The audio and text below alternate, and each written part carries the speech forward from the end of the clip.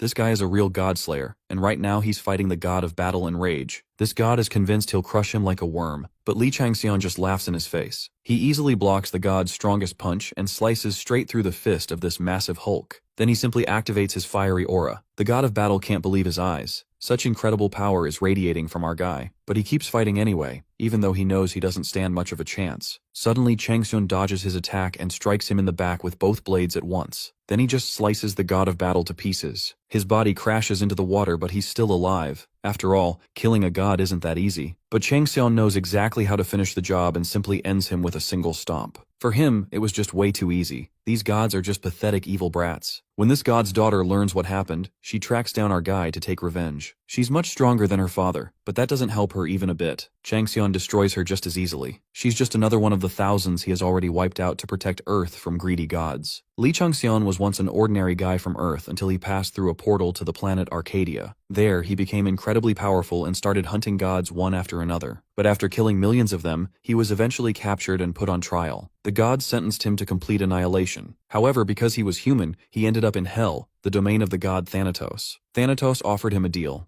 Hunt down and kill the gods from Arcadia who had invaded Earth and were opening dungeons across the planet as part of their plan to conquer it. There's only one catch. He would have to start all over again in his original weak human body. As he wakes up, lying on the grass, the system begins regression by restoring the memories of his past life and boosting all his stats by 5 points. Just then, a commotion breaks out around him as a woman screams about a gate suddenly appearing out of nowhere, which makes no sense. Everyone nearby is panicking like crazy. He notices the black eyes, black hair, and Korean language, and feels a wave of relief. He's really back. Standing up, he takes a look around and sees a crowd gathering in the center. That's when he remembers something Thanatos mentioned, that the place where he opens his eyes may look like Earth, but isn't quite Earth either. After all, linking with another world without drawing the attention of the gods from that world isn't easy. Changxian had asked where he would wake up, and Thanatos told him it would be inside a dungeon during a random break. Around him, people are bawling their eyes out, begging to get out, while others are freaking out about having no network. A voice suddenly echoes, announcing a total of 431 attendees and welcoming them to the instant dungeon, Rosewood Forest. But then the system picks up an omitted attendee, recalculates, and updates the number to 432.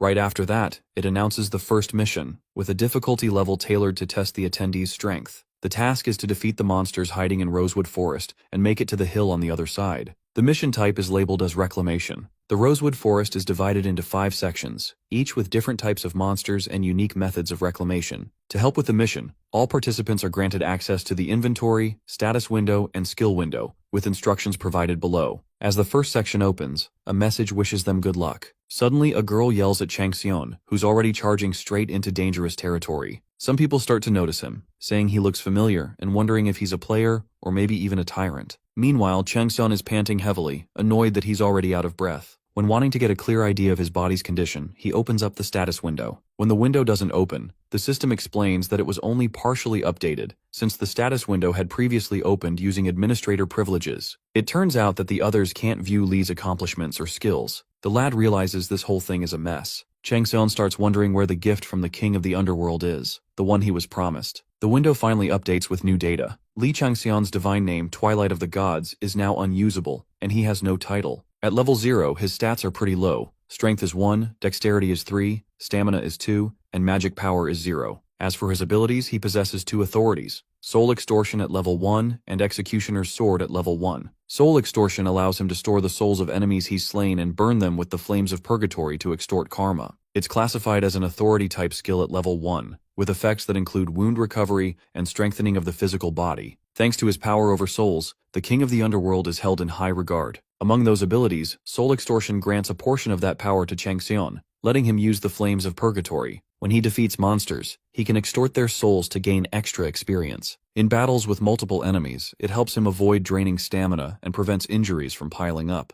If he needs information, he can even summon the souls and torture them for answers. The Executioner's Sword gives Changxian the ability to carry out divine punishment on those who've broken the covenant. As the Executioner, he gains the right to claim a portion of the criminal's authority. It's an authority-type skill at level 1, with effects like Execution of Divine Punishment, Punisher of Evil, and Extortion of Authority. Since authority is the strength of the divine, Changxian realizes that by using the Executioner's Sword to seal gods, he can steal their powers. In theory, he could keep collecting authority endlessly, and even become omniscient and omnipotent. He's honestly just relieved to know he hasn't been scammed. Changsun knows this couldn't have been an easy move, even for the king of the underworld. He figures Thanatos must be seriously fed up with the gods from other worlds. Still, the executioner's sword is a tough weapon to use right now. In terms of power, it's stronger than soul extortion, but the conditions are strict. His target must be a criminal who's clearly broken the covenant. If they are, and he doesn't finish them off properly, he'll take damage himself. For now, he decides to keep it sealed until the right moment comes. Just then, a black mamba detects his presence and moves in to attack. Changsun,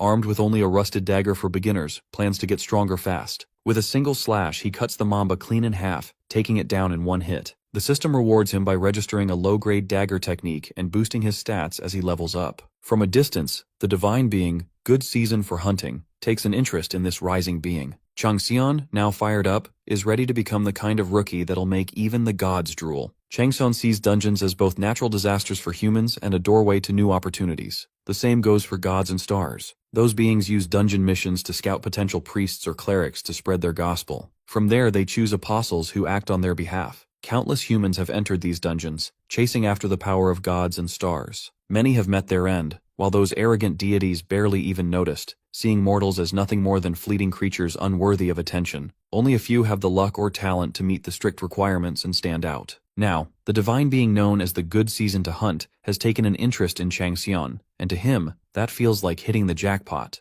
Good season to hunt, her true name is Pabalsag, is a well-known goddess of war who wields every kind of weapon just for the thrill of the hunt. But the real jackpot is that her mother is none other than the primordial evil dragon, Tiamat. Changsun, still holding a rusted dagger, can't believe someone that high up is already interested in him. He figures his dagger technique must have caught her attention. Now Pabalsag is curious to see what kind of hunting skills he'll show her next. The cocky brat is more than ready to give her a good show. As Changsun moves deeper into the forest, he notices the first half is filled with poisonous air, which means the monsters are also poisoned. After considering his options, he goes with Plan C. Out of nowhere, black snakes ambush him from behind, but he's ready, and switches to his snake hunter approach. With his rusted dagger, he leaps into the air, using a technique specifically meant for taking down snakes. One swift blow is all it takes to drop a black mamba, earning him experience points. With every slash, he levels up, cutting through the swarm with growing speed and precision. While he's busy clearing them out, the system notes how quickly he's exterminating the black mambas, which dominate the front territory of Rosewood Forest. His senses sharpen and his focus ability levels up. And through it all, this god slayer in training knows one thing for sure. Those beings on the pillars were afraid, because they sensed a mortal who might one day surpass them all. Changsun had no intention like that at first. However, if that's what scares those scumbags, then he'll just do that. Just like that, Thanatos' errand boy clears the area free of black mambas. His low-grade dagger technique has achieved the highest level, making the skill go from low to intermediate grade. Now Pabalsag, the divine being, is bursting out in awe at Changsun's exceptional dagger techniques. Still, the lad thinks it's too early for him to be surprised. With his stamina depleted, Changsun enters an exhausted state,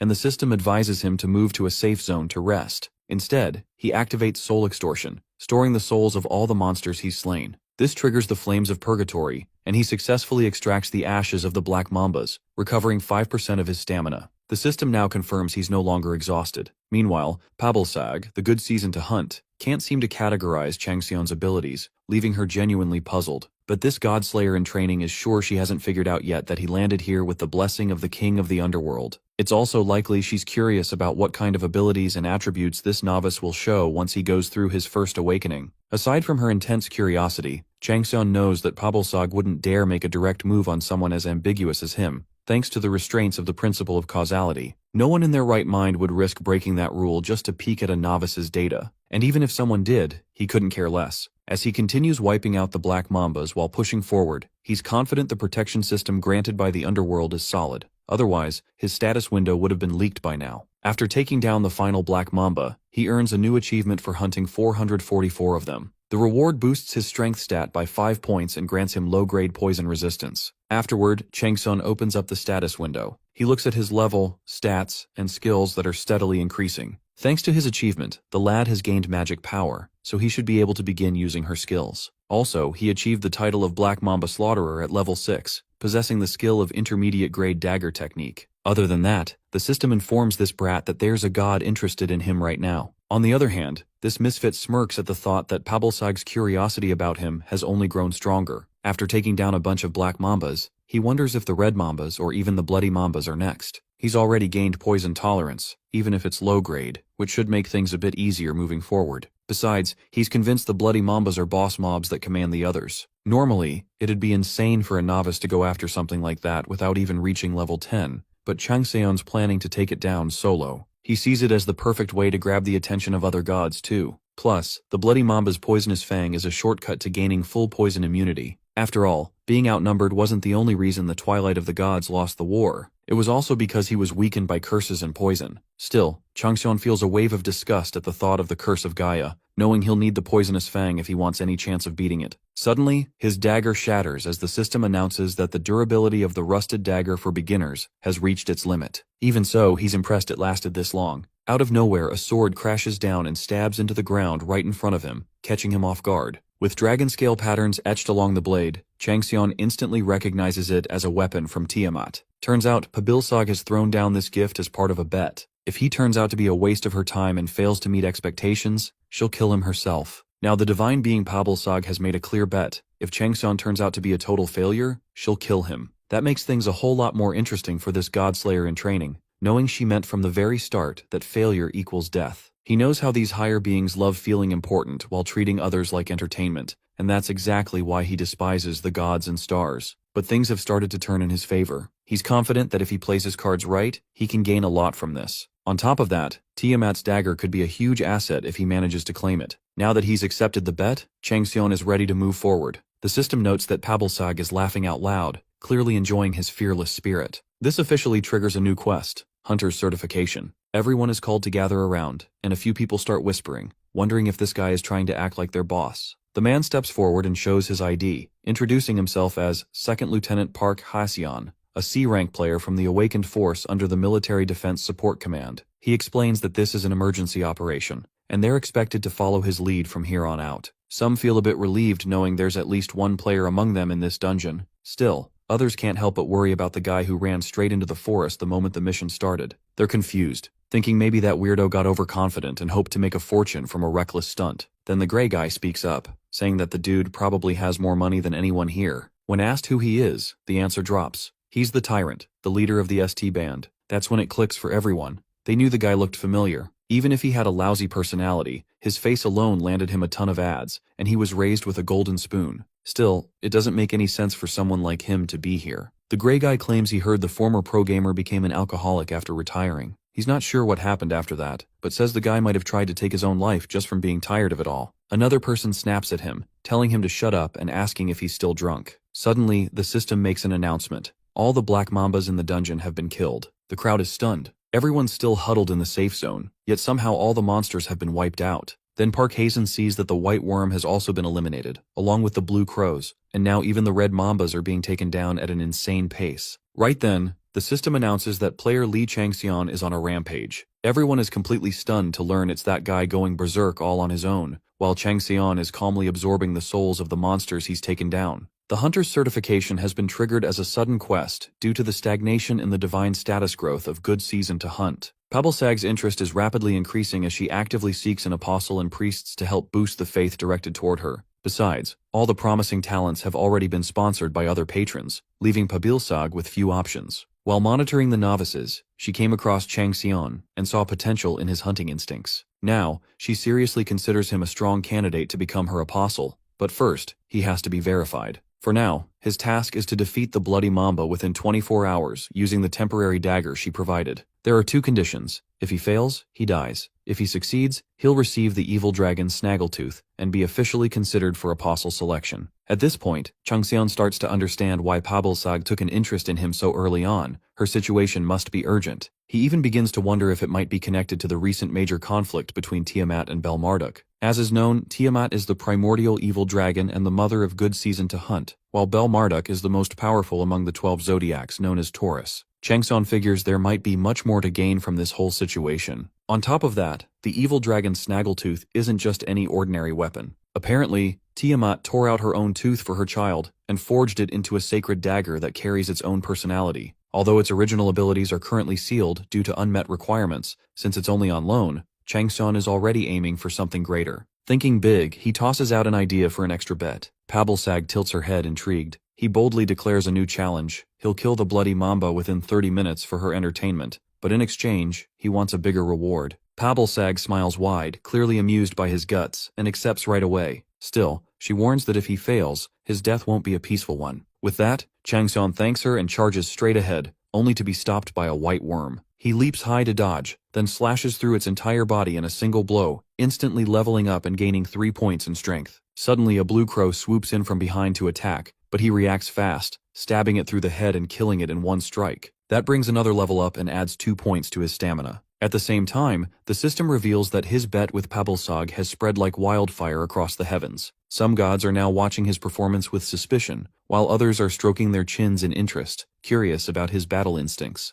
Changsun likes where this is going. After all, the more attention, the better. Just then, he comes face to face with the bloody mamba, fully aware that this is his shot to raise the stakes even higher. Meanwhile, Pabalsag is clearly rattled by the unexpected divine spectators, firmly warning them that she's already claimed Changxian. At the same time, Mr. Doom seems eager to lock in a strong god from this chaotic spectacle as he continues leveling up. Just like that, Changxian finally hits level 10, breaking out of the novice stage in record time. As a reward for his rapid growth, all his stats get a boost of 5 points, and a secret class unlocks. In his previous life, he walked the path of a spearman, but this time, he knows an ordinary class won't cut it. Becoming something like a Dragon King or King of Darkness would be ideal, though that's a tall order. Still, if this is the direction he's headed, maybe going the Berserker route wouldn't be so bad either. He knows that Berserkers come with massive attack power, but at the cost of losing their sanity. Still, he figures that drawback can be handled with the right countermeasures. So, in order to complete this insane bet, Changxian plans to choose the Berserker class. After all, the Bloody Mamba is a monster that even level 20 players struggle to defeat. Just then, the system displays the available class options: Swordsman, Spearman,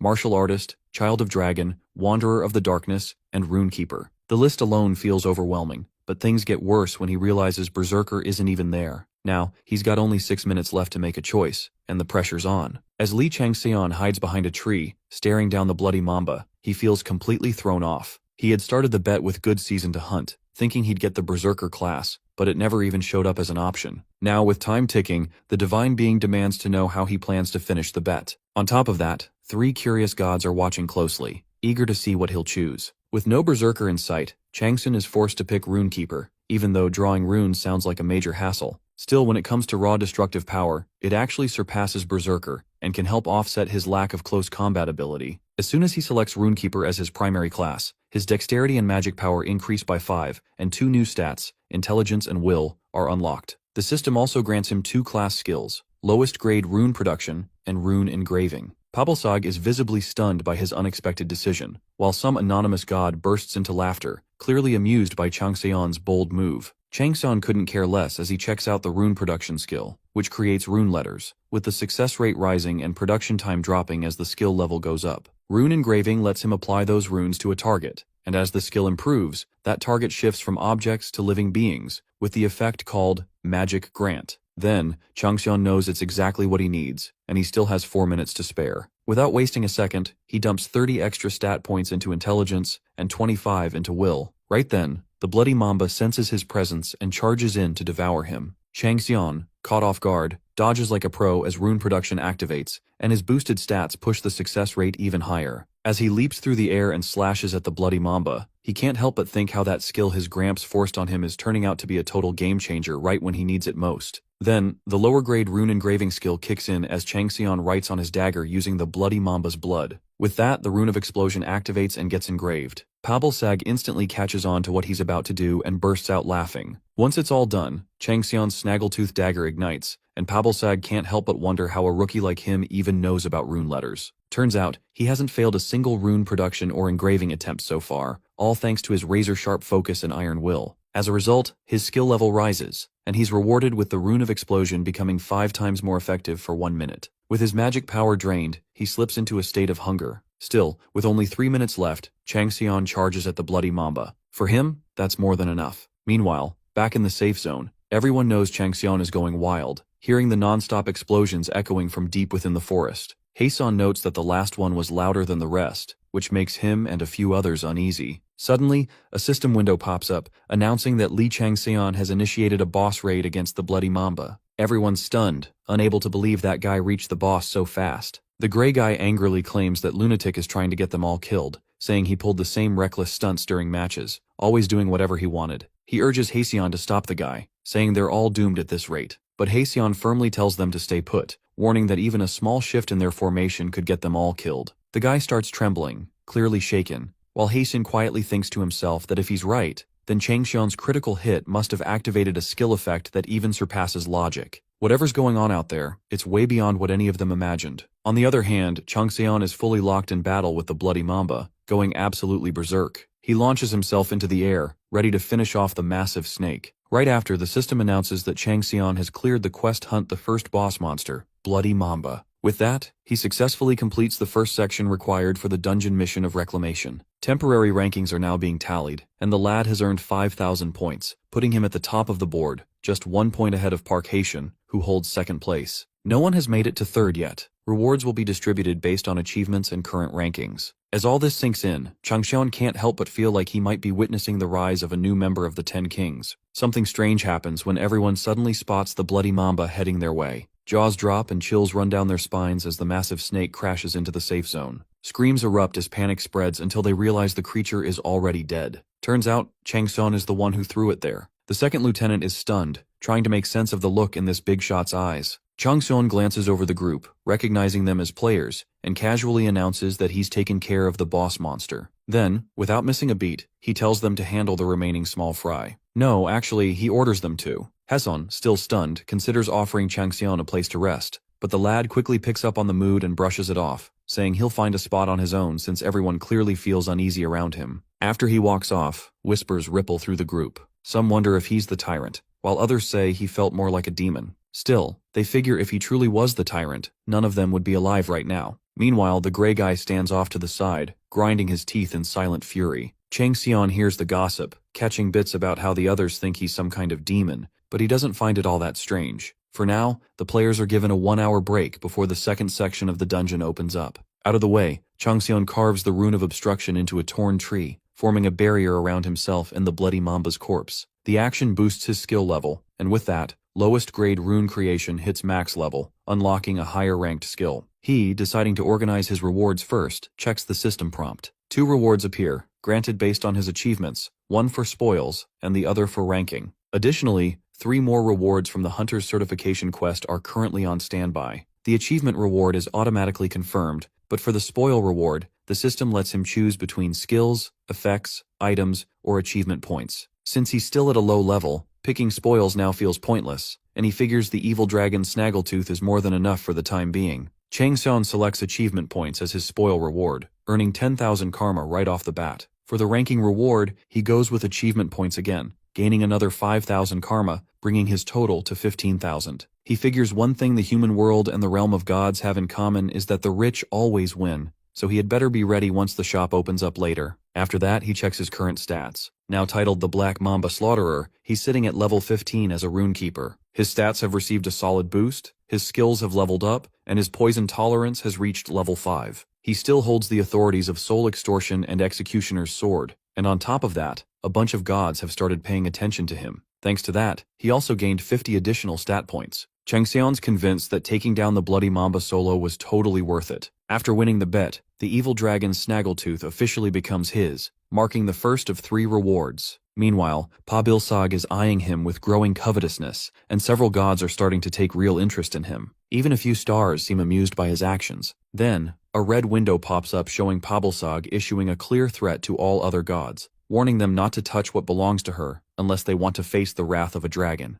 After that, the divine being boldly asks Changxian what he desires for his additional reward from the bet. For his second reward, the Draconic Treasury opens up, displaying a list that includes the Anatizen Gold Bar, Heavenly Chalice, and Omnipotent Stone. The variety throws Changxian off, thinking maybe this overwhelming lineup is because it's from the Draconic Treasury. Pebblesag confidently tells him to speak his wish, saying no treasure would be too much to satisfy him. This stuns the other gods, while a few stars begin showing interest in the treasury itself. Still, Changxian isn't completely satisfied, knowing that choosing a reward from here might put him under Pabelsag's leash. In a few moments, the list disappears as the time runs out, and Pabelsag is left confused, not understanding what this weirdo is trying to pull. Some gods begin to question his hidden motives, but since he didn't make a selection, the final reward is converted into achievement points. As a result, he gains 1 million karma. Changseon knows that letting the reward system stack up like this will be incredibly useful later on. That's exactly how he plans to take advantage of it. Meanwhile, Pabilsog pulls a dissatisfied face and asks Changseon to officially accept his candidacy as her apostle. But this hotshot lets her know he's after more than just a title. He wants real experience, and he never planned to stay a mere candidate. All in all, his karma points now total 2,015,000, and he's clearly come out on top from betting against the gods. Suddenly, Pabilsog bursts out in rage, accusing him of mocking her and warning that he'll regret it. Still, the guy doesn't give a damn. He sees no reason to play weak, especially when some gods are already grabbing popcorn to enjoy the drama. Others are intrigued, noticing Changseon isn't content with just being an apostle candidate. Even the gods who had written him off are now showing amusement and interest. As multiple system windows pop up all around, Changseon knows that after proving his unmatched value, most of these divine beings are bound to flock to his side. Also, the lad figures that if the conflict with Bel Marduk is the real deal, then Tiamat's side will definitely be in need of more talented people. Meanwhile, Changseon throws on his goofy look just as Pabilsag turns her head away, glaring at him with fiery eyes. He's pleased to see that everything's going exactly the way he planned, and now he's ready to move forward with the next phase. With his personal dagger in hand, he's set to begin. On top of that, nothing from the bloody mamba is going to waste. He's collected its blood, 5 tendons, 2 eyes, and more. A handful of gods are keeping a close eye on him, curious to see what he'll pull off next. His bold rejection of Pabilsag and the ambition he's shown have already spread all across the heavens. As a result, more gods have started tuning in to the dungeon channel KR9721, and the number of viewers connected at the moment is completely unknown. Meanwhile, back at the safe zone, the Grey Dude wonders if he can actually pull this off as a player, especially after seeing some drunkard make it happen. The redhead thinks the guy's lost his mind, but Grey is convinced that this place is meant for people to awaken their talents, so he's sure he can do it too. The lad even asks to be watched. Suddenly, a divine being, the owl that pierces through the twilight, takes interest in the talents of the player John Chung-jae. His buddy is completely shocked to see a god paying attention to him, when he hasn't even taken the awakening test. Just then, the system announces that an administrator has surfaced, and a bunny-looking creature drops down from the sky. The thing introduces himself as Harold, the administrator of the KR channel, cheerfully greeting everyone. Harold, the bunny man who calls himself the administrator of the Korean channel, happily greets everyone with a bright smile. Out of nowhere, he bursts into laughter, spinning a golden clock in his hand like it's some kind of toy.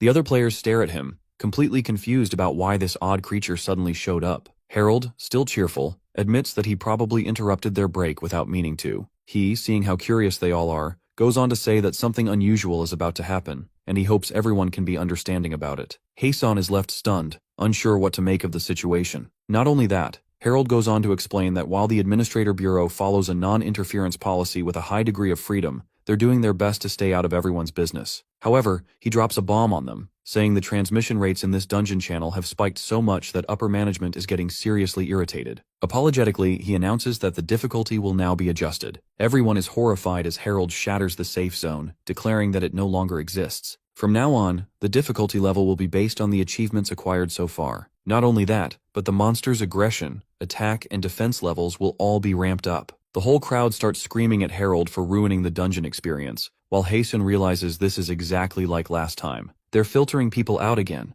only keeping the strong ones alive, and it pisses him off. This triggers a memory flashback where Haeson remembers being the last one standing while everyone else lay dead on the ground. Back then, the gods and stars had sent an administrator to crank up the difficulty in order to pinpoint which exceptional novices could become promising apostles. Now, he wonders if he's supposed to watch people die all over again just because some god thinks Changseon has potential. Meanwhile, Harold hasn't just robbed them of their resting time, the safe zone is gone too, and now all the monsters have been granted a high degree of freedom. The system declares that players must survive the attacks of hungry predators. They're allowed to form parties of up to 10 members, and will receive various equipment rewards based on their individual contributions. Hunting monsters will earn them orbs of fire, and they must collect 99 of these crystals in order to clear the second stage. The players are stunned, none of them having ever heard of this before. Then, Harold casually announces that a monster wave is incoming in 5 seconds. Out of nowhere, Harold spots Park Haeson and calls him out, recognizing him as the sole survivor of the evil dragon's den. He reveals that the Administrator Bureau keeps close tabs on him, saying there's no way they wouldn't know who he is,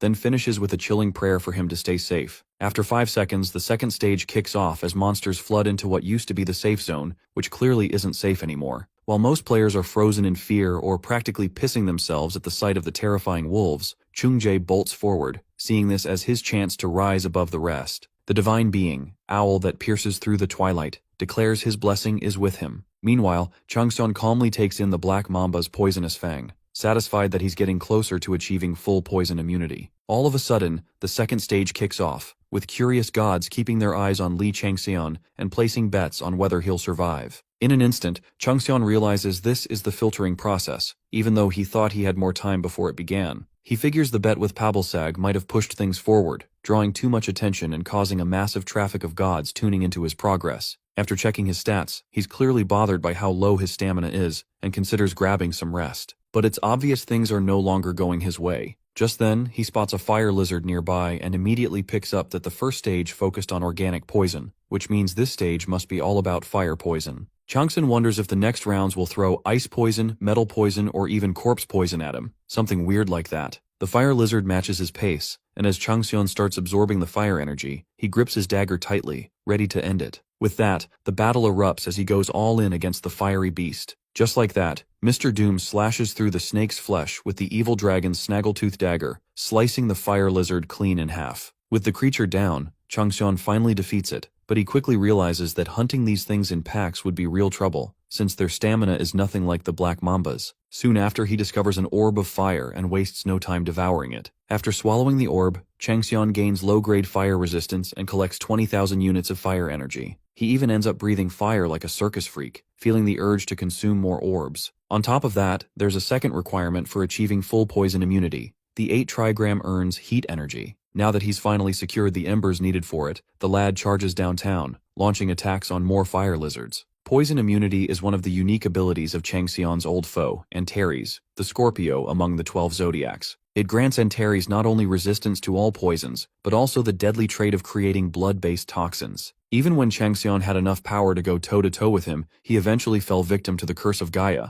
That curse severely drained his divine status, leading to his ultimate defeat. Still, despite all that, Li Changxian somehow caught the attention of Thanatos, the king of the underworld, through some twist of fate. Thanks to that encounter, Changxian began learning parts of the secret arts of the fallen stars. Thanatos even let him know that he would be able to study as many of these forbidden techniques as possible here. No doubt about it, these arts are powerful enough to take down most of the 12 zodiacs, and that's exactly what makes them all the more valuable to Changxian. Aside from that, Thanatos told him that the fallen stars were once tried as criminals and cast into the underworld. The 12 zodiacs, in their climb to power, made countless enemies along the way, and many of those fallen stars still hold deep grudges against them. The ones known as the 10 Elders each passed down their teachings to Changxian, and among them, the very first was a shortcut to gaining poison immunity. That first elder, a fallen star who lost his daughter to Antares, was the one who offered Changxian his knowledge out of pure hatred and vengeance. Meanwhile, Changxian's busy stuffing his mouth with orbs of fire, breathing out flames like some circus freak. Still, he knows this fire energy isn't enough to light up the 8 trigrams urn. He makes up his mind to find the source and devour the orbs of even stronger and more tenacious creatures.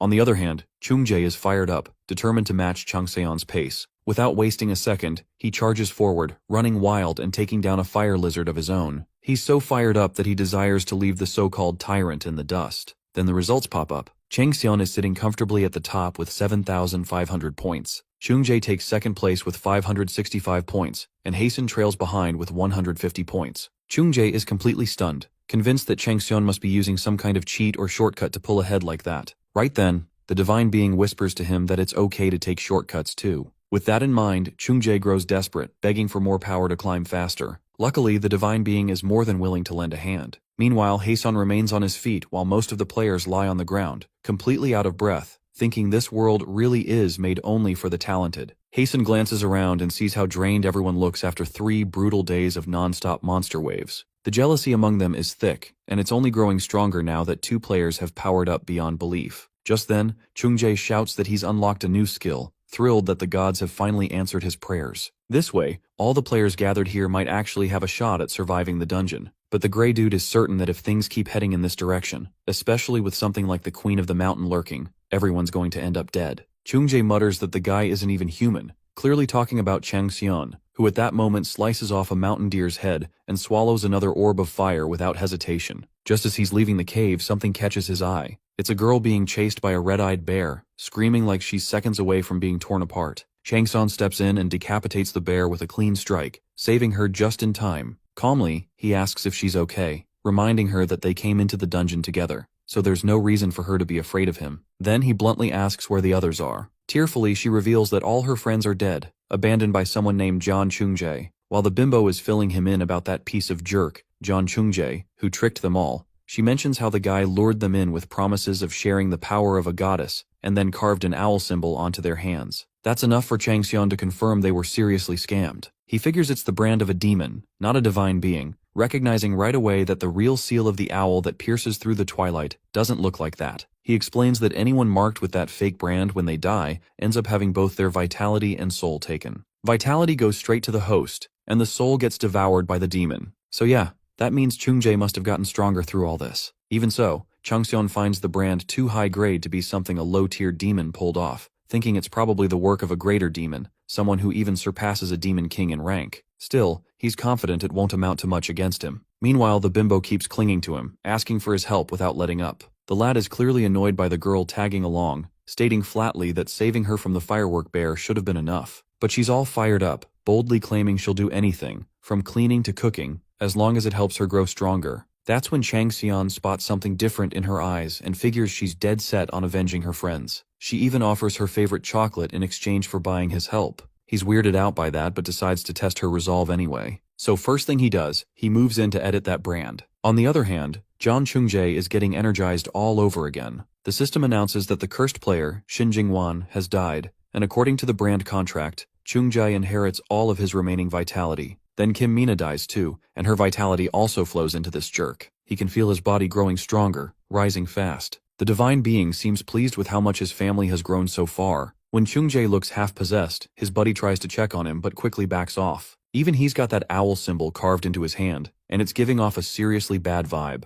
That seal is clearly limiting their actions. He knows something's off with Chungjae, and he can't even speak up about it. Meanwhile, Chungjae's busy yelling at the others for being too slow, though they claim to have found what he asked for. The redhead clenches his teeth, fully aware this guy has turned them all into his slaves. It's a walking prison now, and they're all chained to him. Chungjae is fired up after finding what he's been searching for and immediately declares the start of the boss raid. This scumbag is itching to throw Li Changxian into the gutter, just like what was done to him. Meanwhile, the divine being watches his brooding rage with keen, observant eyes. On the other side, the little girl curiously asks what's going on, as the system announces that an unknown number of people are currently connected to the dungeon channel, with many gods showing deep interest in keeping tabs on those clearing the dungeon with fascination. Amid all that, the girl is carefully dodging mini tornadoes like her life depends on it. Suddenly he activates the skill Gale Sprint. The zombies are instantly smitten with her, and the rune of captivation successfully charms the rotten zombies and breaking ghouls. Just like that, Changxian swoops in and decapitates all the rotten monsters. Back then, he tells her she's definitely got a talent for running away, and so he decides to engrave the rune of captivation on her, making sure the monsters lock their focus on her. With that done, he instructs her to sprint right through the enemies, ordering her not to worry one bit about what's happening behind her. In the present, Changxian wipes out all the rotten zombies, leaving a trail of corpses behind him, then casually asks the girl if that was the last one so far. That's when the little chipmunk pops up behind him,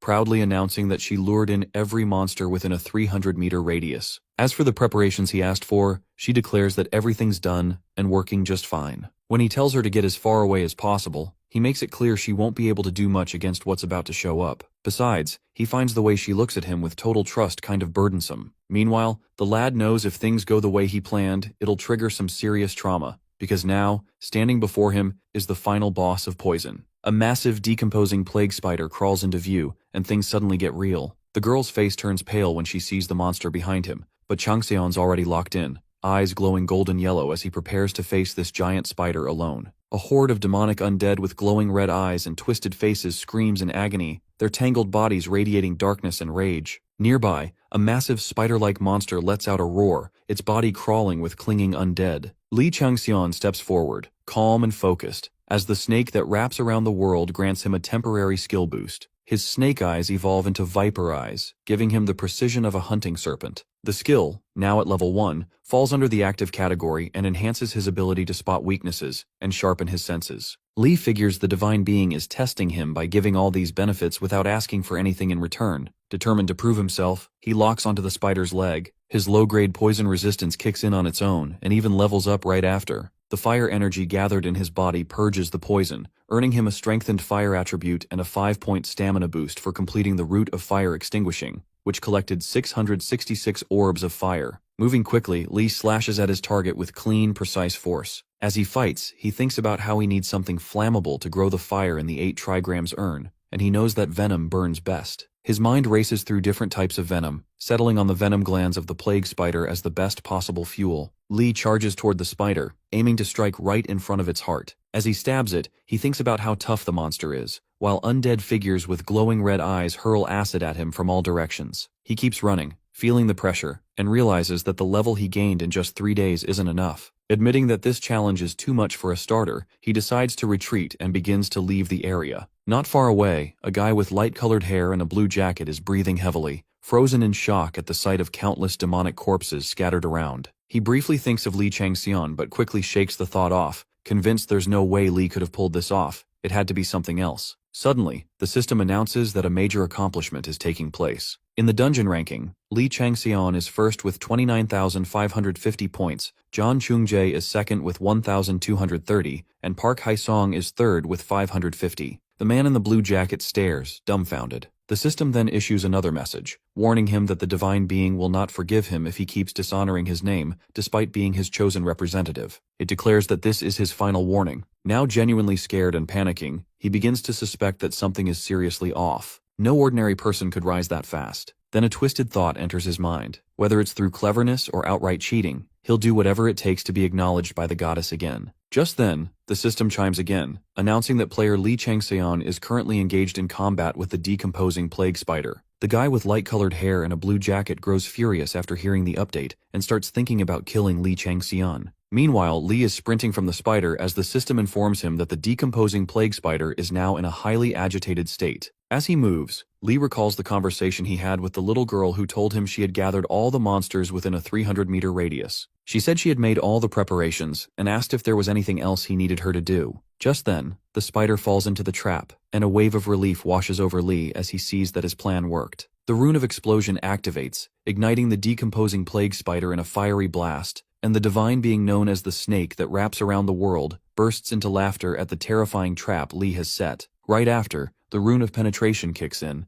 and the deity laughs even harder at the pitiful spider caught so perfectly. As a reward for completing the task titled Rat That Is in Poison, Li earns 5 intelligence points and a low-grade trap setup skill. Grabbing the rope to climb out, Li thinks to himself that this is only the beginning of the traps he plans to set. The spider bleeds heavily, and as Li Changxian clings to the rope, he thinks to himself that this thing really is the final boss, bleeding like crazy. Suddenly the rope snaps, and Li is caught off guard when he sees the spider trying to flee. Shouting that he won't let it escape, he launches himself after it. Meanwhile, another man arrives with a group of people and is stunned to witness Li battling the monstrous spider. Realizing how dangerous the situation is, he decides not to interfere yet, thinking they'd all end up dead if they jumped in now. Instead, he chooses to wait for the perfect moment, hoping Li and the spider will wear each other down. With a twisted grin, the man in the blue jacket schemes to use the ordinary people around him as pawns, figuring he could push them toward Li to weaken him further. He also knows Li avoids hurting innocent people, which would make things much easier. He even considers keeping someone as leverage or a hostage, just to make sure he comes out on top. But then he freezes when he sees the little girl he thought was dead. A wave of shock hits him as he wonders if Li Changxian had saved her. The girl, wide-eyed, watches Ajusi's fight in awe, unaware of the danger creeping her way. The guy in the blue jacket turns even more twisted inside, now thinking of making the little girl his prey, believing it'll simplify everything. Meanwhile, Li charges toward the spider, cutting through a swarm of undead with glowing red eyes. He leaps onto the spider and stabs it hard. The system calls it a critical hit, and notifies him that his strikes are now infused with the law of increase. The system announces that Li Changxian has completely wiped out the decomposing plague spider's remaining health with his devastating critical hits, officially defeating it. Holding a chunk of the spider with pride, Li bites into it, then spits out the acid like a stream of water. The system notifies him that he has leveled up and reached level 20, and that he has reclaimed the 5th section, the final area needed to complete the dungeon mission. As the final scores are calculated, the system declares the dungeon ranking with a maximum of 100,000 points. Li Changxian secures first place with 97,450 points. Zhang Chungjie comes in second with 2,000 points, and Park Haisong lands in third with 550 points. The Administrative Bureau promises to award Li with bonus achievement points for his extraordinary contribution, and many gods express a strong interest in him, eager to make him theirs. The system also warns that the dungeon will soon begin to close. The divine being, known as the snake that wraps around the world, scoffs at the gods and stars now scrambling to claim Lee, reminding him that he was the first to show interest. Meanwhile, the man in the blue jacket sees Lee sitting down and assumes he's too drained to even stand. Believing this is his chance, he tries to blend into the crowd and orders the people with him to attack Lee. But to his shock, Lee suddenly bursts into laughter. At that moment, the system chimes in once more, reporting that the divine being has also broken into laughter, sensing that something truly entertaining is about to begin. The system announces that player John Chung-jae and the others around him have fallen into a trap, leaving the guy in the blue jacket and the people with him both shocked and unsure of what just happened. With a bright, wicked smile curling on his lips,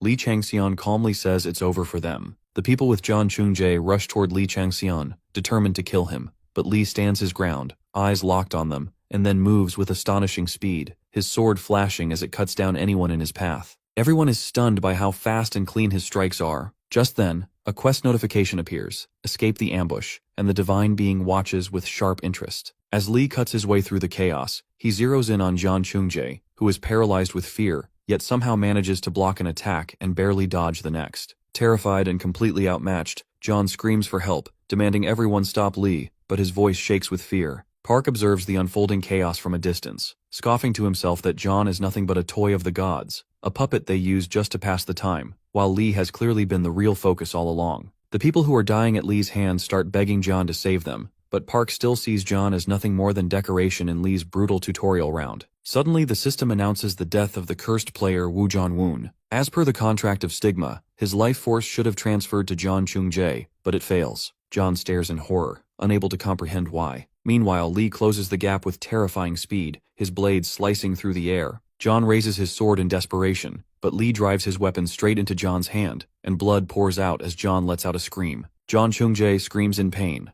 only to suddenly freeze in shock as he watches the life force of the cursed player flow not into him, but into Lee Changxian. Confused and horrified, John can't believe what he's seeing. At the same moment, Lee calmly tilts his head, trying to remember who John even is. John's eyes widen with rage, and he yells that he was dropped from the team because of Lee. Pretending to be surprised, Lee then smiles casually and says he remembers now. John was that guy who whined about getting kicked out and embarrassed himself in front of everyone. Still grinning, Lee remarks that John hasn't changed at all. Furious, John begins crying and screams that he's not the same anymore, shouting that a goddess is backing him now. He charges at Lee in a rage, but the system coldly announces that the divine being looks down at this pathetic servant, viewing him as nothing but a worthless existence. John breaks down, sobbing in denial, wondering if he's just a side character after all. Meanwhile, the system notifies Lee that he failed the sudden quest to escape the ambush. Unbothered, Lee calmly draws his sword. John trembles, screaming through tears as panic takes over. He flashes back to the day Lee won the trophy, crowned as the victor, and realizes he should never have followed him out of envy. Cursing himself and Lee with every breath, Jian doesn't even notice the moment Lee's sword slices through his neck. With that, the cursed player John Chung-jae receives the penalty of death and dies. Based on the contract of Stigma, the remaining life force of John Chung-jae begins transferring to the host. The people standing around his corpse are stunned as a wave of raw power pours out of him and flows directly into Lee Changxian.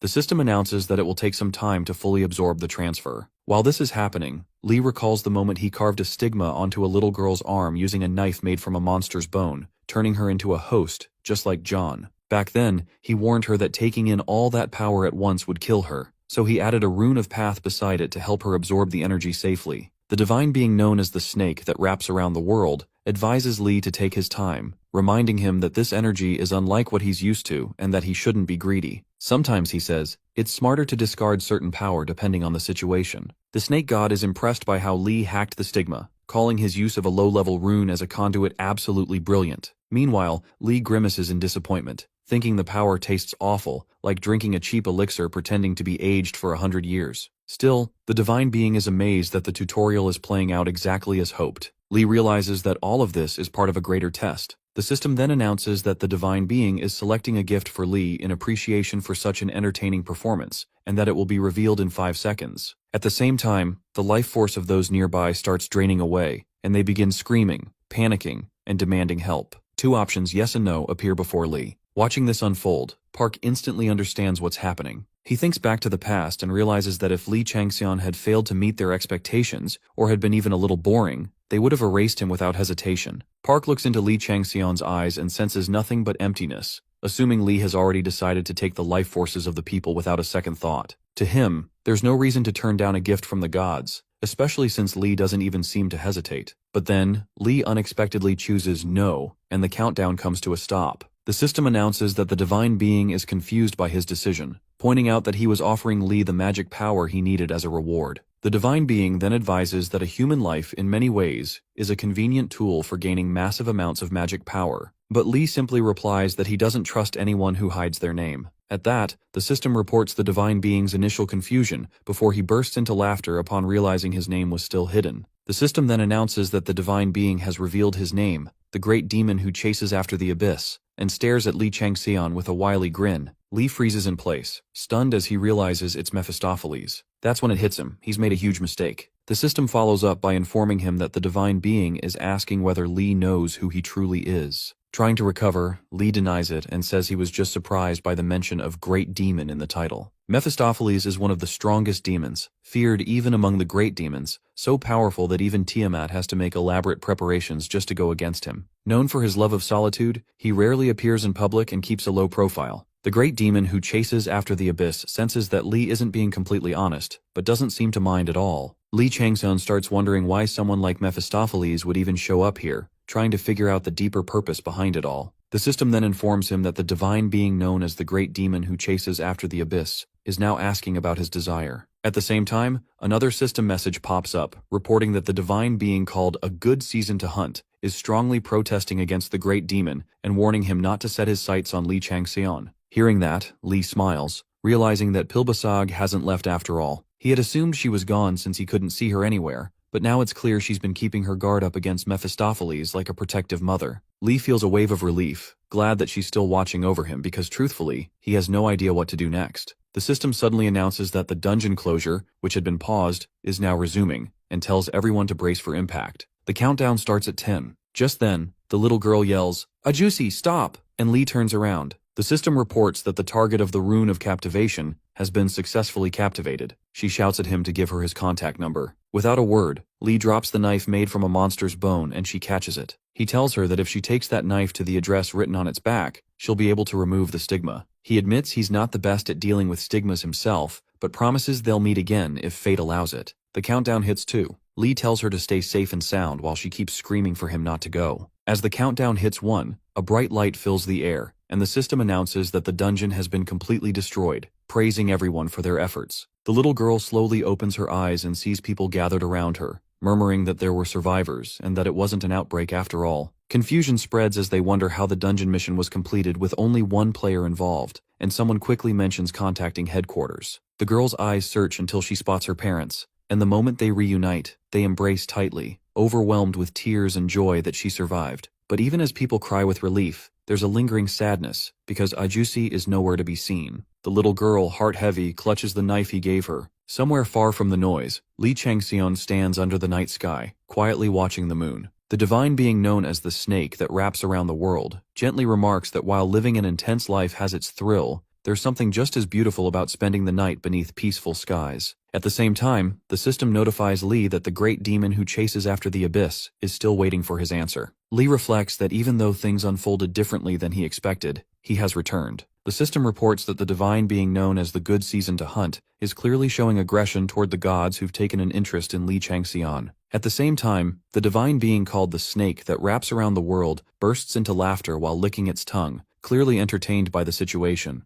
The great devil that chases after the abyss completely ignores the tension and continues waiting patiently for Li Changxian's answer. The good season to hunt keeps urging Li to focus on what she's saying, while the great devil watches him with silent anticipation. Li thinks that, in the beginning, he believed getting the attention of just 2 or 3 gods would be enough for him to make it, but after completing the tutorial this perfectly, it seems like an unusual number of divine beings are drawn to him. This might even be the first time so many gods have shown this kind of interest in someone. Then the system announces that a scenario quest called Protection God Choice has now been established. It explains the protection star system, where the player must choose one divine being as their protection god who will grant them blessings and powers, but warns that this choice is permanent, as the protection god will remain with the player until the end of their life. The divine being called Good Season to Hunt shows her interest and confidently claims she's the best choice, promising Li Changxian incredible hunting and dagger skills, along with the role of First Arrow. The snake that wraps around the world argues that it's the best fit for Li's personality, calling him insidious and power-hungry, and offers him the role of wise enlightened.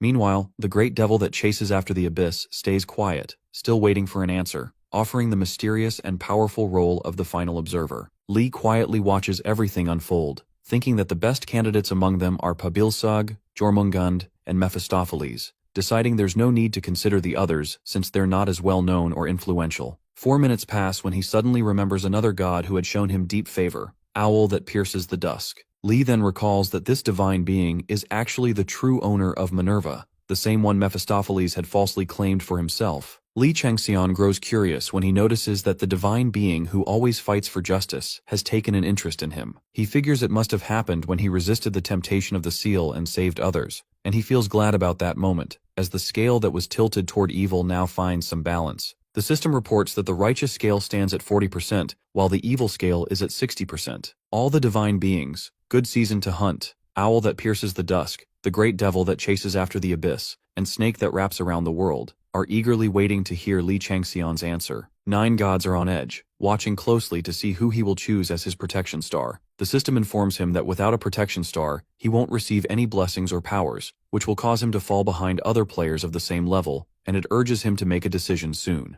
But Li Changxian stays silent. In the end, the system reports that his time has run out and he hasn't chosen anyone. Li Changxian receives an achievement titled An Enchanting Man for rejecting all the offers from the gods. The divine beings that had shown interest in him grow aggressive and disgusted by his never-ending greed. The system then reports that Li Changxian's fame has increased, and the achievement has earned him 100,000 karmas. As he looks up at the World Player Council for Freedom Association building, he thinks this might be even harder than the time he spent in the dungeon. It's an organization under the UN Safety Management Bureau that was established decades ago to manage the dungeons and gates that suddenly appeared and completely flipped the Earth's ecosystem. At times it holds immense power, even operating with transnational status and investigative authority, especially when it comes to the higher-ups running the association. Cha Yayun, a third-class agent of the association, is shouting at the weirdo about something she saw on her phone, and he replies while working on his computer, saying it must have been the work of those reporters who kept snapping shots of them. The weirdo is reading articles on his screen. One covers the Jamsil break, which had been the center of attention for the past 5 days, finally coming to a close. Another quotes an association staff member saying the issue occurred despite extreme precautions and that it wasn't a big deal. One article questions whether the broken dungeon should just be left as is, and another reports that experts believe the association's excessive display of power has only added to the public's anxiety. Cha Yayun tells the weirdo that she had been suffering non-stop for the past 5 days as the one in charge on site. The weirdo is stunned when, after reading the articles, she tells him she evacuated residents, set up a barrier with the police and military, and even secured emergency support from nearby countries by grabbing executives by the collar. She asks him what about it then. The weirdo simply points to the bottommost article that reads, "Who is El in Vale?" and asks her to take a look. Cha Yayun wondered where this had leaked from, and when the weirdo reminded her it was a no-smoking zone, she flared up,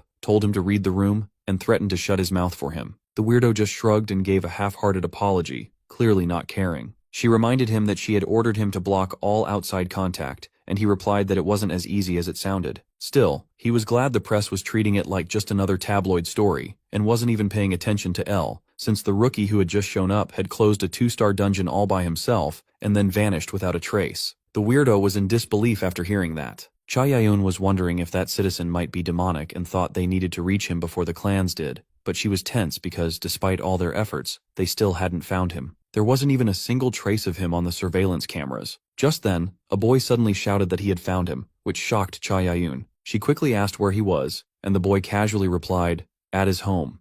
At that moment, Li Changxian stepped inside and said, "I'm back." His dog got all excited seeing him. Li Changxian smelled something amazing and walked into the kitchen where his mom was cooking. She asked if he had eaten, and he said no. His mom was shocked to see how terrible he looked, while Li Changxian was thinking about kimchi soup, the smell hitting him for the first time in 100 years. The delicious aroma made him feel like his consciousness was slipping away, even though he used to hate kimchi jjigae. Li Changxian picked up Kokosuna and told him to stop licking him, saying it felt just as good for him to meet Kokosuna too. His mom mentioned that the kimchi jjigae was almost ready, and suggested he take a bath while she set the table. Hugging Kosuna tightly, Li Changxian felt truly happy, thinking to himself that after 100 years, he was finally home. The kimchi jjigae is all set on the table, and the whole family, including Li Changxian, sits down to eat quietly while he thinks to himself that this is exactly why he started avoiding getting attached. His father, along with his sister and brother, gets ready to head out. It crosses his mind that his father's side of the family runs a kind of conglomerate, with his dad inheriting a big hospital, while his mom comes from a line of scholars known for their work in law and diplomacy. His mother asks his siblings if they'll be late again today, and his older brother replies that he might be since he has a surgery scheduled in the evening. Lee Chung-seon thinks about how his older brother followed in their father's footsteps and went to medical school, while his older sister majored in music and won a bunch of awards in different competitions. She heads out after telling their mom she's not sure if she'll be home early since she has a performance in the countryside.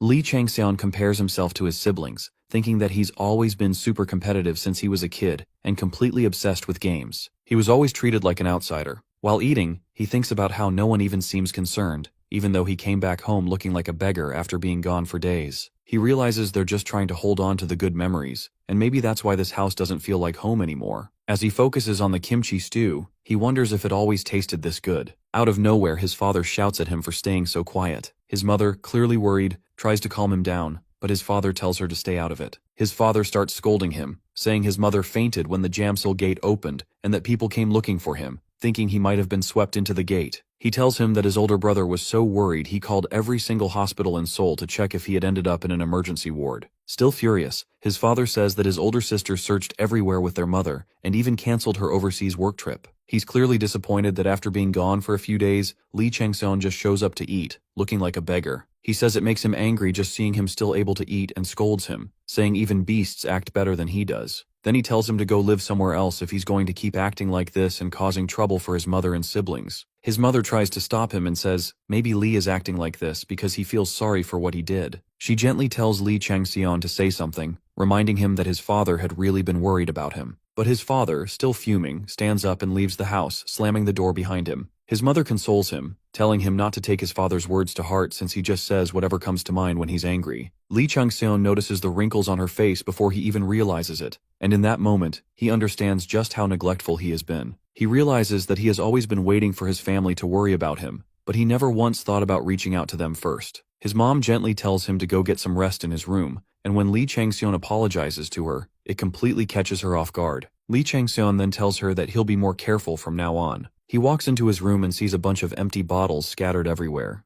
Grabbing them and tossing them into the trash, he's shocked that he had been living in such a mess. Deciding it's time to clean things up, he starts with his room. Meanwhile, the weirdo and Cha Ya-eun are driving in the car. The weirdo is stunned when he sees the new model she's driving, knowing there are only 100 units of it in the entire country. He can't believe she got her hands on it, and even more, how she managed to afford it with their low salaries. She casually reminds him that she's been taking on a lot of contract jobs. The weirdo asks if those jobs are even legal. Cha Ya-eun, on the other hand, is eagerly waiting for Elle to show up. Meanwhile, Lee Chang-seon finally lies down on his bed after cleaning his room and lets out a deep breath. Just then, the system notifies him that a divine being called Good Season to Hunt is interested in what he'll do next, and has offered to help him improve his hunting skills. Another divine being, known as the snake that wraps around the world, says that getting some rest is important too. Lee Chang-seon finds it strange that even divine beings are paying attention to stuff like this. He remembers the worried faces of his family and decides he needs to show them that he's changed, that he's no longer an alcoholic, and that he can finally do his part as an adult. He realizes that if he focuses on becoming a proper player, his family will slowly begin to open their hearts to him again.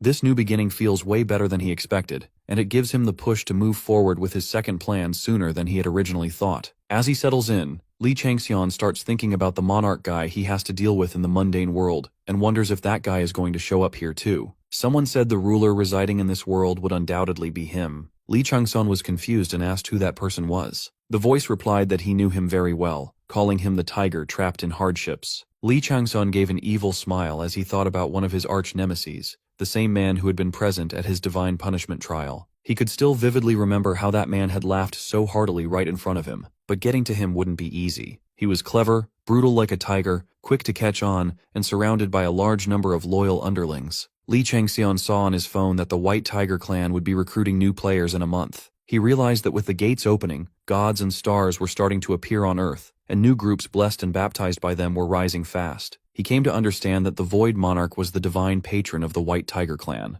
Lee couldn't help but think the guy was terrible at naming things. He even called his followers White Tigers, just because he himself was one. The clan was huge and ranked first in all of Korea, Lee Chung-seon knew he didn't have the power to start a war right away, so he decided to slowly cut the guy's limbs one by one without letting him even realize it. He had to finish all his preparations within a month for that plan to work. Lee Chung-seon heads out to the park near the Han River and tells his mom not to worry since he'll be back early. The driver asks if he's sure about the location, pointing out that it's a pretty remote spot. Once dropped off, Lee figures it's the perfect place. No humans, no animals, no distractions for what he's about to try. But then his stomach starts acting up, probably because he ate way too much kimchi stew after starving for so long. He thinks about handling it like he used to in the dungeons, but changes his mind and decides to just use a normal toilet this time, since it's been literally 100 years. Feeling refreshed, he moves on. He runs off and reaches a more secluded spot, then cuts his hand with a knife and writes on a tree using his own blood. The system notifies him that the rune of stealth has been deployed. He takes off his clothes and places them somewhere safe since he'll need them again before heading back. Then he calls to open the inventory. The system displays the contents: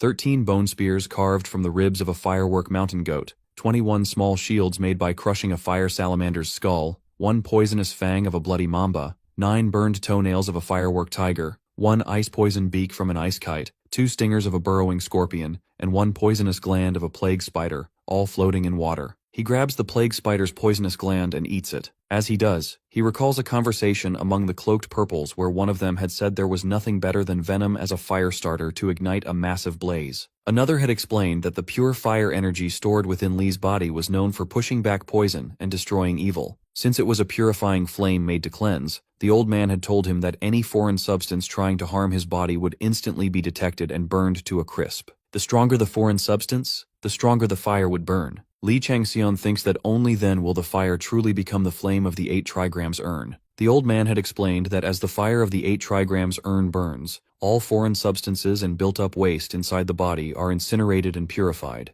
There's no better way to completely cleanse the body. With enough fire built up inside him, Lee starts the process, beginning from his heart. The system notifies him that the bloody mamba's poisonous fang has infiltrated his heart, and the venom is spreading fast. It reports that his low-grade poison resistance has been activated but isn't enough to hold out. A warning pops up, urging him to get rid of the bloody mamba's fang immediately and detoxify. But then the system updates again, saying he has completely absorbed the fang and discovered a hidden piece. Lee has successfully acquired the snake venom's gene and can now produce a small amount of the bloody mamba's poison himself. The system notifies him that 50,000 karma has been added to his achievement points. At the same time, it warns that he's in a critical state, as the firework tiger's burned toenail has invaded his liver and intestines. The divine being known as Good Season to Hunt is alarmed and completely at a loss, trying to figure out what Lee is attempting to do, and wondering if he has any item that could help him survive this. Meanwhile, the divine being called Snake that wraps around the world is both impressed and shocked that Lee Chung-seon managed to uncover the hidden piece. He praises Chung-seon for having a trick up his sleeve and watches with curiosity, wondering what will happen next. The divine being known as the great demon that chases after the abyss is still waiting for his reply, while the divine being called Owl that pierces through the twilight is cheering him on. The system reports that the burrowing scorpion's stinger has infiltrated his spleen and that he's on the brink of death. It also says that the plague spider's poisonous gland has spread into his lungs and that he has discovered another hidden piece. All 5 of his major internal organs are now filled with venom, and the 5 different poisons are clashing with each other. Lee Chung-seon's poisoned state becomes severely intensified. His low-grade poison resistance activates but has no effect. The system warns him to complete the treatment quickly or risk death if it continues, but Lee Chung-seon refuses. The system urges him again to begin detoxification immediately, warning that if the poisoned state persists, he could start developing serious disabilities. It reports that all of his body functions have become paralyzed. Then it notifies that mana is now flowing into the dormant fire inside Lee Chung-seon. All of a sudden, he releases a massive wave of fire from his mouth, and the system reports that the fire has awakened and is now raging wildly. It adds that he has uncovered a hidden piece, causing the fire to grow even stronger. The system congratulates him for successfully igniting the legendary ancient sacred fire known as the Fire of the 8 Trigrams Urn, and confirms that he now has the ability to use it. As the fire keeps burning, his body starts to recover and regenerate. The poison energy inside him is being cleansed, and all the impurities are wiped out. His blood vessels, energy paths, and meridians fully open up. Even his magical power organs begin to regenerate, and he gains a magic power brazier along with the fire attribute. He completes the achievement titled Phoenix that Rose from the Ashes,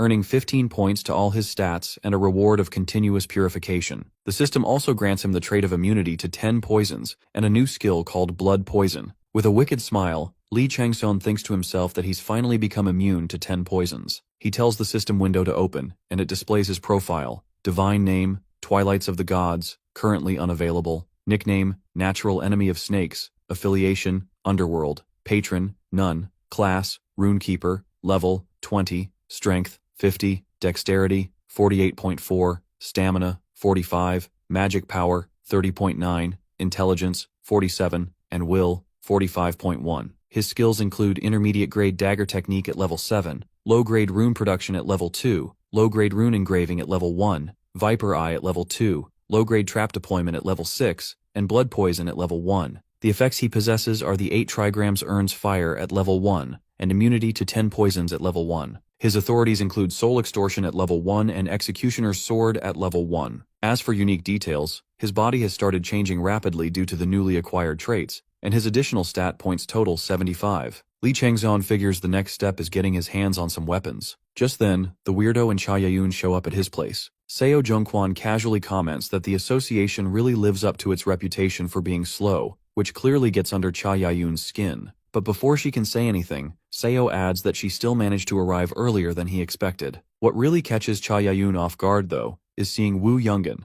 head of human resources for the Sword of Wisdom clan, also known as Black Shamshir, standing there alongside Seo Zhongquan himself, the leader of the White Tiger clan's raiding team 2, better known as the Saber-Toothed Tiger. Cha Yayun feels a little disappointed in herself for being so careless. Meanwhile, over in the Shoemaker's Alley of the Sungsu neighborhood, Li Changxian is casually munching on sugar-coated cheese corn dogs, thinking to himself that there's really no comparison between refilling magic power and refueling with food. Based on what he's heard, he realizes that Twilight of the Gods is known as the King of Weapons. He remembers a conversation where someone told him that when he returned, he'd need a wide variety of weapons, and wouldn't he need a blacksmith who could meet those demands? Li Changxian had responded by wondering if such a person even existed. The man had confidently said absolutely. While Li is wandering around looking for the place, the same guy asks if he needs anything and tells him to come find him. Li replies that he's looking for Uyezi. The guy responds that they've been closed for more than 5 years. Li Changxian stares at the padlock, thinking it really has been closed for 5 years. But then he catches the scent of divine fire, which means someone is using a pretty decent brazier inside the market. The divine being known as Good Season to Hunt perks up, clearly excited by the smell of good steel coming from within. Without hesitation, Li breaks the padlock and pulls up the market shutter, revealing a huge collection of weapons inside. The divine being is overjoyed, practically buzzing with happiness from the fragrant scent of high-quality metal. She says this place is amazing, and that there's no better spot to call heaven. She looks around with wide, excited eyes, clearly thrilled by all the weapons, even crinkling her nose in pure delight. Bursting with excitement, she suddenly yells at Li Changxian, scolding him for paying attention to that odd-looking weapon instead of checking out all the great ones around him. She tells him to toss those weird weapons aside and focus on the good stuff instead.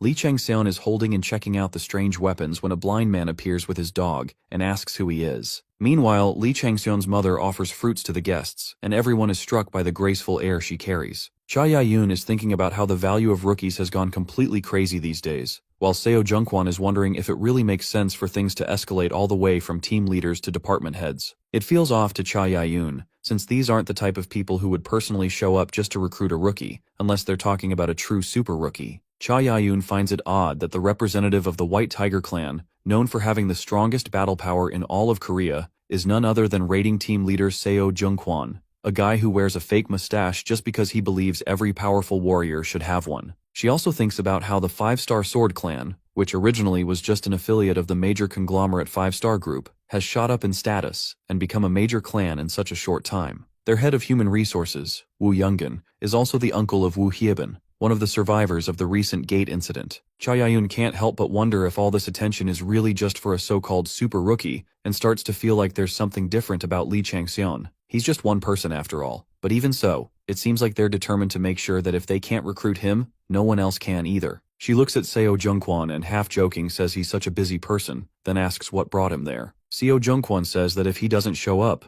people will think he's just riding along for free. He asks Cha Yayun if she's not the one trying to meddle in their business, but she fires back that they were the ones who interfered first, and even stole their information. The two of them start arguing, with Seo Zhongquan accusing her of abusing government authority, which she quickly denies and fires back that he's the one getting in the way of official government work. In the middle of all this, Li Changxian's mother calmly asks if they're there to recruit her son. They agree and start explaining their clans and associations. Li Changxian's mother sits quietly and says she has heard them both. She tells them the decision is up to her youngest son, so they should ask him directly instead of her. She then politely asks if it's true that her son spent days in the Jamsil dungeon and requests that they tell her exactly what he did in that place. Meanwhile, Li Changxian is sitting with the blind man and tells him he wants to create weapons. The blind man mocks him, asking how he could possibly believe he can do such a thing, especially in his current state. The divine being known as Good Season to Hunt agrees with the blind man, saying his words are true and that the weapons there definitely weren't made by Li Changxian.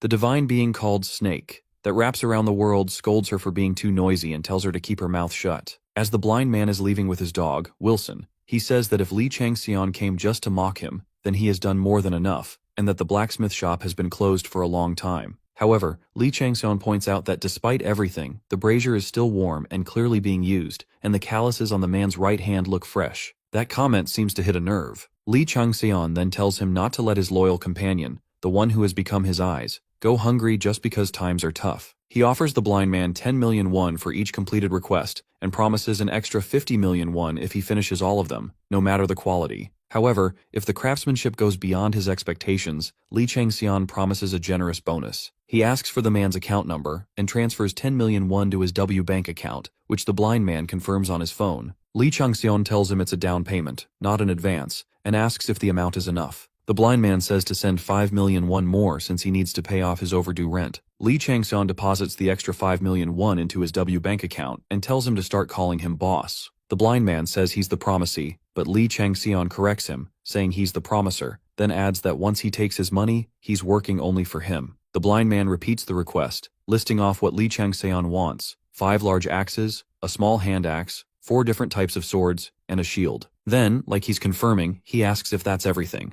Li Changxian adds that he'd also like a bow and some arrows, and mentions he's thinking about making armor in the future. He then deposits 100 million won into W Bank, but the blind man refuses, saying he can't take on the task. Li Changxian explains that the money he sent is only to cover the material costs, and asks if the blind man needs more. He firmly tells him not to say things like he can't do it, warning that if the contract is broken, he'll have to pay back 3 times the amount he received. Hearing that, the blind man gets genuinely angry and disgusted, throwing a few insults his way, insults Li Changxian clearly hears. The blind man then asks how Li could place so much trust in him, especially when they've just met. Li Changxian calmly agrees and says that he too is someone at a disadvantage, someone living with a disability. Still, he adds that there's no need for him to question those who make requests, because he's the one who fulfills them. He reminds the blind man that he'll be the one making the items, and he'll be the one paying for them. The blind man accepts the request, but complains that it's hard to make everything since there isn't enough time. He also explains that he hasn't worked with iron in a long while, isn't used to it anymore, and it'll take him some time to figure out how to make those items since they're difficult to craft. Then the blind man brings up the biggest problem: he needs a special hammer to work with his brazier, but he doesn't have it. Li Changxian asks if someone stole it or if something else happened. The blind man tells him that his senior brother took it. He explains that his brother used to be their father's disciple, but after their father died, his brother joined a big clan and took the hammer their father used. Li Changxian looks disappointed and asks which clan his senior brother joined. The blind man replies that the clan is called Highoff. Li Changxian looks completely clueless. The blind man is surprised he hasn't heard of Highoff, since they're one of the top 10 clans. Li Changxian asks where the place is so he can go and bring the hammer back. The blind man warns him that it's a dangerous place, but Li just shrugs and says it's not a problem. He'll wipe everyone out so there's no evidence left behind. The blind man agrees, feeling like he's being pulled deeper into Li Changxian's strange gravity. He tells him the location is a grave in Seoul, Junggranggu, Bonghua Mountain.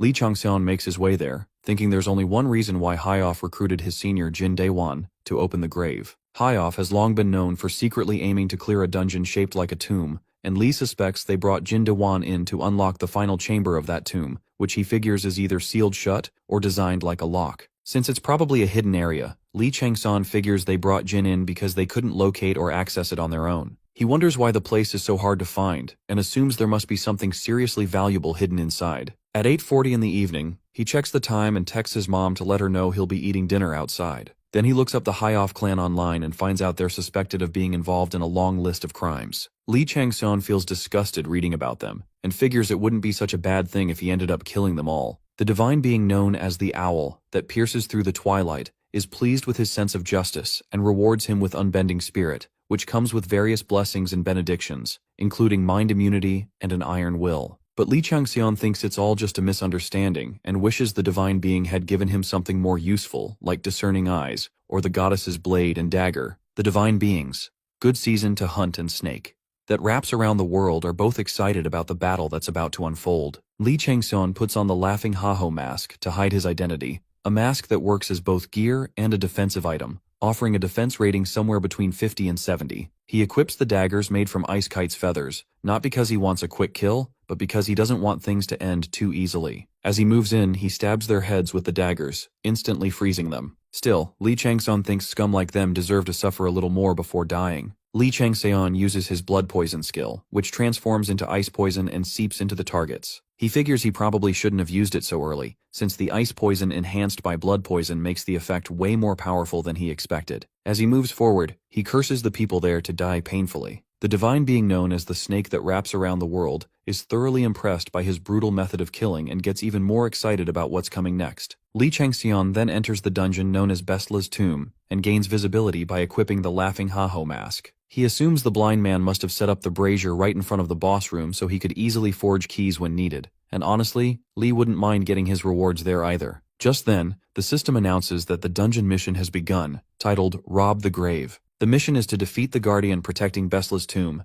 and steal the treasures hidden in the final chamber where the tomb's owner rests. The system also explains that the tomb is divided into 3 sections, each one filled with traps and devices designed to keep grave robbers out. The divine being known as Good Season to Hunt gets even more fired up, clearly excited about what's coming next. Li Changxian steps forward, then suddenly stops, turns around and says, "Come out."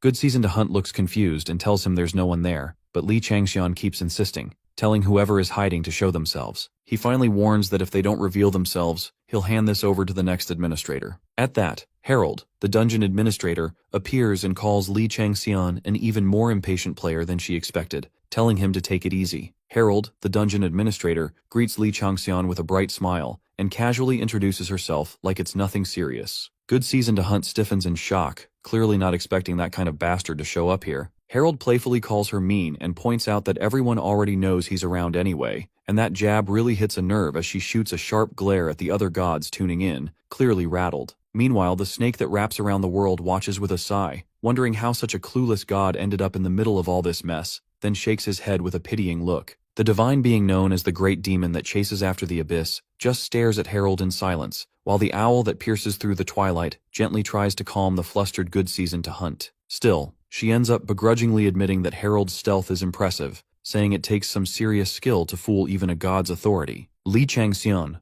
already fed up with the back and forth, cuts in and tells everyone to shut down this ridiculous conversation. He turns to Harold and asks if she's been tailing him just to file her little report. Harold is momentarily taken aback that Li Changxian knows about the report, surprised that a so-called novice is familiar with the Administration Bureau's evaluation system, which records everything about targets that interest the gods. She quickly regains her composure, praises his insight, clearly impressed, and even starts scribbling into her report right on the spot. She admits that he's far more knowledgeable than the average novice or even most rankers, while Li Changxian just stares at her in silence. The report itself is bursting with information, all about how he's become the most talked-about figure in the entire heavenly realm, with more and more gods watching him and growing obsessed by the minute. There's already heavy pressure coming from the Administrator Bureau, and Harold, who tried to follow Li Changxian in secret, ends up getting caught. Changxian knows exactly how important that report is. Harold has already filled out nearly half of his evaluation, but the thought of another administrator swooping in to steal the recording rights sends him into a quiet panic, knowing full well the others won't let something so valuable slip by without a fight. Staying calm, Changxian tells him he can keep the rights, but only on one condition. He wants a favor. Harold agrees, but only if it's limited to managing security. When Changxian says he'll explain the details later, Harold clearly doesn't like it, but Changxian quickly eases his nerves, promising it won't be anything troublesome and that he'll explain everything before leaving the dungeon. Harold agrees, not that he has much of a choice, but reminds Changxian that he can't act outside his authority. Changxian tells him not to worry, and seals the deal without hesitation. They form a covenant of mana, a binding magical contract where breaking it means losing the blessing of mana and the ability to use any magic. Harold is stunned that Changxian even knows about the covenant, a detail so obscure that only seasoned rankers usually understand it. A chill runs down his spine, and he starts to seriously question whether this guy is truly a novice. Then Changxian casually walks off, while Harold, still shaken, hurries to follow him. The divine being known as the snake that wraps around the world is genuinely impressed that someone could actually be slyer than him. Meanwhile, High-Off Department head Lee Ji-sung is boiling with frustration after yet another failure with the key. He lashes out at the nearby staff, who are already frozen in fear, bracing for punishment. In a burst of rage, he orders them to bring Jin Dae-hwan. Two men drag Dae-hwan in, and the guy is pleading for mercy the entire way. Jae-sung coldly asks if they really failed again. Jin Dae-hwan, the disciple of Uyezi and the one who stole the hammer, begs for forgiveness and even asks for more blood if possible. Jae-sung responds by kicking him hard in the face. Fuming, he roars that he gave Dae-hwan everything, offerings, sacred fire, every damn thing he ever asked for, and still, all he did was fail. He yells that there's no point in keeping someone like him alive, even if killing him comes with risk. Jin tries to explain that the sacred fire was already used for the new brazier and pleads for more time and more blood. But Jae-sung is beyond reasoning now, too furious and disgusted with himself for ever trusting someone so completely useless. Jae-sung asks if it's really just more blood that Jin Dae-hwan needs, and Dae-hwan admits he's managed to unlock 2 out of the 3 stages, but failed because he ran out of blood and lacked the strength to keep going. He insists that all he needs now is more blood to succeed. Lee Ji-sung agrees to give it to him but warns that if he fails again, he'll tear him and his entire family apart. Jin Dae-hwan thanks him sincerely. After that, Jae-sung heads over to check on the items, yelling for them to hurry and bring everything in. Just then, the system suddenly updates, announcing that new data has been uploaded and the ranking system is being refreshed, throwing him completely off. The system displays the dungeon rankings. Young Yoo-jin sits at first place with 150,000 points. Go Sung-won is in second with 145,495, and Lee Ji-sung is in third with 109,500. Then, out of nowhere, Lee Chang-seon appears as a new entry at rank 57, catching Ji-sung totally off guard. Meanwhile, Harold quickly scribbles into his report that Lee Chang-seon is an exceptionally unique player, attracting the attention of countless gods and constellations, including Good Season to Hunt. He also notes that Chang-seon's combat style inside the dungeon is nothing like anyone else's and is completely impossible to ignore. After witnessing Chang-seon's speed firsthand, Harold can't believe how insanely fast he is. He notes in his report that Chang-seon clears 2 of the 3 sections in under 30 minutes each. Not only does he slice through a massive metal ball, but he also deflects arrows flying from every direction like he's memorized the exact order and placement of every trap. With years of experience as an administrator, Harold can tell this guy has razor-sharp instincts and flawless traits,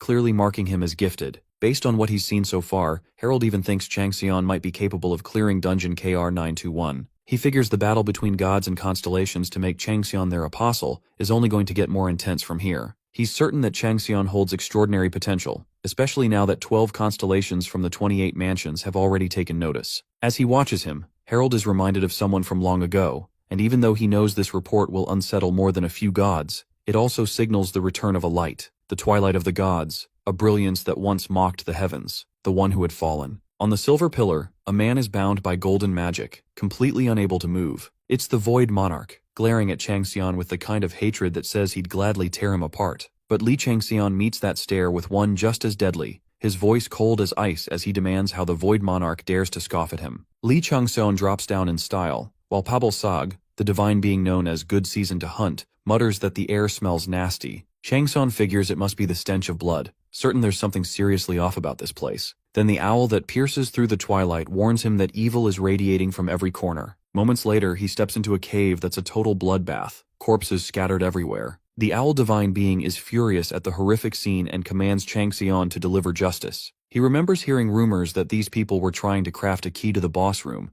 but now he wonders what kind of sacrifices they made to do it. Out of nowhere, a voice barks at the others to hurry up, warning that this delay alone could be enough to piss off the department head. The thugs start grumbling, even suggesting they might need to chop off a head or two to scare the rest into moving faster. They're clearly frustrated, especially since one person in their group is missing. One even wonders if they'll be forced to turn on each other to make up for the gap. Just then, Lee Chang-seon charges in, unleashing a wave of ice magic that freezes the thugs and throws them off balance. They demand to know who this guy is, but Mr. Doom doesn't waste words. He knocks one aside and drives his blade into another. The thug screams in agony, gasping in his last breath to ask how someone dares to attack the High-Off department. But when he looks into Chang-seon's eyes, he freezes. Those eyes aren't human, he's certain of it, and now he begs the masked man to spare him. This undercover overachiever asks the thug if he wants to live, then he'd better start talking about what's really going on here. He also wants to know how many people there are, how strong they are, and every bit of information he's got. The guy cracks and spills everything, saying there are a total of 30 people, and fills him in on the rest. Chang Xian gets a pretty good idea of how many he's up against,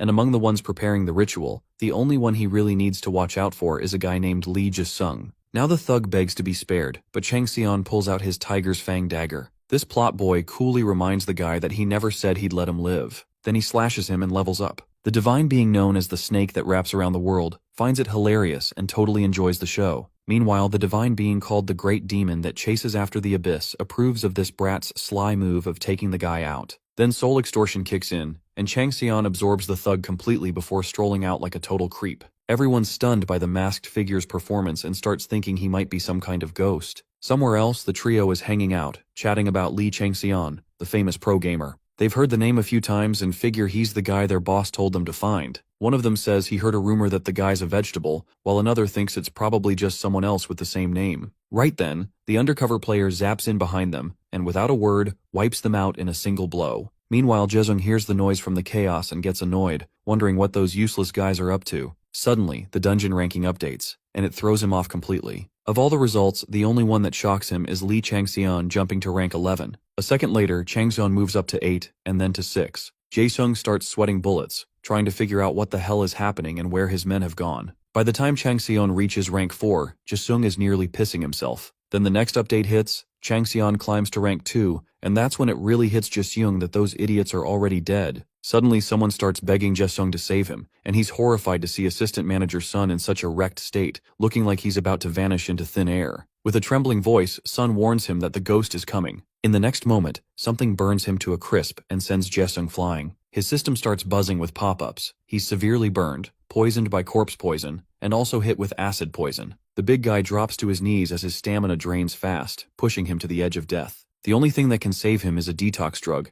but just as he's about to take it, death comes for him in a blaze of fire. Shangsun's there with his sword, launching an attack, but Jaesung manages to draw his own blade just in time to block it. Changxian can't believe the big guy actually stopped it. Jaesung swears he's going to kill him as their fight breaks out. The guy is sure the poison should have slowed Jaesung down by now, messing with his vision and all. Even then, Changxian's stunned to see him keeping up with his movements just by relying on his other senses, without even needing to see. But still, something about Jaesung's style feels off, like he doesn't really know how to fight. Again, the top dog is down on his knees, writhing in pain. The screen alert shows that Jaesung's stamina is draining fast, and he needs to detoxify himself right away if he wants to survive. The pain is pounding through his head. Incognito figures Jaesung's got the skills of someone at level 30, and wonders if the big guy's using something to boost his power. Now that he thinks about it, it's weird how a supposedly peaceful country still deals with such dangers and keeps allowing human sacrifices. Warning alerts keep flashing as Jaesung desperately searches for an antidote. Changxian's starting to sense that something's off, especially since he came here because of Oyezi,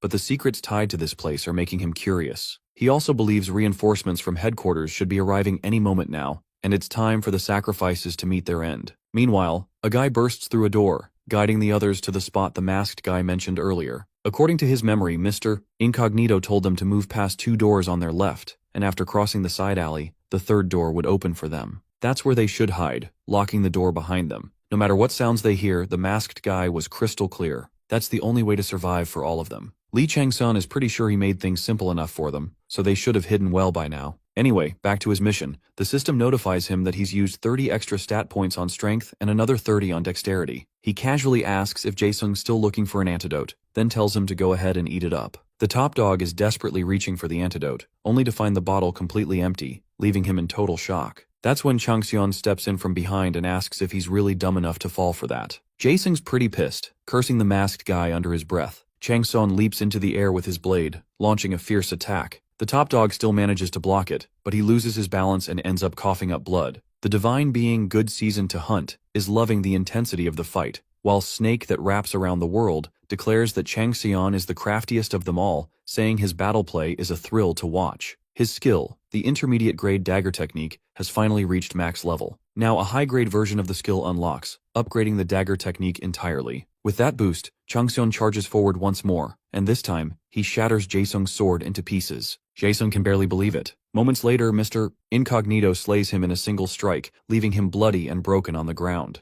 Under his breath, Jaesung demands to know why the masked guy did this to him. Changxian finds it strange for him to even ask, especially when he was the one so ready to sacrifice innocent lives. He tells Jaesung he should have known something like this could happen to him too. Right then, Soul extortion and the flames of purgatory activate. The system notifies that Changxian has successfully acquired Li Jaesung's soul, which restores 6% of his stamina. The divine being, owl that pierces through the twilight, is deeply impressed by Changxian's sense of righteousness, though Changxian finds the idea downright laughable. Still, the owl decides to grant Mr. Incognito a privilege, inner peace. Changxian quickly realizes he's been blessed by the god with mental immunity, which gives him steady courage and wisdom. Even with his tough, unbending spirit, the idea of gaining inner peace from all this chaos feels almost ironic. He's pretty sure he's never meant to be anyone's apostle. Li Changxian recalls his past as a cruel and vicious being, once known as the evil god. At the same time, he remembers being the wise and intelligent warrior god, a side of him that stood in stark contrast to the terrifying rumors that surrounded his name. Still, he finds it surprisingly funny how sloppy he used to be. The divine being, good season to hunt, starts feeling uneasy seeing the owl grant him 2 privileges. She begins digging through her treasure chest, searching for something she can offer Changxian too. Although Changxian doesn't think he's turned into that much of a pushover just yet, the dungeon ranking updates, placing Li Changxian firmly at the top in first place, just as he arrives at the boss room. The system notifies him that the gate is sealed tight and the key is hidden somewhere nearby. He'll have to find it to unlock the door. Wasting no time, he equips the bone spear made from shaving a firework mountain goat's rib and hurls it at a man scurrying around like a rat. The spear hits and the poor guy drops to the ground along with his hammer. When Changxian picks up the hammer, he notices it's made from a meteor and must be incredibly old. Still, he can't use it since it doesn't belong to him. The meteor part feels strange, but he pushes that thought aside for now. What matters is opening this door, the same one that Hai Off hasn't managed to unlock in years. Changxian thinks that if it were Wu Yezi, he'd probably be able to craft a key somehow, but there's no point in wasting time on meaningless labor when there's a better way. With that thought, he calls for the herald, who appears in a flash of lightning, asking why he's being summoned at a time like this. Changxian reminds him of their agreement and tells him to open the door now. To make things clear, the herald thinks a novice like Changxian doesn't understand anything about how this works. So, he takes it upon himself to explain that it's basically against the regulations for an administrator to interfere with a dungeon mission. Changxian tells the hideous bunny to cut the nonsense, pointing out that the herald is more than capable of bending the rules depending on the situation. The bunny feels like something's caught in his throat. Incognito casually adds that if the herald doesn't feel like doing it, then it's fine, but he won't bother writing the report either. At that, the herald rushes to do the job, following Changxian's demands without another word. The divine being, good season to hunt, laughs while clutching her sides, saying that seeing an administrator's bewildered face is pure joy. The divine being, snake that wraps around the world, is admired by Changxian's cleverness. Meanwhile, the herald is absolutely certain he's going to be punished for this stunt and thinks a pay cut might actually be the best case scenario. The massive stone door, sealed for who knows how long, finally opens under the authority of the administrator. As it creaks open, the herald informs Changxian that it's been unlocked for him, telling Changxian to hurry up. Changxian feels a little off about all this, but steps through the door anyway. Then Herald lets out a mischievous laugh, and just like that, Changxian enters the boss room. Now the lad stands face to face with a horrific creature, and the system immediately warns that Changxian is being affected by a curse. It turns out the dungeon's master is beginning its attempt to steal his body. Those eerie eyes are trying to invade his mind, forcing him to submit. He must resist until the end and destroy the golden casket placed atop the altar. If he fails to fight off the curse, his body will be taken, so caution is absolutely critical. The hypnosis and brainwashing begin as the dungeon master commands the boy to worship him. The creature dares to ask how Changxian could disturb the king's slumber and demands that he hand over his flesh. Outside, the herald is having a good laugh, knowing it won't be easy for that freak inside. He figures the boss room's mission is actually pretty simple, but that doesn't make it any less dangerous. His eyes start to water as he mutters that Changxian better guard his mind well, because the dead master of the tomb has nothing left but his thoughts. From what he's seen, this tomb's monster is actually the lingering will of the enormous Bestla, and that's not something a mere novice could ever hope to withstand. The bunny is furious, feeling like he's been toyed with by a rookie, and now it's time for him to say goodbye. Just then, the system declares that Unbending Spirit has activated, protecting Changxian's mind from all external invasions. Inner Peace follows right after, reinforcing his mental defenses. The dungeon mission is marked complete. Harold's face breaks into a sweat as he spins around in a flash. The final ranking shows that Li Changxian scored 175,550 points. Rewards will be distributed based on this ranking and result, and the dungeon now starts to close. That's when it clicks. Harold suddenly remembers that this guy is the real Runekeeper, the one holding the golden key. As the system announces the dungeon's closure, Harold realizes he's failed to trap Changxian inside.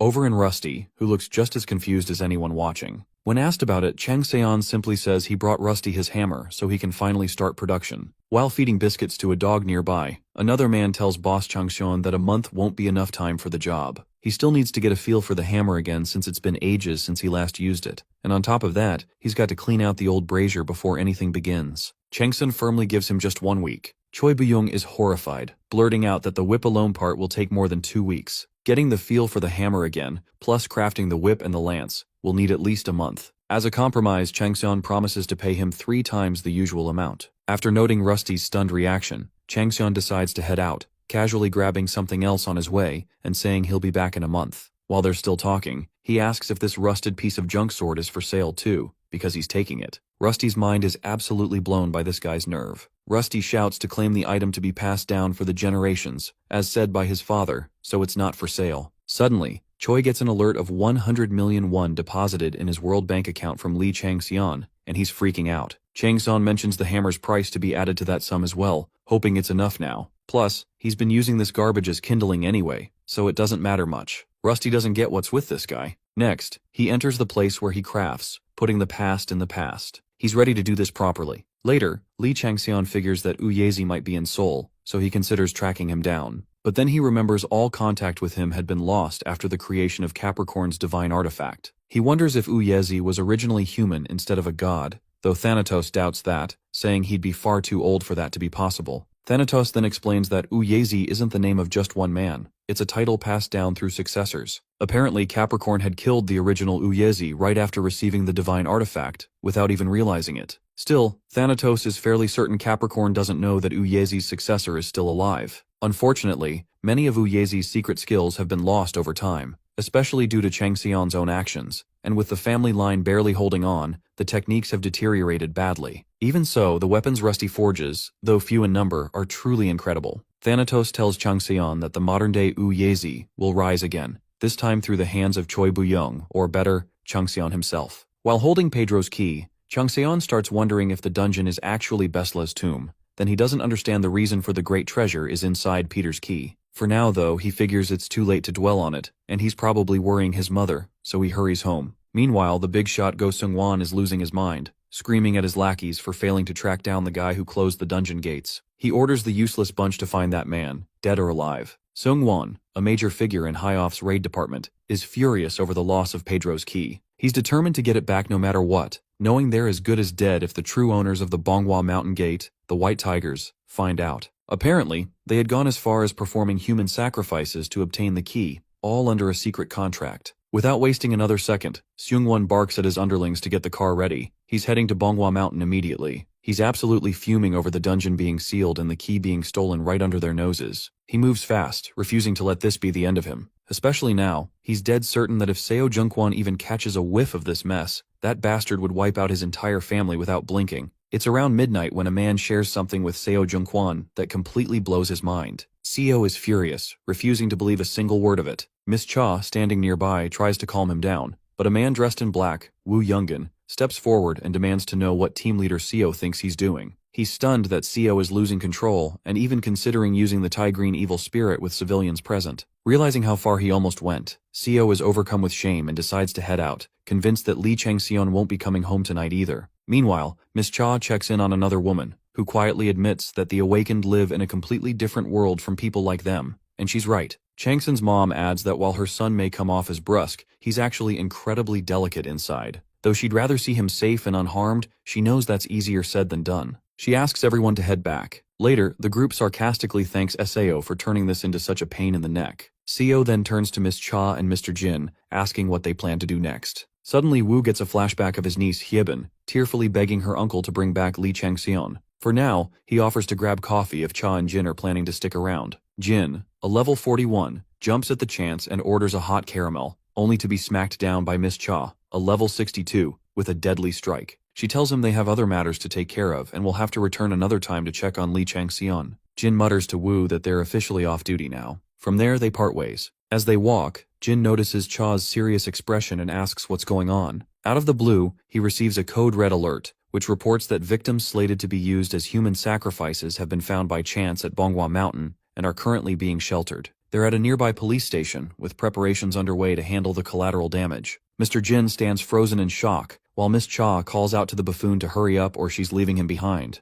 On the other hand, Chang Xion is inspecting his rusty sword. The divine being, good season to hunt, can't help but ask why he picked it up in the first place. Chang Xion finds it hard to believe that an item used as kindling in a mythical brazier would be just that. It seems almost impossible. He's certain this rusty thing is no ordinary scrap. It's the legendary divine artifact known as the Yuchang sword. The thought of it being tossed aside like trash is absurd. If he can combine the power of the evil dragon Snaggletooth with the Yuchang sword and use them properly, he's convinced that nothing in the player world would come even close to matching their power. The Yuchang sword is one of the 9 famous blades forged by the first Wu Yezi, the divine artisan, with attack power said to be immeasurable. Since Chang Xion doesn't meet the qualification requirements yet, he can't access the sword's details or wield it as a divine artifact. Still, he knows that the 9 famous blades, which define Wu Yezi's legendary craftsmanship, are absolutely priceless. The last time one of them, the Jianlu sword, appeared in Arcadia, a brutal war broke out over it, causing 2 empires, 6 kingdoms to fall into ruins. He's certain no one would have ever imagined that one of those legendary swords would end up used as kindling. The original owner of the Yuchang sword was an assassin, and it's said that this blade drew more blood than any of the other 9 famous blades. It's considered an evil sword, soaked with the deep resentment and tenacity of its countless victims. Because of that, very little is known about its appearance. He also recalls hearing that the first Wu Yezi was called the Divine Artisan because he hated the sight of blood. Still, he's not sure whether that title belonged to the original Wu Yezi or one of his successors who inherited the name. All the identifying marks on the Yuchang sword were forcefully erased, likely to wipe its existence from the world and preserve its status in myth. The divine being, good season to hunt, questions why he's smirking while holding something so strange, while the owl watches with quiet satisfaction. Chang Xion casually says that collecting all 9 of Wu Yezi's famous swords would be nice if he ever gets the chance. He wonders aloud if he might even meet Wu Yezi himself someday. Without another word, he pulls out the bone spear and launches it straight ahead. It lands deep in a tree trunk. Right beside it stands Wu Yonggan, who realizes that even though he'd hidden his presence, Li still made a bold and aggressive move. Li then places the blade behind his back and charges toward Wu Yonggan, his eyes burning with anger and fury. A wave of horror washes over Wu Yonggan's face as he catches sight of Li's terrifying expression. As Li strikes with the blade, Wu Yonggan manages to dodge just in time, summoning a weapon that shines with bright energy. When their weapons clash, Wu Yonggan is stunned by the sheer force behind Li's attack, wondering how someone this new could already be so powerful. Li charges in again, darting around Wu Yonggan, searching for the perfect moment to strike. Wu Yonggan grits his teeth, feeling the pressure mount. He can't figure out what kind of fighting style Li is using. There's no clear pattern, just raw, unpredictable movements, yet every strike is swift and dead on. It's clear now that Li isn't some rookie but a battle-hardened first-generation player who's survived everything thrown at him. Wu Yonggun originally wanted to test Li's abilities out of curiosity, but now he's struggling to keep up, worried he's starting to look like a fool. Clenching his jaw, he lunges forward to attack, fully aware that his niece would hate him for going this far, but right now he feels this intense urge to fight Li with everything he's got, because that's the only way he might be able to stop him. Just as Wu Yonggun moves to strike, bright energy bursts from his blade, and the system reports that his sword is dancing in a spiral twist. Li prepares to counter, but suddenly stops in shock when Wu Yonggun plants his sword into the ground and declares that he surrenders. Wu Yonggun apologizes for attacking so recklessly, saying he just wanted to see what Li was capable of. Sweat beads down his forehead as he chuckles nervously, admitting that, for a moment, he actually lost control. He leans forward slightly and owns up to getting carried away in the heat of the moment and apologizes for the misunderstanding. Watching him closely, Li starts wondering who this guy really is and tries to get a read on him.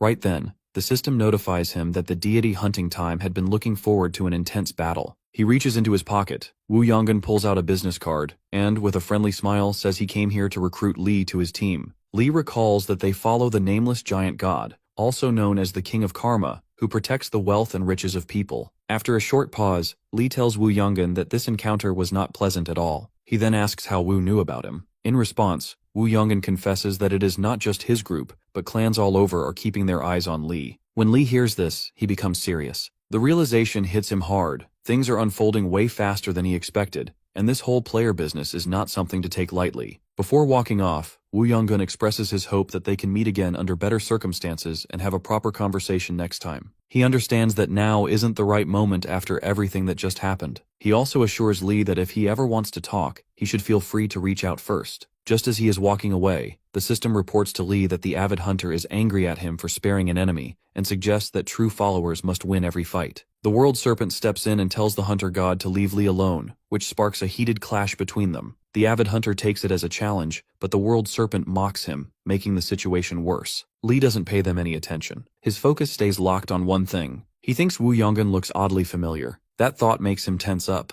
The realization hits him. If someone like Wu was waiting for him here, then there could be more waiting back at home. He starts to worry about his mother and immediately rushes home. At the same time, blood slowly trickles down Wu Yonggan's hand as he walks away. He ignores the pain and grits his teeth. Later, at home, Lee bursts into the house and quickly asks Su-Yoha if there were any visitors today. Su-Yoha, staying calm, tells her son to eat something first. She then gives him a slightly suspicious look, sensing that he might have something on his mind. At first, Lee hesitates. Then he finally admits that he has something he wants to share. Afterwards, Lee is on his bed, and his mind drifts to a scenario where an armored man is having a heated argument with an old man. When the armored man tells the elder to buzz off, the old man smirks and threatens to teach him a lesson. The scene fades quickly as Lee's phone chimes, reminding him of his 3 o'clock appointment with the White Tiger clan. He lies there on the bed with Konsuna beside him. Lee reminds himself that it has been a month since everything happened, and today is the day of his interview with the White Tiger clan. He makes up his mind to start things properly. Still, one question lingers in his head. What was that dream all about? Because of his appointment, Lee arrives at the White Tiger clan's interview site. A crowd has gathered in front of the building, with people stretching and warming up for the test. A bald man, likely the instructor, tells a participant to place his hand on the magic gauger. Lee steps up, raises his hand, and a bright light bursts around the device. When it releases a surge of smoke and steam, everyone turns to see what's going on. Lee stands still, his hood pulled low to hide his face. The magic gauger glows red and starts overheating. The assistant monitoring it keeps repeating that it can't measure Lee's magic. The instructor, now clearly confused, realizes the gauger is broken and tells his subordinates to bring out a higher-level device. As the crowd notices the disruption, some people try to identify the hooded figure, though many have no clue who he is. The instructor lifts his notebook and calls out Lee's name, asking him to test again. Hearing the name, Shin Yun-seo and Shin Gum-gyu try to place it. Suddenly, Yun-seo's eyes widen as she remembers exactly who Lee is. Shin Yun-seo's eyes light up as she recognizes him. Lee can feel her gaze and grows uneasy, realizing people are noticing him despite the hoodie. Baek Gyo-wol also recognizes him as Lee Chang-seon, the tyrant. He recalls the rumors. Lee had a serious drinking problem, was forced into retirement after his team broke up, and someone even said he had become a total recluse. Meanwhile, Shin Gyeom-gyu and his friend claim that Lee is just like them, but Shin Yun-seo scoffs, thinking they look completely worn out. The guys grow insecure, while Yun-seo gazes at the screen with starry eyes when Lee's stats appear. Lee's magic level is 25, and his rating is SSS+++. The room falls into stunned silence. Even Baek finds it unbelievable. The magic rating is so high that the instructor and staff begin to panic, deciding to call the director. Over at the 2nd Strategic Unit, Jongwon sits with legs crossed, reading the latest news on his tablet. The headline shows the corpse of Ko Seung-won, director of High and Mighty's raid department. The clan's gruesome scandal is now out in the open. On a live video, Cha Ye-yoon addresses the media, declaring that justice will be served. She states that the High and Mighty will be held accountable for 21 human sacrifices committed over the past 7 years. Jongwon stares at the screen, quietly hoping things work out in their favor. His eyes then land on a human figure wearing a Ha-Hoodle mask. It turns out the survivors want to thank the mysterious hero. His eyes widen as he realizes that this is the same person who stole Peter's key. Jongwon makes up his mind to track down this hero. Just then, the instructor bursts into his office, shouting about the arrival of a super rookie. Jongwon, initially uninterested, casually asks what the fuss is about. His attitude shifts fast when the instructor mentions that the executives, Kim, are heading to test Area C. The instructor adds that this rookie is the same one they've been watching, the one with the black shamshir and the steel witch. Jongwon finally puts the pieces together, realizing it's Lee. He remembers they had once considered recruiting him, but got sidetracked chasing after the High and Mighty. Jongwon's eyes widen in disbelief when the instructor tells him that Lee applied for the recruitment test and passed with flying colors, with his magic level ranked as SSS+++.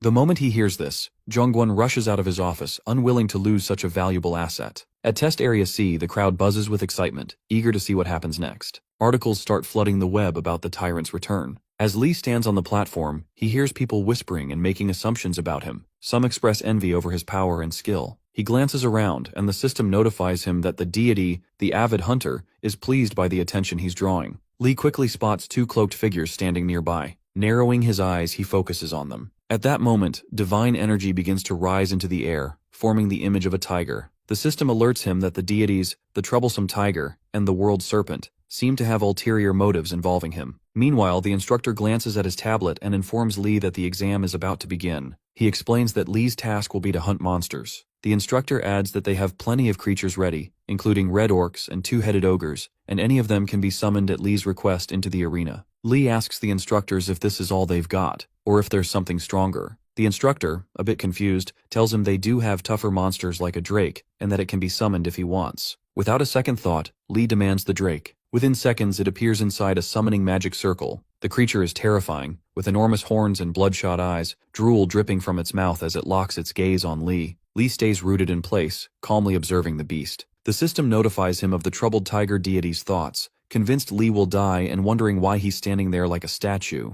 At the same time, memories flash through Lee's mind. He recalls standing atop a pillar with divine metal swirling around him, sealing his powers. When he turned, he saw Huju smiling at his helplessness. That mocking grin sticks in Lee's mind. His eyes shift back to the drake, and a wild smile spreads across his face. As the drake opens its jaws and charges forward, Lee braces himself, ready to release all his pent-up frustration. The drake opens its massive jaws, lined with razor-sharp fangs, and charges straight at Lee. Its speed is so intense that it blurs like a shadow across the arena. Lee quickly grabs the quiver that had been slung over his back and hurls it into the air. As the weapons scatter, his thoughts flash back to when he first examined that same quiver, delivered to him by Yezi. Lee had glanced at Yezi, noticing how exhausted he looked. Before accepting the quiver, Lee had asked about its quality. Frustrated, Yezi had snapped at him to judge it for himself. Once opened, the quiver revealed a powerful, unnamed double-sided spear with devastating damage and unique effects. The weapon's exceptional craftsmanship drew the attention of the avid hunter, who was stunned to learn that such a spear had been forged by a blind man.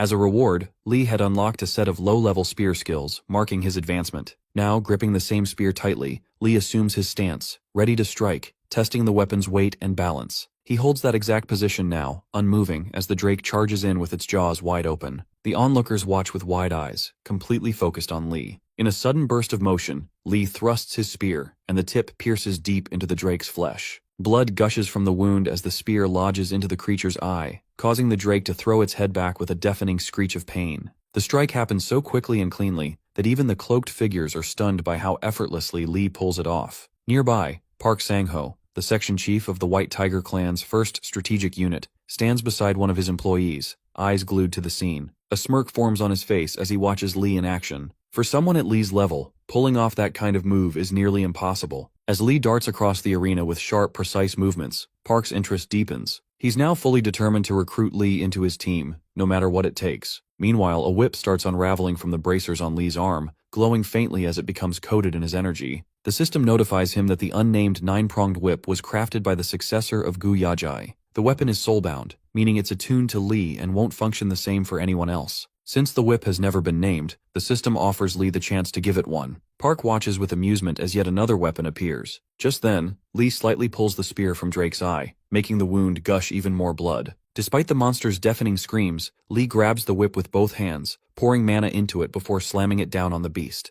At the same time, he yanks the spear free from Drake's eye, tearing it out completely in one clean, brutal motion. Leaping high into the air, Lee soars above Drake's head, gripping the two ends of his spears and combining them into one long weapon before diving straight toward the monster's skull. Within seconds, blood splatters in every direction, leaving the crowd startled and speechless. People stare in awe, overwhelmed by curiosity about Lee's abilities and the unusual weapon he wields. Many begin doubting whether he's truly just a level 25 player. Their shock deepens when they notice that all of Lee's motion effects are gold, with every strike landing as a critical hit. As Lee stands firm, onlookers whisper that he's the real monster here. Blood drips from his wounded hand, and the system instantly notifies him that the drake has been paralyzed, the poison coursing through its body. Despite its condition, the monster stubbornly makes one last attempt to attack, mustering every bit of energy left. Without hesitation, Lee lunges again, his spear piercing through the drake's head with deadly precision. The final blow explodes in a flash of bright energy, scattering flesh and organs across the arena. As the beast falls, Lee's level rises, and his lower-grade spear skills receive a boost. The deity Avid Hunter applauds his progress and grants him a special benefit of +5 strength. Even the troubled tiger is impressed, quietly hoping Lee will become a prized piece in its growing arsenal. Park smiles widely and orders his employee to bring Lee to him, but suddenly a man rushes past him at incredible speed. Before Park can stop him,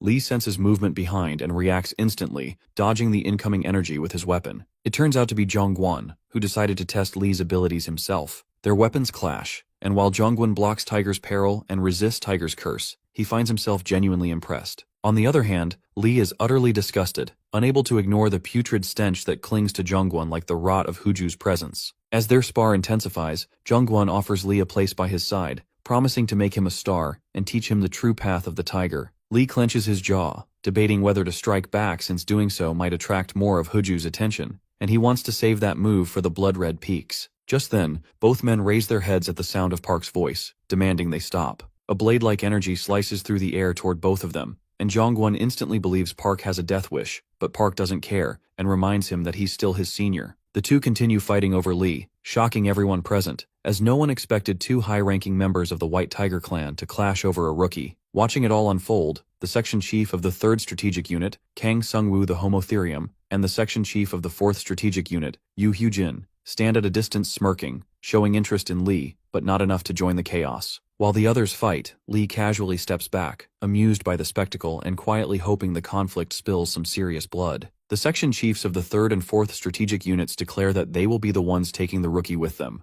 At the same time, Park and Zhongguan refuse to back down, determined not to let Lee go under any circumstances. The smile fades from Lee's face as he watches them argue, realizing that these so-called leaders are nothing more than Huju's loyal lapdogs, blindly serving their guardian while fighting like animals over him. In that moment, Lee quietly vows to himself that one day, he will get rid of every last one of them. Abruptly, a bright light floods the entire arena, forcing the 4 chiefs to stop fighting as a commanding voice breaks through, ordering them all to stop acting like fools. Everyone struggles to bear the overwhelming pressure as the ground starts to shake beneath them. Blood seeps from the eyes and mouth of the 3rd chief, Kang Sungwoo, who clearly can't handle the weight of the divine energy pressing down on them. A figure approaches, wrapped in a powerful aura, and it's none other than Oh Si-hwan, the senior director of the White Tiger clan. The moment Lee lays eyes on him, he immediately understands who this man is, Huju's second fiddle. Even Lee can't hold out, with blood dripping from his nose under the immense pressure. Right then, the system notifies him that the deity, the avid hunter, is watching with interest, calling Oh the key player and eager to see what unfolds next. Ignoring the message, Lee finally gets why everyone calls this old man a high ranker. His presence and magical strength are on another level. He can see every flaw, and Lee is certain he would lose in an instant against someone like him at his current level. Oh Si-hwan is visibly furious at the chiefs, disappointed they're fighting like children over a rookie, and he's especially let down by Park, who should have set an example as the senior. Watching this, Zhongguan grins, knowing he's Oh's favorite section chief, and he fully expects Oh to take his side. With a smug expression, Zhongguan steps forward and demands that everyone leave, claiming that Lee belongs to him. However, everyone is shocked when Oh plays it smart by deciding to take Lee himself, preventing any conflict from breaking out between the others. Later on, in Senior Director Oh Si-hwan's office, he suggests that Lee change clothes since he's covered in blood. While Lee is changing, the system notifies him that the troubled tiger is staring at him, and the avid hunter instantly snaps at the troubled tiger for looking at Lee. Meanwhile, Oh Si-hwan notices that Lee is incredibly well built, and it's clear his muscles weren't just for show, but were forged through countless battles. Si-hwan silently acknowledges that he has never seen a rookie like this before, and starts to wonder what kind of life Lee must have lived. Once Lee finishes changing, Oh Si-hwan directly confronts him, saying he's already heard the buzz, and even their guardian is impressed by Lee. Guessing that Lee might be after money, he asks what Lee wants, but Lee calmly replies that he already has enough money to last a lifetime, and he's not interested in petty things like that. Lee declares that he wants to work in the Strategic Enterprise Unit. He admits that he heard it's run by Oh Si-hwan himself, so he wants to work under someone who truly holds power. At that, Oh Si-hwan bursts into maniacal laughter, and the sheer force of his power sends divine energy surging through the room, making Lee feel dizzy. Despite laughing, Si-hwan can't help but admire Lee's mindset.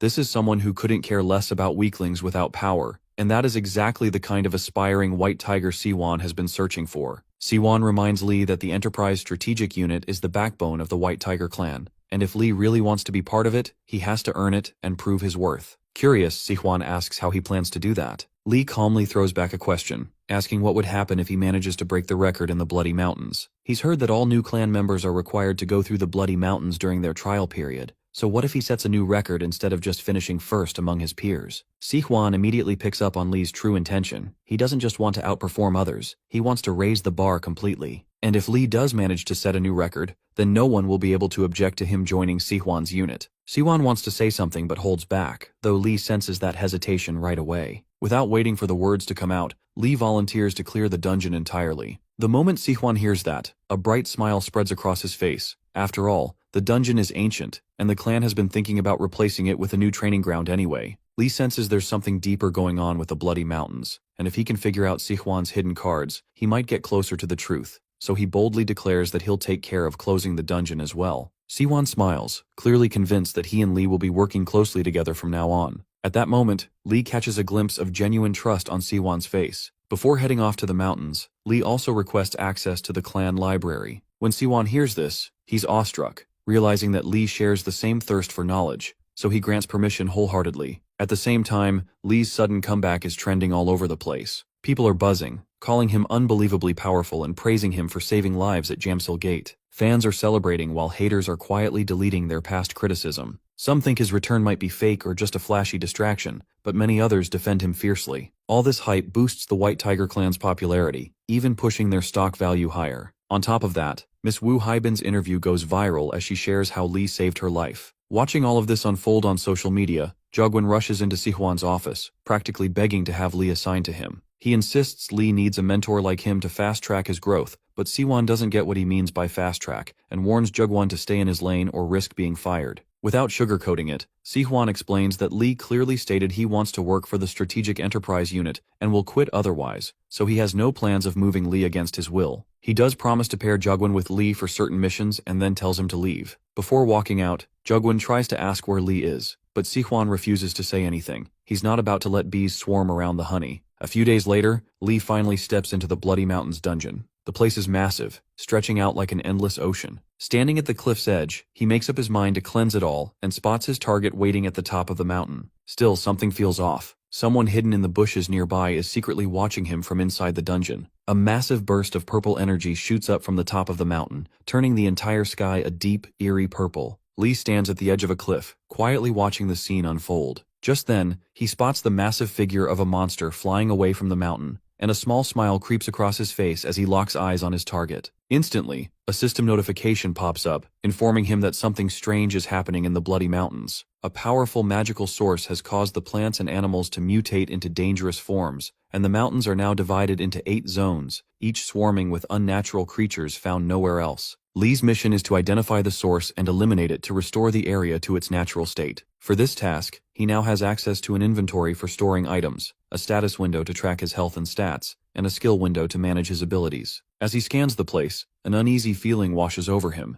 It reminds him too much of a place back in Arcadia. While walking down the cliffside, he suddenly feels a presence and turns his head, catching the shadow of a man hiding behind a tree. The system immediately alerts him that someone is tailing him using a skill called Faint Wind. That's when it hits Li. He's been followed since the library, and now he seriously wonders what exactly Si Huan has planned. A few days ago, at the Fierce Tiger Library, Li stands inside, taking in how incredible the place is, just like Thanatos told him. A flashback hits when Li recalls that Huju has always been a problem, even in the heavens. Thanatos challenges him to think about what kind of apostles would willingly follow and serve a corrupt deity like Huju. Li assumes they must have a lot of enemies, but Thanatos explains it's not just that. Huju's followers stole treasures from their enemies and displayed them as war trophies to flaunt Huju's power. That stolen collection eventually became the Fierce Tiger Library. Curious, Li decides to check it out himself. Before he leaves, Thanatos tells him to look for the Law of Movement, written by Sagittarius of the Zodiac, saying Li would find it interesting. That shocks Li because Thanatos means Rukbat, the Sagittarius, the master of the 6 doctrines that give the illusion of moving at light speed. When Thanatos lists those 6 doctrines, Li wonders if one of them is in Huju's exhibit, and suspects Sagittarius doesn't even know about it, since he hasn't made a move to retrieve it. Intrigued, Li asks how Thanatos found out about this, and Thanatos, raising an eyebrow, dares him to guess. Grinning, Li jokes that he must have gotten these secrets from the fallen star. Looking around the library, Li focuses on finding the Advent Step, one of those doctrines. The Advent Step is a divine agility technique that allowed Sagittarius to become a Zodiac. Back when Rukbat hadn't yet become a star, he secretly mimicked the reigning step, a skill once used by an ancient star known as Deus Ex Machina. That divine technique, recreated by Sagittarius, lets someone mimic the presence of a god by projecting divine power and completely dominating the area around them. Maybe this is why the other zodiac stars never allowed Sagittarius to get close. If Lee gets his hands on this, no one will be able to stop him from breaking through his limits and awakening his divine power. The real issue, though, is that the deity known as the Troubled Tiger is watching his every move. Lee scans the books lined up on the shelves while the same guy who's been stalking him in the dungeon quietly approaches from behind. He casually explains the rules of the library to Lee and then asks for a photo,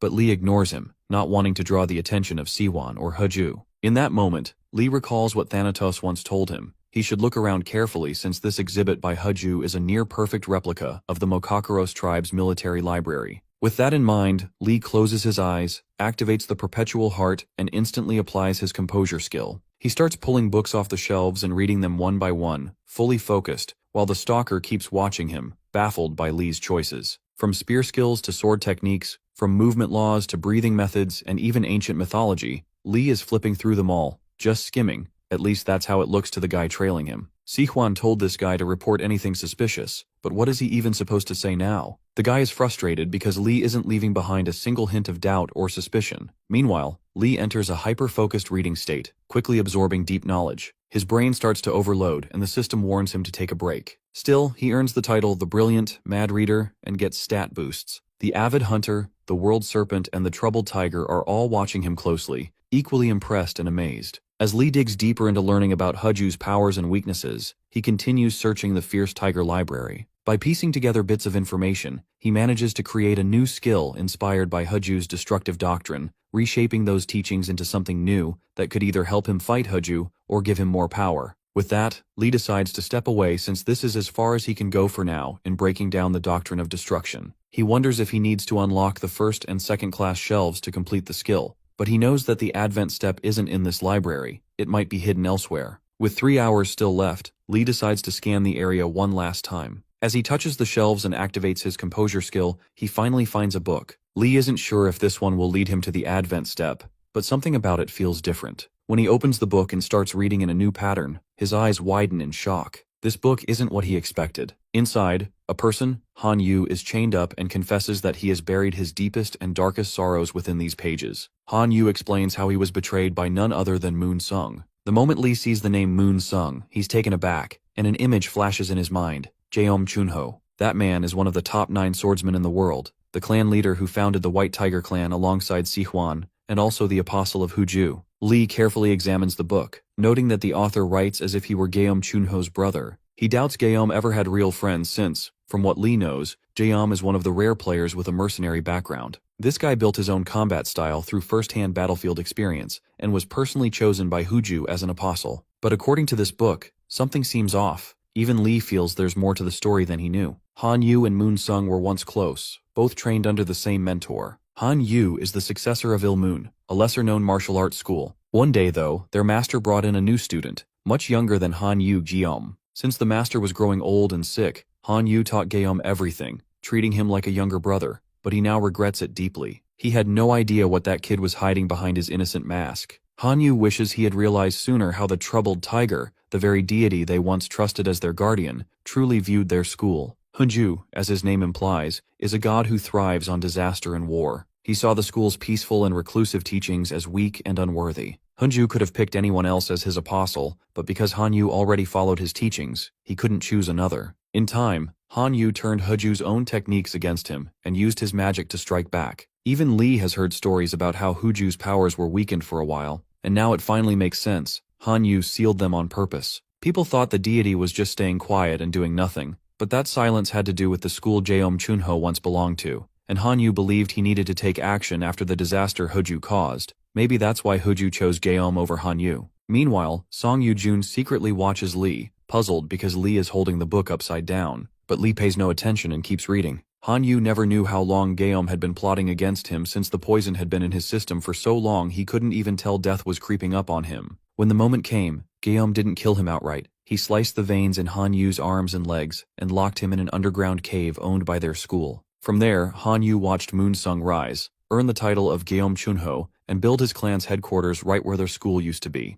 Han Yu feels guilty for not fulfilling his master's last request, and is haunted by the fact that all this destruction came at the hands of his own brother, Moon. Then one day he heard a voice. The book ends there, on a cliffhanger, leaving Lee frustrated and hungry for more. Determined to find the rest, Lee uses his skills to locate the hidden piece, and as soon as he does, the willpower of an unknown person fills him. Because of this, his skill combination rate shoots up to 51% as a reward. This shocks Lee. He wasn't expecting the skill combination rate for Huju's Doctrine of Destruction to rise by 12%. It's wild that it happened just from discovering and interpreting a hidden place. Now the fragments of the hidden piece are scattered in the library, and he needs to merge them into one. One thing is certain. No ordinary person could have left this behind, since there's no way a human could do something like this. It has to be the work of a godly presence, most likely the voice Han Yu mentioned. With only 2 hours left, Lee knows he has to move fast and find the remaining books. The message is written in cryptic code, clearly intended for someone specific to discover, while also making sure Geum's followers wouldn't be able to get their hands on it. He rushes to the 7th class shelves, convinced the rest of it must be there so that anyone who cracks the code can easily find the remaining pieces. While Lee scans the shelves carefully, Song Yu-jun is in tears of frustration, not understanding why this guy is so obsessed with appearing like some intellectual. Meanwhile, Lee keeps his focus sharp, and a notification pops up from the deity Troubled Tiger, who now believes Lee is a loyal follower. That message makes Lee realize the tiger still hasn't figured things out. Just then, another notification appears,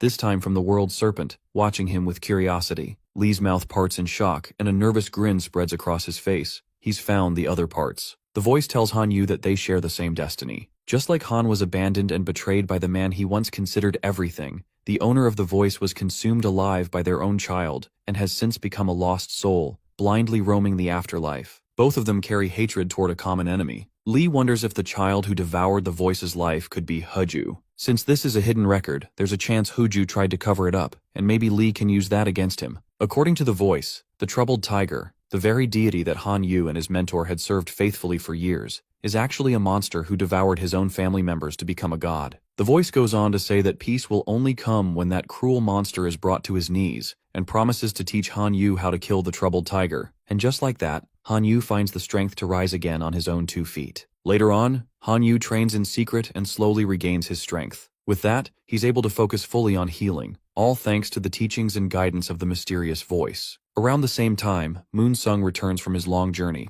and Han Yu makes up his mind. This time, Moon Sung is ready to kill the man he once thought of as his brother, and he's determined to bring down the Troubled Tiger as well. But when Han Yu finally arrives, doubts start creeping in. He's unsure if he can actually go through with killing someone he raised like his own. The question keeps looping in his head, and it's at this point that he leaves behind his last will, hidden in ciphered codes. He hopes that someone truly worthy will uncover it, and carry on the resentment he once held. Lee eventually discovers all the hidden piece fragments, and the system bombards him with notifications that his heart is moved by the powerful will of an unknown figure. As a result, he unlocks 2 new achievements, Successor of the Fierce Tiger's Sentiments and Black Tiger's Claw. His skill, Black Tiger's First Claw, is a deadly counterattack that causes heavy bleeding, making enemies lose blood rapidly. Thanks to linked strikes, Lee can chain multiple skills together without waiting for cooldowns, and the more he stacks them, the higher the shock buildup becomes. With skill compatibility, Lee is also able to combine them effectively. According to Han's story, he used these very skills to launch a fierce attack on the Tiger Clan, eventually turning his blade toward Moon himself. As Han poured all his energy into his strike, he charged in close while Moon stood silently, eyes narrowed. But the moment Han reached him, an intense and explosive battle broke out between them. On the flip side, Lee notices that all these skills come from the same source, and nothing carries a more powerful sentiment than the skill of an old god no one remembers anymore. Still, the skill burns through mana like crazy, and at his current level, Lee can barely summon 1 claw. Because of that, he needs a load of miracle drugs, so he decides to get some training at the center and put the search for the Advent step on hold. Now back in the present, deep in the Bloody Mountain, Lee walks with a sharp awareness of how twisted this dungeon is, and he knows Siwan wants him to close it. Lee is fully aware this place hides some serious secrets, and he has to figure them out. But first he needs to shake off the annoying stalker, Song Yu-jun. Since Lee isn't strong enough yet to face him head-on, he comes up with a plan to scare the guy off. As he enters the safe zone, a few other players turn to look, immediately on edge, trying not to embarrass themselves in front of him. His eyes skim across the crowd and briefly land on Shin Yun-seo, Shin Gum-gyu, and Kim Hyung-jun. The moment Shin Yun-seo notices, she spirals into fangirl mode, but Lee is clearly annoyed by all the attention. Then his gaze lands on Bayek, and upon reading the card hanging from his neck, Lee suspects Bayek might be under the protection of another deity. He wonders who this Beck guy really is, but before he can dig into it, the instructor steps up and announces that the White Tiger novice training is officially beginning. At the same time, over at his office, Wu Yonggen stares at the screen as the notification rolls in, and a thought creeps in. Could the SSS+++ rookie known as Tyrant really be the one rewriting Legends? The idea makes Wu uneasy, especially since he had wanted Li in his own clan. At the office, Wu Yongguen sits, visibly tense, while his niece speaks to him on the phone with clear frustration. She's already displeased, but when she realizes he's not paying attention, her irritation only grows. Confused by her tone, Wu tries to lighten the mood and asks if she's calling because she wants him to get their limited edition photo cards, since YTS is now the main model for their newly released car. Wu Haibin gets angry because that's clearly not what she was talking about, and it proves he wasn't listening. Without another word, she hangs up, leaving Wu even more nervous and tense than before. He stands up from his chair and exhales tiredly, frustrated as his thoughts drift back to the Jamsil gate. He loves his little niece dearly, and his heart nearly dropped when he first heard she was caught inside. Wu did everything he could to dispatch a rescue unit and save her,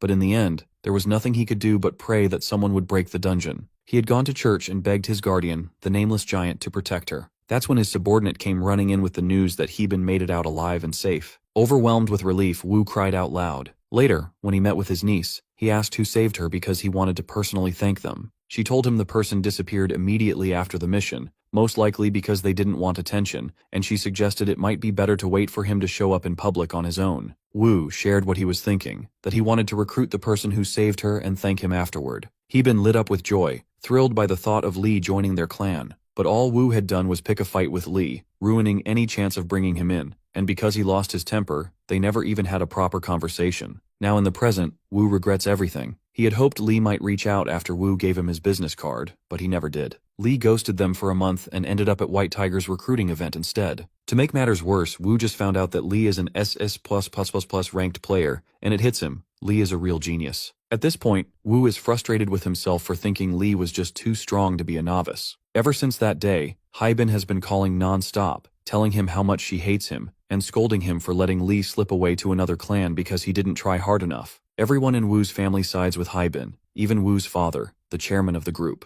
Wu admits it was his fault. He should have been more careful and more convincing. Still, he can't help but feel that Li always wanted to avoid the spotlight anyway, while he himself got too caught up in the prestige of being part of a top-tier clan. Now, even though Li is in the Tiger Clan and more popular than ever, Wu keeps thinking of ways to win him back. Meanwhile, back at the Bloody Mountains, Shin Yun-seo is practically drooling over Li and can't believe he actually looked at her. Watching her, Shin Gyum-gyu tells her to wipe her face and reflects on how Yun-seo wants to join the same clan as Li. But no one expected she'd pass the test with a better score than their leader, Kim Hyung-jun. Just then, Gyum-gyu notices Kim Hyung-jun standing behind him, spaced out and looking odd. Concerned, Gyum-gyu asks if he's okay. Kim's gaze softens as he assures him everything is fine, then tells Gyum-gyu they should get going since the staff is about to brief them on the training center rules. Everyone gathers around the instructor as he goes over the main points. The 100-day training starts with 30 days focused on learning basic skills and combat practice. After that, the safety zone is removed, and for the remaining 70 days, trainees must survive using only what they've learned.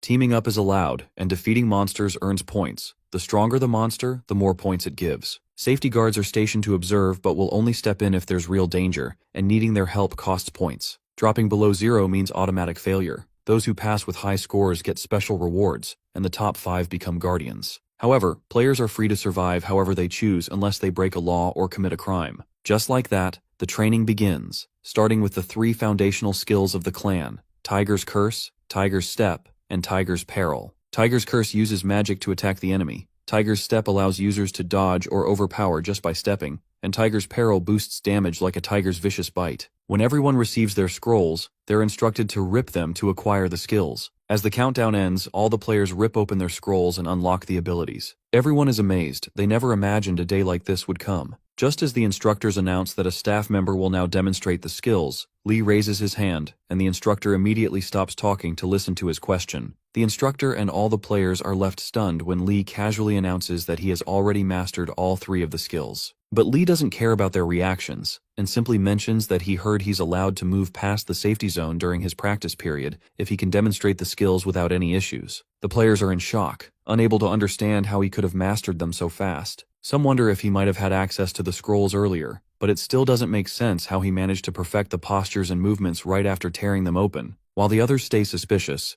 Shin Yun-seo just stares at Lee with dreamy, love-struck eyes. On the flip side, Kim Hyung-jun looks relaxed and smug, convinced that Lee will fail. After all, his father is an executive in the White Tiger clan, and he already told Kim that Lee doesn't fully understand the 3 skills. Kim scoffs, thinking that if it were that easy, anyone could have mastered them by now. After a short silence, the instructor gives Lee the green light to begin, and in just a few seconds, Lee activates the Tiger Curse and Tiger Step skills. The sheer intensity of the power surrounding him is overwhelming. Flames erupt around Lee, and the energy takes the form of a tiger. Kim Hyung-jun stands frozen, unable to believe what he's seeing, and the rest of the students are just as shocked. As Kim wonders whether Lee has even mastered the final skill, Tiger Peril, Lee answers that thought by activating it too. With a fierce thrust of his blade, Lee's eyes light up and tiger stripes appear across his face, while a blazing aura surrounds his entire body, leaving everyone in complete disbelief. Lee stands tall with his sword in hand as the fiery tiger aura bursts to life around him. Beck is left stunned, completely awestruck by what he's witnessing. The rest of the onlookers have their jaws dropped and eyes wide open in disbelief. They never imagined Lee would pull something like this off. With his eyes glowing white, Lee raises his sword, and fire spreads even further, rushing outward like a wave. The instructor lets out a groan of fear as the flames whip past him, now leaping high into the air. Lee swings his sword again, and the fire expands with even greater force. It spreads so quickly that nearby creatures are caught in the blaze, their screams of pain echoing through the area. The instructor is left completely confused, rattled by what just happened, and filled with questions he wants to throw at Lee. But Lee, calm and collected, simply says he gave it a try and it worked. The response leaves the instructor speechless. While Lee stands firm in the blazing aura, Song Yoo-jun seethes in frustration, finally realizing why Lee spent so much time in the library. It had taken Song a whole decade to master those same skills, yet the man in front of him pulled it off effortlessly right after acquiring them. Now it makes sense to him why Si-hwan holds Lee in such high regard. Song faces Lee and remarks that even with talent, Lee still puts in a lot of effort, or maybe his talent is just the result of that effort, something others don't see. He admits that back in the library he thought Lee was faking it and apologizes for everything he assumed about him. On top of that, he expresses genuine respect for Lee and his abilities. Lee, however, stays silent, but the crowd around them gets the message loud and clear. Lee is a genius no one can match. While everyone talks about his talent, Shin Yun-seo doesn't care about any of it as long as Lee is hot and handsome. Suddenly, Lee gets a notification from the deity known as the Troubled Tiger, who looks down at him with satisfaction and declares that if he keeps this up, he'll be given a high-ranking position in the clan. At the same time, the avid hunter frowns in disapproval. That moment makes Lee realize that Hooju keeps pushing him forward with encouragement, but Pabalsag still isn't impressed. He asks the instructor for permission to advance, and with the skills he just showed, the permission is granted in the blink of an eye. Without glancing at anyone, Lee walks out of the safety zone, leaving all the players behind, some full of jealousy, others in awe. He heads straight into the heart of the dungeon and finds himself standing in a forest surrounded by trees and massive spiders. The system then alerts him that the Troubled Tiger is watching with curiosity, eager to see how well Lee will perform, and wondering if he'll truly keep his promise to clear the dungeon. Upon reading the notification, Lee wonders if Hooju overheard his conversation with Si-hwan. Now, stuck in the middle of nowhere, Lee can feel just how ruined the ecosystem here really is. His body feels heavier with every breath. He suspects the air itself might be tainted by whatever disaster happened in this place. With no other option, he decides to purify the air using the flames from the Furnace of 8 Signs. Activating the perpetual hearts and applying composure, Lee grips his spear tightly. At that moment, the deity known as the World Serpent wonders what kind of tricks Lee still has up his sleeve. Frowning, Lee focuses on what he's after, and as he swings his spear, his eyes turn white. Tiger Steps activates. As he thrusts his spear forward, a bright light floods the area, and suddenly all the nearby creatures are knocked out. It turns out the place is crawling with one-legged imps. While the creatures shriek and try to scare him off, Lee feels relieved. This is exactly what he was looking for. But before pressing on, he decides to test something he's been wanting to try for a while. With a grin, he activates the Black Tiger's first claw skill. His eyes gleam with excitement as he swings his spear, the skill surging powerfully through his body. While Lee stands with his spear in an attacking stance, monsters try to charge at him. But the moment he swings his spear again, they vanish into thin air. Flames swirl around him like a protective shield. The system notifies him that the Troubled Tiger is impressed by the power of his claw. Letting out a sigh of relief, Lee feels a bit more at ease, knowing that Hooju didn't catch on to the fact that this skill eats up a massive amount of mana. At this rate, he knows he has to increase his mana capacity no matter what. With that thought, he looks around carefully, certain that what he's searching for has to be somewhere near the area where the one-legged imps live. Out of nowhere, one of the creatures lunges at Lee, but he instantly activates Serpent Eye, and without even moving from his spot, wipes out the mob with sharp precision and expert combat skills. As he finishes them off, the avid hunter is left amazed, while the World Serpent calmly praises Lee for using his powers wisely, noting that his actions would also serve as valuable research data. After that, Lee successfully clears the one-legged imp village and receives 2 rewards, the one-legged imp's leg joint and the large one-legged imp's club. Then, soul exploitation activates, and Lee's hands are wrapped in magical threads. He notices one of the nearby flowers has bulging eyes and looks terrified, but the moment it makes eye contact with him, it quickly hides its eyes and pretends to be a normal flower, though it continues to shiver. Lee stares at it, clearly excited that he's found exactly what he was looking for. The flower trembles, trying not to get caught, but Lee wastes no time and already has his hand wrapped around it, tightening his grip. The flower is frozen in shock. It's a shrieking flower, a plant that grows under the western sky, where the boundary between life and death blurs. It shrieks for no reason at times and carries the poison of death, capable of inflicting a deadly illness if consumed. Lee carefully studies it, knowing just how dangerous and valuable it is. His mind drifts back to when the people in red cloaks, standing beside the second elder, clearly disapproved of Lee's desire to grow the flames of the Furnace of 8 Signs. But Lee stood firm, claiming he had heard they knew how to grow it, and that he had no plans to use it solely for recovery. The second elder had laughed maniacally, realizing that what others had said about Lee was true. He really was insane. The elder explained that the Furnace of 8 Signs was originally meant to create life, yet here was Lee, intending to use it for destruction instead. The furnace, once lit by Taishang Laojun, held incredible power. Lee pressed him again, asking if he would help, and when the second elder agreed, Lee asked how it could be done. The answer was simple. The flames must be grown not by feeding them firewood, but by feeding them fire. Not just any flames either. Mediocre ones would be consumed without leaving a trace. He needed to feed them the most dangerous flames. The second elder told him to seek out one of 2 beasts, either Lijuk or Jigui, because only with their flames could he ignite true destruction. Back in the present, Lee clenches his fists as the memory of standing on the cliff resurfaces. He had seen a creature atop the mountain, Jigui. Now that he knows his target is close, he must first evolve the flames of the furnace into a constant, everlasting blaze. To do that, he needs to feed it this flower as the next step in its nourishment. Thus Lee swallows the shrieking flower. The poison of death spreads throughout his body, but the effect of immunity against 10 deadly poisons kicks in, making him completely immune to it. After chewing the flower and pulling it back out, the flames from the Furnace of 8 Signs begin purifying his body, granting him a small boost in mana as well. The fire is lit, his mana increases, and it feels like killing 2 birds with 1 stone. Just like that, Lee continues his journey, clearing the one-legged imp village and earning rewards like the imp's skull and heart, followed by another shrieking flower. He then clears the red-bearded ogre town, discovers the fighting flower community, and takes down a group of night specters. At this point he earns a new achievement, gaining strength and stamina as a reward. He doesn't stop for a second, pushing forward while the system casually notifies him that the avid hunter is yawning, wondering when he'll take a break. On the other hand, the twilight-piercing owl watches Lee's progress with growing interest. After traveling for quite some time, Lee finally reaches the place where he first saw the Jigui flying. There he spots a nest, most likely the Jigui's. His mind drifts back to when he asked the second elder about the nature of the Jigui. The elder calmly explained that it isn't a beast, since it has no defined body, but it isn't a wraith either, because it does have a physical form. To be exact, the Jigui is a mass of countless wraiths fused into one, a perfect embodiment of both fire and death. Out of curiosity, Lee wants to know if it carries a Naden within itself, but the second elder explains that while it doesn't have one, it holds something similar. The Jigui's right eye is jeweled, a byproduct of the deep resentment of hundreds of thousands of wraiths, all condensed through intense heat and pressure. Now that Lee thinks about it, he decides to change the attributes of the flames in the Furnace of 8 Signs using that jeweled eye. With the nest currently empty, he jumps from the cliff toward it to set some traps while he still has time. Meanwhile, at the safe zone, the instructors are reviewing the list of players who have passed the novice test. They're unsure if it's because they were inspired by Lee's performance, but 40% of them passed in less than 10 days, which is unusual. Something strange is definitely happening. Crossing into the lane from the safe zone, 3 players who cleared the novice test are now following the traces left behind by Lee himself. Ignoring all the fire he lit and whatever else he might have set up,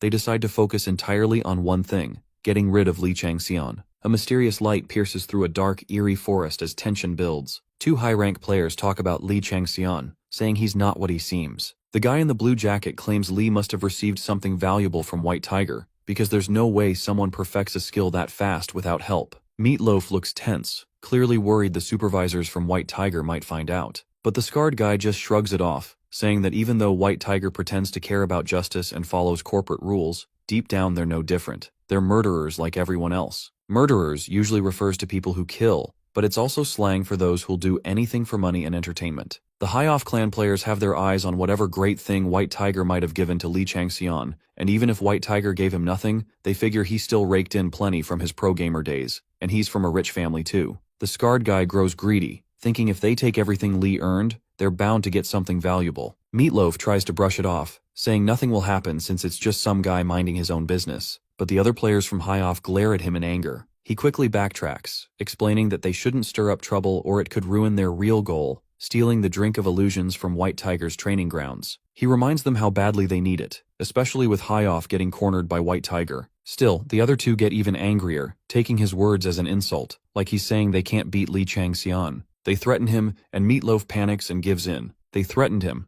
saying if he ever talked like that again, they'd rip his head off and feed it to the ghosts. Then the two High Off clan players flew off, telling the Meatloaf to do his best. Feeling tense and confused, the Meatloaf put on his mask and took off into the sky. A large, glowing crescent moon loomed behind one of the peaks, casting an eerie and mystical atmosphere over the scene. At that moment, the system reported that the unmasked evil spirit had fallen into Li Changxian's trap, and the rune of explosion had been activated. The system reports that the paralysis effect has been triggered, and the target is now poisoned by acidic venom. It congratulates Li Changxian on successfully defeating the unmasked evil spirit. Then it announces that the dual-headed python, fire canine, and tiger-striped bird have all fallen into the trap Li set. He notices that only fire-type monsters keep showing up, but not the fire ghost itself. Just then, the system reports that a massacre is unfolding. The divine being known as Good Season to Hunt is amazed by the explosions and laughs out loud, clearly enjoying the spectacle. Li levels up, but he's still thinking about how even after 10 days he hasn't reached the nest. He's gone from level 29 to 32, but players without a god as their guardian always level up slower than those who do. Standing on the edge of a cliff, he stares up at a portal and thinks to himself that the fire ghost must be gone. Li wonders if he should follow the rivers again,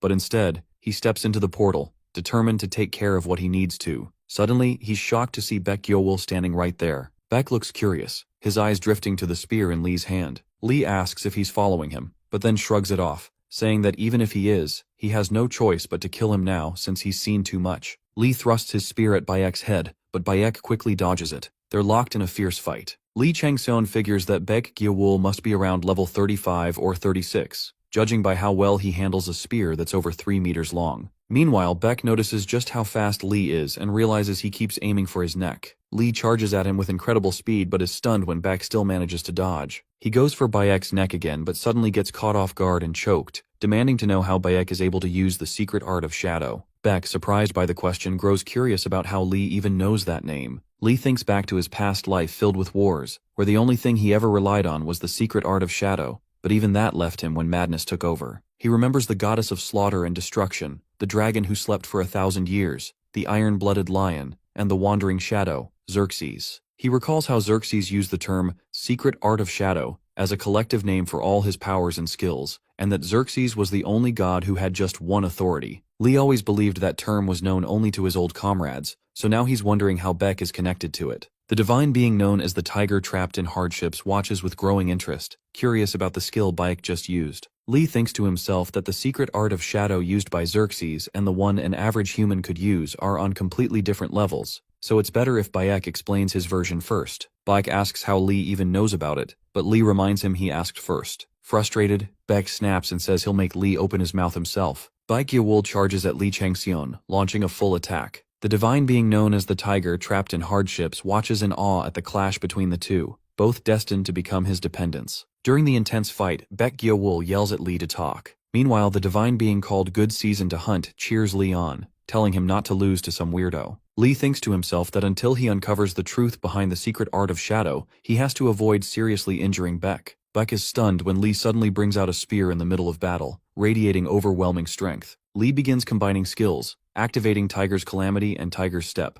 followed by the surge of Tiger's Aura. The skill combo kicks in, and with sharp eyes and precise movement, Li charges straight at Baek. The system reports that Tiger's Bearing has revealed its true form as both Tiger's Aura and Tiger's form activate together. Li slams Baek Gyeowol into the wall with full force, leaving him coughing from the impact. Holding his spear steady, Li raises it toward Baek. Good Season to Hunt is completely blown away by the level of the fight, while the tiger trapped in hardships finds himself once again thinking of Li Changxian. Beck, still catching his breath, looks up and asks what Lee really is. Lee answers that he's ghost-born, which means he was born through a union involving spirits, or ghosts. They're not brought into the world by natural means and often have a grotesque appearance. These beings possess unusual abilities and are believed to carry a lifelong curse. Baek Gyeowul is stunned that Lee Changseon knows about it. Meanwhile, Lee realizes that the burn scars on his body aren't from actual burns. They exist because he's ghost-born. The secret art of shadow isn't something he learned, it's something he was born with. Looking at Baek Gyeowul, Lee senses that the divine reverberations he's feeling are likely coming from Xerxes,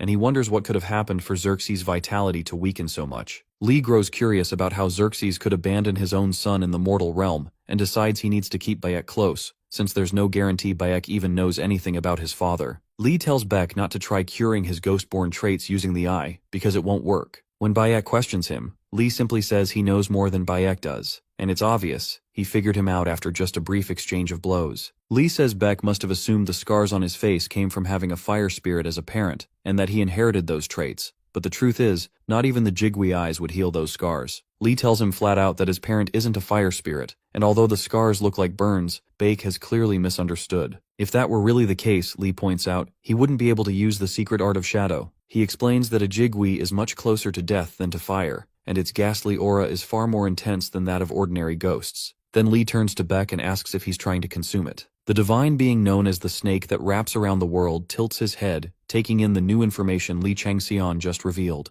Lee then asks if Bayek's true intention is to become a ghost or an evil spirit to escape the hideous curse. From Bayek's expression, Lee can tell he's just throwing out desperate guesses. Looking down, Baek quietly asks what he's supposed to do then. Lee calmly tells him that he'll cure him, and Baek is stunned to hear it. Lee urges him to make a deal, give him all the knowledge he has about the Jigwi, and cooperate fully. Lee is sure Baek must have done serious research and might know things even he doesn't. But Bayek hesitates and asks how he's supposed to trust him. In response, Lee says he can show him the treatment right now, which catches Baek completely off guard. Lee tells him to hold out his hand and warns him to brace himself because it's going to get hot. Then he channels fire into Bayek's hand, and Bayek instantly starts screaming. Lee, staying calm, tells him not to open his mouth and warns that if he breathes in, his magic circulation will be thrown into chaos. The system reports that Bayek's ghost-born condition is changing and the curse is being washed away. Baek feels the ghost-born traits inside him breaking apart. The system then informs him that his misfortune has been lifted. Baek realizes that if the fire really reached the center of his ghost-born traits, his heart,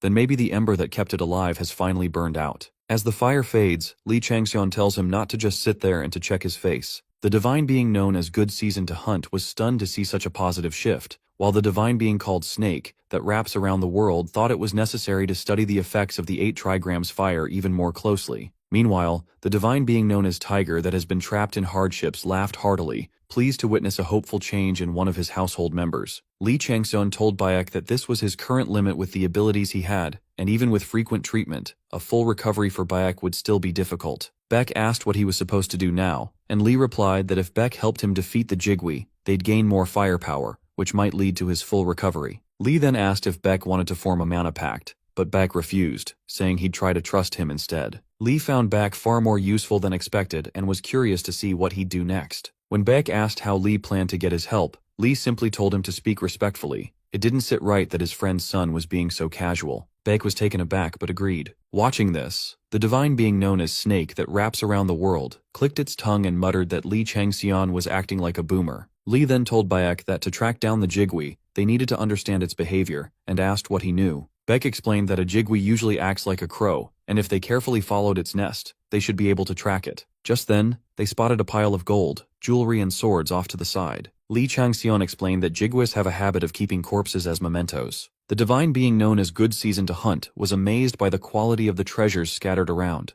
Baek explained that the Jigwi didn't just hoard shiny objects, it had a preference for rare and valuable items. It could recognize such things at a glance, treating them as trophies, though it often forgot about them soon after. He added that they might be able to figure out the Jigwi's location by studying the items it had collected. Among the pile, they spotted the White Dove bow, famous for its bullseye penetration ability that pierced straight through anything it hit. The system reported that the bow had been crafted by an unknown hunter using the wing bones and feathers of a massive, powerful flying beast. It had an attack power ranging from 100 to 300, and came with the abilities bullseye penetration and quintuple arrow blow. Lee Changseon considered keeping some of the items for himself and selling off the rest. As he sorted through the treasure, something caught his eye, an illusion pearl. The moment he saw it, he recognized the unmistakable stench of death clinging to it. The system explained that the pearl was created using a fixed ratio of the death flower and destruction flower, along with an unknown third element, and the grudges of those who had died from smallpox could still be felt within it. Li Changxian thinks about how smallpox was once feared as much as tigers, which makes him suspect that the illusion pearl is somehow connected to White Tiger. Bake then mentions he might have an idea where the Jigui has gone. He explains that tracking it seems easier now since the creature has been focused on feeding for a while. Although he's not exactly sure what it's doing, Beck can sense that the Jigui has been actively using its power. Li realizes that if that's the case, it has probably gone deep into the mountains where mystical creatures and monsters dwell.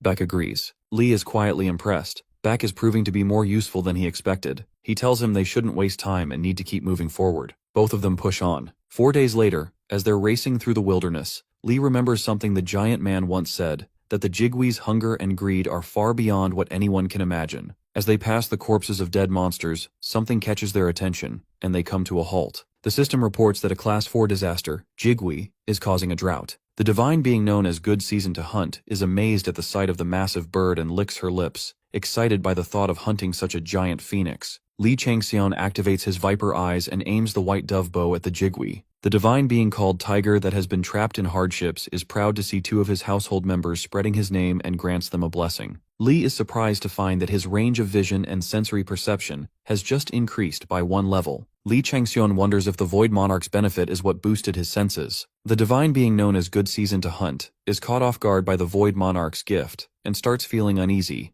noticing how other gods keep giving him benefits while she's falling behind. She frantically searches for something worthwhile to offer and ends up tugging at her hair in frustration when nothing comes to mind right away. But then she stops panicking as a memory clicks into place. With a confident smile, Good Season to Hunt bestows her own authority upon Li Changxian as a benefit. Li thinks to himself that Pabilsag definitely pulled a classic Pabilsag move. The system announces that he has equipped full authority with 100% bullseye accuracy. He gains a new skill called You Won't Miss a Target That You Marked, starting at level 1 and classified as an authority type skill. Its effects include reverse casualty, 100% bullseye accuracy, and consecutive strikes. Without hesitation, Li fires his arrows and launches an attack on the Jigui. The system then reports that, because he has equipped the skills Lightning Explosion and Lightning Net, he can now temporarily use Lightning Storm. The system reports that Li Changxian has dealt significant damage to the Jigui, leaving Bayek visibly stunned. Li thinks about the benefit granted by the Void Monarch and realizes he now possesses the combat senses he had always lacked. The divine being known as Good Season to Hunt feels triumphant, certain that no one else could grant such a powerful authority, and she smugly tells the divine being called Tiger that has been trapped in hardships that his contribution was basically useless. The Void Monarch's benefit has transformed Li into a beast on the battlefield. His eyes are sharper, his ears keener, his nose more sensitive, his hands more agile, and even his tongue is more finely tuned. The skill reaches level 1 and comes in both passive and active forms, with effects like sense magnification, heightened perception, and the potential to unlock a 6th sense. The Beast Sense skill allows Li Changxian to focus all his senses on the Jigui, helping him read and predict its every move with precision. The divine being known as Tiger that has been trapped in hardships grows excited, eager to see how Li will make use of the skill. As Li moves in closer to the Jigui, Bake feels a rush of excitement, thinking they might actually defeat it this time. But just then, the system sends out an alert. An intruder without permission to join the raid has appeared. 2 figures materialize, radiating strong mana, and declare that this is a secured zone where only authorized personnel are allowed.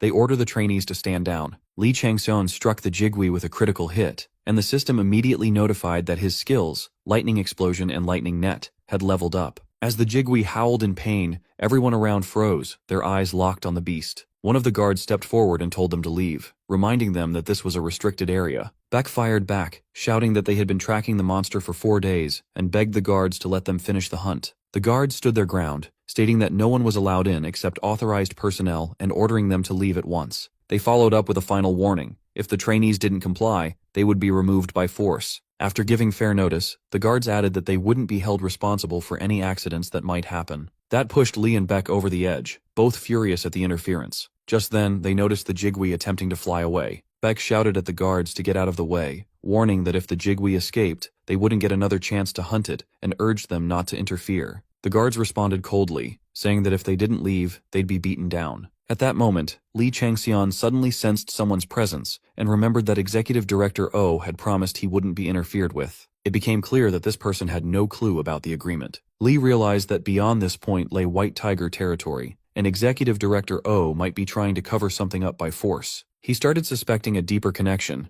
Maybe it had something to do with the illusion pearl they found in the Jigwee's nest. Someone tied to that secret might have been killed by the Jigwee, and now they were trying to erase all evidence. That also explained why others were after the Jigwee too. Li figured that if he kept pressing the issue, something much bigger might come to light. He asked the guards if, by not entering the protected area, they were still allowed to move freely. The guards confirmed it and told them to leave. Li simply responded that in that case, they didn't need to worry. Right then, the Jigwee flew toward the guards, making them scream in panic. Without hesitation, Li Changxian launched an attack on the Jigwee. The system immediately notified that the 8 trigrams Urn's fire had found a new source of flame and was rapidly working to absorb it. In that instant, Li remembered the moment he and Baek had stood over the corpses of several monsters, just like this. He noticed subtle signs that the Jigwee might have left behind a chick. That realization hit Li hard. There had to be a reason why the Jigwee had suddenly abandoned its nest. The intense reaction from absorbing its fire made it even clearer. If it wasn't sharing its energy with an offspring, none of this added up. Looking down at the dead monster, they figured that if handled wisely, it could actually become a powerful resource. Even though a Jigwee is an evil spirit, taking one down solo is nearly impossible, even for a ranker, which is why solid preparation had been key from the start.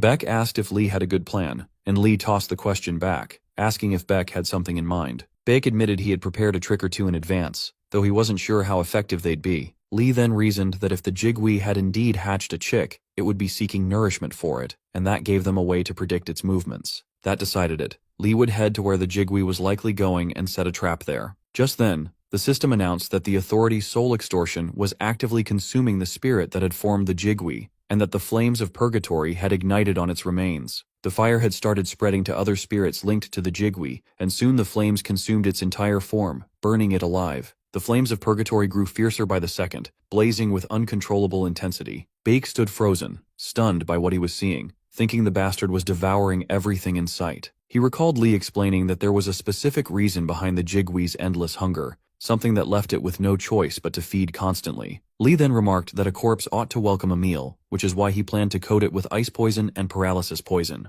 Baek agreed, saying the Jigwee wouldn't be able to do anything against that combination. They both kept their eyes on the monster, watching everything unfold just as planned. Li thought to himself that the Jigwee didn't just consume its prey, it swallowed their souls too, and used a portion of those souls as fuel to amplify its flames of death. What he hadn't told Baek was that, after killing the monsters earlier, he had intentionally avoided extracting their spirits. He knew those lingering souls would be absorbed into the Jigwee's body and become part of its flesh. Then, when the Jigwee tried to escape, Li would use soul extraction to drag it down. He thought that once the flames of purgatory were ignited using a spirit, they would quickly spread to any connected spirits, and eventually become too intense to stop. The Jigwee, being a cluster of spirits, had no way to escape the fire from the white trigram's urn. Li was determined that the ashes formed from burning the Jigwee, along with its flames, would belong to him, and to the natural enemy of the Jigwee, the one that consumes it. The system reported that the 8 trigrams urn's fire was endlessly absorbing the Jigwee's flames, and destructive capabilities were slowly being added to its regenerative abilities. It also notified that Li's strength had increased by 1,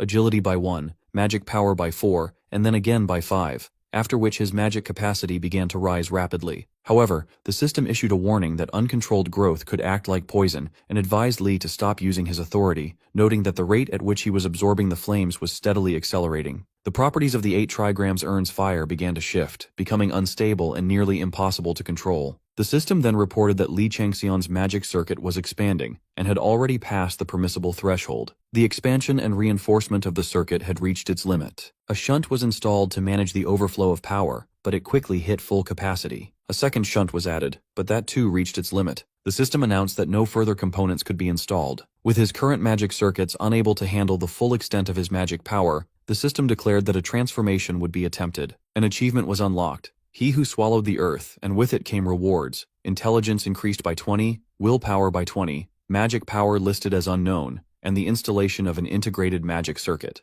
The system also reported that the authority's soul extortion had been enhanced, allowing souls to be extracted much faster. Meanwhile, the Jigwee finally began to resist the overwhelming force closing in on it. The nearby guards stood frozen, completely unsure of how to react to what they were witnessing. Li Changxian thought to himself that he should now be able to unsheath it. At that moment, the system reported that destructive properties had been fully infused into the 8 trigrams urn's fire. Its nature continued to evolve, and eternal flames had begun to emerge, burning steadily within the fish intestine sword. The system confirmed that the fire had awakened, and that blood had been formed, signaling that all conditions had finally been met. Then came the final message. Li had successfully fulfilled the latent qualification requirements of the divine artifact. A surge of excitement pulsed through him. This was the moment he had been waiting for. Changxian knows there's only one way to fully hunt down a Jigui, and that's by unsealing the entire power of the fish intestine sword. To do that, it needs an incredible amount of world-ending flame, which the sword is greedily devouring. But that's not all. It also needs blood. Without hesitation, Changxian slices his hand and lets the blood pour over the blade. He believes that these two elements will serve as the key to unlocking the fish intestine sword, which has been lying dormant for over 1,000 years. This sword has been passed down from the original Uyezi to his descendants,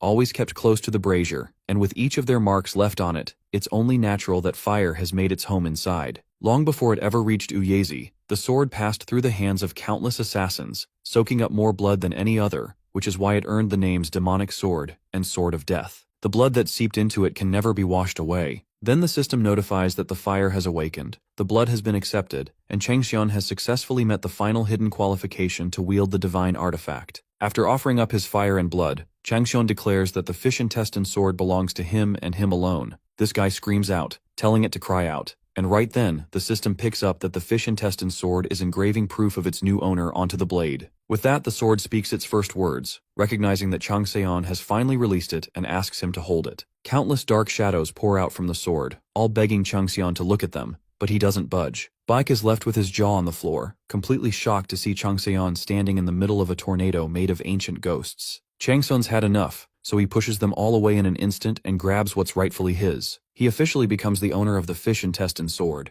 As he swings the blade, a golden aura trails behind him, glowing with power. Without wasting a second, Changxian launches a critical strike at the Jigui. Tiger Bearing bursts out as his skill. Black Mountain Monarch's Claw activates with the power of the new sword. With a massive strike, he finally brings down the Jigui for good. As a result, Changxian earns Jigui's right crystal eye, a powerful item formed from the demonic beast's deadly energy and fire energy combined. If someone possesses this eye, it becomes impossible to observe any changes in the human world or the afterlife. On top of that, Changxian successfully reveals the hidden secret of the fish intestine sword. Plus, Changxian's high-grade dagger technique and high-grade longsword technique both reach their max level, unlocking a wide range of new techniques. This includes offensive, defensive, and every other sword-related skill in the same category. With that, Changxian officially achieves sword mastery. Pabalsag, good season to hunt, is absolutely shocked, never imagining that stick would turn out to be a divine sword. She keeps slapping her face, cursing herself for being so loose-lipped, and suggesting he should have tossed that fire stick aside. Meanwhile, the snake looks completely bored, saying that Changxian having the knowledge to unlock a divine sword isn't even surprising anymore. At the same time, the great demon that cases the abyss watches Changxian's growth in silence, waiting for his answer. The owl blesses his righteous heart, saying it truly suits him. Then the system chimes in, revealing that all the gods are stunned to see Changxian holding the masterpiece of the divine being Uyezi. The fish intestine sword is one of the 9 swords crafted by the divine being Uyezi, and it can be used both as a dagger and a longsword.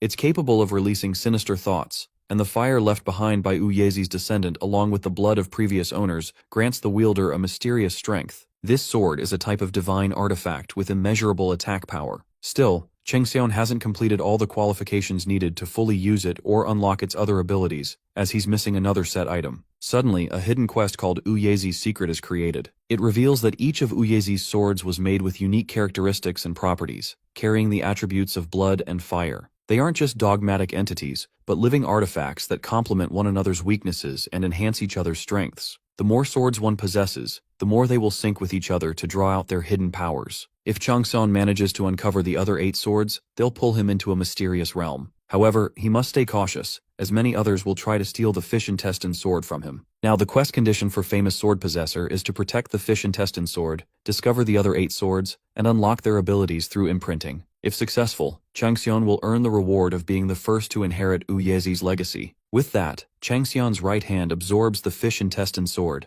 and it instantly becomes harder. His magic power shoots up to 221, nearly tripling the 76 he had back at level 30. Changxian feels a powerful current, like a great river, flowing through him. Meanwhile, the Bladies can't believe Changxian just stole the Jigui like it was nothing. Still, they can't act like it didn't happen. One of them considers taking the Jigui down, figuring it had been attacked while gathering fighting flowers, and that it might be carrying the illusion pearl. They can't risk letting that fall into someone else's hands, so killing it seems like the best move. When asked, he says it can't be helped, they'll just have to beat Changxian up. His lackey thinks that's a long shot since Changxian ate up Jigui's flames, and there's no way someone like that is going down easily. Baldy points out that the other two are exhausted after battling the Jigui, and Changxian even devoured the world-ending flames. His plan is to overpower Changxian, interrogate him about the illusion pearl, and if that fails, feed him to the beasts. He actually feels bad for Executive O, who saw potential in a guy now caught up in something this pointless. Just then, two guys drop in, announcing that there are 3 big fishes here: Li Changxian, the Jigui's treasure, and the White Tiger's hunting dogs. One of them asks if it's someone's birthday or what. When asked, Shinhei casually says they just walked in through the front door. The White Tiger chumps can only blame their own inspection skills at this point. They quickly recognize the intruders. This guy is the Iron Mace Demon, Yang Shinhai. The one in the blue jacket is the Sawblade, Park Jipyo, and the last one, that meatloaf, is Crimson Target, Bei Wugyung. Baldy can't believe that instead of sniffing around some random White Tiger dungeon, they actually found this place, which means they must have already searched through the research facilities too. Shinhei figures they've got a lot to talk about, so it's best they get started. It's clear to the bald head that going up against those 3 buttheads would only end one way, so he decides to stall while his lackey runs off to call for reinforcements. Meanwhile, Gipyo starts clashing swords with the top guard, hoping to have a little fun. Shinhei goes for the other guard with his spiked mace, but the guy blocks it like a pro. That's when Shinhei throws a tiny one just as fast, catching the guard off guard and blasting his head into nothing, which makes Shinhei burst out laughing. Gipyo snaps at him not to kill their valuable lead just like that since it makes things harder, but he shrugs it off since at least one's still alive. On the other side, Bei walks over to where Changxian and Bayek are. Bayek asks what this meatloaf plans to do with them, and Bei casually spills that they have to die there for him. Changxian's not having any of it. Bei draws his sword, ready to fight, but Changxian tells him he'll consider the demand if Bei can dodge what he's about to unleash. Just then, the trio looks up and sees the boss monster Jigui flying straight toward them. Apparently they're in luck, or not, because Jigui was laying eggs nearby. Now, no one knows how Mama Jigui is going to react once she finds out her mate is dead, so dodging might be their best bet. Flaming lightning pours from the Jigui, and a fiery storm begins. The trio jumps out of the way, leaving the scroll behind.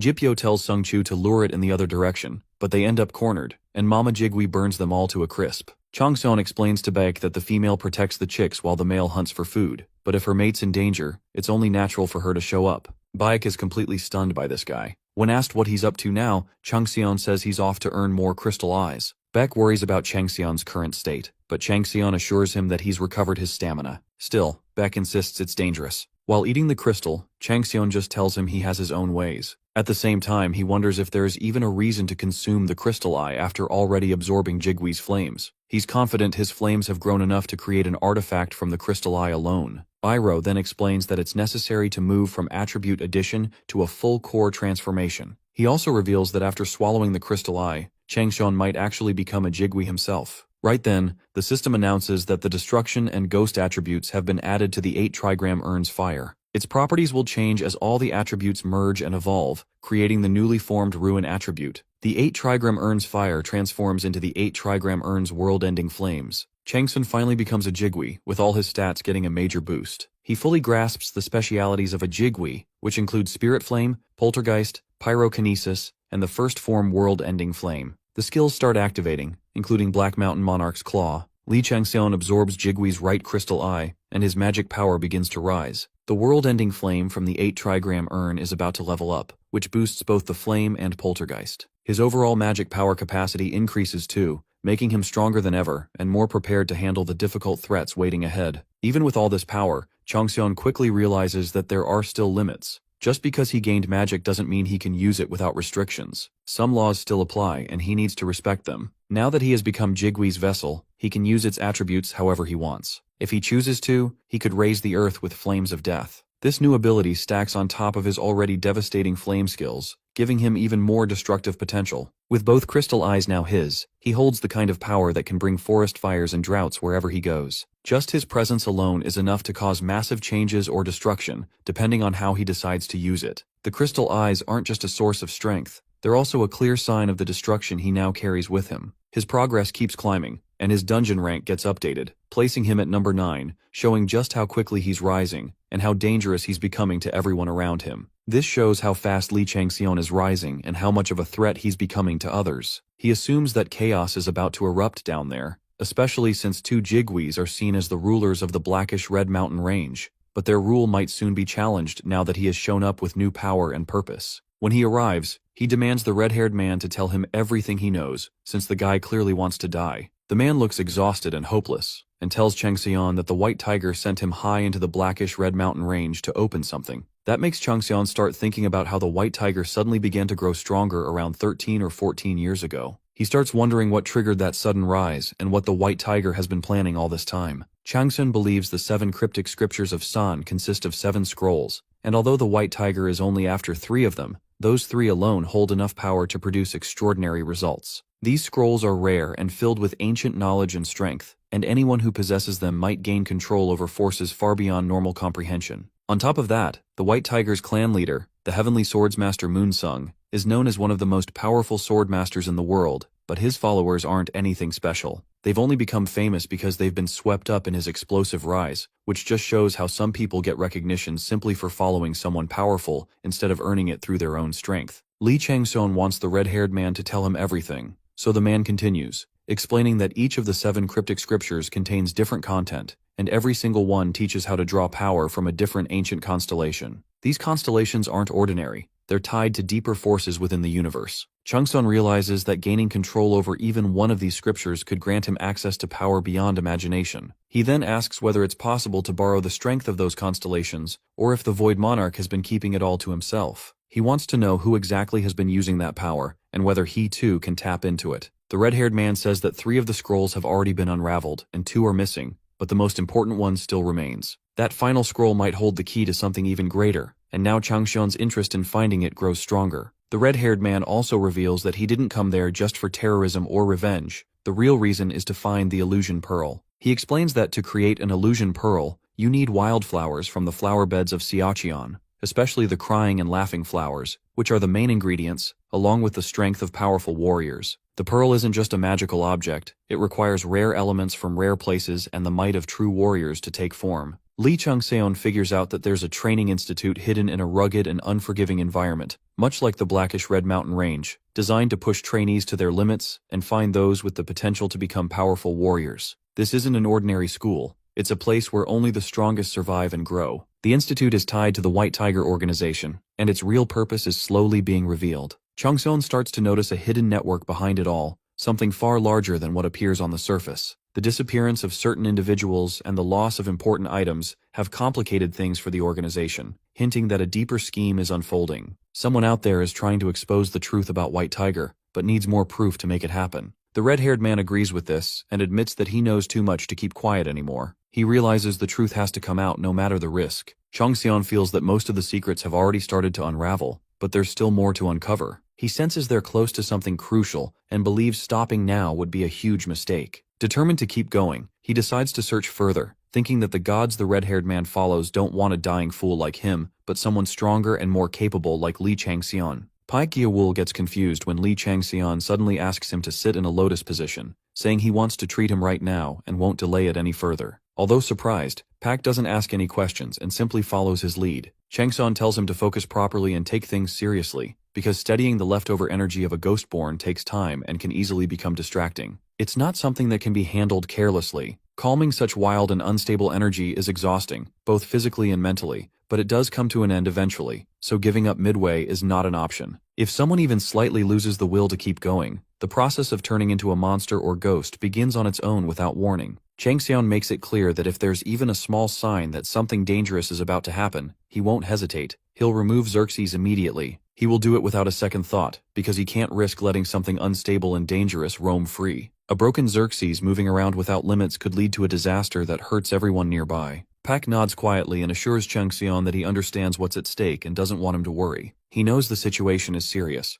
Then Changxian thinks to himself that even though Xerxes often acts like he has no real sense of identity, there's always been one strong desire inside him that has never changed. That desire is what keeps him grounded in his own way, even if others can't clearly see it. With that understanding between them, they begin the process. The flames of the first form of the world-ending flames slowly start entering Payek's body, surrounding and burning the ghost born within him. The process is intense and painful. Lee Changseon tells Payek not to give up, no matter how much it hurts or how confusing it gets, and not to lose himself in the middle of it all. Inside his own mind, Pak Gayawol becomes disoriented and starts trying to figure out where he is. After a short while, he realizes he's inside his unconscious world, a space that exists deep within his own mind. But he doesn't want to remember the past. The memories bring back too much pain and trauma. He recalls the times he was scarred emotionally, growing up like a monster child in an orphanage. No one ever chose a kid like him, someone they called a monster or said had an ugly face. He felt rejected, unloved, and invisible. Those cruel words and cold rejections left deep wounds in him,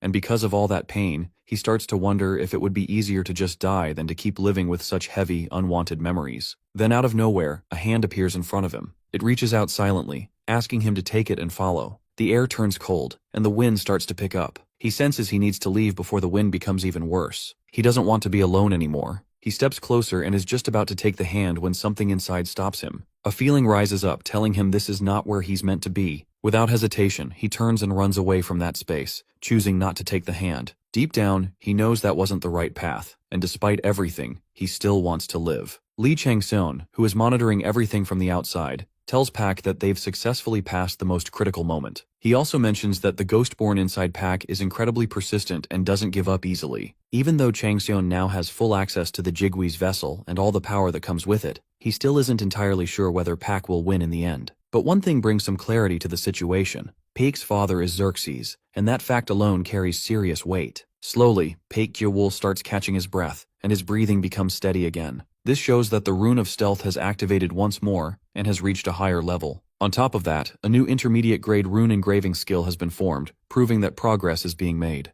With that done, Lee Changseon decides to check out the Illusion Pearl's research facilities, but before doing so, he plans to take care of the useless witness, someone who no longer serves any purpose and could become a potential threat. Yujin flies along the mountains using his skills, thinking how urgent it is to tell the executive director the truth no matter what. As he runs, he plans his escape, knowing the executive director is focused on treating Baek Gyewol, which gives him the perfect chance. Just then, Changseon suddenly appears, catching Yujin off guard. He attacks him right as Yujin's stealth skill deactivates. Yujin tries to draw his sword to fight back, but Changseon is faster and drives his blade into Yujin's shoulder, slamming him into a tree as they lock eyes. Changseon smiles and says they've met again, while Yujin grits his teeth and demands to know what he plans to do with him. Changseon tells him that he originally intended to kill him on the spot, but now he's changed his mind because he doesn't want Executive Director Oh growing suspicious. Taking out the Illusion Pearl, Changseon tells Yujin he has a much easier method to deal with things, so there's no need to go down the hard road, then forcefully feeds him the pill. The moment Yujin swallows it, his reasoning shuts down and his ego suspends, plunging him into a hypnotic trance. Changseon orders him to stand, and Yujin gets up without hesitation. Watching him, Changseon wonders if this is what it looks like when someone becomes soulless or loses their soul entirely. To test it, he commands Yujin to sit, roll on the ground, and even bark like a dog,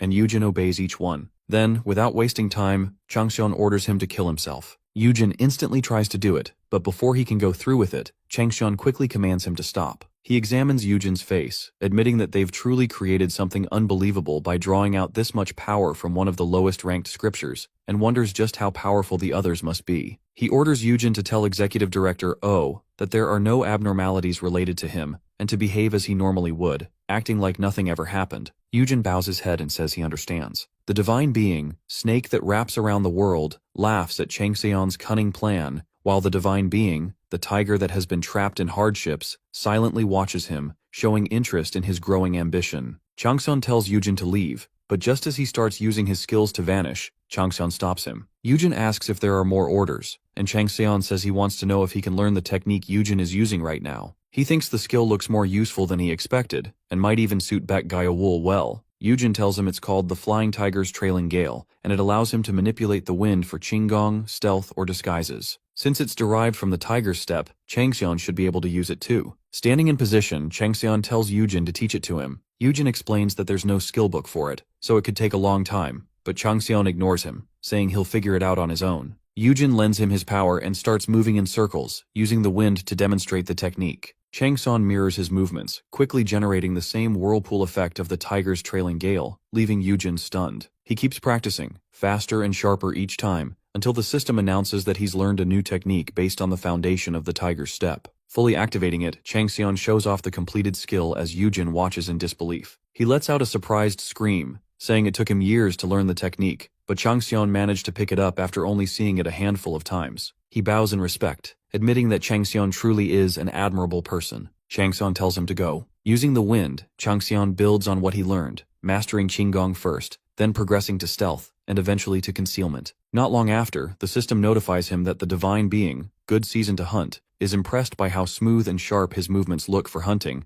and is now checking to see if she has anything she can offer him in return. Changxian strides through the wind using his newly learned technique as he strolls through the jungle. He recalls that a pair of jigui lay an egg once every century, and soon he comes across a jigui nest where a large egg rests, surrounded by swirling red waves. As he approaches the egg, he notices that it still needs more time before it hatches. Jigui have 3 forms, but in truth, they are a gathering of spirits, spiritual beings without fixed physical bodies. Since their ancestors once took the form of birds, they continue to do so, although they can shift and adapt according to their environment. Changxian considers how their nature can actually be redirected in a positive way, and how their intellect can be raised beyond what's normal for their kind. The egg's strength, its underdeveloped state, and overall health all appear to be perfectly balanced. With that, he decides that helping it become a spiritual bird is the best option. Standing by the red waves, he inhales the energy of the egg. The divine tiger suggests waiting for the beast to hatch naturally so that it might take the form of a rare creature like a tiger. Just then, the divine being, good season to hunt, begins arguing with the tiger, claiming that almost anything would be more useful than raising another tiger. Changxian thanks them both for their input while the two continue bickering, their relationship clearly worsening. He places a hand on his chest, feeling the presence of the egg within him. Then he gives it a command to consume the flames inside him and grow stronger. With that, he opens his eyes, ready to finally head toward the research facility. The doctor asks his helpers if they know what the executive director thinks about the situation. One of them tells him that Director O believes it's best to just wait, since he plans to handle it soon. Frustrated, the doctor slams his hands on the table, thinking that from the illusion pearls used to create God-sent warriors to the Starlight coordinates, it was all his work. He developed it all, 3rd grade basic skills, various divine armaments, divine artifacts, and even authorities.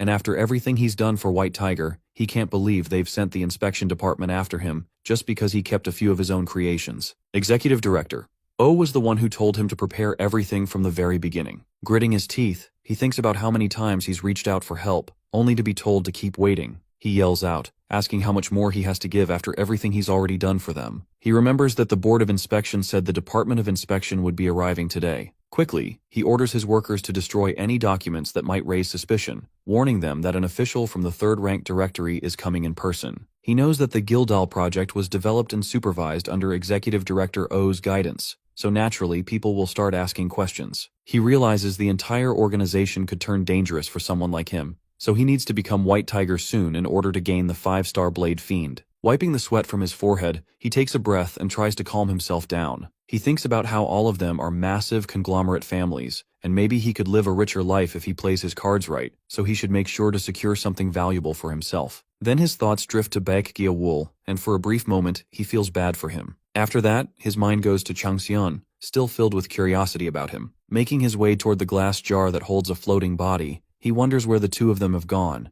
thinking it would have been great if he could have checked them out and taken them with him. He stops near the jar, staring at the body inside, and mutters aloud that this one is incredible too, so he might as well do what he wants with him. Just then, he hears the sound of something shattering and quickly orders his workers to contact the men he sent to retrieve the illusion pearl. Meanwhile, Changxian approaches the facility and finally comes to a stop once he reaches the door. Li Changxian finally reaches the research facility, his stealth skill fully activated and all sounds dispersed through the wind. He invades the facility faster than light, flashing between the 2 guards at the entrance. Both of them feel like something just passed through them, and though it sends chills down their spines, they ignore it. One starts shaking in fear, and the other grows visibly nervous. Inside, the research facility is filled with traps, but Changxian moves through them with ease. He passes the 12th trap undetected, thanks to his beast sense skill that discerns the direction of activation. Using his viper eye, he quickly scans every trap in his surroundings, and as his awareness sharpens, the Flying Tiger's trailing gale skill activates within him. He continues forward, bypassing every trap without setting off a single one. A notification pops up, stating that the divine being, snake that wraps around the world, admires how skillfully he utilizes his abilities. Not long after, Changxian senses something strange as the atmosphere inside the facility shifts and everyone starts rushing around in a panic. His beast sense grows stronger, allowing him to hear every sound and voice in the area. He listens to the workers shouting at each other, telling everyone to get things in order or it'll be the end of them, since someone is coming to inspect the facility. One of them yells about the team that was sent to capture the Jigwe, complaining that they should have returned with the illusion pearl by now. They grumble about how slow the on-site workers always are, clearly under pressure. Seconds later, Changxian hears news that the Jigwe's corpse has been discovered, and everyone is in shock that someone in the world was actually able to kill a Jigwe. One of the workers mentions a report about a group of unconscious people being found at the training ground, apparently high on something, and no one seems to have any clue about what's really going on. The facility remains in chaos as everyone rushes to clean things up before the inspection department arrives. As Changxian listens, it becomes clear to him that this is the Illusion Pearl production facility. He moves forward, flashing through the room where workers scramble to hide evidence, and immediately notices the strong scent of poisonous herbs. The crying flower's poison has soaked into the air, known for causing fits and hallucinations. But the passive effect of his skill, immunity against poison, activates, protecting him completely. A notification pops up, stating that His Majesty, Tiger's Calamity, is now watching him. Soon, Changxian reaches a locked door that requires an approved ID to open. The system prompts him to enter a password or draw a pattern to unlock it, and he struggles to figure out a way through without drawing attention. He thinks about just busting it open but quickly realizes he can't afford to make a mess this early on. Then, his eyes drift to the key hanging around his neck, Peter's key. He wonders if this key could unlock the door, and as he's about to take it out, he suddenly stops, realizing that the Void Monarch is watching him closely. He knows he can't just use that key recklessly. Soon enough, Changxian presses the hand that touched Peter's key against the sensor, and to his surprise, the door opens instantly. He's taken aback by how quickly it worked. Suddenly, a flood of notifications appears, with the Divine Being, the tiger that has been trapped in hardships, expressing embarrassment at the sudden unlocking and wondering if Changxian has some kind of special skill for bypassing locks. In response, the Divine Being, snake that wraps around the world, clicks his tongue and asks the tiger if he still hasn't figured out the kind of skills Changxian possesses. He explains that it's obviously possible because Changxian is the amalgamation of the 10 red-banded snakes. The tiger nods in agreement, admitting it makes sense and admires Changxian's bravery and exceptional talent, which only fuels his growing interest in him. Changxian, full of irritation, mutters under his breath, cursing the Void Monarch for not realizing he possesses Peter's key. With a bitter laugh, he mocks the idea of being called a red-banded snake by someone who is already a snake himself. As he looks into the room, his eyes fall on rows of chambers lined with God-sent warriors. A notification pops up,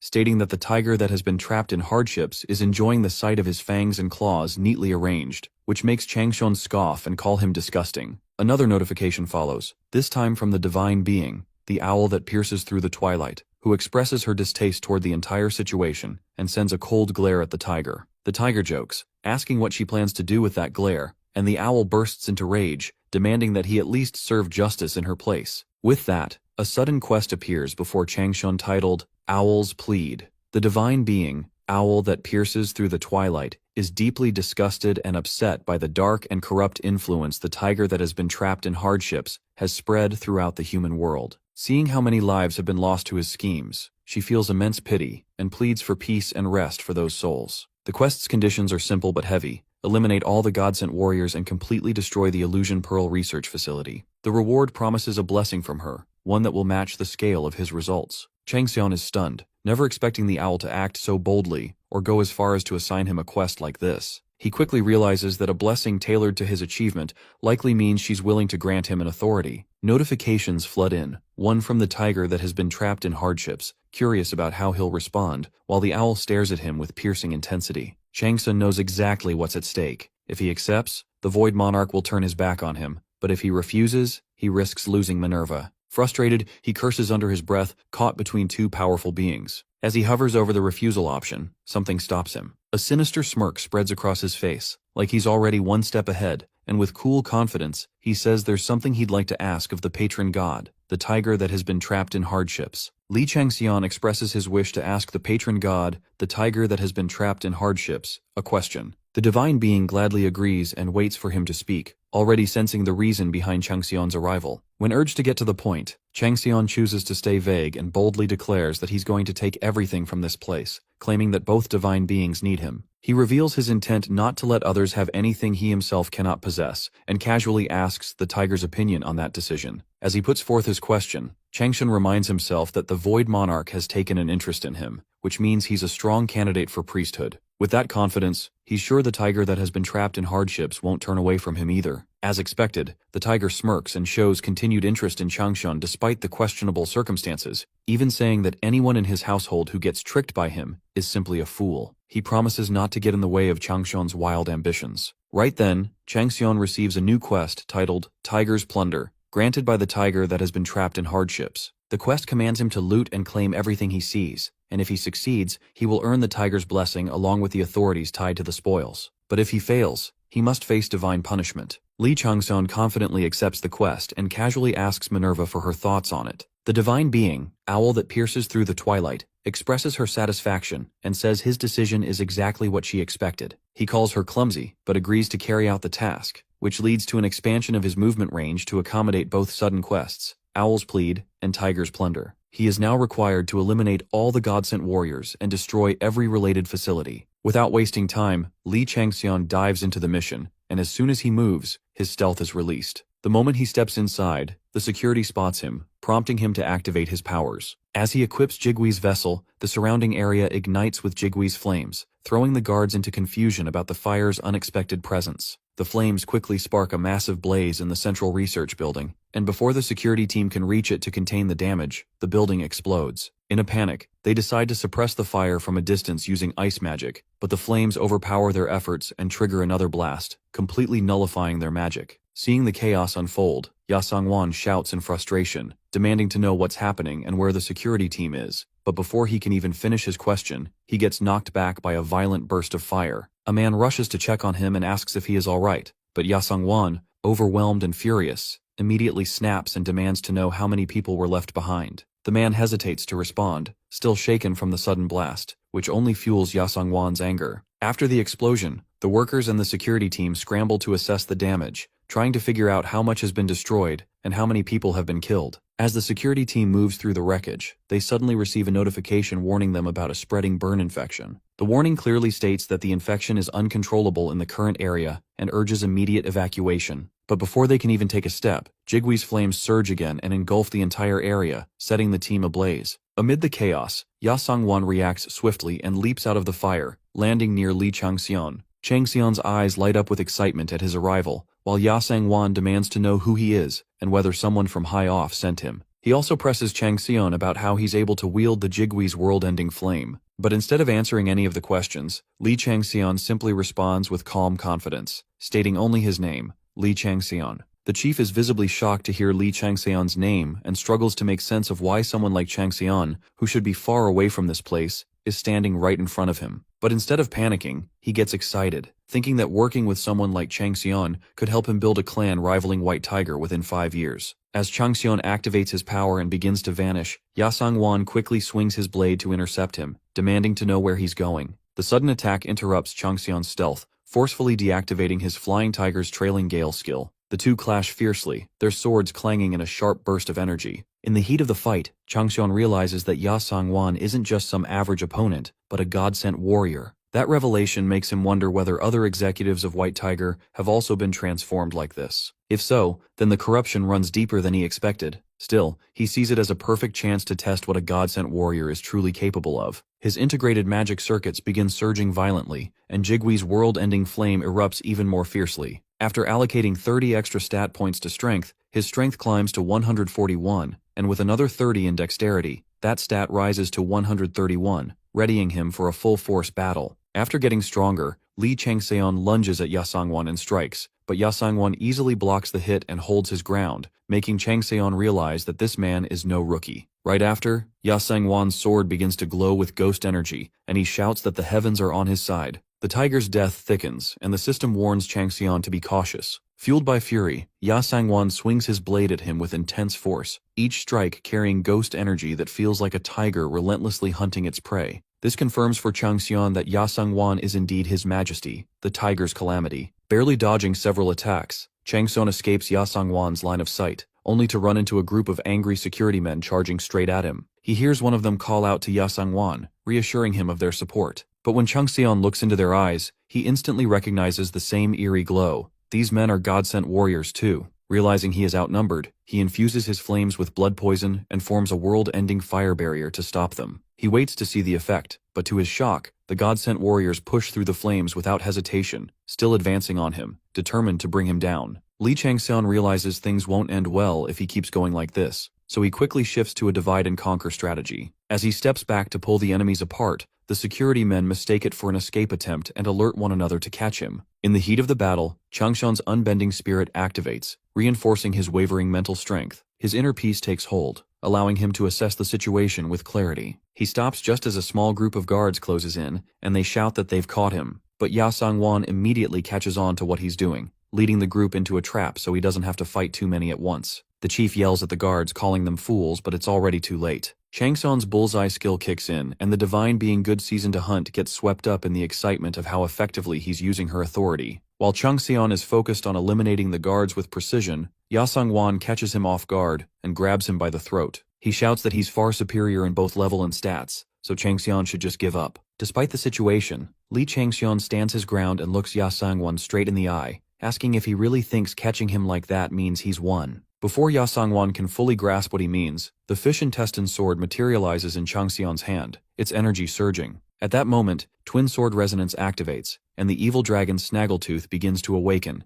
its dark power rising alongside the first blade, ready to tip the tide of the battle. If eternal reputation was gained by the divine blacksmith Uyezi after he succeeded in making a few masterpieces, then the demonic blacksmith Taioti built his everlasting position by creating countless masterpieces and powerful weapons. Thanks to their achievements, both smiths are famous even among the gods and constellations, widely known as opposing forces, and to this day, no one can say for certain who is superior. The reason this is such a tough call is that they each pursued different goals, worked in different eras, and lived in separate worlds, which made a direct comparison nearly impossible. But right now, the perfect moment has come to judge their skills, as both of their creations are held by Lee Changseon. The fish intestine sword has already drunk its fill of blood and glows with satisfaction, while the evil dragon Snaggletooth finally begins to reveal its true potential. As Changseon meets part of its qualification requirements, the lock placed on the evil dragon Snaggletooth is undone, and the weapon begins to transform, stretching from the size of a dagger into a full-length sword. The chief stares at it in horror, stunned by the power radiating off the blade. Because it's both a dagger and a longsword, many of its properties remain immeasurable, yet Changseon is still able to access some of its hidden features, even though he has only met part of the conditions required to wield it completely. Lee Changseon merges both his swords and the twin sword resonance activates. The skill sword mastery kicks in, and after taking a deep breath, he steadies himself for the strike. The divine beings watching are stunned by the display. Good Season to Hunt is amazed that Lee Changseon has managed to unlock her divine artifact, while Owl that pierces through the twilight urges him to use the demonic blacksmith Taioti's armaments for justice. The other divine beings also react in awe, praising him for his accomplishments. Lee Changseon steps forward and swings his sword at Ya Sang-won, who immediately senses the danger. His beast sense, gifted by his patron god, screams at him to dodge, but fear paralyzes him. As Changseon's sword closes in, Ya Sang-won raises his own weapon to block it, knowing that if he doesn't, it will mean instant death. The impact sends him staggering back, and in that moment, Changseon hears his sword cry out, warning him that this isn't enough. But the other blade, the evil dragon Snaggletooth, urges him to wait and watch what it can do. With a powerful swing, Changseon shatters Ya Sang-won's sword to pieces, leaving the chief defenseless. Realizing the tables have turned, Ya Sang-won understands just how serious things have become, and knows that if he wants to stay alive, his only option now is to run and escape before it's too late. The fish intestine sword gleams with a sharp, brilliant edge, while the evil dragon's Snaggletooth reveals its savage fangs, and Lee Changseon senses the pride in both weapons, each burning with a hunger for victory. When he sees Ya Sang-won fleeing in panic, he quickly activates Black Mountain Monarch's claw, sending it tearing after the chief and destroying the entrance in its path. Despair spreads fast through the air, and waves of frustration and dark thoughts engulf the place. As Ya Sang-won screams that he doesn't want to die, the world-ending flame only feeds on his grudge, growing fiercer. Watching him, Lee Changseon furrows his brows, unsure whether the emotions spilling out are regrets or something deeper. He wonders where someone with a half-melted body like Ya Sang-won thinks he can run. Realizing that only a Ghostborn would make someone cling to life like this, he decides not to finish him off just yet, and instead follows him, curious to see where he's headed. Lee Changseon waits patiently, watching to see where Ya Sang-won is trying to crawl to, curious about his destination, but before he can reach it, Ya Sang-won dies right there on the spot. Li Changxian withdraws the fish intestine sword and sighs, feeling a bit sorry for the man. He had been right next to the door and could have just raised his hand to open it. The evil dragon Snaggletooth seals itself shortly after, but the door remains firmly locked. When Li Changxian tries to open it, he's prompted to enter a pattern and password. He places his hand on the screen, wondering if it will respond like before, and luckily, the master ID gets confirmed and the door unlocks. He now understands that the key is specialized for bypassing locking mechanisms and opening doors. As the door slides open, the divine being, the tiger that has been trapped in hardships, expresses his surprise at how Li Changxian keeps managing to find his way through this place. On the other side, Li Changxian spots a girl connected to a massive, wild-looking machine with strange wires linked to her body. He flies up to her and freezes in shock when he recognizes her face. After digging through his memory, he recalls her name, Shin Yunseo, and begins to wonder if she too has been turned into a god-sent warrior. Li Changxian holds Shin Yunseo's arm and starts analyzing her condition, immediately sensing an abnormality that puts His Majesty, the Tiger's Calamity, on high alert. As he digs deeper, he realizes she's not a god-sent warrior, but something far more intense, something more fundamental and advanced. After concentrating harder, he finally uncovers what Executive Director O was trying to hide all along. The god-sent warriors were just stepping stones to perfect this thing called Gildal. He tries to recall what Gildal is, wondering if it was the name of the goblin chief. Activating his beast sense skill, Li Changxian carefully examines Shin Unseo's state, and the Tiger's Calamity activates. He sees that the process is 41% complete, and he mutters that it's midway through. He finds it too low to call her just another Gildal-type god-sent warrior because even now, her physical toughness is absurd. Her muscle fibers have already toughened, and in her current condition, she could probably devour most players alive. Still, he's a bit relieved that at least the hypnosis and brainwashing haven't started yet. The divine being, the tiger that has been trapped in hardships, watches Li Changxian with deep curiosity, trying to read his next move, while the divine being, the owl that pierces through the twilight, gently urges him to help the helpless girl lying in front of him. Li Changxian steps forward and finally removes the glass tube, forcefully stopping the Gildalification process. His Majesty, the Tiger's Calamity, starts fuming with anger as his energy supply gets cut off, surprising both divine beings, while the owl that pierces through the twilight suggests he move Shin Yunseo to a safer place. The 8-trigram urn's world-ending flame surges in front of him, and destruction begins. Li Changxian starts removing the poisonous elements and foreign substances from her body, while His Majesty, the Tiger's Calamity, tries his best to resist the world-ending flames. All his attempts to stop the process fail, and Shin Yunseo begins receiving treatment and recovery as her wounds slowly start healing once all external stimulation is removed. During this process, the first form world-ending flame and His Majesty, the Tiger's Calamity, clash violently. Li Changxian realizes that to destroy the negative effects of Gildalification, while preserving the positive ones, he has to remove the influence of the Tiger's Calamity. But just like Baekgyo Wool, Shin Yunseo also has to endure on her own, and for now, all he can do is wait. The divine being, the tiger that has been trapped in hardships, asks Li Changxian where his ambition to take everything for himself has gone, if he is choosing to treat Shin Yunseo rather than using her. When Li Changxian calmly replies that he never said he wouldn't use her, the divine being looks genuinely confused by his response. Li Changxian activates the authority of soul extortion, absorbing the ashes of everyone he has killed in the past 24 hours. His strength rises by 0.01%, and his agility increases by 0.02%. However, His Majesty the Tiger's Calamity manages to break free and avoids being absorbed. Not letting him escape, Changxian overrides the resistance and forces a merge, purifying the Tiger's Calamity and using him as material for the world-ending flame. As a result, Changxian's magic power increases by 0.02%, bringing his total capacity to 325. The Void Monarch laughs hysterically at this, prompting Changxian to curse and ask if he's lost his mind. Suddenly, he remembers hearing a group of workers talking about how the White Tiger's inspection department was about to raid the facility, and they needed to clear the place before that happened. If that's true, then the inspection must be led by Executive Director O's rival, Director Quan Hyohai. Since Quan Hyohai apparently sensed something off and decided to step in,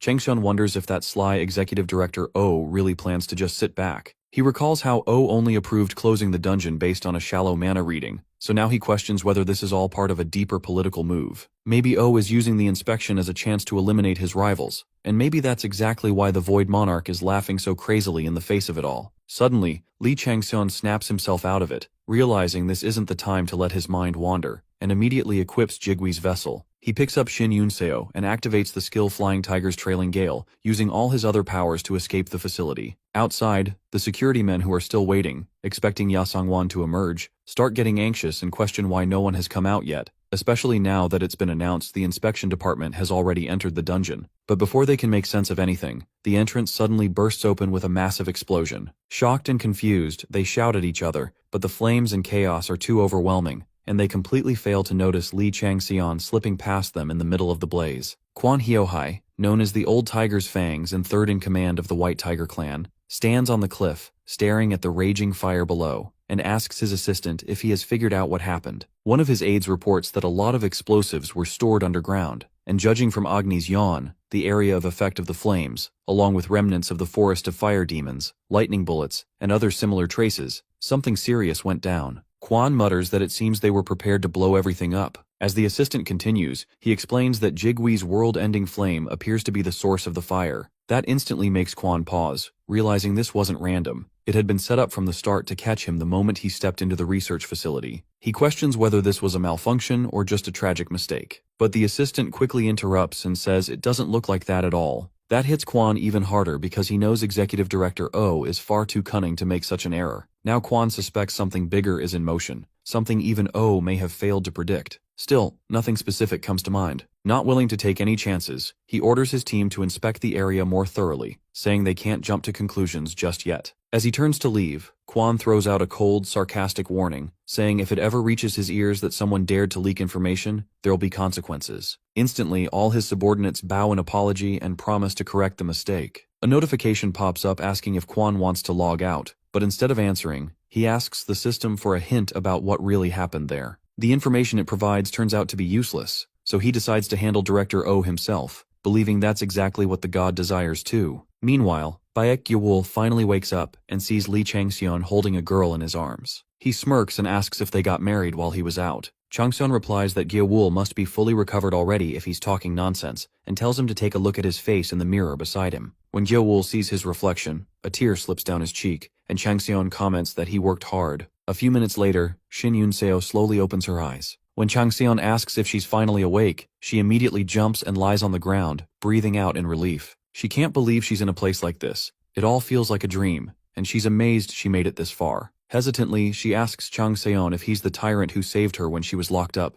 and when he nods, she shyly asks if she drooled or sleep-talked while unconscious, saying it'd be so embarrassing if she did. Changxian reassures her that she didn't do anything like that, and realizes she has no memory of the kidnapping. Still, he makes a mental note that she'll likely need psychological support. He then suggests they get moving since the area is still dangerous now that she's feeling a bit better. But instead of acknowledging the warning, Yunseo randomly starts asking about his blood type. When he tells her it's B, she follows up by asking his birthday and favorite food. He answers January 30th and kimchi stew, quietly wondering what's going on with her all of a sudden. Yunseo finds it strange because she clearly remembers that 2 years ago, during a sudden game reversal against France in San Francisco, he said on August 23rd that the first thing he wanted to eat after returning to Korea was kimchi gimbap. Convinced something's off, she accuses him of being a fake and demands to know his real identity. Changxian stands there irritated, wondering if he should just leave her behind, but then he suddenly remembers that he really did say that. He just switched to kimchi stew recently. Yunseo nervously laughs, trying to brush it off. Gyewol, watching her sudden mood swing, asks if she's changed her mind again, and she admits she did the moment she saw Changxian's face when he looked ready to ditch her for being annoying. With that, they finally leave the area. A notification pops up, announcing that Changxian has successfully completed both of his sudden quests, Owl's Plead and Tiger's Plunder. As a reward, he's granted rights over the spoils of war. He receives the Illusion Pearl, the Flask of Wisdom, and a blessing from the divine being, Owl that pierces through the twilight. Shin Gyeom grows worried when he can't find his sister Yunseo, wondering where she could have gone even though he's right there. As he starts running around to search the area, a group of soldiers suddenly appears and orders him to stop or they'll attack, warning that he's about to enter their designated hunting zone. He pleads with them to let him through, but their leader, Im Yuhan, steps forward and politely tells him to step back, explaining that the area is dangerous. Even though they understand his circumstances, they assure him they'll look for his sister. Meanwhile, Juhan is seething inside, burning with rage toward Lee Changxian for continuing to surpass him while he's out here working himself to death. He curses Changxian for being such a headache and vows to close the gap between their ranks, knowing it's only getting harder with time. He thinks someone like Guillaume is just going to waste his time, since people like him don't understand the true world of players and what it's worth, so he firmly refuses to let him enter. But Guillaume, stubborn as ever, charges into the zone anyway, running as if his life depends on it. Furious, Yuhan rushes after him, because entering someone else's hunting ground is a serious violation. As Juhan is about to strike, Yunseo suddenly appears and shouts at him to back off, calling him a half-eaten squid. With confidence, she steps in front of her brother and repeats that she won't let anyone lay a hand on him. Juhan freezes and demands to know what she just called him, to which she bluntly answers, half-eaten squid, and then adds that, honestly, he now looks more like a dried-up, twisted sea anemone than even a squid. Juhan snaps, seething with rage, but Yunseo's point stands. Her brother was the one being threatened first, and it was clear intimidation and abuse of power. So what else was she supposed to say? Juhan draws his sword and lunges at her, snarling that he'll shut her arrogant mouth himself. Yunseo calls them cowards and strikes back without hesitation. Meanwhile, Gyeowul, watching from a distance, suggests they step in to help her, but Lee Changseon shakes his head and tells him to hold back. He points out that Shin Yunseo's tiger aura has already surpassed the rage of the Gildal, and is now brimming with the power of the royal tiger's calamity. It should feel foreign to her, yet she wields it as though it always belonged to her. For now, it's more useful to observe her, since he can learn more about the Gildal, and whether it carries any lingering negative effects. At the same time, one of the soldiers panics as he notices their swords are cracked and broken. The reason becomes clear. Yunseo has summoned a tower shield and is advancing with tiger's step, her strength rising with every stride and her speed ramping up rapidly. With a devastating burst, she slams her shield forward and hurls the soldiers backward. When one of them tries to sneak up behind her, she shuts him down cold with a clean halberd strike. Watching it all unfold, Yuhan starts trembling. Yunseo spins around and smirks at him, then casually asks if he remembers what he said earlier about shutting her mouth, adding that her memory's not the best, so she might need a reminder. Yunseo hurls a powerful blow at Juhan, and it's unbelievable to him that a girl ranked lower than him is beating him so badly. Watching the fight, the gray-haired guy realizes there was no need for his help after all. Lee Changseon also notes with approval how she manages to stay calm even after waking up from unconsciousness and handling unfamiliar powers, just like when she instantly warned him earlier. She has superhuman abilities and senses that easily outclass the Gildal flames. Her top-tier traits are her sharp judgment and fierce determination. He observes how her latent potential is blossoming in a way that's completing her physically, and if she's only tapping into half of the Gildal flames right now, the full scope of Gildal could be something incredible. A question suddenly crosses his mind. If Director O is the only one who possesses a blade like this, then what scale are his plans truly operating on? He knows now he has to carefully start confirming the clues he picked up from the altar. Meanwhile, after Yunseo knocks Juhan down, her brother runs up and asks what happened to her. As the two of them approach, her brother pauses when he sees Lee Changseon, but Yunseo quickly explains that Changseon is the one who saved her. Her brother then glances toward Gyeowul and wonders aloud if he's the trainee. Seconds later, Gyeowul asks Lee Changseon what he plans to do next, and Changseon casually replies that since they've entered the dungeon, it's obvious he's going to clear it. Shin Gaeum quickly chimes in, explaining that the dungeon contains all kinds of difficult zones stacked around the massive blackish-red mountain range. Because of these challenges, even the White Tiger clan gave up on raiding it and is now just using it as a training ground. He adds that they only have 100 days to clear this dungeon. Gyeowul then asks Changseon how long he thinks it will take and advises him to be fully prepared, warning that it might take a while. But Changseon confidently assures him that it'll be over by the end of the day, and just as he says that, huge flames start erupting near the dungeon as if the clearing process has already begun. Back in the distance, Yuhan is seething with rage, shame, and helplessness, spiraling into self-gaslighting and convincing himself that he can still crush them. He curses Yunseo, wondering how someone like her could possess such incredible skills and even questions if she's a demi-demon. If she is, he vows to expose her, and after that, he'll go after Lee Changseon. Staring at his teammates lying defeated on the ground, he wonders how on earth he'll explain this humiliation to them. He debates whether to finish them off or regroup with them to go after Yunseo. But before he can act, a system notification pops up saying the dungeon mission has been completed, and rankings will now be calculated based on performance. Lee Changseon is announced in first place, which sends everyone into a frenzy since this mission was considered nearly impossible. Just like that, the dungeon closes completely. The news about Lee Changseon spreads like wildfire, and everyone is freaking out over how he managed to complete a dungeon mission that was deemed impossible, and in just one day. An official investigation kicks off to confirm whether he actually did it in that short amount of time since no one wants to believe it's true.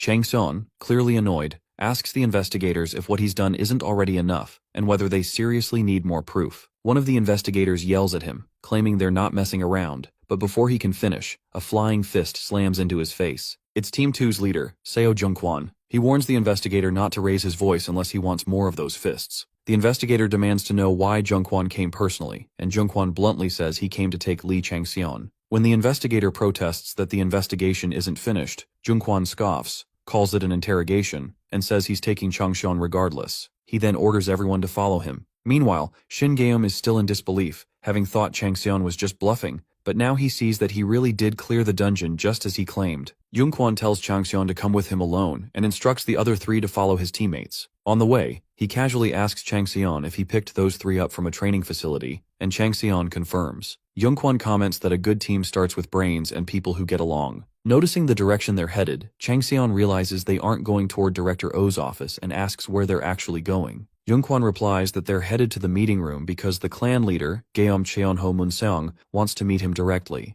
Just then, Li Changxian sees Director O standing in front of him, and the moment Director O lays eyes on him, a quick comment slips out about how he looks way better than before. Changxian immediately understands that Director O is probably curious about how the dungeon got cleared so soon after the research facility incident, and that he's definitely suspicious of him. But the dungeon mission's completion is so unbelievable that it forces Director O to stay cautious and calculated. Director Quan must have received a report from Song Yujin too, but he seems to be doing fine. Regardless, Changxian casually thanks the clan leader for the compliment. Director O praises his ability and adds that things have gotten pretty hectic around him lately. Changxian responds like he doesn't have a clue, prompting Director O to mock him for pretending not to know the situation. He informs him that the raid division is in chaos because all the team leaders are fighting to recruit him. There's also a mess surrounding the rewards he earned, and heated debate about what should be done with them. Rumors have spread so far that they even got a call from a board member. Director O asks if he's changed his mind about anything, but Changxian flips it and says he's the one with something to ask. He warns Director O that if he doesn't get assigned to the division he wants, then his resignation letter is already as good as written.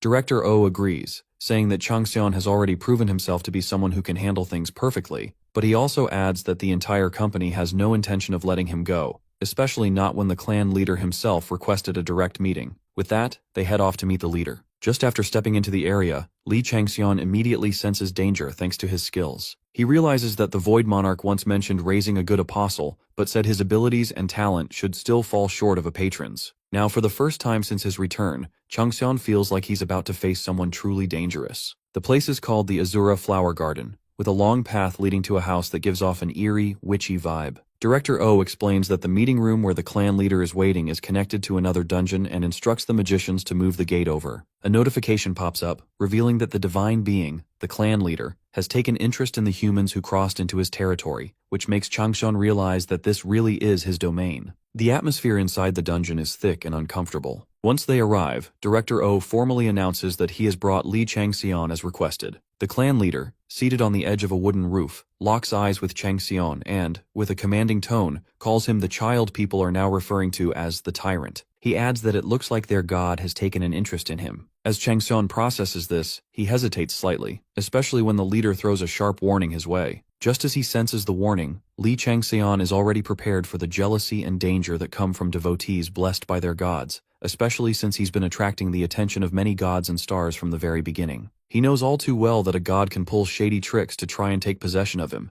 He's experienced that countless times back in Arcadia. Still, he confidently introduces himself to the leader, which surprisingly doesn't leave a bad impression on Munseong. Changxian adds that it's amusing to meet a master swordsman of the 9th generation, considering that just a few months ago, he never could have imagined being in a place like this. His words catch Munseong off guard for a moment. Deep down, Changxian is convinced the leader already knows about his time in the underworld, and probably thinks he used to live a worthless life. But now that he's clearly capable of holding his own, Munseong's empty threats are bound to fall flat. Changxian knows the man is over level 90, which means he'd be tough to beat in a one-on-one fight, but even if the gods and stars don't back him up, he's confident he'll find a way to escape if needed. Munseong rises from his spot, taking Changxian's words in stride. He calmly says that the gift his patron mentioned has been entrusted to Siwan and tells Changxian to pick it up on his way out. That's when Changxian freezes, suddenly realizing that Munseong didn't issue a warning earlier because there's nothing to warn about. He's already been abandoned by the Void Monarch. He believes the bond between Munseong and the Void Monarch is so strong that even Li Changxian can't shake it. Still, he wonders if what he just saw relates to the 7 cryptic scriptures of San. Whether it's God-sent warriors or the Gleedle, Munseong has clearly created something powerful and expanded his congregation, so whatever the Void Monarch might offer, like the Sanctuary's antidote, feels secondary. That means Munseong is far beyond being just a Gleedle. As Munseong walks away, he casually tells Changxian to stop peeking, which makes Changxian flinch and immediately offer a formal excuse. It's clear now that Munsong is operating on a whole different level and plans to monopolize this strength. Changxian realizes Munsong was merely playing along with the Void Monarch, when in reality, he was testing him, gauging his reaction. It seems the Void Monarch found a blade he didn't deserve in Munsong, who now aims for something even greater. On their way back, Director O comments that the clan leader is a difficult man in many ways, and Changxian agrees, adding that Munsong's presence feels like he exists in an entirely different world. The fact that Glidal was just scrapped to him and that he might already know about Director O's backdoor dealings hits hard. O admits he knows quite a bit about Munsong, but even so, it's still impossible to understand what that man is truly thinking.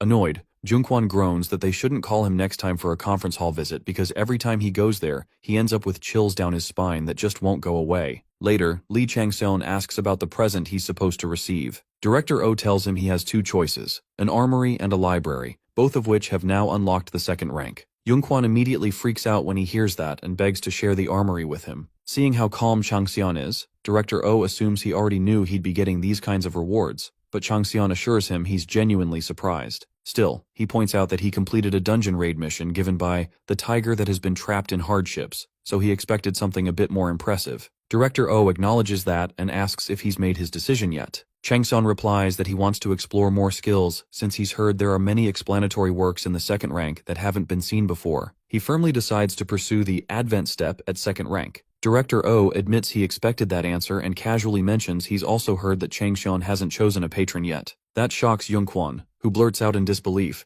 asking why he hasn't picked one yet. He can't understand how someone could get this far without a patron, or does Changxian actually believe a godless player could reach this level? Junquan keeps shouting in disbelief, urging Changxian to speak up and confirm that he does have a patron. But Changxian stays silent, and that silence makes it clear to everyone that what Director O said is actually true. Junquan's face freezes in horror and disbelief as it finally sinks in. Changxian has reached this level of power entirely on his own. He starts to wonder just how terrifying Changxian's abilities would be if he weren't godless, and thinks to himself that this kind of talent is far beyond genius. Then Changxian calmly turns to Director O and says it looks like the tiger that has been trapped in hardships needs him. Director O responds that it should be obvious. Any god would want someone like him. Changxian explains that plenty of them have already asked him to become their apostle, but he has no intention of going back to something he quit a long time ago. When Director O calls that decision senseless, Changxian replies that being an apostle means nothing to him, and that he'd rather hand in his resignation letter, since even now, without a patron, he's already receiving plenty of perks. After hearing Changxian's reply, Director O calls him unique, and the divine beings begin to argue among themselves. Director O then tells Changxian that it's natural for a young man to have overflowing greed and ambition, but warns that it will definitely come back to haunt him. Changxian doesn't bother to defend himself, so Director O sighs deeply and informs him that Yujin is waiting for them on the first floor. As he walks Changxian down, he warns that their god isn't as tolerant as Changxian might think, meaning he won't allow any other god to have him either. On the way, Junquan gives Changxian a pat on the shoulder and says there are plenty of interesting things to do here if he chooses to stay, suggesting he think about it in a positive light. After Junquan runs off to join Director O, Changxian thinks to himself that both of them are so full of crap. Once on the first floor, Changxian finds himself alone with Yujin, who begins explaining the layout of the place. Yujin tells him that from grade 2 onwards, chambers are divided by security category and require a specific key to enter or exit. Changxian pulls out a key and asks Yujin which category it can open, thinking it might be a hassle if he's limited to just a few. But Yujin seems just as clueless and tells him to figure it out himself, adding that he has 6 hours to use the chambers before walking away. Changxian enters through the door and looks around at all the chambers. The tiger that has been trapped in hardships begins luring him in, trying to persuade him to choose him as his patron by pointing out that he owns all the chambers there. As Changxian glances around, he notices that every chamber is named after a tiger. Suddenly, he receives the reward for his tiger's pillaging quest, and is told that each of the 9 paths will guide him toward his own unique way of becoming a proud tiger. He is instructed to select one, and the key's nature will adapt to his choice. However, if he becomes the apostle of the tiger that has been trapped in hardships, he'll gain access to all categories. Changxian finds that idea ridiculous and thinks to himself how he's eventually going to steal everything from here anyway. Still, he moves forward and picks the chamber named Half-Blind Tiger. The divine beings don't understand why he would choose that one and urge him to reconsider. The half-blind tiger has only one eye, and while his observation skills are weak, his will to survive is stronger than any other tiger's. Changxian believes that when it comes to violence and brutality, a killer beast has no need for defensive skills. The monarch's reaction is exactly what Changxian expected. knowing full well he's not seeking a life true to himself and assumed he'd end up picking the last of the 9 brothers.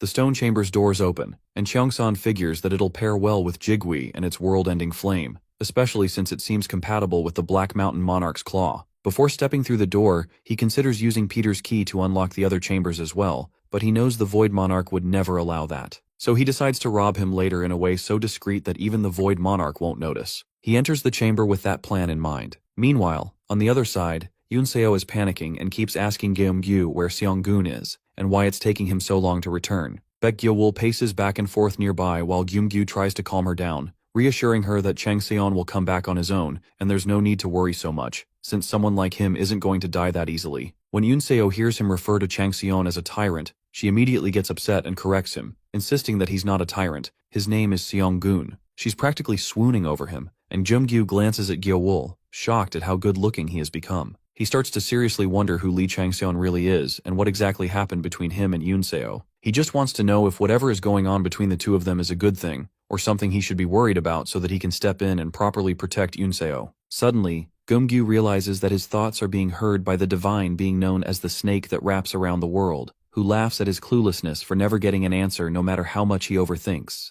Gyeonggu wonders if the divine being is talking about Chang Seon, but is stunned to realize it's actually his own mind being read. To make it worse, he's given a suggestion to become a priest for the snake, which only leaves him more confused and rattled. Just then, Kim Hyungjun shows up, calling out Gyeonggu and Yunseo's names, pretending he was worried sick about whether they made it out or not. The moment Gyeonggu sees him, his blood boils, watching the very guy who left them behind now acting like nothing happened. Yunseo suddenly calls out Appa and runs toward Hyungjun, which makes him blush in surprise, but she runs right past him and throws herself toward Chang Seon, who has just arrived. As soon as Hyungjun sees that, he grabs her hand to stop her. She immediately snaps at him, asking what he thinks he's doing, and he seethes, telling her she's never acted like that with him before. His eyes burn with jealousy as he glares at Chang Seon, then back at Yunseo, accusing her of suddenly swooning over someone new right after playing hard to get with him, like she's already replaced him. That only makes her angrier, and though she wants nothing more than to bury him alive, she holds back and turns to her brother instead. Meanwhile, Chang Seon shoots Hyungjun a cold, sharp glare for being annoying. The moment Hyungjun notices it, he yells back, demanding to know why Chang Seon's looking at him like that. But before he can even finish his sentence, Chang Seon charges forward, grabs him by the throat, and slams him against a wall, lifting him off the ground with one hand. He's boiling with fury, and Hyungjun tries to protest, but the words never make it out. Chang Seon's eyes burn orange, and the half-blind tiger manifests, its single eye locking onto Hyungjun. The overwhelming presence floods Hyungjun with raw fear, panic, and shock so intense that he gets a system warning to evacuate or risk brain damage from the mental overload. But frozen in terror, unable to move a muscle, Hyungjun stays rooted in place and ends up wetting himself. The people around them wrinkle their noses in disgust at the smell, so Chang Seon releases Hyungjun, letting him drop unconscious to the ground. Without giving him another glance, Chang Seon turns and tells Yunseo to come with him. The two of them, along with Gyeonggu and Gyeowol, head out. Yunseo cheerfully asks if he wants to grab something special to eat now that his training is over, but Chang Seon declines, saying they'll do it another day. The moment they step outside, they're swarmed by a sea of reporters and cameramen shouting questions. Everyone wants to know how Chang Seon managed to clear an unexplored dungeon in record time. Someone asks if he's been in contact with the White Tiger clan, who reportedly have big plans for him. Chang Seon turns to Yunseo and explains that this is exactly why he didn't want to go out for lunch, and she just nods, knowing this is typical of her brother. Proudly pushing through the noisy crowd, Yunseo keeps walking beside him while fans scream out their love for Chang Seon, much to her annoyance. Ignoring the chaos around them, they move toward a limousine, and as they get in, Chang Seon casually tells her that it was arranged by managing director Oh, complete with a personal driver, leaving Yunseo wide-eyed in surprise. After the group gets in and the car starts its journey, Chang Seon brings up what Gyeonggu was about to say earlier. Gyeonggu looks surprised at the sudden question, so Chang Seon clarifies that he's talking about the moment they were leaving the lobby, where it seemed like Gyeonggu was about to tell him something. Gyeonggu takes a deep breath and asks if Chang Seon knows about the divine being called the snake that wraps around the world, which immediately makes the divine being panic at being mentioned. When Chang Seon nods and casually adds that he's one of the divine beings he's actually interested in, Gyeonggu confesses that the snake instructed him to keep watch on Chang Seon and report everything to him. The divine being starts panicking even more now that his plan is out in the open and thinks everything is ruined. Gyeonggu goes on to explain that he was told to report in detail but do it secretly, like it was nothing. As soon as he finishes, Yunseo yanks his ear in anger, scolding him for spilling this so late, while Geum-gyu flails around, trying to defend himself by saying he just got the message recently and is only now getting a chance to tell them. On the other hand, when they notice how calm and unbothered Chung Seon looks, they ask if he isn't angry. When he says he's not, Geum-gyu explains how conflicted he felt after receiving the divine being's orders. Chung Seon asks him if he's even found anything interesting or report-worthy about him, and when Geum-gyu quickly shakes his head and says no, Chung Seon tells him there's no need to apologize if he hasn't actually done anything wrong. Then he asks what kind of reward the divine being promised him. Geum-gyu feels impressed by Chung Seon's generosity, while the divine being finds the whole situation boring and drifts off to sleep. Geum-gyu explains that the divine being promised to teach him black magic because he believes it suits Geum-gyu the most. But before he can go on, Chung Seon cuts him off and tells him to keep watching him as originally instructed. Both the divine being and Geum-gyu freeze in confusion, not sure if they heard that right. Chung Seon explains that the black magic known by the snake that wraps around the world is one of the best disciplines, called the Ouroboros formula, and even understanding its basics is incredibly hard. So if the divine being himself is offering to teach Geum-gyu, it means he clearly sees great potential in him. When Chung Seon encourages Geum-gyu like that, the divine being gets surprised and starts whispering to Geum-gyu, telling him not to get ahead of himself and bragging about how many people are desperate to learn black magic from him. After Chung Seon drops off Yoon-seo and Geum-gyu, Geum-gyu confesses that he's officially a huge fan of Chung Seon now. Yoon-seo proudly starts flexing about her brother's greatness, telling him to ask her anything if he's curious. Geum-gyu mocks her, asking if she really thinks he's going to turn into a crazy fanboy like her, but before he can finish, she kicks him in the leg, making him scream in pain. Meanwhile, the snake that wraps around the world asks Chung Seon how he knew such secret information, but Chung Seon just smirks and says that it's a secret too. He thinks back to when he desperately wanted to learn the Ouroboros formula, but ended up getting stuck trying to understand rune magic and had to give up. Now though, he hopes to learn the formula through Shin Geum-gyu. Turning to Gyeowol, Chung Seon suddenly asks if he lives in Noryangjin.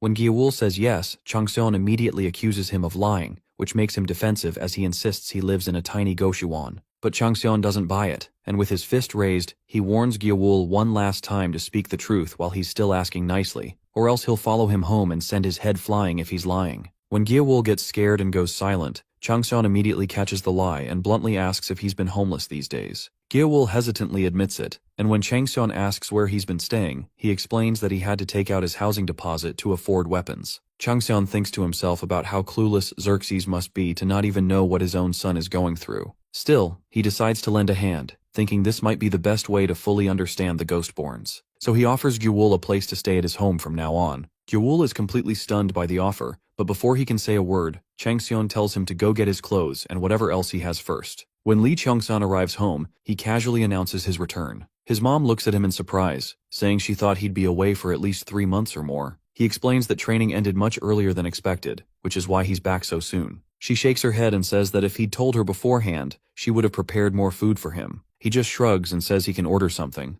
but she insists that since he's returned after such a long time, he should have a proper home-cooked meal. He nods and mentions he actually has a request. Curious, she asks what it is, and he invites his friend inside, telling her that Baek Gyeowol is visiting. The moment she sees Baek, her face lights up with excitement, and she warmly welcomes him into the house. Baek steps in quietly, glancing around the spacious home, and can't help but think how impressive it is that Mr. Lee lives in such a big place. He can even see the Han River. As Cheong-san walks past his sister, who's lounging on the sofa flipping through TV channels, the screen suddenly freezes on a news report announcing that Lee Cheong-san and his teammates have cleared an unattempted dungeon, and it's now being reported globally through overseas broadcasters. He stops and glances at the screen. Startled, his sister quickly straightens up and blurts out that she was just surfing channels. He doesn't say a word, but she immediately calls him annoying and bolts toward her room. Their mother, confused, asks why she stormed off while watching TV and tells her to come eat dinner with them, but the girl just slams her door shut. Irritated, her mother mutters about her temper and wonders where it's coming from. She then turns to Chung Seon and explains that his sister was actually worried about him and even watched his entrance exam video on YouTube.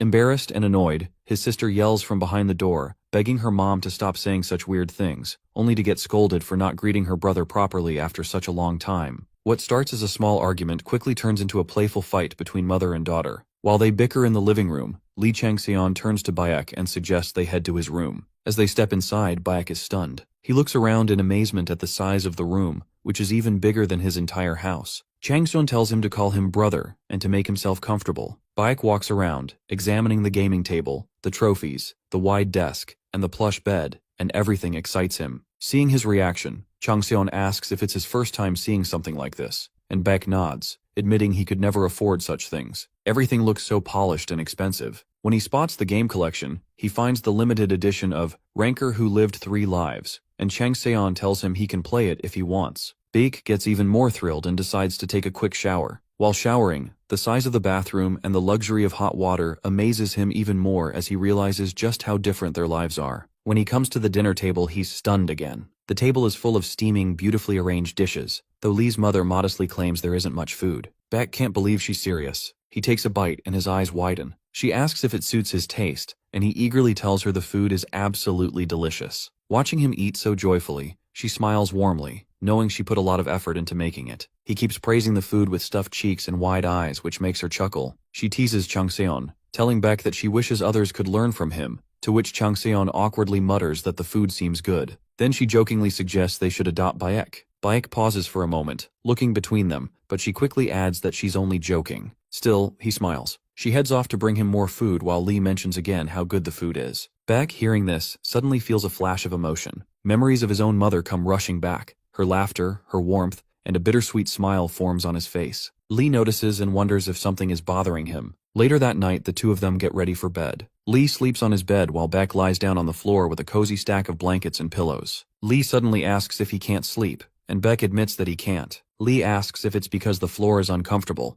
but Baek shakes his head. The floor is warm and the blankets are soft, and he actually likes it. So Lee gently asks again what's bothering him. Baek stays quiet at first, then finally admits that he's wondering if he really deserves all this. Lee doesn't hesitate and replies firmly that he absolutely does. He says that a person decides their own worth, and if he thinks of himself as worthless, his value will only keep dropping, so he needs to value himself. He tells Baek that he has to be the one to decide whether he deserves this or not. Baek Yewol reminds him of his past, how he was once like a ghost, obsessed with battle, unable to realize his own value, which led him to fall deeper into the abyss. He doesn't want Baek to make the same mistakes he did back then. These are the responsibilities a father should fulfill, and Chang Seon finds himself wondering about Xerxes. The next morning, their mother is already in the kitchen making breakfast. His sister sits nearby and says that she feels weird. Curious, their mother asks what she means, and she explains that it's about her brother, calling him a loser out of habit. Their mother tells her to behave, but she ignores it and continues, saying it feels like he's turned into a completely different person after getting involved with the Jamshil Gate. She even tried to annoy him earlier, but he didn't react. He's quit drinking and started controlling his temper too.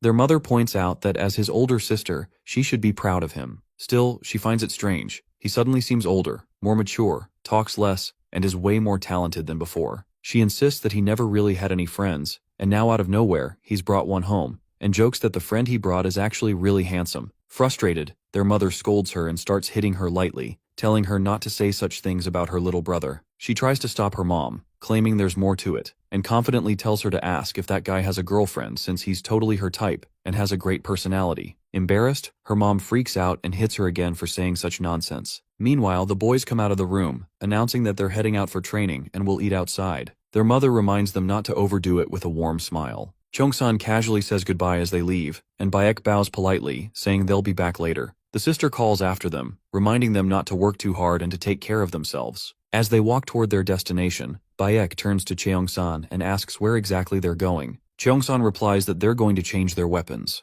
Baek immediately panics a little, admitting he doesn't have any money, but Cheongsan repeats what he told him earlier, that a person decides their own worth. He explains that their weapons are what protect them and help them defeat enemies, so if he doesn't handle his weapon properly, its strength will be cut in half. He tells Baek to stay calm and follow him since he's going to get him suited up with everything. Not just weapons, but armor, charms, and gems too. His skills will be tested, so he should brace himself. Changseon realizes that this moment might become his second major turning point, with the first being when he healed the Ghostborn, and at both moments, Baek is there with him. Later, when they enter the shop, a sharp-tongued man is already arguing with Cheongsan. My guy insists that he needs a weapon and doesn't have much time, but the shop guy flat-out refuses, saying he won't craft anything under pressure. Without saying a word, the boy transfers thousands of won directly into the smith's account. Still, the dude refuses. But Changseon transfers even more, and the shopkeeper gets irritated, cursing him, which makes Changseon interrupt and ask him to call him CEO. Meanwhile, Baek stands off to the side, completely stunned at how casually Changseon is sending off thousands, and he's honestly impressed. The man finally sighs, and asks him what kind of weapon he even wants. Chang Seon says he's looking for a spear, which makes him scoff and threaten to bust his head before melting the metal. He calmly adds that it doesn't need to be anything too fancy, just a standard long spear. As he explains the length and weight in vague meters, he snaps in frustration and demands something he can actually use as a reference. Just then, Chang Seon turns to Gyewol and asks him to show his spear. The guy studies it carefully, weighing it in his hands, then turns to Baek and asks for his arm. He examines it closely and notices right away that he relies more on his left hand, using it to spin and stab with centrifugal force. Impressed by his technique, he curiously asks if he pays attention to his speed while wielding such a heavy weapon. Letting go of his arm, he then asks what rank the weapon should be. Chang Seon replies that it should be on par with black iron or cold iron. So he gives him a sharp look and asks if he's heading into war. He chuckles and says something like that. Rolling his eyes, he mutters that he'll need at least 15 days to finish the weapon. Chang Seon says 10, to which he snaps that it's impossible, especially if he wants it refined and remade to perfection, but he presses that it's urgent. With a long, tired sigh, he reluctantly agrees.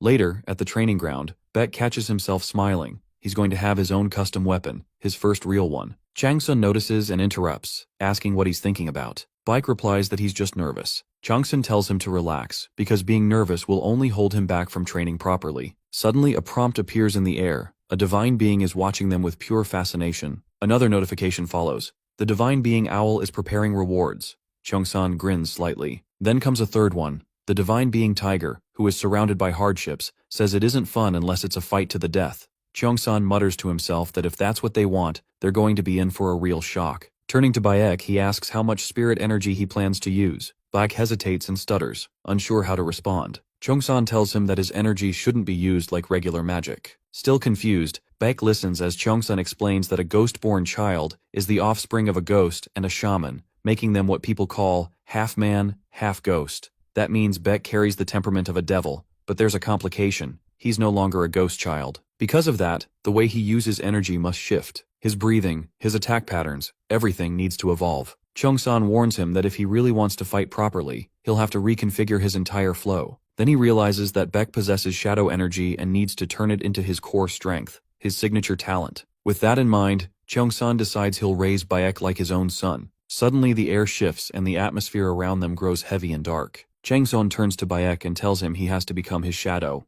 Baek blinks, confused, wondering what that even means. A memory flashes through Changseon's mind. Back when he asked about the shadow, a man cloaked in darkness told him he had no definite shape. His existence wasn't like a spirit, but more like a god that doesn't exist. No one else could sense it, but Changseon was different. That's why he pulled a shadow from his own body and gave it form. If he hadn't noticed that presence slipping away, it would have been impossible for the shadow to take physical shape. Baek stands there uncertain, asking himself what he's supposed to do now. Then a notification pops up saying that the divine being Snake who wraps around the world wants to know what kind of knowledge he will display next. Changseon looks at Baek and tells him that the first thing he needs to do is gain control of the shadow energy flowing inside him. Lee Cheongsan tells Baek that shadow energy has to be handled differently. It's not like mana or spiritual force, so he needs to open a path where it can flow through. Baek looks at him, confused, and asks what he means by a path. Cheongsan explains that a shadow tries to anchor its apprehension into his own shadow. He tells Baek to imagine his shadow pulling at him, not with physical force, but with magic. It's like playing with threads, intertwining lines that move with intention and awareness. Baek focuses, trying to understand,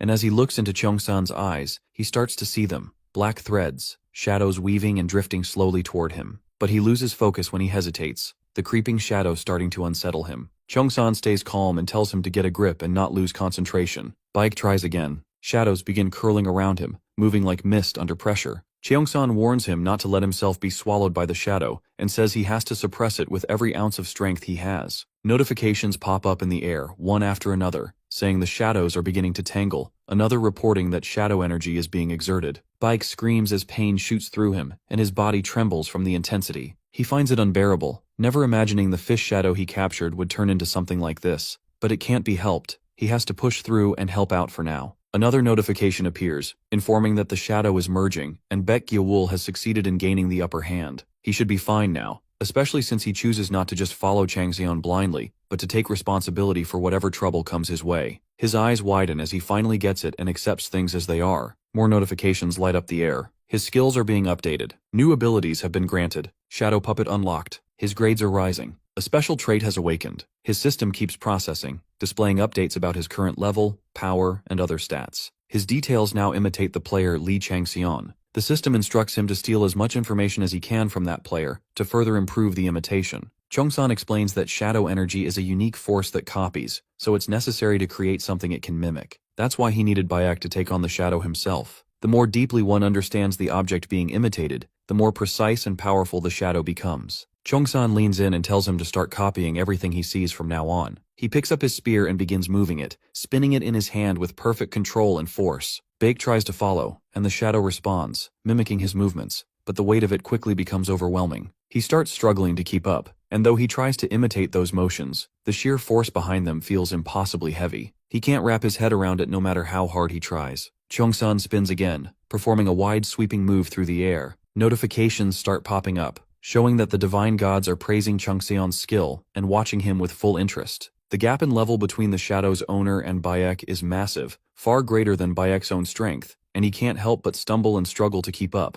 Changxian stays calm and tells him to raise his spear, suggesting they begin. He moves his spear through the air like something pulled straight out of fiction, and the power behind it is so intense that it summons a ferocious tiger, which erupts into a violent explosion. A notification appears, declaring that the tiger trapped in hardships is in awe of the strength and starts screaming, demanding to know what Changxian has done with the library. Inside the White Tiger Clan headquarters, the directors gather on the 7th floor for an urgent meeting. Team Leader Director O addresses the situation, pointing out that the current round of flag bearers has turned into a bigger issue right when things are already chaotic, and ignoring it is no longer an option. The directors exchange uneasy glances as the discussion continues. It would have been less of a headache if at least half of the training had been completed, but that's not the case. Some start suggesting the introduction of a new training method to deal with the situation. Director Quan stays silent, his presence casting a tense air over the room. Breaking the silence, Director Kim Yeon-sung steps in with a bold proposal. He suggests merging the flag bearers' training with the High-Off case. Recently, the Future Strategy Division discovered the Phantom's location, and using the flag bearers in an actual operation could give them much-needed battle experience. Kim Yeon-sung goes on to explain that the current flag bearers have already completed all their basic training, which makes them ready for a real mission. This approach could sharpen their skills, while also contributing to an important objective. Still, concerns hang in the air about possible complications,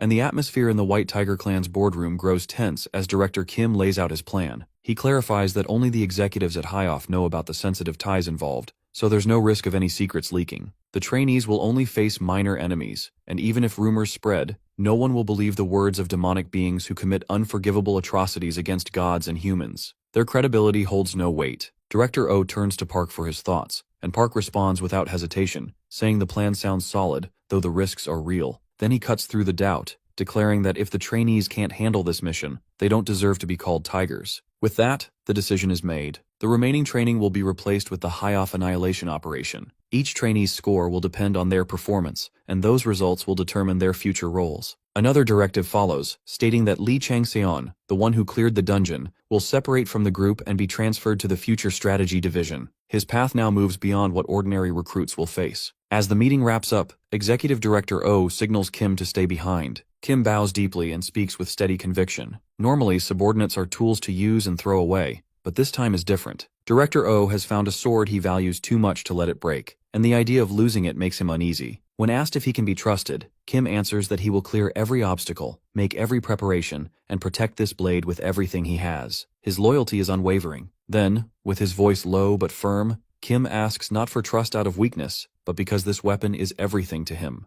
Inside Director Kim Yeon-sung's office, the atmosphere is tense as his son rushes in, alarmed by the blood on his father's face, but Kim brushes off the concern and gives a cold order to kill him, no matter what. The son hesitates and asks why such a drastic step is necessary. At first, Kim admits he wanted revenge for the humiliation his son went through, but then makes it clear that this isn't just about pride. The man they're talking about, Li Changxian, is dangerous. He's the kind of person who will keep interfering, someone who will keep casting a shadow over his son's future again and again. Kim explains that this isn't about personal vengeance anymore. It's a calculated move to eliminate a threat before it grows any bigger. The son agrees, vowing to toughen up and prove he's a real man. He promises that once Changxian is gone, he'll also deal with the woman who dared to insult him. Then, as if remembering something, he adds that there's another person who shares their grudge. Im Yuhan, the man behind the strange group known as Mr. Lim, has also been humiliated by Changxian. Meanwhile, Li is receiving messages from several divine beings. The tiger trapped in hardships looks at him and scolds him. Then, 3 special traits appear: ferocious tiger for immense strength, fierce tiger for cruel and violent attacks, and swift tiger for smart and quick decision-making. The snake that wraps around the world joins in,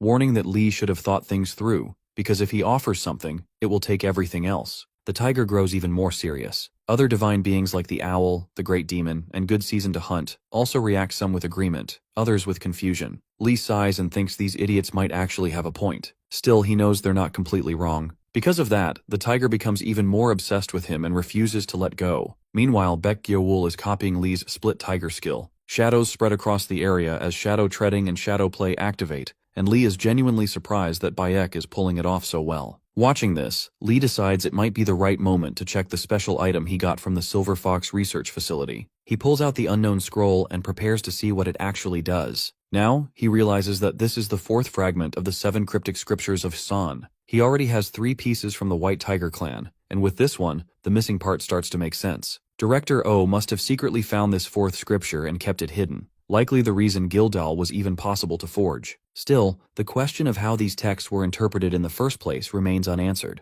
Whatever they contain must be something extraordinary, powerful enough to bring about the terrifying royal tiger's calamity. Li knows the Void Monarch will never explain it to him, yet he also understands he can't leave this ominous scroll out in the open for too long. Soon, the great demon that chases after the abyss turns its attention toward the scroll, its presence heavy, waiting for Li's decision, just like it did during the tutorial when it first made its offer. This time, it proposes a trade, offering its help in return for a deal, promising to reveal the scroll's contents if Li accepts. With this new advantage, Li's mind unlocks the hidden language, and the sentences on the scroll begin to reveal their meaning. The tiger trapped in hardships roars in disbelief. The owl that pierces through the twilight breathes in silence, holding back judgment, while the snake that wraps around the world tries to peer into Li's vision, desperate to glimpse the scroll's secrets, but fails and slams its tail to the ground in frustration. The scroll hums with energy as its cryptic words begin to form a message. It speaks of children guided by starlight, those who seek to be reborn through its power, and those who wish to follow the path it has laid. It claims to be both distant and near, a force that guides and watches over them. However, the beginning of the scripture is missing, and Li can only guess at its full meaning. Even with the text incomplete, a realization hits him as hidden conditions start activating one after another. Character decoding is achieved, followed by information research. With these conditions met, a new quest appears before Li, pushing him to uncover the missing piece tied to the scripture. He unlocks a hidden path known as the Starlight, a rare and dangerous opportunity linked to the 7 cryptic scriptures of San. By decoding its secrets, Li has proven both his mental toughness and physical endurance. This quest is nothing like anything he has faced before. The scriptures contain knowledge and power far deeper than he ever imagined. The hidden path promises access to the legendary starlight of the Forgotten Stars, but comes with serious consequences. Failure means the corruption of the mind, while success offers strength beyond imagination. Li realizes this is the same power once held by Guillaume Cheonho, and if he wants to surpass even the God-sent warrior or the mighty Gildal, then completing this quest is his only option. Director O barely scratched the surface of the scroll's potential, but Li is ready to dive deeper. The tiger trapped in hardships watches silently, waiting for Li's choice. Li curses the Void Monarch under his breath, knowing that this scroll was handed over only because it seemed useless to anyone else. Li calls out to Gyeowul, telling him not to interfere no matter what happens. He also warns him not to let anyone enter, and Gyeowul agrees without hesitation, trusting Li completely, and recognizing that his brother carries secrets far beyond his understanding. More than that, Gyeowul chooses to follow Li blindly, without doubt or question.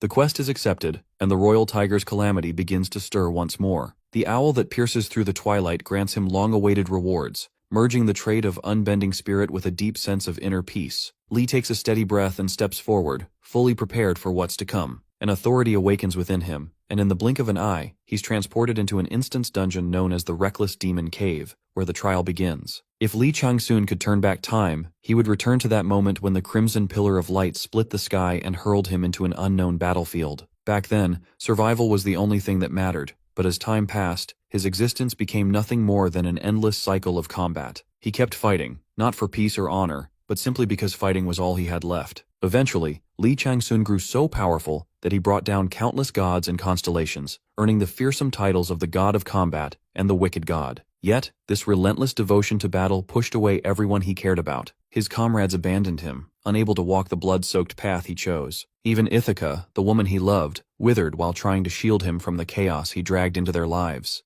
What remained in him was nothing but pure rage, a fury that fueled his war against the Zodiac. But in the end, Lee wonders if it all fell apart because of something as simple as poison. If he could return to that moment when the crimson light first appeared, he wouldn't hesitate. He would be ready, and this time, he'd strike with everything he had. Now he vows to bring the most miserable, crushing end to anyone who dares stand against him. The dungeon mission begins with one merciless command: survive and conquer. But Lee finds himself trapped in the depths of his own bottomless fears, pulled into a cursed challenge that resets every 24 hours. Each time he's dragged into the Changui Cave, a parallel dimension steeped in death and hatred. This massive labyrinth spans 9 floors, each swarming with Changui, twisted souls that despise humans and seek only to kill or corrupt them. The only way to break the curse is to survive every wave, endure every test, and conquer all 9 floors. The first day's mission begins, and Lee Changsun stands on the first floor, in Area W1, where the only objective is survival. 6 hours of relentless combat, starting the moment the countdown begins ticking in his mind. He takes a slow breath, mentally bracing himself. He knows now that this curse won't fade on its own.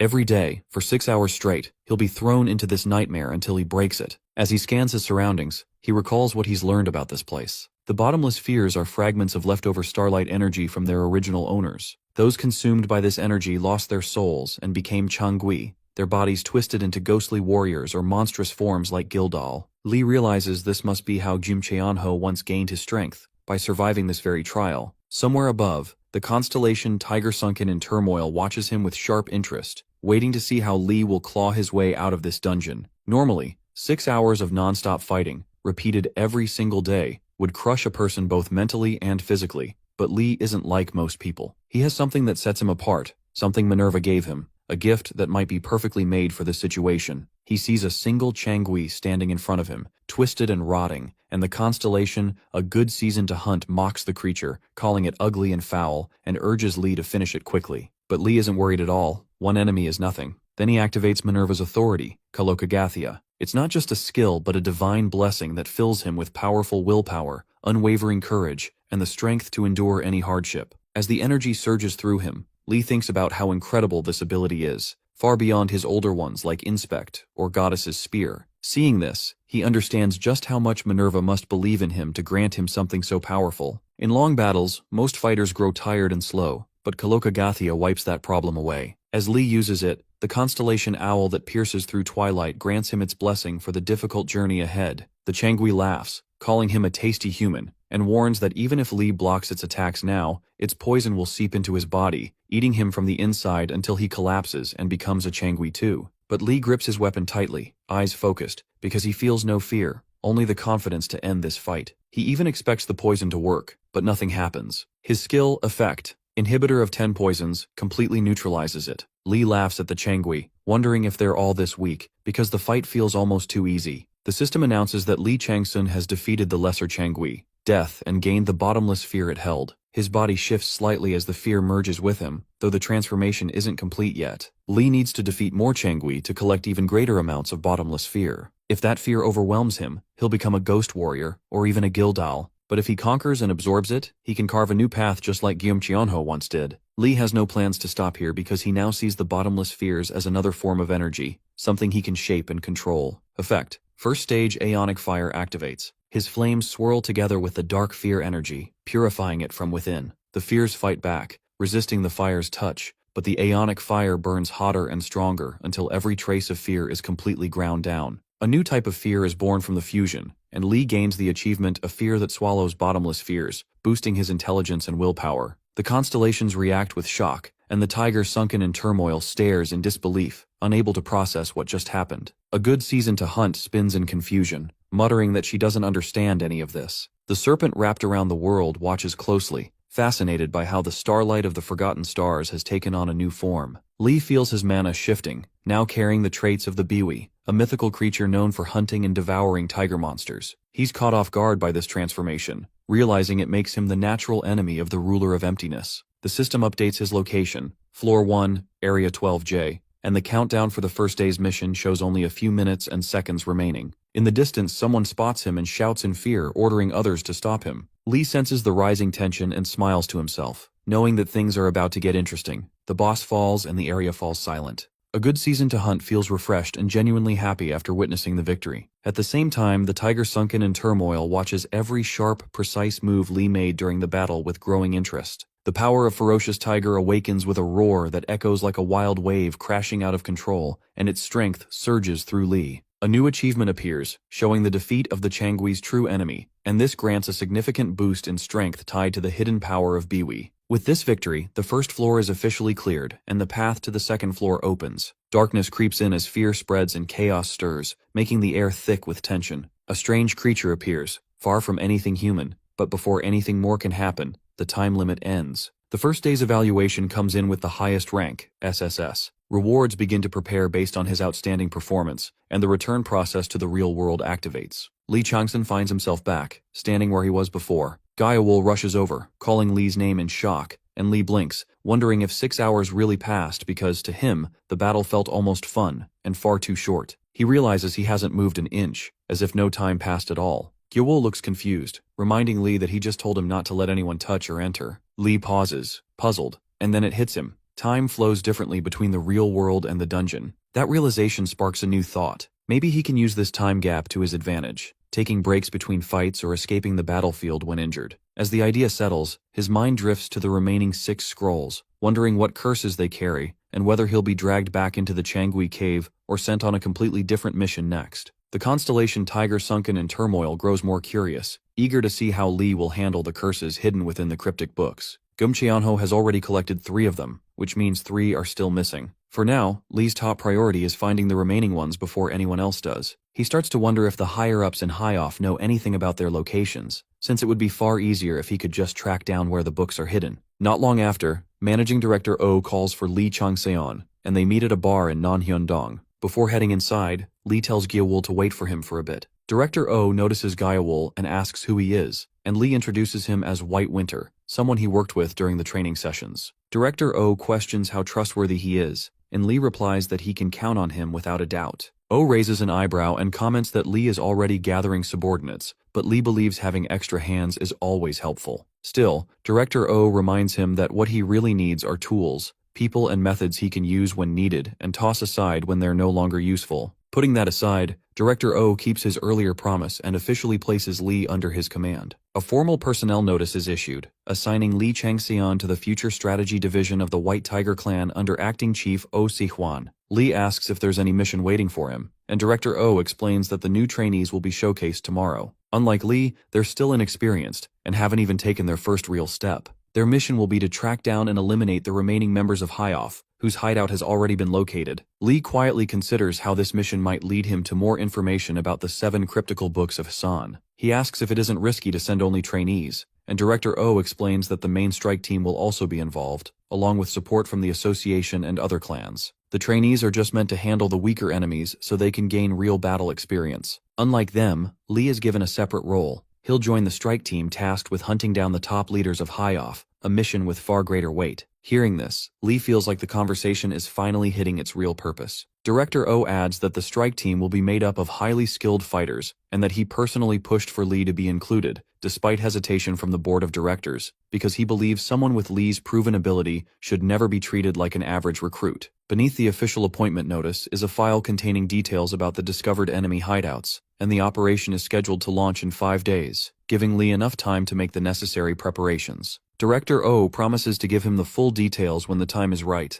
Just then, Lee mentions that he has a request to make, but before he can say more, the scene shifts to somewhere else, where a few people spot him, someone who looks just like the tyrant, and wonder if it's really him standing there, casually eating hotdog. Meanwhile, someone gasps for breath, remembering the suffocating struggle inside Yeti's Pass, a dungeon buried in snow and ice where Yetis roam in dangerous packs. Once under HIOF's control, the region is now a frozen battlefield filled with hidden crevices and blinding blizzards. Winter listens carefully as Lee tells him they shouldn't be satisfied with their current strength, that they still have a long road ahead, and Winter agrees with quiet determination. 4 days remain until training day, and chaos breaks out as monsters spot a familiar, terrifying figure, Lee Changsun. They scream about a monster, only to realize it's the same human who's haunted them before. In a panic, the castle guards rush to block the gates, cursing the scouts for failing to detect his approach. Time flies by with 3 days left, then 2, then 1, and finally, the last day arrives. A timer starts ticking down. 1 hour, 9 minutes, and 45 seconds.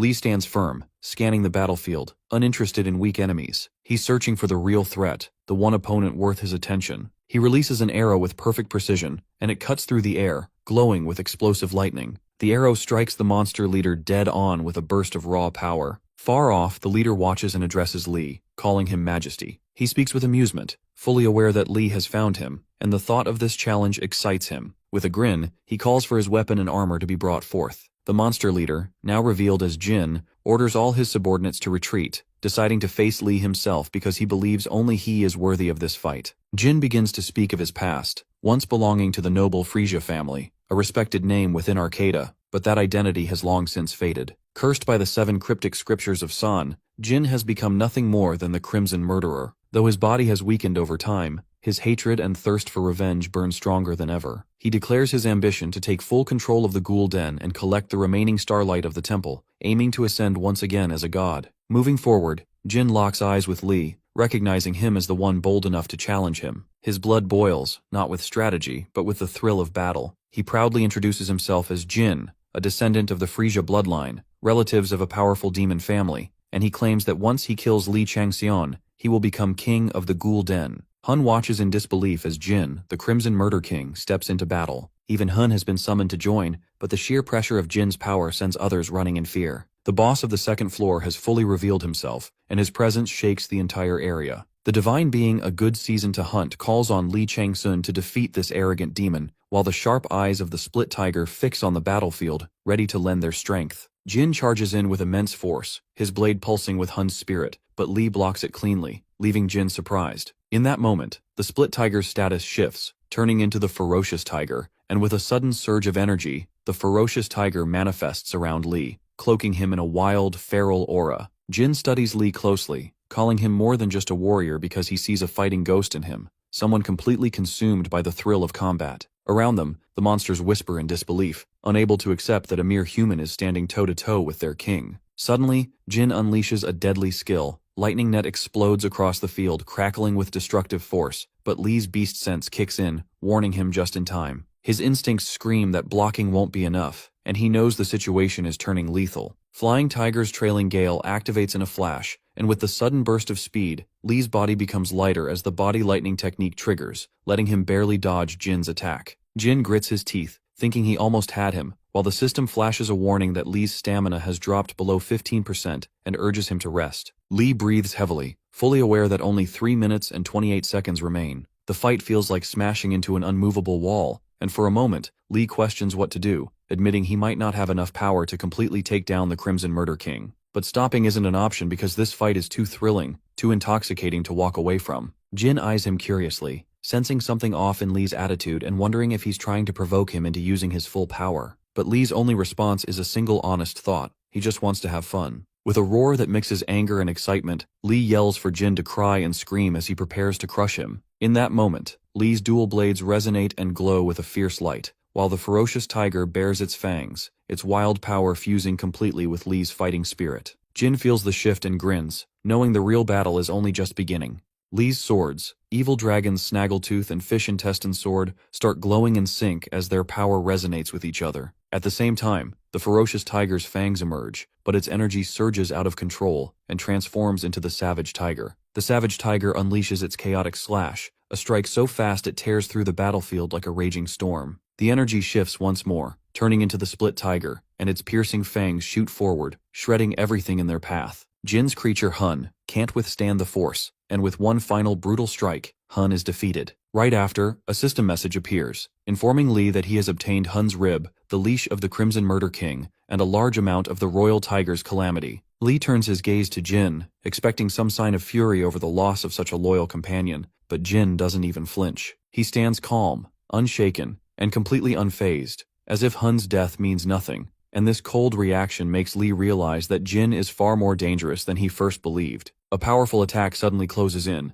and although Li senses it might not fully connect, the next moment leaves him critically injured. His stamina drops to a dangerously low level, and the system urgently advises him to retreat and recover. Then the timer hits 0, marking the end of his allotted time. Day 5's evaluation is completed with an SSS rank, and rewards are on the way as Li is pulled back into reality. Winter's voice trembles as he sees Li covered in blood, panic rising in his expression. He wants to rush Lee to the hospital, but Lee pulls out a large healing potion, drinks it calmly, and insists that it's enough to recover. With a deep breath, Lee mutters how close he was to death, but now feels himself slowly returning. His stamina recovers by half, and his condition steadily improves, though Winter still looks worried and asks what happened. Lee brushes it off, saying it's nothing, but in his mind, he reflects on the battle with the Crimson Murder King. It may have looked like an even match, but the truth is, Lee was at a serious disadvantage. If the second floor is already this hard, he wonders just how brutal the remaining floors will be. More than anything, he knows he has to grow stronger. To do that, he needs to acquire either the blood mine or the reinforced bone.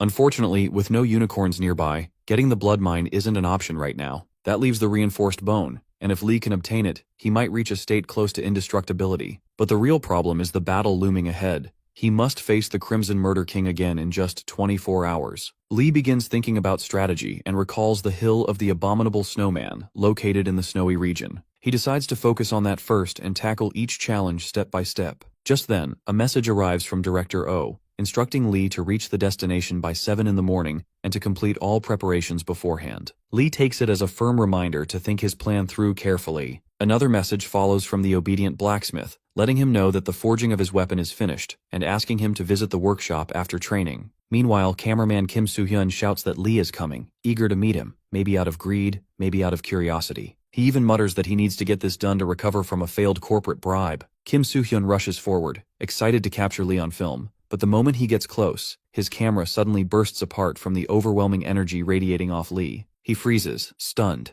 and thinks to himself that players like Lee Chang-soon are nothing like normal humans. In fact, he's convinced that if monsters didn't exist, people like Lee would have been considered terrifying threats to society. Lee Chang-soon looks at the weapon in front of him and is surprised to see it already complete. He expected it to take at least 10 days, but the blacksmith, Choi Buyong, explains that the design was simple and only required assembling the parts. Winter encourages Lee to try it out and admires the weapon's sleek form, though Lee finds the surface too plain and asks why there are no engravings. Choi shrugs, saying it was too bothersome. Without a word, Lee transfers 100 million won into Choi's account. Letting out a sigh, the blacksmith gives in and tells Lee to come back tomorrow morning so he can make the adjustments. Lee notices something weighing on Choi's mind and asks about it. Choi hesitates before revealing that the main weapon Lee originally requested will take longer than expected. When Lee says only 1 month remains, Choi corrects him. It will need at least 2 months, and that timeline can't be shortened. Pressing for details, Lee learns that Choi has run out of resources. By that, he means cold iron, but not just any kind. It has to be a special kind of cold steel exposed to ice crystals for decades to endure extreme heat. Since Lee also requested a shield, the amount required is even greater, which makes the shortage more serious. Choi adds that even the country's remaining supply has been used up because of high-off. Then he recalls that Lee is planning to head to the Hill of the Abominable Snowman. Lee confirms it, mentioning that he also needs to gather materials for the reinforced bone. Choi nods and says someone is already waiting to meet Lee about that very matter. Lee meets a man who introduces himself as Choi Hyung-gil, the CEO of Lucky Trading Company. Lee notices the calluses on his hands and wonders if he used to be a blacksmith, which surprises him since Lucky Trading is a major company. Curious, Lee asks about his connection to Choi Buyong, and Hyung-gil explains that he is Buyong's younger cousin. That makes things click for Lee. No wonder Buyong could get his hands on rare materials. Hyung-gil is clearly a bigger supplier than he first appeared. Lee then asks why Choi Hyung-gil wanted to meet him, and the man gets straight to the point, saying he has a request. Lee immediately guesses it must be related to the Hill of the Abominable Snowman, and Hyung-gil confirms it. He explains why the High-Off gang chose that place as their hideout, revealing it's because of something called the Frost King's Breath. Lee has never heard of it, so Hyung-gil elaborates that it is the highest quality ice crystal, also known as the permanent ice crystal. Lee keeps his face unreadable but understands just how valuable this material could be. Hyung-gil then brings up the reinforced bone and asks if Lee knows about it. Lee replies that he knows a little, recalling the legendary martial god's bones, like the heavenly limbs and the dragon bone body, all based on the same concept. To obtain the reinforced bone, 2 rare ingredients are needed, the inflamed heart and the frost-engraved crest. Hyung-gil says he already knows how to acquire the flame, but now needs the crest, which is required to help the body endure intense heat. For that, the permanent ice crystal is essential. This crystal is special because it absorbs the pure energy of the moon over a long time, making it a perfect ingredient for the crest. Lee realizes he might need to search for the crystal himself, and even remembers once planning to visit a dungeon in America to find something like it. He admits he doesn't know much about the permanent ice crystal, but guesses from the way Hyung-gil talks that it must be an incredibly valuable resource. Hyungil confirms this, explaining that it can greatly boost the strength of ice mages. Lee then asks if the High-Off gang is after it, and Hyungil nods, saying they believe the crystal will help them grow stronger. Understanding the situation, Lee asks if Hyungil wants him to retrieve it, and Hyungil agrees but warns that the task won't be easy since the dungeon holding the crystal is still incomplete, which makes it unstable and dangerous. Lee would also need to avoid drawing High-Off's attention and stay off the radar of other clans. Later, Lee points out that Hyungil clearly has no intention of sharing the treasure. Hyungil tries to explain, admitting he doesn't expect Lee to fully trust him yet. Surprisingly, Lee accepts the request but says that instead of payment, he wants something else in return. After Lee leaves, Choi Buyong looks irritated, and Choi Hyungil teases him, saying he seems upset. Buyong mutters that he just doesn't want to owe anything to Lee, but Hyungil laughs and calls Lee his friend, which annoys Buyong even more as he quickly denies it. Hyungil then talks about how Lee accepted the request so calmly, like it was nothing, and how they ended up making a trade. He lists off the strange things Lee asked for, including the traces of the Heavenly Sun's thought, the record of the moon, the dewdrops of the flower shoes, and even the locations of the 9 great swords and other legendary items. Hyungil wonders out loud what Lee plans to do with all these things, and with a mix of curiosity and doubt, asks Buyong how he even met someone like that, and whether Lee can really handle the job. The scene shifts to the day of the subjugation, and people are discussing the first squad, revealing that there has been no contact and assuming they likely failed. Someone suggests taking a coffee break and casually remembers everyone's orders, from Americanos with extra shots to hot caramel macchiatos. Even with the joking around, the tension hangs heavy in the air. The dungeon they are facing is far tougher than expected, and the resistance is stronger than they had planned for. Someone brings up Hyeben, the niece who's often seen nearby, and it's revealed she has gone to meet her benefactor, who turns out to be Lee Changxian. When Lee arrives, Shim Jianho from the Future Strategy Division calls out to him, warning him not to mess things up and ruin Executive O's reputation. Some of the trainees begin mocking Lee, saying he might get scared and embarrass himself, and their laughter and careless comments only make the atmosphere worse. Lee, without hesitation, tells them to get lost. One of the trainees tries to challenge him, asking what if he doesn't. Before the argument can escalate, Shim Jianho steps forward, his voice sharp as he shouts for the trainee to back away from Lee. Shim Jianho shouts for everyone to stay away from Lee Changsun because Kang Wuchan, known as the Stormfist, steps forward, visibly angry and feeling insulted, his irritation building as Lee stays calm, which only fuels Wuchan's temper. In that tense moment, the power of the split tiger awakens inside Lee, and its sharp energy spreads like a warning across the field, instantly silencing everyone. Shim Jianho tries to de-escalate the situation by reminding Lee that Wuchen is his senior, but Lee replies coldly that if this division only values seniority over skill, that's their problem, not his. The divine being, the tiger, lets out a strange and amused laugh, clearly entertained by Lee's boldness. Whispers ripple through the crowd. Some believe Lee provoked Wuchen on purpose, while others are quietly impressed. The subjugation mission already has many eyes on it, and there are people hoping to see Lee fail. But by standing his ground against Wuchen without fear, Lee makes it clear he is no pushover. And with his cold, sharp demeanor, some start to respect him, while others see him as dangerous, like a wild tiger ready to strike. Just then, someone calls out to Lee, and he turns to see Wu Haiban approaching. She asks if he remembers her, and the divine being, the owl that pierces through the twilight, watches them quietly, pleased that their paths have crossed again. Haiban smiles with relief when Lee recognizes her, though he admits she looks different now that she's a player. Deep down, Lee wishes she had lived a normal, peaceful life instead of stepping into this world, but before they can speak further, someone rushes over to say her uncle, the department head, needs her urgently. Startled, Haiban quickly apologizes to Lee and promises to meet him again later before running off. Lee remembers that the family name of the 5-star group is Wu, which means Haiban must be part of that family. Just then, he hears that the assistant director of the High-Off clan has been spotted nearby and is now being hunted. Lee sets these thoughts aside and tells Gyewol to get ready, and Gyewol quickly responds, standing by his side without hesitation. Suddenly, someone shouts that they've found the Crimson Ghost. Confusion spreads because Kwok De-woon, the assistant director of the High-Off clan, is showing up here instead of inside the dungeon. Kwok steps forward, calmly asking them to draw as much attention as they can to the outside. Meanwhile, the divine being sadly weeping sprite watches their disciple with quiet sorrow, but Kwok tells the divine not to feel sorry, saying this path was entirely their own choice. Someone nearby, clearly shocked, calls for backup, calling Kwok a monstrous fighter. Kwok senses the fierce energy of the tiger's form, and guesses the White Tiger clan must already be involved. One of the fighters facing him laughs loudly, saying he always wanted a proper duel with the Crimson Ghost, even if he didn't expect things to play out like this.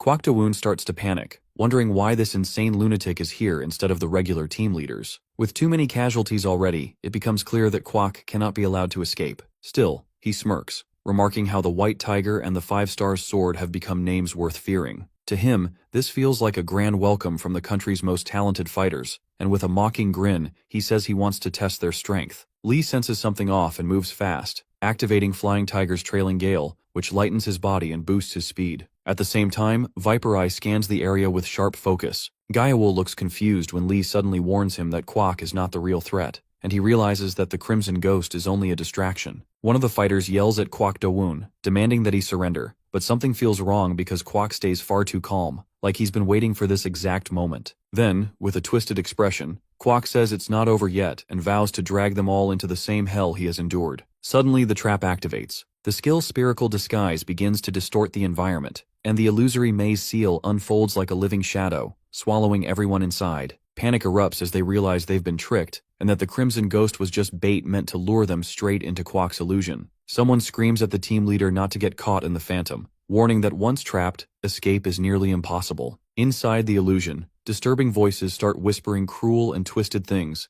blaming them for past tragedies and trying to shatter their minds. One voice even accuses someone of killing their mother and says they deserve to die. In the midst of the chaos, Lee Chang-sun activates his authority, Kalokagathia, which grants him immunity to mental interference and shields his mind from the effects of the illusion. At the same time, he uses Viper Eye to pierce through the thick darkness, searching for and revealing the hidden path buried deep inside the maze. Dark voices echo all around, filled with pain and anger. They whisper that they wanted to live too, but now they hate Hyabin. Their words turn sharp, asking why she is still alive when they are all dead, and they begin calling out to her, urging her to join them in their misery. Lee ignores the voices and focuses on Hyabin, quickly checking if she is hurt. Seeing her in that state, Lee tells Gaiawol to grab the enemy, and with a sharp movement, he activates Shadowbind, locking the opponent in place. The monster thrashes and yells that no matter how Lee found him, he won't reveal anything, even begging Lee to kill him, claiming it will change nothing. But Lee doesn't react to the threats. Instead, his tiger's aura spreads like a heavy storm, freezing the monster in fear, and the first seal breaks with a flash, leaving 8 more to destroy. Calmly studying the situation, Lee figures out there are 9 illusionists in total and that everything was pre-planned.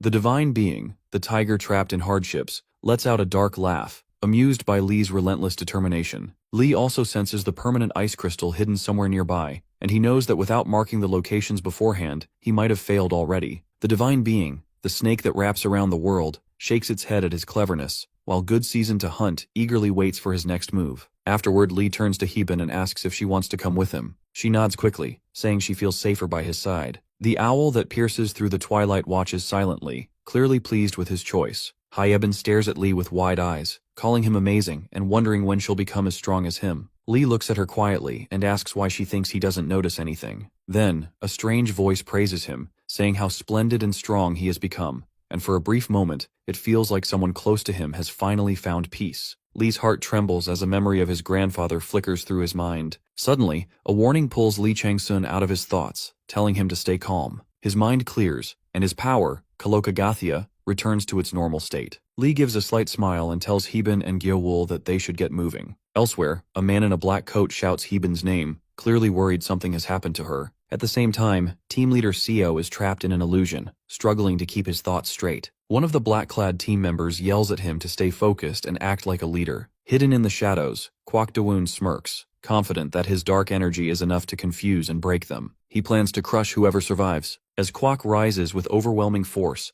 Seo warns him that if he keeps this up, he will fight seriously, even if it hurts. Suddenly, Seo shouts that the battle is over and gives a signal. In that moment, the man in the black coat strikes and stabs Kwok Do-woon. Though groaning in pain, Kwok remains standing, realizing too late that this was all a trap to lure him out. Bloodied and furious, Seo swears that since Kwok made them bleed, he won't let him leave this place alive. He wipes the blood from his mouth and declares that he will make him pay. Hearing this, Kwok Do-woon knows he has no choice left and must fight with everything he has. Suddenly, a strange energy rushes across the battlefield. The seals around them shatter one after another, and the heavy fog begins to lift. Kwok Do-woon stares in disbelief, unable to understand what's happening. Seo and his team are just as surprised but quickly realize this is their chance. Seo tells everyone they can't fall back anymore, and the team readies themselves with a new surge of determination. Kwok Do-woon laughs, calling them arrogant children and reminding them that now they will understand why he is known as the Crimson Ghost. His figure vanishes, moving like a shadow too fast to track. Seo shouts for his team to find him,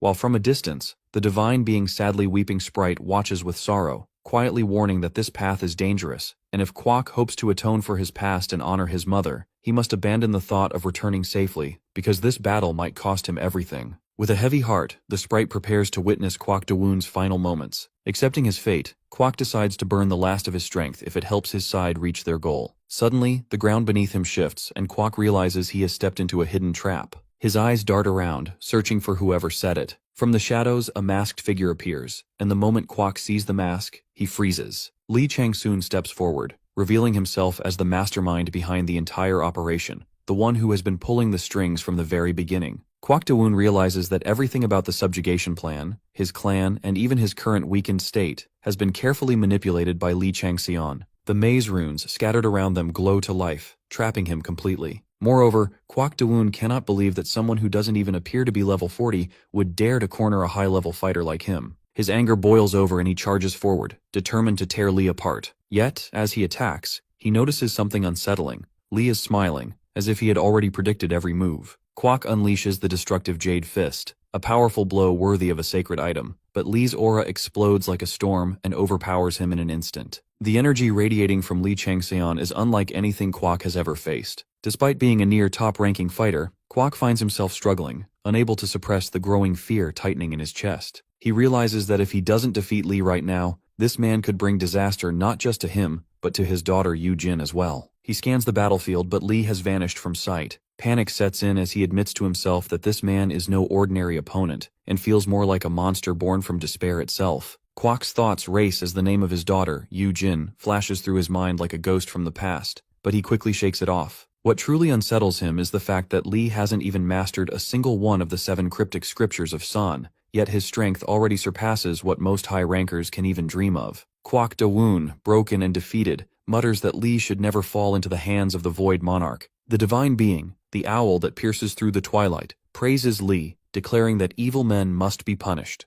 Kwok, consumed by pain and guilt, begs Lee to kill him, but Lee refuses because he still needs answers. Kwok spits out his anger, saying he would never speak after Lee destroyed his children's lives overnight, but Lee counters coldly, pointing out the hypocrisy of Kwok and his clan exploiting innocent humans for their own greed while daring to speak of justice. Kwok laughs bitterly, promising that no matter what Lee says, he will never reveal anything. Lee decides he'll simply ask someone else. At that moment, Yu-jin's voice cuts through the communication line, shocked as she tries to identify Lee Chang-seon, realizing he belongs neither to their clan nor to the White Tiger clan. Lee tells her plainly that if she wants to save Kwok De-woon, she needs to answer his questions. Kwok, barely able to breathe, tries to warn Yu-jin, urging her to shut off the connection, but Lee presses harder and demands information about the 7 cryptic scriptures of San, focusing specifically on the 5th scripture. Yu-jin refuses to be intimidated and calls him a fool, insisting that threats won't work on her and even tells him to kill Kwok if he must. Lee smirks and agrees, and without hesitation,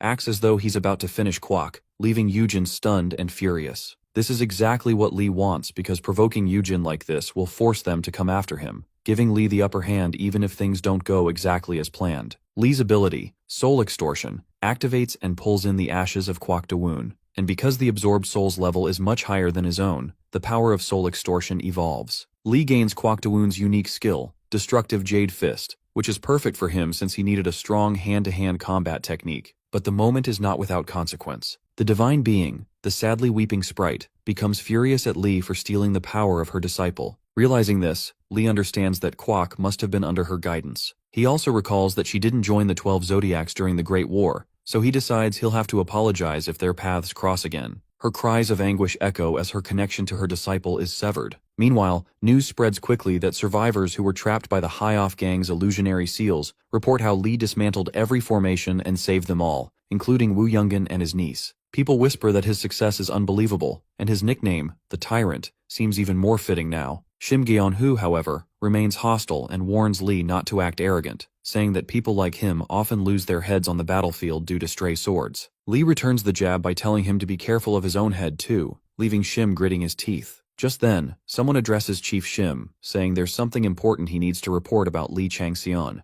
Yu-jin sits in silence, her body trembling as the weight of her father's death presses down on her. Kwok De-woon left as suddenly as he came, and now she is alone, burdened by pain and regret. Her mind screams with questions, asking why he had to die in such a cruel way. A strange presence stirs within her, the divine being known as the sadly weeping sprite, watching her grief with sorrow, and it asks if she truly desires strength, promising an opportunity to gain power strong enough to change everything. The offer feels heavy, pulling at her heart like a whisper she cannot ignore. She hesitates, unsure of what choice to make, but another divine presence, the sky hidden behind the aurora, steps in with quiet concern and warns her of the dangers, urging her to think carefully. Still, its voice feels distant compared to the sorrowful power calling to her. The sadly weeping sprite dismisses the warning, determined to grant its gift, and tells her that this power, born from grief and rage, can become her strength if she accepts it. Eugen's heart pounds as she stands at the edge of her decision. The group steps into the dungeon known as the Hill of the Abominable Snowman, where the cold feels like knives against their skin and a blizzard rages endlessly. The ground beneath them is coated with thick, treacherous glaciers. The mission is clear. They must invade the Winter Palace, a castle buried deep within the snowfield, and claim it to become the master of winter. But the snowmen that live here are cunning hunters, and their ambushes could strike at any moment. The biting cold gnaws at everyone, and even thick winter clothes feel useless against the freezing winds. Some grumble about the path ahead, unable to see through the storm, while others feel the weight of the mission pressing down on them. The Mayong family clan takes the lead, determined to rip apart young Eugen, the phantom they've been chasing. Cha Ye-yoon, sharp-eyed and composed, warns that letting anger take over will only make them fall into traps. Despite the hardships, her gaze shifts to Li Changxion. Deep down, she wonders if Li can create another miracle like before. Nearby, whispers rise among the team. Leader Seo teases that the famous Iron Witch, Cha Ye-yoon, seems to have taken an interest in Li. Seo smirks and explains that most men who dared to approach Cha Ye-yoon ended up nearly shot for their efforts. Cha Ye-yoon's reputation is nothing to take lightly. A top-tier magic scholar, her revolver-loaded magic bullets strike with the force of cannons. She is one of the few national EX-class rankers and is rumored to rise soon as a high ranker.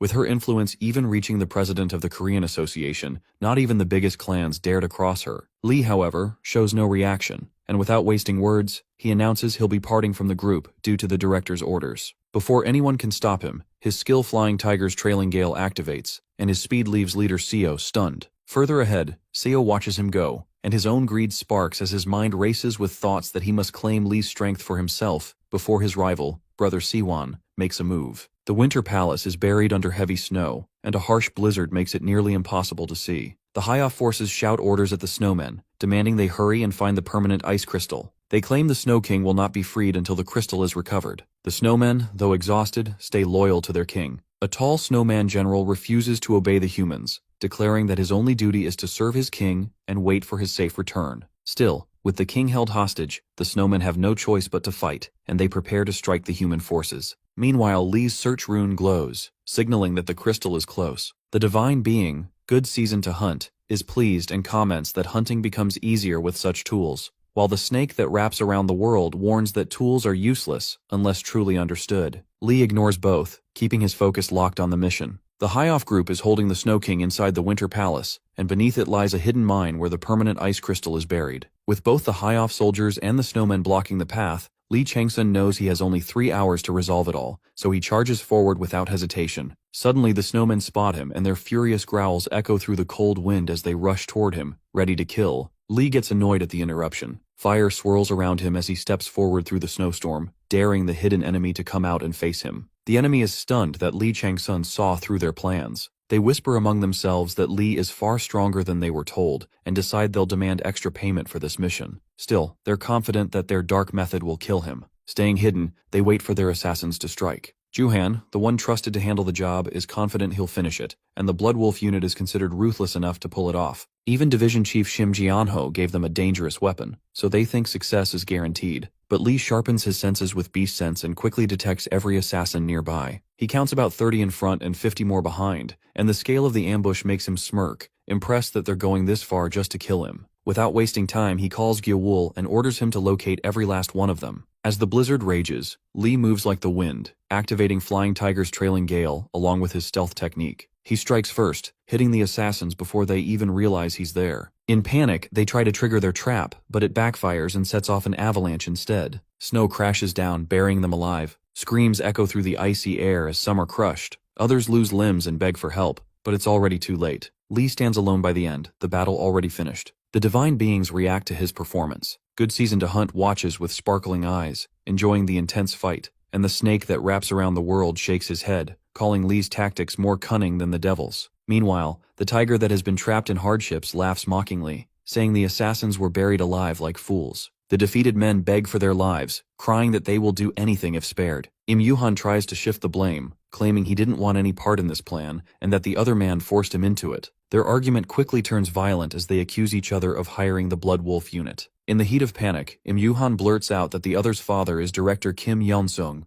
Ju-han then reveals that the assassins got into the dungeon because of this betrayal, and that Shim Gaeonho, the future strategy division chief, even gave them a strange flute. Lee becomes stunned when he hears about the flute. It's called the worm flute, a tool that uses sound waves to control a certain species of worms and cause mental confusion. After hearing this, Lee Chang-sun realizes they might have tried to control the worms inside his own body. With a smile, he reminds them that he already burnt all of his worms to death long ago during training. The men stare in shock, realizing that Lee knew everything from the start, and Lee mutters that Kim Yeon-sung and Shim Gaeon-ho are nothing but troublesome obstacles dragging him down. Deciding he has wasted enough time here, Lee activates Flying Tiger's Trailing Gale and his Body Lightning technique, ready to move forward. But then, the divine being known as the Sadly Weeping Sprite warns Lee Chang-sun that a new enemy is approaching, making Lee pause and prepare for what's coming next. Lee finally arrives at the Winter Palace, but the curse from the Ghoul Den is set to trigger in just 40 minutes. Knowing he must find the permanent ice crystal quickly,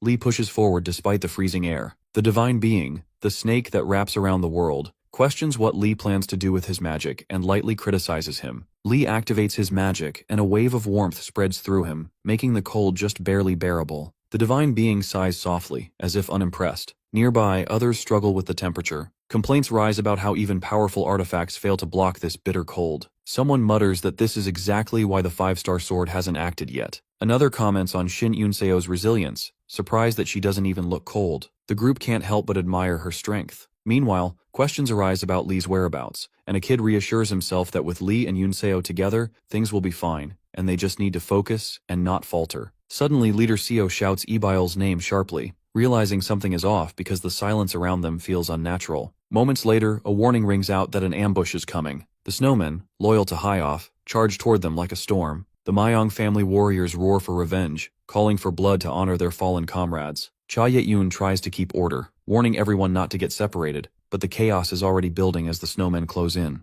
The battlefield is covered in mayhem as powerful magic spreads everywhere, shaking the ground. A strange curse called chaos takes over, and everyone feels the heavy pressure. Cha Yet-yoon suddenly yells that enemies are coming from above. From the snowy storm, the great general of winter appears, and his presence is strong and terrifying. Sun Jin-seok, filled with anger, rushes at him, shouting that he will kill him, but before he can even land a blow, the general strikes him down instantly. Sun Jin-seok dies on the spot, leaving everyone stunned. Lee moves forward and steps inside the Winter Palace. The divine beings watching him react differently. The snake that wraps around the world glances at the old, valuable artifacts, while the owl that pierces through the twilight gives a sad smile, as if remembering something painful. Lee looks around carefully. He knows the snowmen were once a smart and powerful race, because they built a great civilization, but were tricked and used by gods and constellations until they lost everything. Now they are nothing more than lifeless puppets, moving without true will. This dungeon is only a broken piece of a world that no longer exists, and the endless blizzards and freezing cold are reminders of how the gods discarded this land. To Lee Chang-sun, these snowmen are not enemies to pity but empty shells. Checking the map he took from the illusionists, he finds a storage area hidden under the staircase and moves quickly because time is running out. At the same time, the Hyoff people are forcing the snowmen to work and shout at them to keep mining, warning that they will all die if they fail. Among the equipment, Lee Chang-sun spots something glowing. It is the Yawn of Agni. Lee realizes that the Hyoff forces plan to blow up the entire mine just to obtain the permanent ice crystal. The snowmen, pushed to their limits, are forced to dig faster under threats to save their king. One snowman cries out in anger, swearing to kill all the humans one day. Suddenly, Kangwoo and Yujin both notice something strange and shout in shock, unable to believe what they are seeing. The divine being, the sadly weeping sprite, promises vengeance for her household member, using the power and authority she has given. Lee's efforts in defeating so many evil humans are recognized, and his moral balance shifts slightly toward good, now standing at 45% good and 55% evil. While exploring, Lee Chang-sun discovers a hidden storage area made of 100-year-old cold iron. Inside, he finds something unexpected, the Frost King's Breath, a legendary item, and even he is surprised by the discovery. Lee then realizes there are 8 permanent ice crystals here, something extremely rare. The divine beings watching him react with awe and curiosity. The good season to hunt is amazed by the purity of the crystals. The snake that wraps around the world slyly asks if Lee plans to give up one crystal as an offering.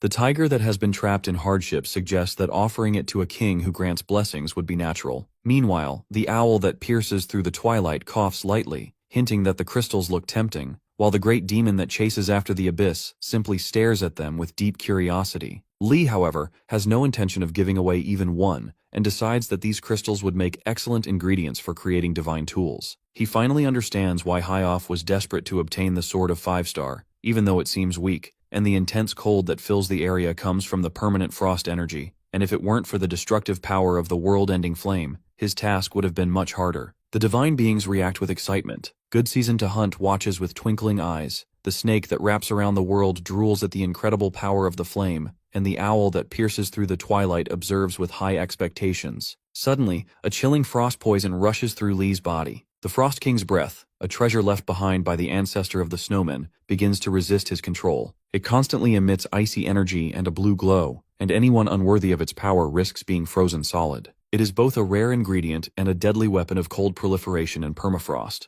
As Lee grips it, the Frost King's breath fights back fiercely. The first form world-ending flame inside Lee clashes with its icy will, creating an intense conflict between fire and frost. A voice demands to know who Li Changsun is, and why he dares to take this relic when he isn't a descendant of the Frost King. Li doesn't waste time answering and lets the firestorm crush all resistance, completely overpowering the icy spirit. The Frost King's breath fails in its defiance, and Li successfully claims all 8 of them. With a quick glance at the time, Li realizes there are only 10 minutes left before the curse activates. Just then, he senses another presence. The Phantom has arrived, and the dungeon shifts as the boss monster, the Frost King, extends an invitation into an unknown space. Li knows this is the true challenge and prepares to accept. Without speaking aloud, the Frost King speaks to Li Changsun through telepathy. He says he had always wondered who would be the one to take the founder's life and admits he expected it to be one of his own people, not a human. Even though the words sound serious, his tone remains calm. He tells Li not to be afraid, saying he's just an old man without much time left, and explains that he only wants to talk for a short while. As he looks at Li, the Frost King can see that Li still has a long road ahead.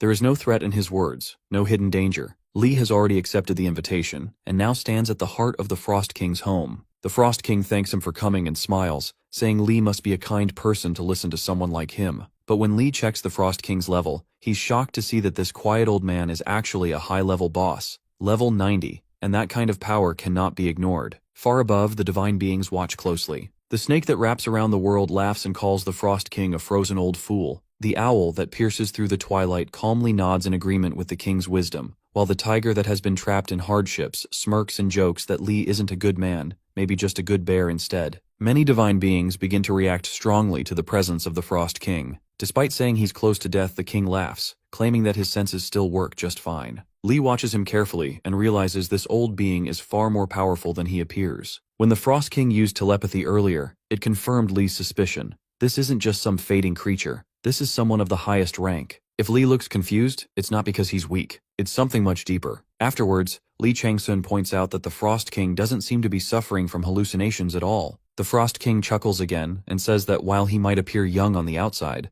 Li is mistaken if he thinks everything is normal. Slowly, the Frost King reveals the truth, that this place they're in isn't real. Li's skill, beast sense, suddenly sharpens, and it all becomes clear that they are inside a mental realm. The Frost King admits it because he was already near death, and in that fragile state, he was caught in an illusion by a woman called Phantom. Because of that trap, his people are now suffering, doing everything they can to save their king without realizing the truth. Li Changsun starts to grasp the bigger picture. Phantom slipped in during the moment of death and seized control when the king was at his weakest. Then the Frost King explains why he reached out to Li. His people, his children, are fighting so hard to save him, and it's painful to watch them struggle blindly. He doesn't ask for sympathy but for action. In return, the Frost King promises that Li Changsun will be properly rewarded. He offers Li all the treasures gathered by the founder and his descendants, from the beginning up to the 13th generation. These are the king's most precious possessions, and now he's ready to hand them over. The divine beings watch with interest, one amazed by the treasure's beauty, another clicking his tongue in approval at the mortal's generosity.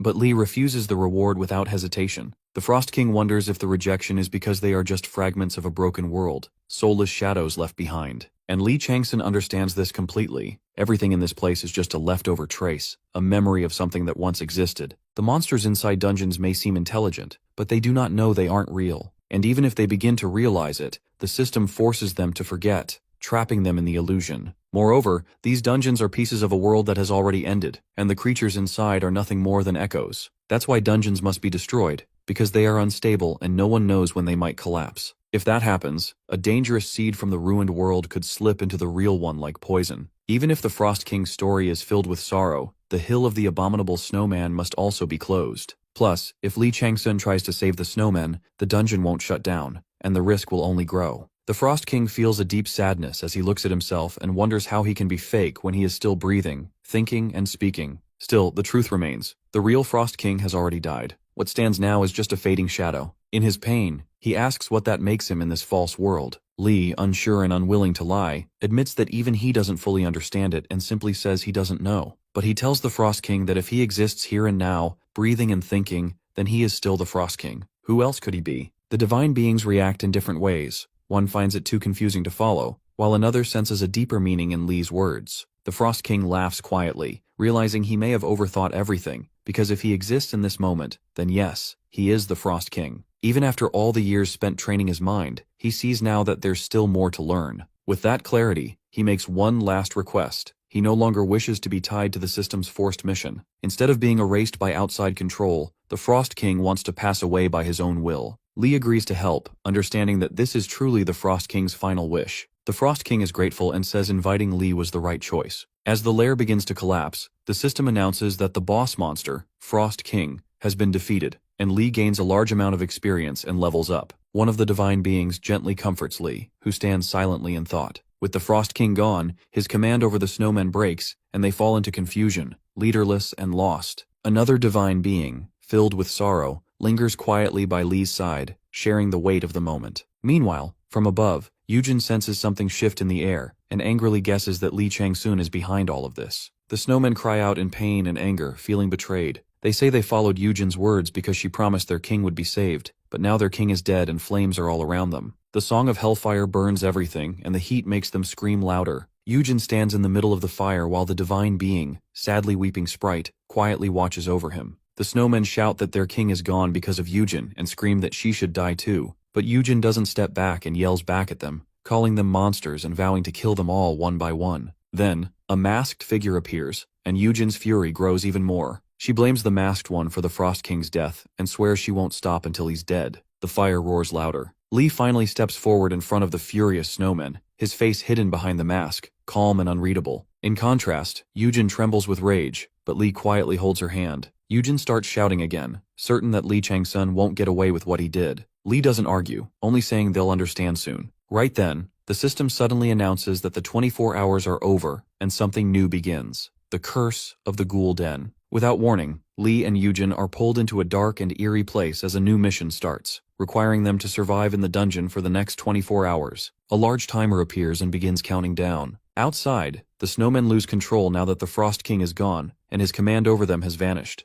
They begin to panic and run wild, and with no leader left to guide them, chaos spreads. Seoktae shouts in panic, urging his senior to escape quickly, but Cha Ye-eun tells him to stay back and not come any closer. Her voice is steady, but Seoktae's worry is clear as he calls out to her again, unwilling to leave her behind. Seoktae tries to defend himself, but the snowman moves too fast and drives its cold blade straight into his chest. Cha Ye-eun turns toward him in horror as Seoktae drops to his knees, struggling to breathe with the sword still lodged deep in his body. The snowmen glare at them, blaming the humans for invading their land and disturbing what was once peaceful. Now filled with rage, they talk about tearing apart the human king in revenge. Suddenly, Cha Ye-eun unleashes a powerful skill called Agni's Yawn, and the group quickly splits up as the battle begins. One by one, divine protections activate. The owl that sees through twilight offers its guidance. The war-loving god arrives brimming with fury and power, and the creator of madness joins in with a wave of chaotic energy. But one protection remains silent. The blacksmith who lives in the volcano doesn't lend his help this time. Cha Ye-eun notices that Seoktae is shaken and losing focus, so she yells at him to stay strong and keep it together. In response, the snowman screams that Cha Ye-eun is the most annoying human it has ever met, and swears to kill her. Meanwhile, the monster can't believe someone like Li appeared right in the middle of the fight,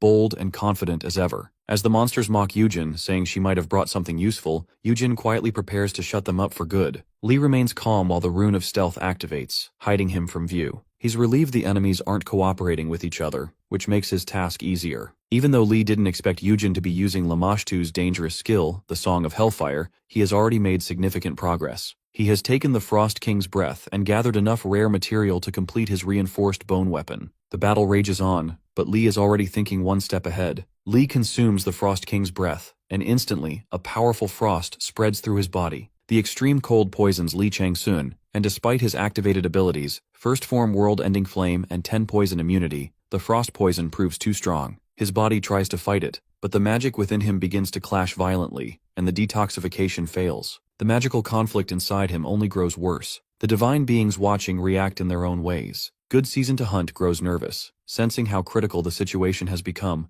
while the snake that wraps around the world believes Li must have a serious reason to attempt something so reckless. Li's strength drops rapidly, his body weakening under the pressure. Someone questions him harshly, asking if he really expected swallowing that power to work, and accuses him of pushing for chaos on purpose. But before Li loses control, the voice demands an explanation, and reminds him of the reinforced bone technique he once shared. Li Changsun focuses on the two powers battling inside him, the flame in his heart, and the frost mark engraved into his body, and these two extreme elements are tearing him apart. He recalls the advice, bring the flame closer to his heart, and make it the center of his magic, like rebuilding a furnace with his heart as the core. But doing that comes with a cost, and his heart could burn away. To stop that from happening, Li needs a balance point, a place where the polar forces of fire and ice can exist together without destroying each other, and that's the key. He starts breaking it down that the world-ending flame carries the traits of fire and darkness, while the permanent ice crystal holds the essence of ice and darkness. Li realizes something important. Both sides share one thing in common, darkness. And since he was chosen by the king of the underworld, he holds a much stronger grip on the darkness element than most divine beings or even constellations.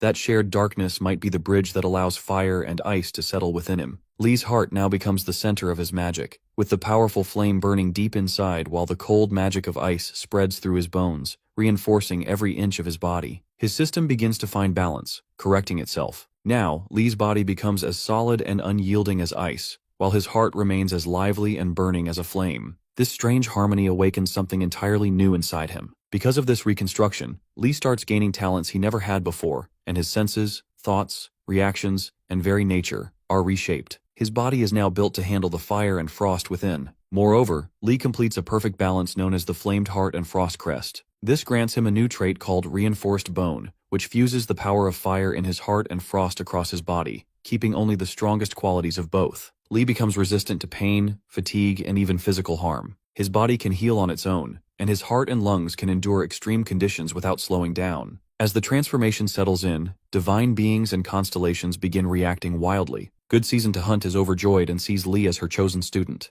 The owl offers congratulations and considers giving a reward. The tiger feels proud of his household member's growth. The gods are stunned, and several constellations are fully captivated by what they witness. Even Gemini, a powerful divine being, shows deep interest through both of their twin sides. The moment Li Changsun hears the names Castor and Pollux, he wonders which side of Gemini is reacting. Before he can think further, the divine being known as the Great Demon that chases after the abyss begins to act wildly. Burning flames rise in his eyes as he locks onto Li with terrifying focus. His dark hands reach out, and without warning, Li is dragged away into the demon's divine territory. Everything changes in an instant, and the world around him becomes unrecognizable. It's nothing like the realms he's known. Li tries to use his skills to figure out where he is. Viper Eye activates but suddenly shuts down. Beast Sense tries to assist but also fails without explanation. Only Kaloka Gathia manages to barely hold his mind together, keeping his thoughts from falling apart completely. The surroundings are silent, and an overwhelming pressure seeps into his bones. Li's heart races as he slowly realizes this place might really be part of a divine territory. Still confused, he tries to understand why he was brought here. That's when a pale gaze fixes itself on Li, coming from a glowing blue hole in the dark. A voice echoes from the light and asks who he is, not just in name but in purpose.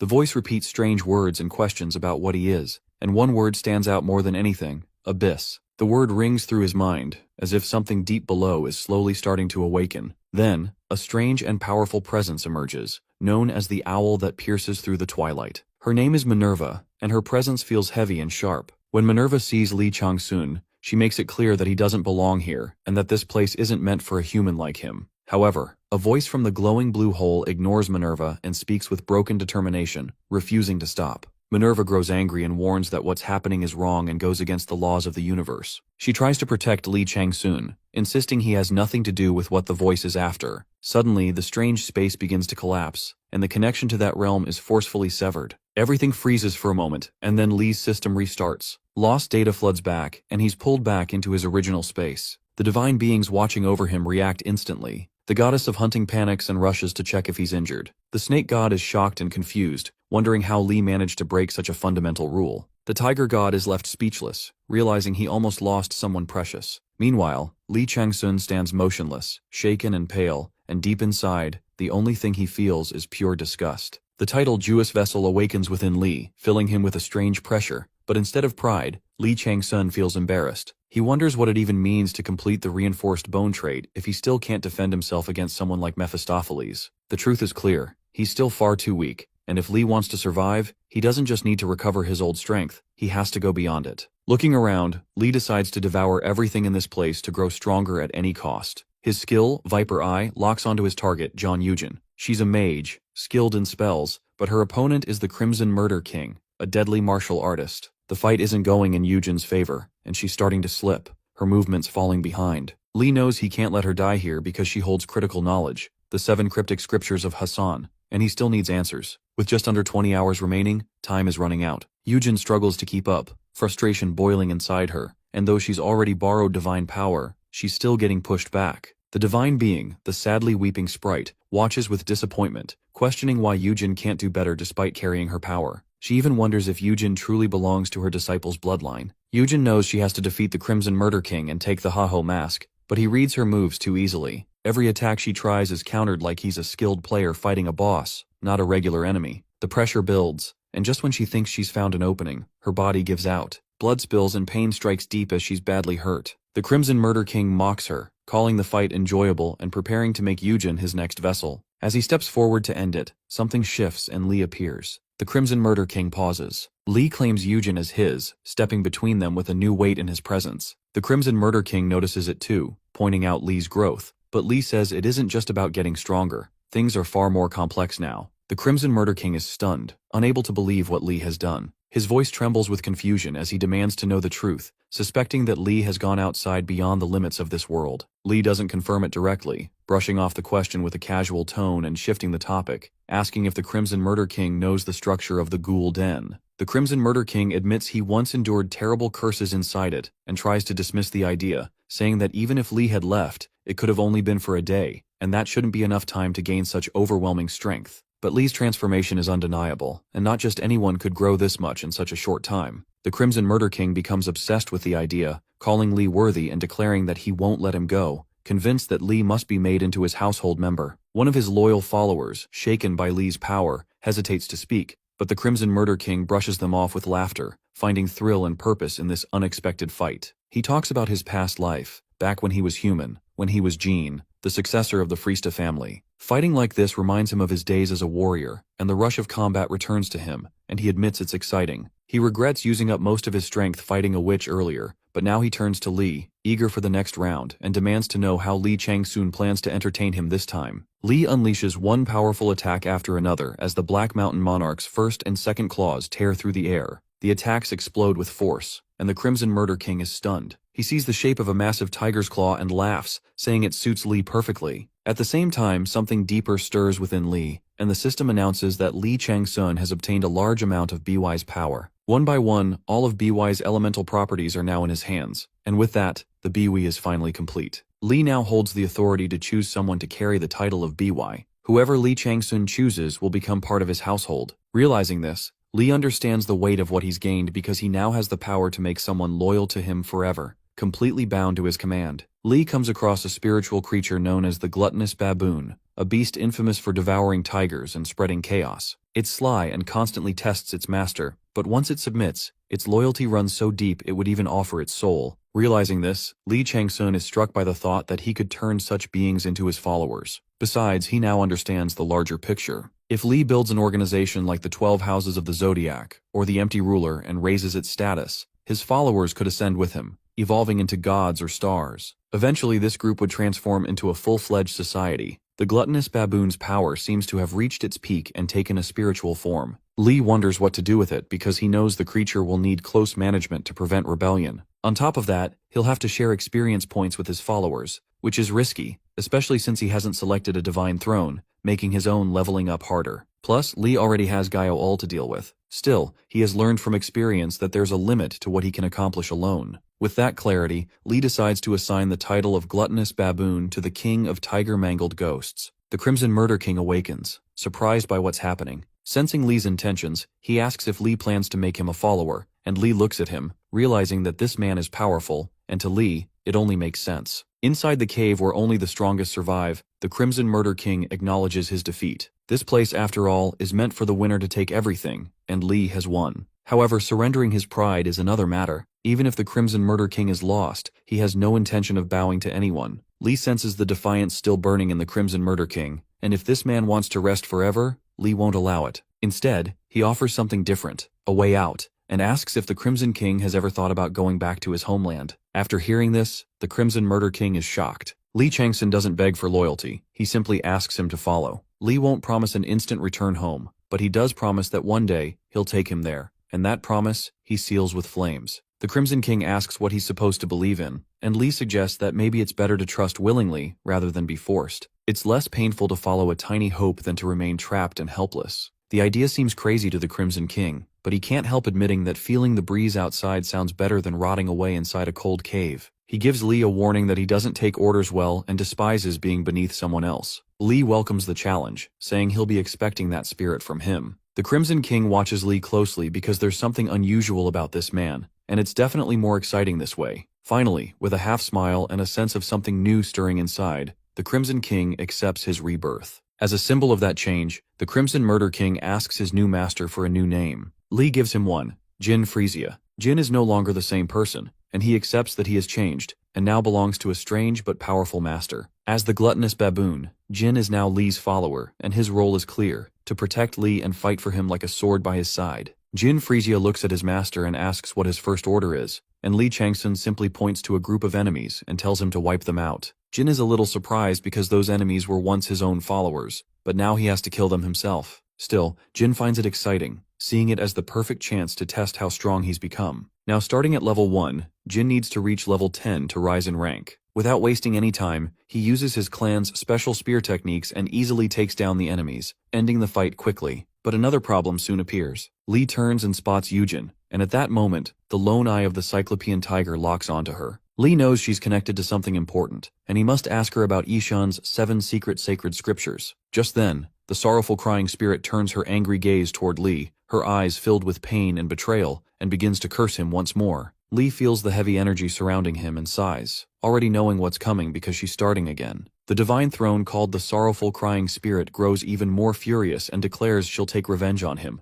warning that she'll soon choose a new cleric to eliminate him. She chews her nails in frustration and keeps throwing sharp glares at him. Meanwhile, hunting season, another divine throne, finds her annoying and tells her to shut up. Even the world-encircling serpent scolds her, calling her pathetic. Lee has had enough and sighs again, then calls out to someone, Harold. After that, he asks if Harold is watching. Hearing this, hunting season is surprised and wonders if that odd rabbit is really around. Lee continues, saying he knows Harold is watching and threatens to stop trading with him if he doesn't show up. Finally, Harold answers and appears, grumbling as usual. As the dungeon administrator, he complains that Lee isn't supposed to interfere like this, and reminds him that the higher authorities are already on his back because of all the chaos he's caused before. Harold mutters about how stressful it's been lately, blaming it for his bad knees and emotional eating. Hunting season is completely shocked to see Harold pop out like that, wondering aloud if he's a god or something else entirely. Meanwhile, the sorrowful crying spirit just glares even harder at Lee, seething with fury. In response, Lee boldly says he wants her message blocked and removed from his sight.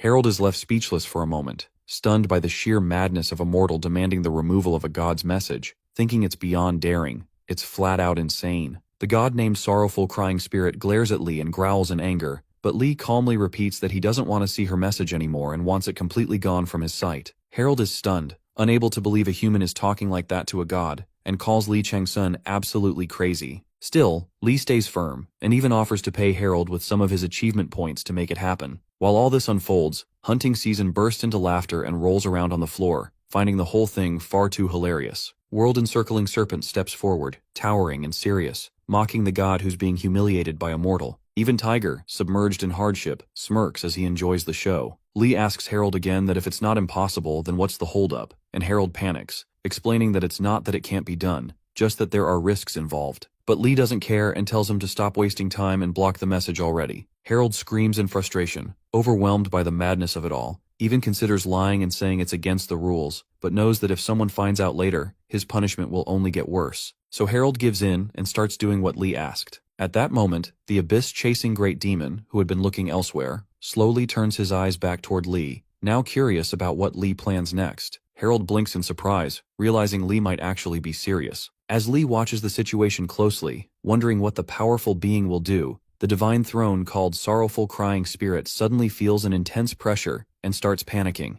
realizing a much darker and far more powerful force is awakening. The Abyss.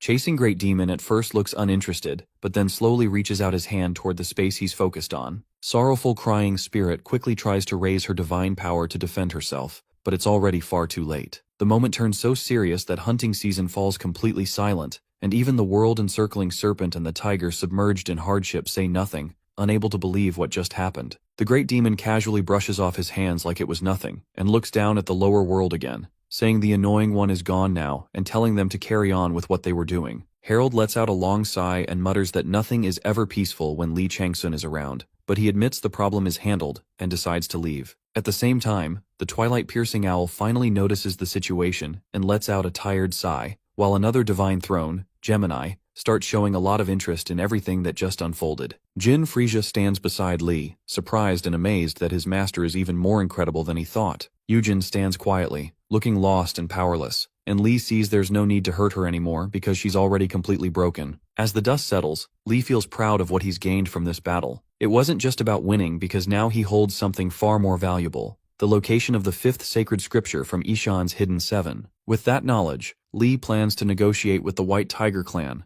thinking that if they had never crossed paths with him, their original plan might have worked. But now everything is in his hands, and he's the one steering the game. Jin Frisia clears the entire second floor, and though he trained the team himself, he's still surprised by how poorly they performed. His current level is only 4, which makes his success even more impressive. Lee realizes that Jin must have been stuck for a long time on the 3rd floor because of how weak his group was. But even so, Jin finishes faster than expected. With a confident smile, Jin says he has his own methods and invites Lee over, saying he has something interesting to show. While Jin Frisia waits, Lee finishes his task and obtains the ashes of the player Zhong Yu Lin, unlocking a lost authority called the Song of Hell's Flame. After burning the final piece of this authority with the flames of purgatory, the power level of his Hellfire of the First Dawn rises. This grants him a new title, Manifestation of the Willful Spectre, an evolved form infused with sulfuric fire from hell itself. The power enhances his fire abilities and unlocks terrifying effects like sulfuric hellfire and calamity descend.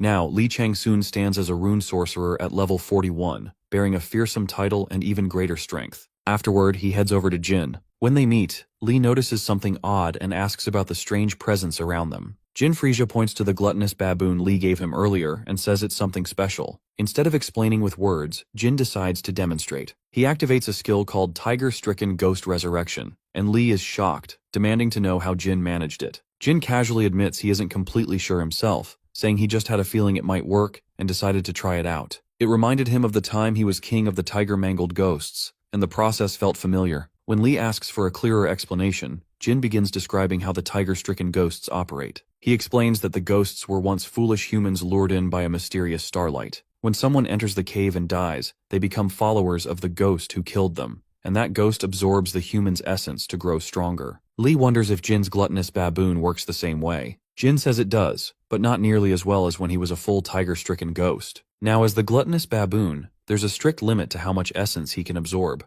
Jin can bring the dead back like puppets, but if he tries to make them move on their own, the spell usually fails. Just as Jin Frisia explains this, one of the resurrected ghosts collapses and fades away, proving his point. It takes an enormous amount of energy from countless ghosts just to successfully bring back one with some strength. Then Jin points to the creatures around him, each of them a natural enemy of the tiger. One is immune to sharp weapons, another is slow but incredibly strong, and one moves like it has no bones at all. The divine thrones begin reacting, and hunting season warns that it's better to have no followers than weak ones. The world-encircling serpent shows curiosity and flies up to examine these undead forms, while twilight-piercing owl reassures everyone that Jin's followers will become as powerful as him. Lee Changsun then asks if these new creatures are categorized the same way tiger-stricken ghosts were, from lowly victims to more advanced forms. Jin replies that while they may not be top tier, they won't hold Li back either, and offers to demonstrate their usefulness. With determination, Jin Frisia calls them to rise and announces that they will now begin clearing the 3rd floor and that their master, Li Changsun, will be watching. He also warns them to do their best, because if they disappoint, they already know the consequences. The undead followers shout their obedience in unison, and with that, they begin their march forward, stepping into the 3rd floor. As Li and his group push through the 3rd floor, they make rapid progress. The system updates confirm their achievements. 1st zone cleared, 2nd zone conquered, and Jin Frisia boldly claims the 6th. Even a novice named Bo manages to plant a flag in the far 9th zone. Along the way, Li Changsun collects experience points, though slightly reduced since they passed through Jin first, but the gains are still worth it. Having Jin as a follower proves valuable not only for the steady experience, but also for his dependable skill set. After that, Li shifts his focus to the real challenge ahead, the King of Azure Death. He confirms with Jin whether the rumors are true, to which Jin explains that deeper into the 3rd floor, the real test begins, and there are no weak tiger-stricken ghosts left, only crimson death awaits. It's a dangerous area, one that would crush the unprepared. However, Jin once cornered even those enemies. When Li questions how that was possible, Jin simply says it's because of the difference in skill between them. After this, Li admits the truth that having a larger force thanks to Jin's summoned undead has made things easier. Jin smirks and points out that this proves his creations were actually useful. Time is ticking, with just over 4 hours remaining, but Li feels confident. He now suspects that Jin might not be just any follower because if he really is the Frisia Li thinks he is, then he may have struck gold. The House of Frisia in Arcadia is no ordinary lineage. Known for their divine bloodline, they were said to be unmatched in magic, swordsmanship, tactics, and more. Their talents were so overwhelming that even entire empires bowed down to be associated with them, and if Jin is truly from that house, Li might have found more than just a powerful ally. He might have found a legendary one. Additionally, Li starts to wonder about Jin Fresia's past, thinking that if Jin truly came from such a powerful clan, he should have been at the top, not someone wandering through the cave of the tiger-stricken ghosts. Maybe Jin entered this place to gain an edge, possibly searching for a sacred scripture to secure his position among his clan's heirs. Either way, Li feels reassured. When he faced Munsung before, the thought of battling all his ghost soldiers felt overwhelming. But now, with Jin at his side, things seem manageable because Jin's undead soldiers are dependable and might even prove useful in the future. As part of his preparations, Li pulls out an item called the Breath of the Frost Lord, which Jin immediately recognizes as an ice crystal, and is surprised to see, since it shouldn't be something found in this cave. Li is curious how Jin knows of it, and Jin casually explains that his clan was one of the most respected in Arcadia, so he's seen many rare and powerful items before. Even the Divine Thrones react strongly. The Hunting Season Throne can't hide her craving for the crystal, while the World-Encircling Serpent Throne is eager to study it, especially since it came from the ancient founder of a race. Without hesitation, Li hands the crystal to Jin, trusting him to know how to use it properly. Jin bursts out laughing, shocked at how casually Li is trusting him. It feels like handing a fish to a hungry cat. Still, Li tells him to call it madness if he wants. Though Li also wishes to give Jin the reinforced bones, he can't right now because there are no specters around with enough willpower, but he's confident that the Frisia family's ancient techniques will be enough. Jin, however, reminds Li that just because he accepted the role of follower doesn't mean he fully accepts Li as his master. He finds it strange that someone would offer him such a powerful item without full loyalty, but Li doesn't seem to care about formalities. Li reassures Jin Frisia that he would never act in a way that would cause his followers to betray him. Even after all this, Jin is still a bit surprised that Li is willing to give away such a powerful item so casually. Li questions if Jin doesn't want it, but Jin quickly says that's not the case. He's just genuinely amused that his master is far more reckless than he imagined. Without hesitation, Jin swallows the breath of the Frost Lord, and a deep cold settles within his body, blending with his spirit. The ice attribute begins to take root, and one of the Divine Thrones, Gemini, watches this change closely with curiosity. Soon after, the item is fully digested, and Jin gains a new achievement. He's now a gluttonous baboon that has swallowed ice. His ice attribute rises, and his bond with Li strengthens. With this transformation, Jin fully evolves into the Frost Undead. Two new powerful skills are born, Blizzard and Sub-Zero Frozen Land. Feeling stronger than ever, Jin immediately puts his new ability to use. As he activates Sub-Zero Frozen Land, a cold storm spreads out, and Jin imagines that if the King of Azure Death is watching, he's probably panicking right now. It appears that only 22 minutes are left. Azure Murder King is baffled over how could he become a human's doll. Jin nonchalantly admits that he can't still provide him with answers. Out of fear, Azure tries to communicate but gets cut off mid-conversation and gets wiped out by our boy Jin. The panel indicates about his victory and his fame rapidly increasing. Meanwhile, Li is observing the situation from the top of the building as he runs out of time. yet he's still rewarded with the properties of a fierce dragon. Suddenly he gets shaken out by the voice of people, demanding what has he done. He orders Jin to get rid of all the people, and with a smirk on his face, he willingly proceeds to do that. Li finishes conquering the Winter Palace and decides it's time to move on, so he quietly leaves and walks into a place called the Guest House of the Winter Palace. As Li Changsun steps inside, he notices something strange, and whatever lies ahead looks cold and lifeless. Just then, his special power called Soul Extortion suddenly activates on its own. Blue flames from the purgatory rise and begin burning the body of the Frost King. Slowly, the body turns into ash, and Li carefully collects the remains. While doing this, he feels a strange connection, as if something about all of this reminds him of his own past, the moment he had fallen from Arcadia. It brings back the same heavy feelings he once carried. As Li looks closer, he realizes that what he's facing isn't fake because there's something real and familiar in front of him. Then, all of a sudden, something new appears. He pauses and wonders what it is, as if a new mystery is just about to begin. The scene shifts to another battlefield, where player Cha Ye-eun activates her powerful skill called Demonic Sanctum Creation. A barrier of dark energy forms around her, and a huge, intelligent monster steps forward,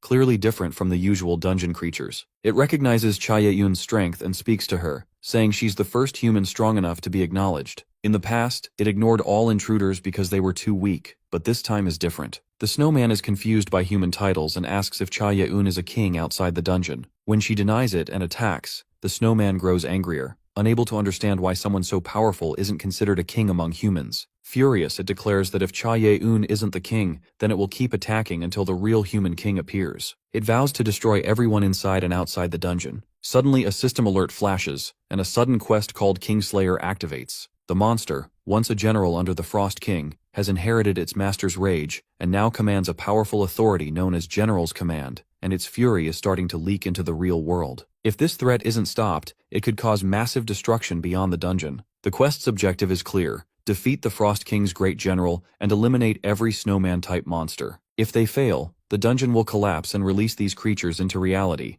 But if they succeed, the dungeon will shut down, and they'll receive the general's powerful sword as a reward. Realizing the danger, agents on the scene begin to panic. Someone yells that they must stop the general at all costs. Cha Ye-eun prepares herself for battle. Then, Leader Seo steps forward with confidence, claiming that since this is the biggest challenge, it obviously belongs to him because he's the main character. The tension is heating up, and one team member shouts that they should just finish the enemy already, frustrated that the middle boss still isn't down even though 3 team leaders are present. It's starting to look embarrassing. As everyone scrambles to take control, arguments break out over who should land the final blow. The pressure builds, and things get more serious when Cha Ye-eun warns that her floating spell won't last much longer. She offers to support the team from above with her magic bullets, leaving the rest to handle the monster on the ground. Someone confidently takes the skies while another volunteers to cover the front line. Amid the chaos, the enemy forces keep pouring in, their numbers never ending. Suddenly, Wu Haibin bursts forward and activates her skill Gale Dash. Her speed surges instantly, and with it, her storm-imbued dagger readies for a devastating strike. Her second dagger, blessed by lightning, sparks wildly, crackling with power and eager to be unleashed. Meanwhile, someone scolds their uncle, wondering how he even managed to survive such a rough player life. There's clear jealousy over the powerful items Haibin received.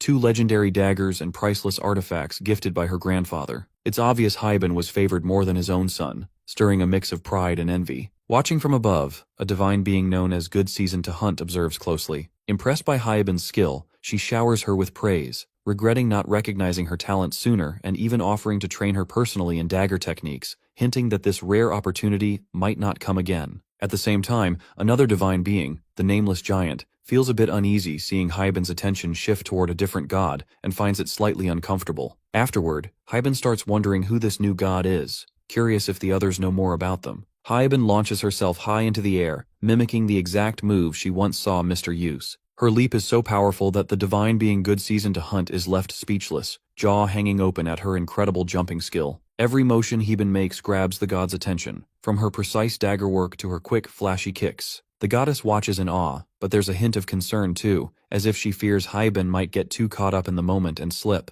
Haibin notices the divine reactions and can't help but laugh inside, finding it almost amusing how everything she does seems to impress this god. Her thoughts drift away from battle, and a warm memory surfaces of someone admiring the scarf she made, genuinely amazed that she knit the whole thing herself. Others had asked for one too, joking about unfair treatment, and someone reminded her they had a birthday recently and hoped for a gift. Haibin smiles to herself, the warmth of those moments cutting deep, and she misses them all. Back in the present, her storm-infused power explodes. Lightning surges outward, crackling violently across the field and disorienting a huge number of snowmen, and even larger enemies like snow pterodactyls, rendering many unable to fight. Some of the flying beasts spiral out of control, crashing into the ground one after another. Hyabin is unstoppable now, power radiating from every step and strike as she tears across the battlefield like a force of nature. The storm is hers, and she's commanding it. As she keeps fighting with unmatched speed and skill, the divine being Good Season to Hunt grows more excited, cheering loudly for her. But all this attention brings danger too.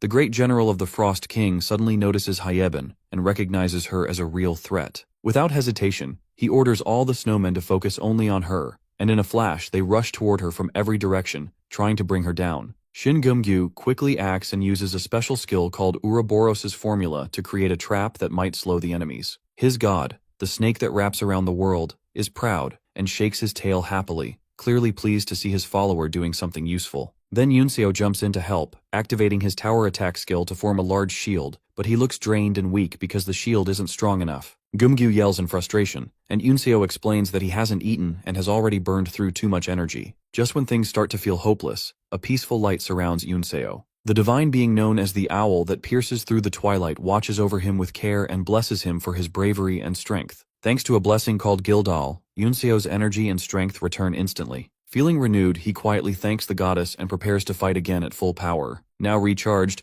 Yunseo shouts that it's time to fight back, and his tower attack skill explodes with force, shaking the battlefield. At the same time, he hears a voice call him student and quickly responds with a firm yes, ready to follow any command. Chaos erupts as enemies are crushed by the shockwave. The weaker ones are instantly wiped out, their cries fading into silence. But then, the real threat steps in. The great general of the Frost King appears, refusing to be challenged by anyone who isn't a king, and sends out his icy warning. Seeing this, Shin Gyeomgyu stands his ground and activates a powerful curse called Curse of the Viper in an attempt to stop the general and his giant snow beast. The curse spreads across the battlefield, trying to confuse the enemy, but the great general is far too strong and shrugs off the curse without a hint of weakness. Even though the curse fails, it buys Hyben a brief moment, and she leaps forward with everything she has. Her lightning flares brightly as she strikes the general and lands a solid hit. The general turns his eyes to her and his calm vanishes. Now he's truly furious. He raises his massive weapon and points it at her, no longer just intending to fight but to end her for good.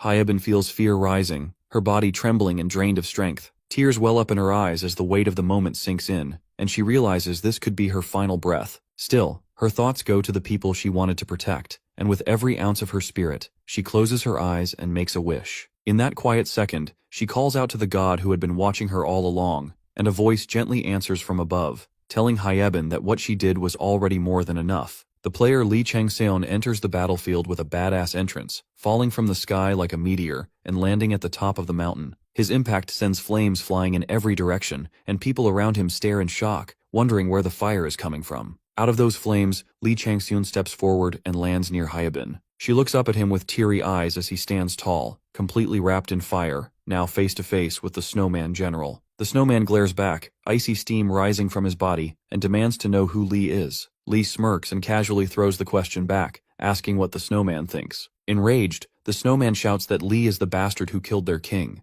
The crowd gasps, shocked, whispering among themselves if it was really Lee Changseon who took down the Frost King. The snowman general looks him over and asks if he is the king of humans, saying that if their king was slain by a human king, then revenge must be taken, and the human king must also fall. At least then, their king's death would carry meaning. He demands an answer again, asking if Lee truly is the king of humans. Lee, clearly bored, brushes it off and tells him not to dwell on such childish thoughts. The snowman scoffs and claims that means Lee is no different from the rest. Then he activates his Tundra ability. Lee responds by drawing his Savage Tiger Blade, and their powers collide, forming a barrier between two clashing forces. The humans watching wonder if Lee is as powerful as the Iron Witch. As the battle heats up, Lee starts overpowering the snowman and lands several solid hits. The crowd roars, cheering him on and calling him a tyrant, begging him to crush the snowman like only a tyrant can. Realizing he can't win in a fair fight, the snowman searches for an opening and waits for a chance in the sky. Suddenly, a snow pterodactyl swoops in and carries the general away.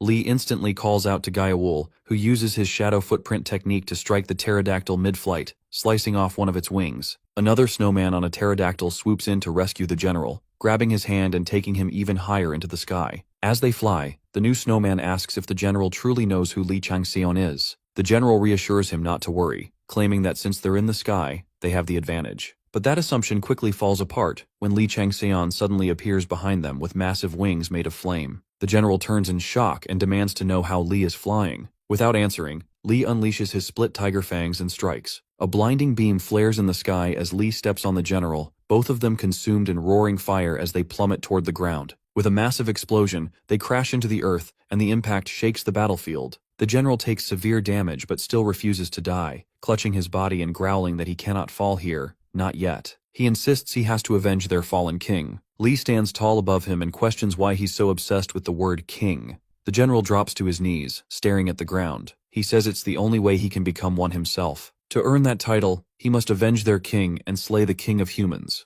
He shouts that a true king is someone who brings prosperity to his people, and to lead, he must first claim the crown. Li looks down at him and says this is exactly why the Frost King left something behind. The general stares up, confused, and asks what he means. Li pulls out a letter and tells him that the Frost King wrote it before his death. The letter says that the king has already accepted his fate and is leaving this world, entrusting the snowmen to the general. It states clearly that he is free to lead them however he wishes. Upon hearing those words, the general is shaken. The system recognizes the change, and the general officially becomes the new dungeon boss. The Frost King's eyes fill with tears as he screams, demanding what meaning those final words even hold, shouting that they're nothing but lies. Before he can say anything more, his head is sliced clean off by Li Changxian's blade. The status window flashes open and declares that the dungeon boss has been slain, and the dungeon immediately begins to collapse. Meanwhile, in a faraway place, the Blue Wolf turns to his assistant and asks if Li Changxian is truly the man who dared to reject the goddess's blessings. With a smirk, he glances back and says it's time to head to Korea. He has to witness this man for himself. If Li is just some arrogant fool who insulted their goddess, then the Blue Wolf vows to personally punish him with his own two hands. Meanwhile, Li Changxian returns to his apartment where he has invited his teammates, Shin Gumgyu, Shin Yunseo, Gyeowol, and Hyebin. Yunseo grabs Gumgyu by the collar and asks if he's lost his mind or wants a bunch of stalkers to show up since he keeps shouting so loud. Gumgyu fires back, saying even stalkers would be less annoying than her. She tells him to just drop dead. Her expression softens when she turns to Li Changxian and hands him a gift, saying it's the only thing he ate during the Las Vegas Championship League 4 years ago. Li looks at her and simply says thanks. She gets flustered, thinking she can die in peace now. Gumgyu yells at Li and warns him that Yunseo bought the gift from his fan club, only to get kneed in the face by her and told to shut up. Hyebin arrives nervously as Gumgyu gets beaten up, and Li welcomes her, explaining that he hasn't finished furnishing the place yet. Gyeowol, Hyebin, Yunseo, and Gumgyu sit down to feast while Li stands in the gallery. Yunseo takes out a token and hands it to Hyebin, telling her it's a rare item and she should treasure it. Normally, it's only given to official members, but she's making an exception. Yunseo explains that posting a photo with the token on social media grants access to all of Li's competitions and behind-the-scenes content, even the explicit stuff. Hyebin accepts the token and thanks her. Yunseo then asks how she ended up being his fan when he's famous for being a jerk, to which Hyebin replies that she's not really a fan, but a mentee. Li is her mentor. She wants to be a kind-hearted person like him. Li Changxian talks to the tiger that has been trapped in hardships, who continues to annoy him. The tiger tells him about a certain someone who once had too much attitude, and that arrogance led to his downfall. Li Changxian realizes with a jolt that the tiger is talking about him. He gets a flashback of the time he met Arcadia. In the memory, Arcadia asks how to become as strong as Li, but Li just calls him a pest and tells him to get lost. After Arcadia leaves, the Void Monarch shows up and tries to kill him. In the present, Li Changxian reflects on this, and thinks the Void Monarch must have been the first to join the Ziwei Doshu when they tried to eliminate him. He wonders if he was always meant to be their target. A constellation tells him to stay alone and abandon anyone who might weigh him down. Li says he understands, but in his mind he thinks it's complete nonsense and questions why they'd even bring up the Twilight of the Gods. He doubts the tiger knows who he really is, since Thanatos' protection system isn't that sloppy. He can't tell if the tiger's words were just coincidence or something more.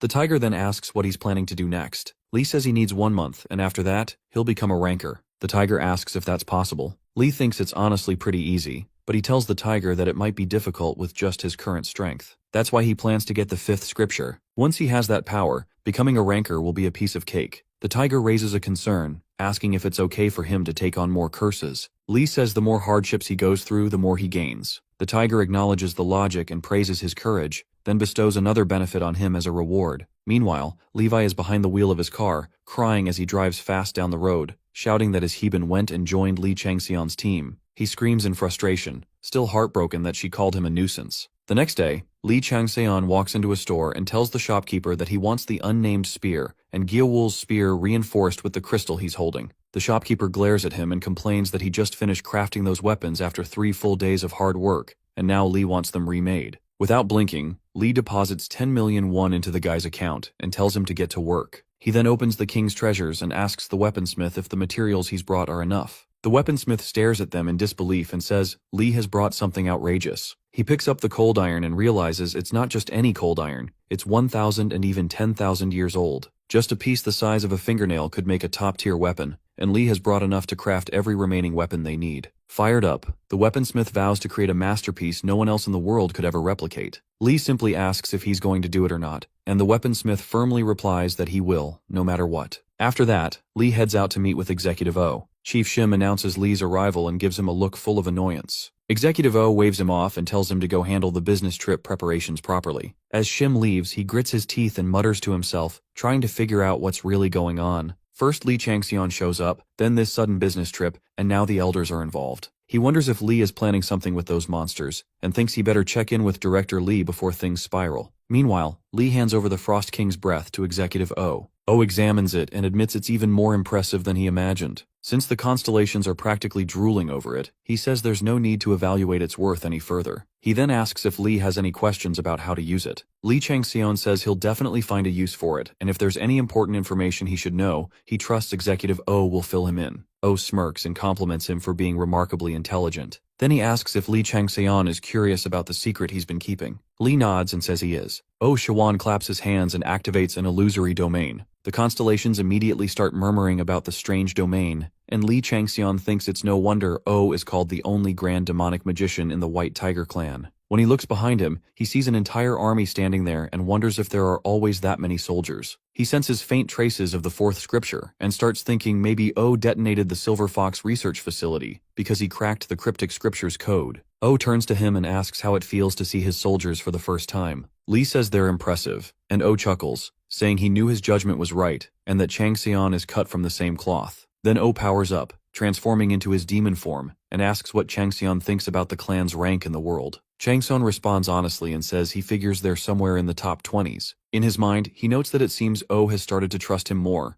especially now that he's revealed his demonic human identity. O says their clan currently ranks 27th and explains that it's because no one in the clan has reached king rank and they haven't really done anything major to shift the global stage. That's why they've been placed so low. Then he asks what Changseon thinks of that. Li silently reflects that the White Tiger clan has enough power not to be ignored by Arcadia, and that Duke rank Munsong's forces probably sit at king rank, so naturally they should be doing more. He tells O that he disagrees with the current ranking but admits he hasn't experienced the workings of other clans yet, so he can't say for sure. O tells him he's right and encourages him to think about it further. They're still sitting at rank 27 even after laying low all this time, and O asks Li Changseon what he thinks would happen if they finally rose with intent. O explains that he has no plan to keep the clan confined within Korea. He wants them to rise and spread, to become a force that makes every tree and blade of grass tremble at their roar. Their guardian constellation shares this ambition, and O declares that it won't be long before countless people kneel before them. In the background, the army lets out a deafening roar as if ready to devour anyone in their path. Li Changseon asks if O really intends to take his army out into the world, and if he's not worried about being condemned for becoming a demon human and walking the path of injustice. O simply tells him that all that talk becomes meaningless in the face of overwhelming power. He says that since he's shown everything he has, now it's time for Li to do the same. Then he pulls out a dream pearl and offers it to Changseon, calling it something that could turn him into someone like them, or maybe even someone greater. He adds that all the directors and team leaders have gone through this same process, and now it's Li's turn. O guarantees that Changseon will become stronger than any of them, and offers the pearl with complete confidence. Li takes the dream pearl and thinks that with close inspection, he might be able to uncover the secrets behind the tiger's calamity. Just then, he hears the voice of Jin Frezia asking if he can have the orb instead. He asks Jean why he should hand over the orb, and Jean replies that he's thinking about making the household members stronger, and that its concentration method has caught his interest. Li asks how exactly he's supposed to give it to him. Jean tells him to just eat it without purifying it, and he'll handle the rest. So Li Changseon swallows the orb, and the reinforced royal tiger's calamity begins spreading through his body before it's quickly subdued and absorbed by Jean. Jean confirms that he has successfully taken it in, and promises to share the results later, asking Li to let him know if anything similar turns up again. O then closes the domain and asks how the orb felt, and Li replies that it was good. Oh laughs and says most people would be overwhelmed by the energy and make a fuss about how hard it is to digest, but it seems like it worked out perfectly for Li. Changsun asks if he can get more of it, and Oh assures him that he'll be properly rewarded for every achievement. He then tells him that the United States Xenix Association is about to start a massive war and that their White Tiger clan plans to participate as allies and seize the opportunity to make their presence known globally. Xenix is a group that doesn't just specialize in dungeon combat, but also in weapon and artifact research and development. It's a mega clan led by the Golden Monster King, one of the 10 kings of the player world. Li Changsun thinks this might be a battle of dominance and wonders who their enemy is. He asks Oh what role he's supposed to play in all this, and Oh tells him to use his fame to influence the United States. Li figures that means Oh is trusting him with the press to draw the world's attention to the White Tiger clan, and he feels ready for it. The more attention he gets, the more influence he'll gain in the clan. He sees this stubborn rise of the White Tiger as a powerful card that, if played well, could benefit him greatly. To make sure he can take everything for himself in the long run, he plans to lay the groundwork carefully, several steps ahead. Then he asks Oh for permission to visit the Stone Desert where the cold wind blows in France. After conquering it, Li Changxian plans to head straight to Chicago to take care of the City of Apocalypse. He asks if becoming a ranker after that would cause a huge stir in the media. Oh laughs hysterically and says that if Li manages to conquer those unconquered dungeons, he'll definitely become a massive star. He grants him permission to go if he wants, but warns that there may be some unknown danger involved, so he'll be sending an escort with him. Later, Shin Gumgyu arrives at the training facility, and Unseo calls him a lazy ass, telling him to hurry up. Gyeowul and Unseo are already practicing with their weapons. Gumgyu asks if they're seriously training right after their party just got formed. Li Changsun walks in, and Gumgyu greets him as team leader, asking what weapon he's using. Li tells him to just call him Hyung when it's only their party around. He says he just prepared the weapon and brought it to test it out and get a feel for it, asking if it looks weird. Li gathers them all and explains that the reason they're here today is to check the L team's teamwork, and to do that, they'll be going into an actual fight. He tells them a sudden case just came in from the executive director. A collapse recently occurred in one of their production clans while they were mining mana stones. They'll depart once everyone finishes reviewing the mission details. Meanwhile, at Incheon International Airport, Cha Ye-eun stands waiting for the Blue Wolf. When he arrives, she welcomes him, and he's surprised that she can speak German. He smiles and says he can't believe the Iron Saintess, blessed by their patron, is here to attend him,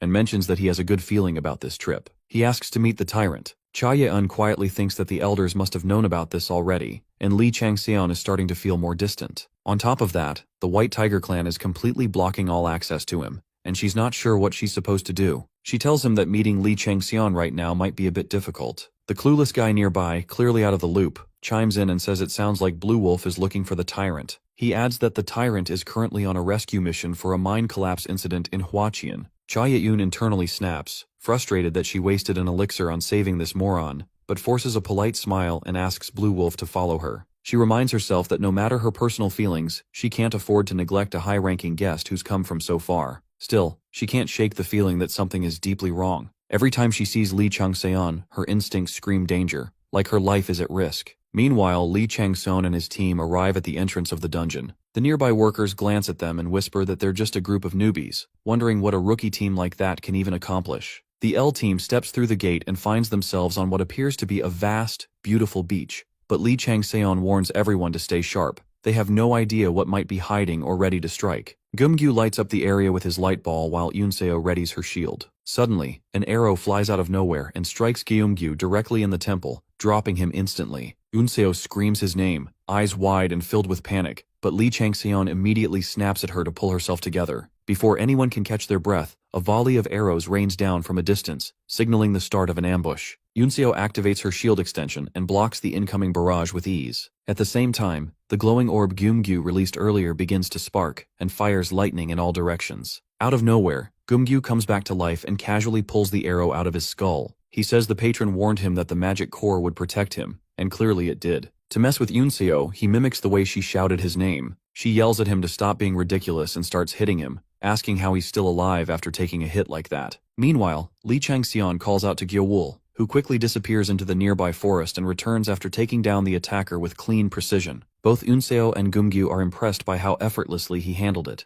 Gyeowul drags the enemy back to Li Changxian and tells him he brought it back alive for interrogation. When they take a closer look, they realize it's a gray elf. Li Changsun explains that although gray elves look like regular elves, they're not truly elves. They're interceptors created by a monster called a parasite to drain the life force of other creatures. He also points out that if the parasite has already managed to create a gray elf, that means it's reached its adult stage. What surprises him is how a parasite could evolve this far within the dungeon without being noticed. The water around the area seems safe, with no visible monsters, and there's even a mana mine nearby that draws in frequent visitors. It doesn't add up. Lee starts to suspect something bigger is going on, and in his mind, he knows the only way this would be possible is if she is involved. He tells the team they need to pull out for now. Gumgyu protests, saying they haven't even confirmed whether anyone is still trapped inside. But Lee calmly explains that the presence of gray elves means the parasite has already taken full control of the island. Charging in blindly could endanger more lives, so retreat is the best option. He opens his status window and tries to log out, but for some reason, all outside communication is cut off. A message appears, telling him to continue the mission and complete it before attempting to log out again. He tells the team that since logging out isn't an option right now, they'll have to stick to their original plan and move forward. They head deeper into the forest and begin clearing out the gray elves one by one. As they fight, Lee Changxian starts to notice something unusual. The gray elves are bleeding blue blood. Normally, parasite-created beings don't bleed at all, but these ones feel too real, like actual living creatures made of bone, flesh, and blood. More than that, there are faint traces of divinity on them. He narrows his eyes and says, there's only one parasite that could create something like this, one being capable of nurturing a divine tree of this kind. The goddess of slaughter and destruction, Kaylee. She was once his comrade. Lee Changxian stands still for a moment, his mind racing as he wonders why her traces are here and what could have possibly happened to her. They move deeper into the dungeon and begin to hear cries for help echoing through the darkness. Following the sound, they enter a shadowy cave where the voices seem to be coming from. The L team calls out, announcing that they're from the White Tiger clan and they've come to help. The voices scream back, begging to be saved from under the rocks. Lee Changxian raises a hand and tells the team to wait. He asks Gumgyu to light up the orb again so they can see clearly. As the cave brightens, the light reveals the truth. These cries aren't coming from humans. Instead, a horde of unfamiliar undead stands before them, creatures mimicking human voices to lure them into a trap. Lee Changxian narrows his eyes as he examines the undead and notices roots embedded in their bodies, all stretching toward a single source. Without warning, the undead charge at the team. Lee considers using Jigwee's flames to wipe them out instantly, but he hesitates because there might still be survivors nearby, and he can't risk hurting them. He calls out to Gyewul to open a path through the chaos. Lee then pushes forward alone and enters the divine tree where the roots lead. As he looks up inside, he sees a personified form of a fully grown parasite, its roots pulsing with their own ego. It's elfin roots. His eyes drift to the crown atop the creature and immediately recognize the design. It's eerily similar to the one Kaylee once wore. Drawing his unnamed spear, Lee wonders if the divine tree Kaylee once nurtured has somehow lost its way and ended up here. It might be speculation, but with the Void Monarch showing interest again, it feels far from random. First Xerxes, now Kaylee. There's no way this is just a coincidence. Something bigger is at play. His grip tightens on the spear as the boss raid begins, and the monster lunges toward him with violent force. The monster slashes at Lee Changxian with its claws, but he blocks the attack with his spear. As their weapons clash, Lee senses Kaylee's energy flowing from the creature and recognizes that the crown it wears has the same shape and divine aura as hers. It must be a duplicate of the goddess's crown, likely a treasure grade item, possibly even sacred grade. That means the boss isn't just any monster, it's probably a bishop or priest serving under Kaylee. Up above, both the Void Monarch and Gemini begin watching the battle. Lee knows they're not interested in this fight just because he's facing a powerful opponent. Something deeper is happening, a connection between Xerxes, Kali, and these divine watchers that he doesn't yet understand. More undead join the fight against him, and he realizes he has to take down this boss no matter what if he wants answers. He calls on his flame ability to turn the tide. Meanwhile, Yunseo bashes her way through the undead with her shield. Gumgyu keeps the battlefield lit, and Gyewul unleashes a shadow tsunami, clearing out the rest of the horde. Gyewul then shouts into the darkness, daring anyone else to come at him. Suddenly he spots a figure standing far off and charges in, but his attack is blocked. It's Lieutenant Park Haesong, who explains he was trapped while trying to rescue the buried survivors. He looks at Gyewul and asks if he's human. Gyewul reveals his face and says he's from the White Tiger clan's L team. At the mention of L team, Park immediately asks if that means Lee Changxian is here too. He adds that there are still many injured people who need urgent help. Gyewul tells him that their team leader isn't present at the moment. Just then, a tremor shakes the ground, and Jean contacts Gyewul telepathically, hinting at something unspoken. Gyewul doesn't know if Jean is being honest, but wonders what Lee Changxian would do in a moment like this. He looks Park straight in the eyes and asks him where the survivors are. Back in the fight, Lee Changxian unleashes his fire ability and scorches the roots, burning it halfway to a crisp while wiping out all its minions. but the main body survives and lets out a deafening roar, summoning more of its kind. Lee calls out to Jean for backup, and Jean responds with a grin, saying he was just waiting to be summoned. He jumps into the fray and begins cutting down the incoming minions with his sword. Seeing an opening, Lee flies straight toward the roots, aiming to finish it off, but the monster quickly regenerates. The areas that were charred and aflame are now completely healed and even tougher than before. Lee realizes with a sinking feeling that the creature gets stronger each time it's destroyed. He attacks with his spear, but the roots block it using a newly formed shield made of its own body. The shield doesn't hold up long. Lee switches to Fauchard mode and slashes, nearly cutting the monster in half. Still, the roots regenerate at an alarming rate, recovering faster than before and reinforcing itself. It strikes back, landing a heavy blow on Lee's side. As the pain sinks in, Lee thinks to himself that this thing isn't just regenerating, it's evolving. Kaylee always had an edge over him in traditional martial arts, even if she wasn't necessarily better in raw combat. Maybe that's why this creature has the upper hand in technique. The gap in their physical power is closing quickly. Lee knows that if he wants to win, he can't just try to keep up. He has to outpace the monster with a lead so massive it can never catch up. Lee Changseon activates his flames once again and suddenly recalls a conversation with Kaylee. He had once asked her about the mysterious power she used to expand her strength and if it was something he could also do. Callie told him without hesitation that it was her last resort and warned him to use it only in a real crisis. She explained that he was the only one who had ever survived after witnessing it. Back in the present, Lee starts inhaling all the flames around him, preparing to unleash Himavat's breath, a technique that draws out latent power and boosts vitality, but comes with a heavy toll if misused. Just a single breath is enough to trigger immense force from within. He thinks to himself that even if the Void Monarch or Gemini are watching, they won't recognize it because Kaylee said everyone who had seen it before didn't live to tell the tale. His plan is to instantly overpower the monster and prepare for a full-scale magic explosion. He continues to breathe in flames through his mouth as his eyes turn white and veins crawl across his face. The status window pops up, confirming that Himavat's breath has been activated, and his latent powers are now being triggered. The status window goes wild, telling Lee Changseon that he has entered states of confusion, berserker, and delirium. All his stats are significantly boosted for the next 5 minutes. The skill Kalokagathia activates, allowing him to wield the magical powers boiling inside him. Changseon knows these 5 minutes are the limit before his body gives out, but with his current state, he can only manage 5 seconds. He tells himself he has to end this within that window. Without hesitation, he launches beams of molten lava toward Elfin Roots, who gets pierced through effortlessly, his body left full of holes. 1 second passes. Changseon keeps up the assault without wasting a moment. Using his Viper's eyes, he locks onto the target's movements and follows up with his Black Mountain Claw, slashing the monster again at the same spot. The ability erupts violently, leaving a trail of flames that engulf the monster and burn it to a crisp.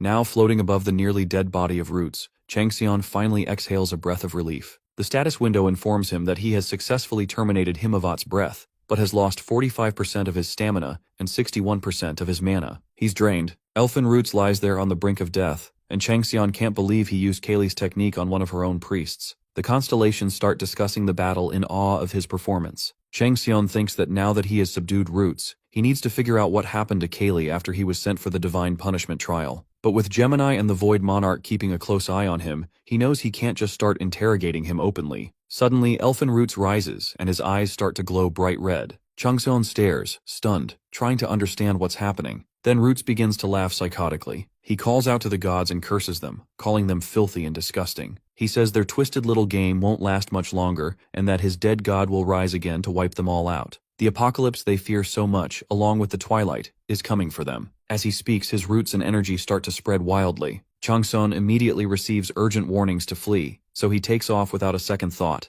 and the boss monster Elfin Root dies. But before meeting his end, Elfin Root sacrifices his remaining divinity and the magical extract within him to empower the parasite tree. The tree begins to expand as blue magic pulses through it, signaling its upcoming evolution into a new form. Meanwhile, outside the dungeon, people are starting to get uneasy, wondering why it's taking so long for the others to come out. Just then, the dungeon gate begins to rage violently, and one of the workers tells the other to call the association and report that the dungeon is breaking. Not long after, Cha Yaun, the Moron, and Blue Wolf arrive at the scene. Cha Yaun notes that despite the sudden dungeon breakout, the management still seems way too relaxed. Blue Wolf asks if the dungeon is a 4-star or higher because the magic wavelength is enormous. The Moron replies that it's not a 4-star dungeon but only a 1-star. Blue Wolf wonders if a double dungeon opened inside. Meanwhile, inside the dungeon, a large-scale energy drain spreads across different sections, and desertification begins. Chang Sun grows increasingly worried and wonders if Bagyo Wool and the others manage to evacuate safely. Li Changxian stands nearby, staring at the parasite tree, his mind replaying what Elfen Root said about his god rising again and bringing forth the apocalypse and twilight. That means Kaylee is already dead, and the blame might lie with Gemini. First Xerxes, and now Kaylee. He wonders what really happened after he was sent for the divine punishment trial. Did others suffer because of him? While he's lost in thought, a new boss monster is born, the divine parasite tree. It quickly realizes that the energy inside the dungeon isn't enough to achieve its goal, so it starts scanning the nearby surroundings for more power. That's when it discovers a new source outside the dungeon, planet Earth. It begins spreading its roots across Earth, and a full-blown dungeon break occurs, causing the mission to shift. Chang Sun blames himself and makes up his mind to bring back Kaylee's priest. Jean hears his thoughts and starts speaking to him telepathically, calling it an interesting idea. He asks if Changxion really plans to bring back the former high priest of the goddess of killing and destruction as one of his household members. Changxion says that if the parasite tree spreads to Earth at this rate, everything will be over. He has to eliminate it and retrieve elfin roots. He adds that the parasite seems to be heading toward the sky, where the stars and gods reside. He orders Jean to find elfin roots. Jean is annoyed by the command, but feels a strange weight in Changxion's words that compels him to obey, so he agrees and rushes off to find him. Changxion looks at the parasite roots and tells himself he has to get there first. He pulls out his white bow and fires a flame arrow at the tree. The projectile strikes its mark and causes a massive explosion that engulfs the entire tree, halting its growth for now. Meanwhile, the constellation Good Season to Hunt and the constellation The Snake That Wraps Around the World begin arguing childishly. Enraged by the attack, the divine parasite tree lashes out at Li Changxion. However, Li Changxion fires 2 arrows in response and partially destroys the divine tree, gaining a ton of experience in the process. Without wasting time, he pulls out his daggers and starts slicing through the vines, pushing his way toward the sky. As he climbs higher, he looks down and spots the divine tree's core, a hole at the center of it. Inside, someone is standing. It turns out to be a man named Hardy, sitting on top of elfin roots and gripping him by the head. Hardy laughs and says he didn't expect another guest to show up way up there. Just then, the divinity of Gemini lights up the sky, and Changxion's beast sense flares with a strong warning. Changxion immediately senses the danger and wonders if this guy is an apostle or maybe someone even higher,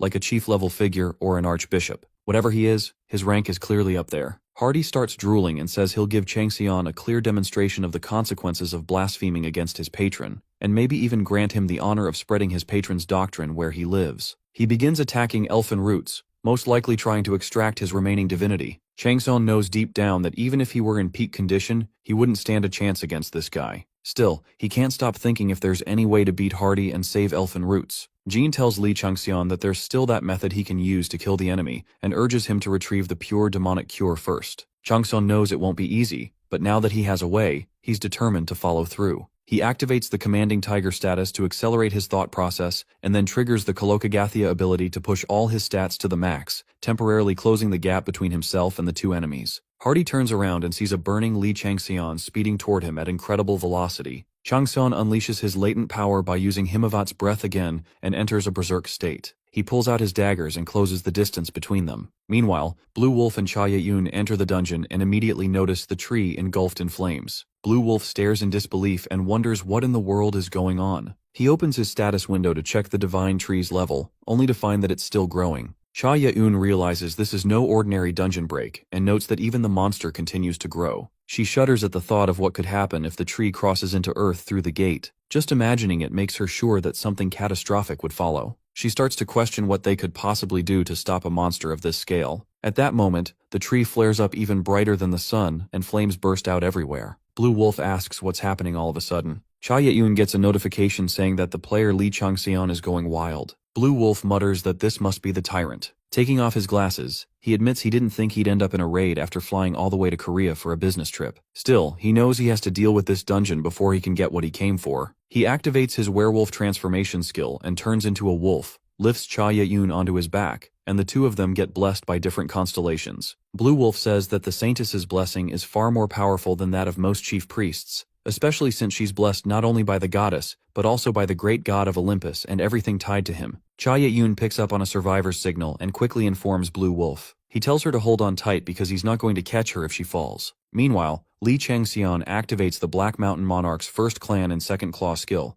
and in one smooth, ruthless strike, he attacks both the Divine Tree and Hardy, the chief priest of Gemini, eliminating them both. He acquires the divinity of Gemini and an unknown god, along with a massive amount of merit points and experience. Changxian thinks back to how the Black Mountain Monarch's claw that once passed through Han Yu included all 5 claws, but with his current stats, he could barely manage 2. He had planned to unleash both at once, but the aftermath is too much for his body. Completely drained, he begins to fall from the sky. The constellations erupt in excitement and start chattering non-stop about the incredible feat he just pulled off. The dungeon mission ends, and the system begins calculating rewards. The status window announces that the Administrative Bureau is launching a new investigation into the incident. Countless gods are in shock, while many constellations smile with interest. The window then states that the dungeon will now close and warns everyone to brace for impact. A countdown begins. Just as Changxian plummets downward, a mysterious figure appears out of nowhere and catches him. The figure says that the man has fallen after losing his wings, but adds that he really doesn't care about things like that. Li Changxian,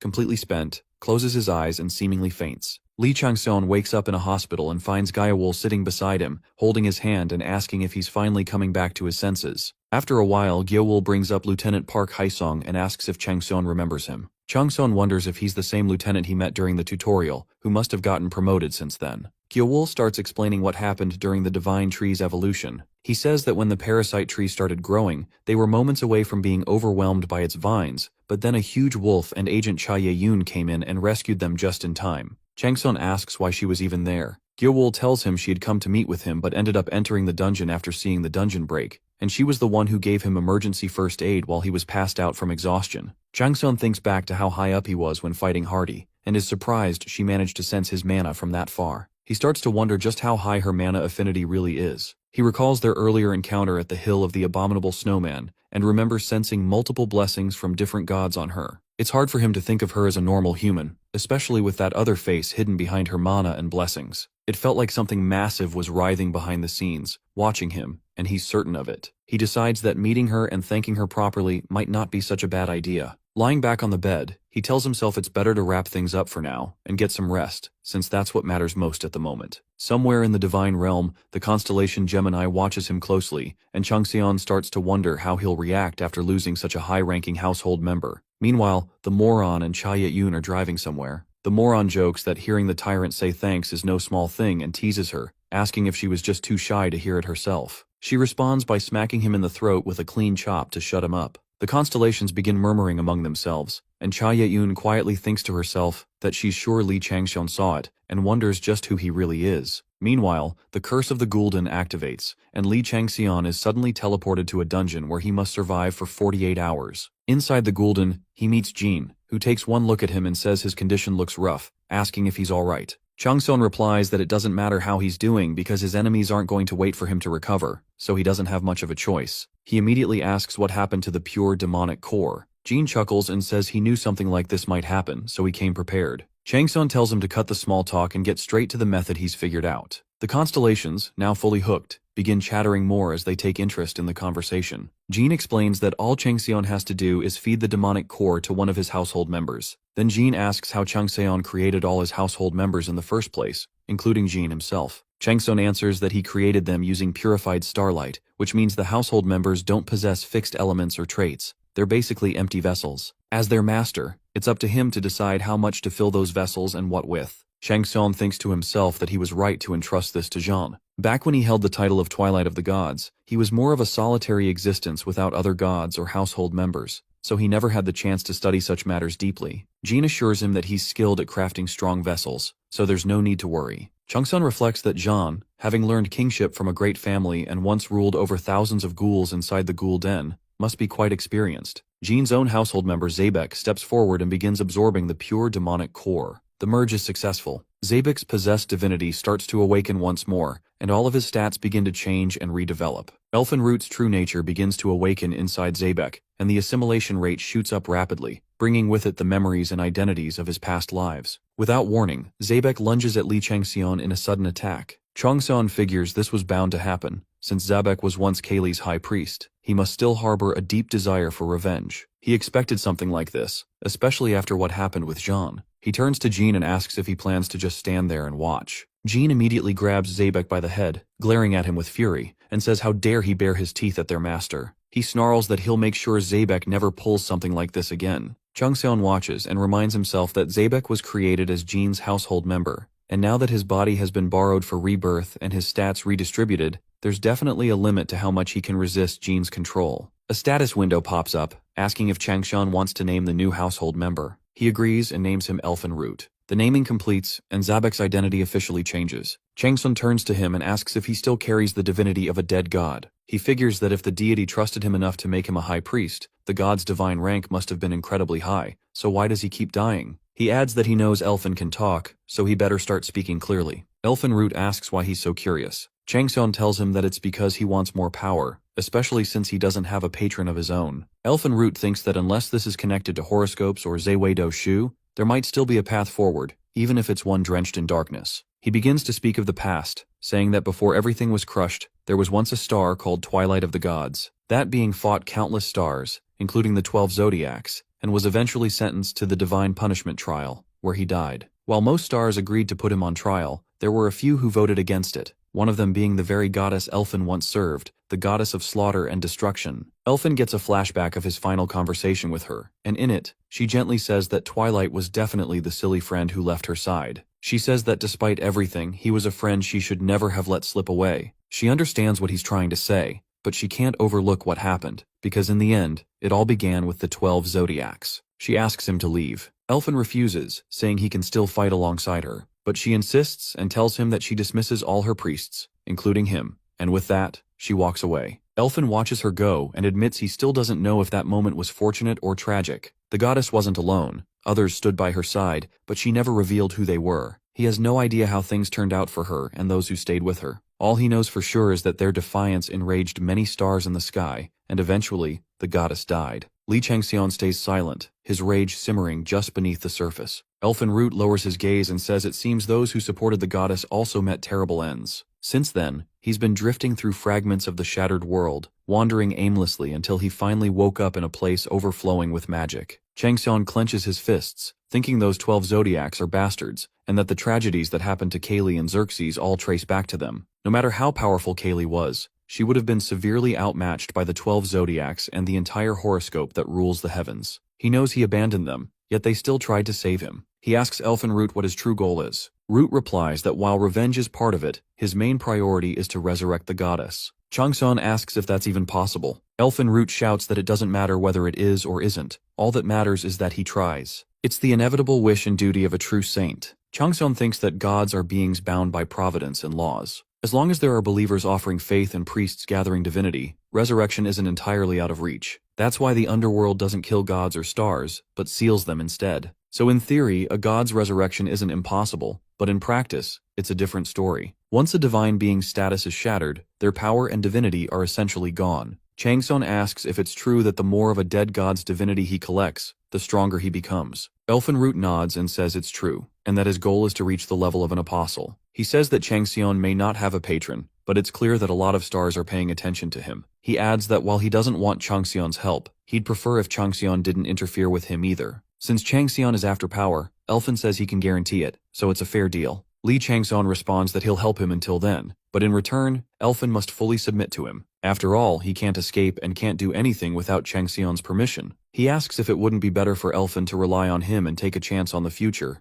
Elfen's eyes well up with tears as he sees a faint resemblance of his goddess in Li Changxian. He drops to his knees and says that from the 26th branch of the goddess of slaughter and destruction, he greets his new master. The household member Elfen Root pledges his allegiance to Li Changxian. Their master-servant bond strengthens, loyalty increases by 15, and dependency rises by 10. Changsun gains the absolute right to command him. He wonders how the absolute right to command transferred to him, considering Elfen was originally Jean's household member. Still, that doesn't erase Elfen's earlier desire to kill or rebel against him. But now, with this new bond, Elfen is obligated to help him actively with his goals. Changxian starts to wonder how Gemini will react to Elfen Root becoming part of his household. One of the faces of the constellation Gemini watches the scene with a sly smile, amused that Changxian took in the traitor who once dared to oppose him. Suddenly, the constellation Gemini presents a new scenario: patron selection. A status window appears and informs Changxian that one of Gemini's faces has been observing him closely over the past few days. While Gemini resents the way Changxian harmed the chief priest he sent and took in a heretic who defied him, he isn't angry. Instead, he seeks Changxian,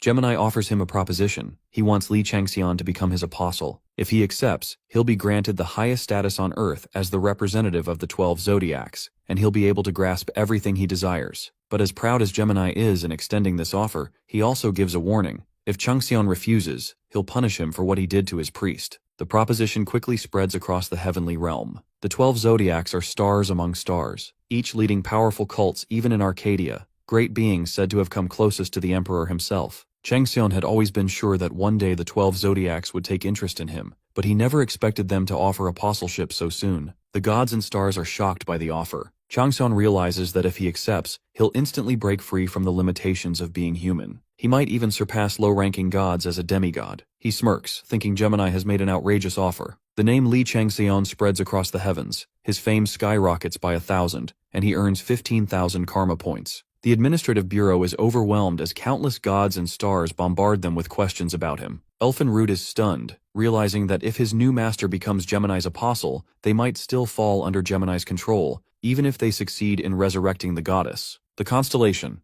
A good season to hunt erupts in rage, aiming her arrows and warning Gemini not to touch what belongs to her. The snake that wraps around the world watches in horror, while the owl that pierces through the twilight advises everyone to stay alert. The tiger trapped in hardships bares his fangs, tense and ready. Gemini, unfazed, silences all other channeling except his own. Changxian thinks Gemini is a psycho, cutting everyone off just because they annoyed him. He figures it's not the quiet older brother, Castor, but the cranky little brother, Pollux. Either way, he has no intention of being swayed. Then an idea strikes him. He takes out Kaylee's helmet, saying he just picked it up because it looked nice, and asks if it's important. The status window responds by fusing Gemini's granted divinity into the goddess's crown replica, upgrading it from a sacred item to a holy relic, now infused with the divinity of two former enemies, Kaylee and Gemini. One of Gemini's faces screams at him, demanding to know what he's doing. Changxian recalls how Mephistopheles was the first to react violently when Gemini showed interest in him, and he decides to take a gamble. Putting on the mask, he calls out to the great demon, asking if he's okay with losing him to Gemini.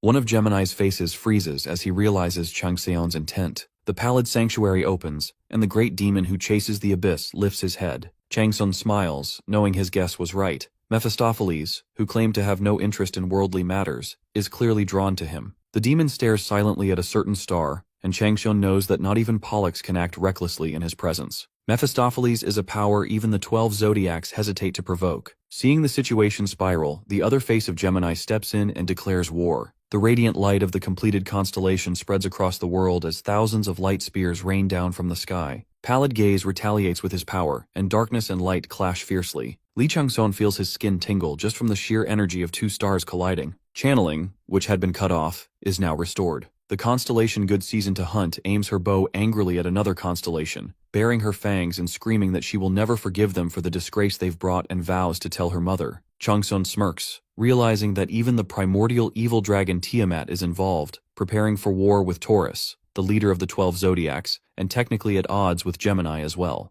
The constellation that wraps around the world grows weary of Good Season to Hunt's antics and sharpens his scales. The owl that pierces through the twilight asks if the horoscope can tolerate such disrespect. The wicked gods of Ziwei Do Shu turn their gaze toward the call of their comrade. The blue dragon and red phoenix stand ready, and even the Supreme Palace enclosure, one of the 3 stars of Ziwei Do Shu, squints in focus. Changxian is surprised to see them all here. No matter the conflict between Ziwei Do Shu and the horoscope for control of the heavens, they wouldn't react like this just for the Void Monarch's call. He suspects they might be planning to eliminate the other side's executives if the chance arises. One face of Gemini stiffens, while the tiger trapped in hardships warns them with a cynical smile that if they don't leave, he'll take their threat seriously. One face of Gemini flushes with anger, but the other advises restraint, saying now is not the time. Nervously, one face of Gemini turns away. Changxian removes his mask, thinking it's a shame it's over so soon. Suddenly, one of Gemini's faces stops and shows clear animosity toward the human who humiliated him. Then a hand appears behind Changxian and grabs him by the shoulder. He pours his divine power into Li Changxian, spreading like a fever that heats him from within.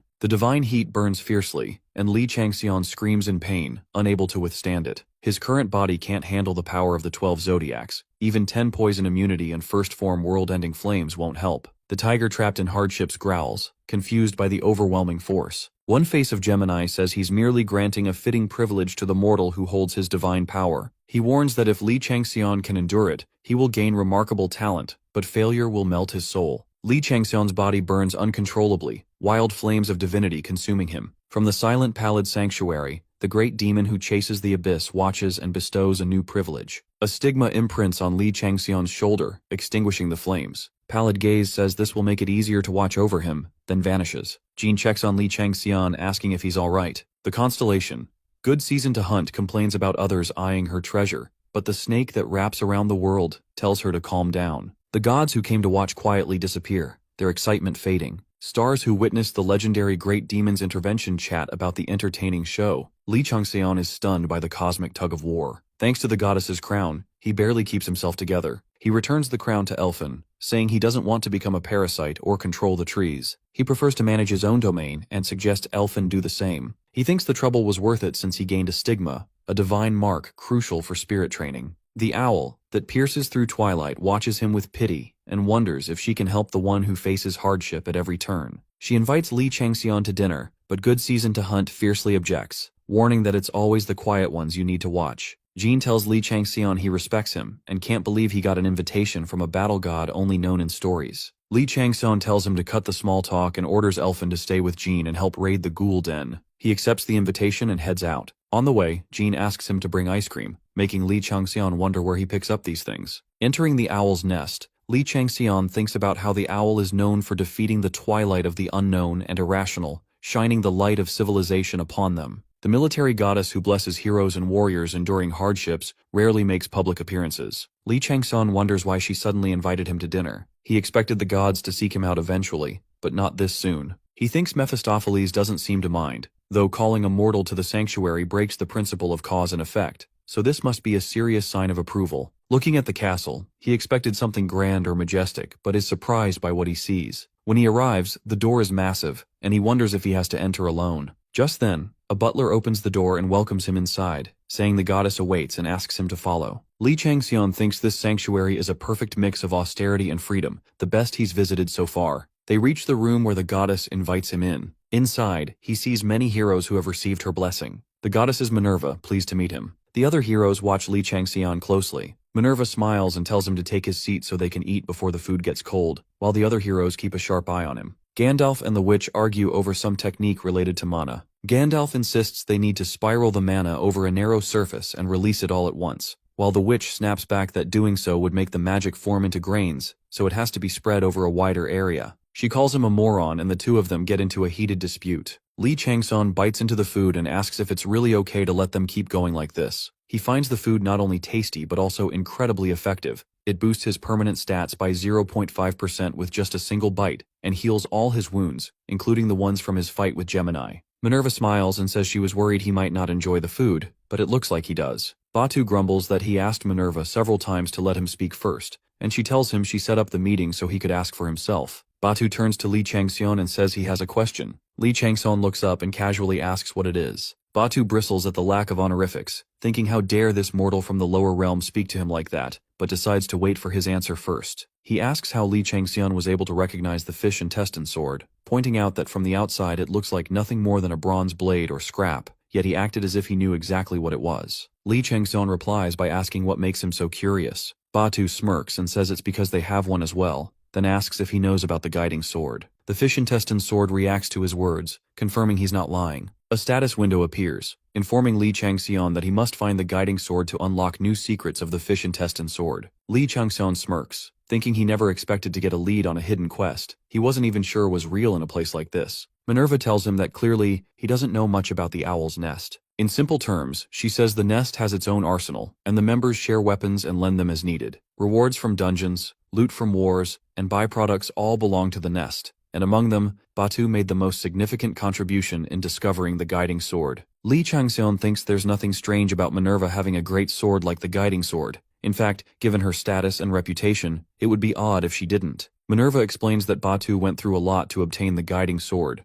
but now it seems like he feels challenged since Li Changxian identified the fish intestine sword at a glance. Batu shouts in frustration, demanding to know how she could call this brat his rival. Minerva calmly tells him to stop talking right there, or he'll just seem even less sharp-eyed than the brat. Batu pushes again, asking how Li Changxian recognized the sword and whether he has a secret, a skill, a trait, or maybe some privilege. Li Changxian casually replies that he just saw it. He can't really say it was thanks to his past experience as the king of weapons during his time as Twilight, so he gives the simplest answer possible. Batu finds it irritating and snaps at him, asking what kind of answer that even is. Minerva steps in and tells Batu to quit pushing, saying there's no point in continuing. She then turns to Li Changxian with a question of her own, asking if he remembers the argument from earlier. Li Changxian nods, saying he recalls they were debating the effectiveness of the slash skill and how a melee attacker should handle their mana against a ranged opponent. Batu argues that magic should be spread to form a shield, focus on defense, wait for an opening, and then strike with a single powerful slash. The witch scoffs, calling it nonsense and saying that approach would just drain mana too quickly. She argues they should narrow the mana release area to sharpen the slash, then twist it into a spiral to increase its accuracy and area. Li Changxian listens, thinking that slash is essentially a technique that concentrates magical energy to strike distant enemies. Since that ties directly into the Tiger's Calamity and the Black Mountain Monarch's claws, it's a meaningful topic for Li Changxian too. Minerva asks for his opinion, and he wonders if she's testing him. He figures she's stirring up the household member's competitive spirit while quietly assessing his ability. Since she treated him to such a fine meal, he decides to return the favor properly. He tells them both that they're wrong. He explains that the foundation of the slash lies in its aura, and from there it's just about shaping that aura so it can strike a distant opponent. Minerva asks if he can demonstrate, and without hesitation, Li Changxian gathers several aura spheres around him, concentrating them in his fist. Then, with just 2 fingers, he guides the energy into a precise slash that strikes a wall nearby. Everyone freezes in shock, trying to figure out how he did it. Minerva calmly says that explains how he recognized the fish intestine sword. She turns to Batu and asks if he has any more questions, but he just shakes his head with a disappointed look. After that, Minerva takes Li Changxian to the nest's armory and tells him to take a good look around. Li Changxian is amazed that she possesses so many divine relics. Minerva asks if there's anything he likes, saying she's willing to give him one if he's interested. She shows him a spiderweb she won in a bet with Arachne, then points to a shield called Aegis, which she used to fight Medusa. Every treasure there dazzles the eyes. Suddenly Medusa speaks from the shield, saying that it's been a long time since someone worthy showed up, and asks if Li Changxian would like to use her. Other relics begin to talk too, each trying to tempt him into taking them. Li Changxian thinks that maybe it's due to the understanding he gained from sword and lance mastery, but he can clearly sense the thoughts of these divine relics. Then a dark voice whispers to him, and the fish intestine sword starts reacting. He notices the guiding sword, which pulls the fish intestine sword closer and urges him to grab it. Li Changxian thinks that this is the legendary sword said to turn its possessor into a king. No wonder they say the 9 great gods draw each other in. It feels like the sword is urging him with urgency. Minerva, standing behind him, says she can lend it to him if he wants. She explains that completely giving it away would cause an uproar among the household members, but lending it is definitely possible. She offers to lend him any treasure he names, saying even one would be enough to ensure that no human could ever take him down. But Li Changxian rejects the offer. Minerva asks why, saying these relics could greatly help him. Li Changxian replies that while that might be true, nothing in this world comes free. Minerva smirks, thinking she didn't expect him to fall for worldly temptations easily,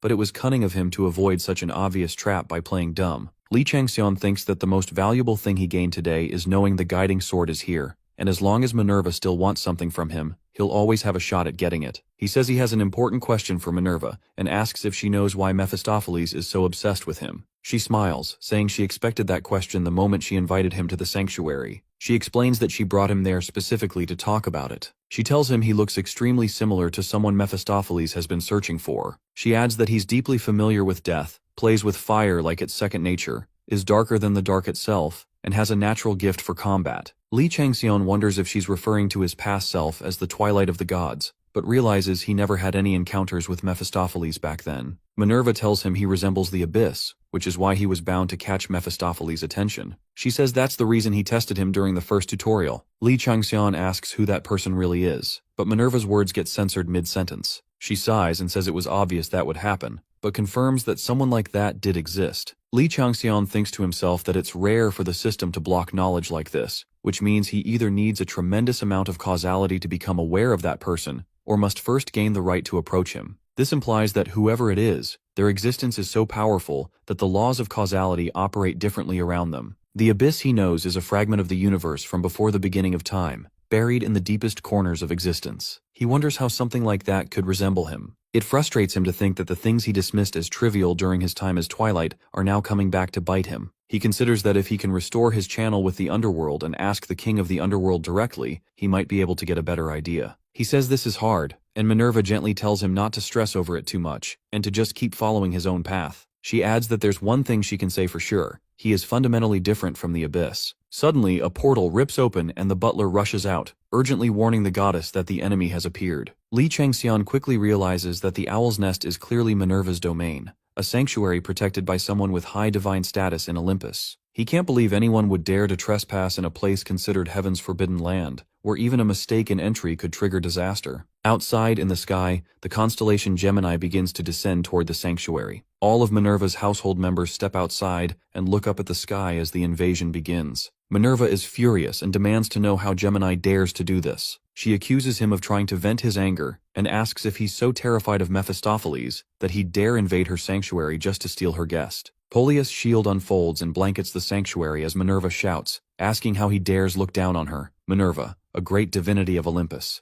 Their territorial dispute begins and the defense mechanism activates, casting a full shield over the sanctuary. The butler instructs the heroes to get into position, warning that when the barrier breaks, Castor's household members will rush in. Minerva tells Serena they need to send Li Changseon back to the lower realm and asks about the teleportation. Serena replies that the outside is completely blocked by starlight and new coordinates will have to be set, which could take some time. Minerva says these rats wouldn't even squeak if the master deity were here, and accuses them of having planned this whole thing. She connects to Castor via telepathy and calls him a dog who once sniffed Pallid Star's tail, now daring to bare his fangs before her. Castor scoffs and calls her a disgrace for someone titled the Goddess of War, adding that once he's done with her, he'll go after Pallid Star too. He smirks and declares that only they will shine under the Great Night, then punches the shield protecting the sanctuary. After several failed attempts, he finally pierces through and orders his army, Devo Nefara, to attack. Minerva commands her army, Artruitone, to fight them head-on, and both household armies clash in battle. Gemini stares down at Li Changxian from the sky, and Changxian senses something off. He activates his beast sense to scan the area and thinks that Gemini would never start a war this recklessly. They don't act unless they're sure of victory. The fact that Gemini would spark a war that might drag Olympus and the horoscope into an all-out conflict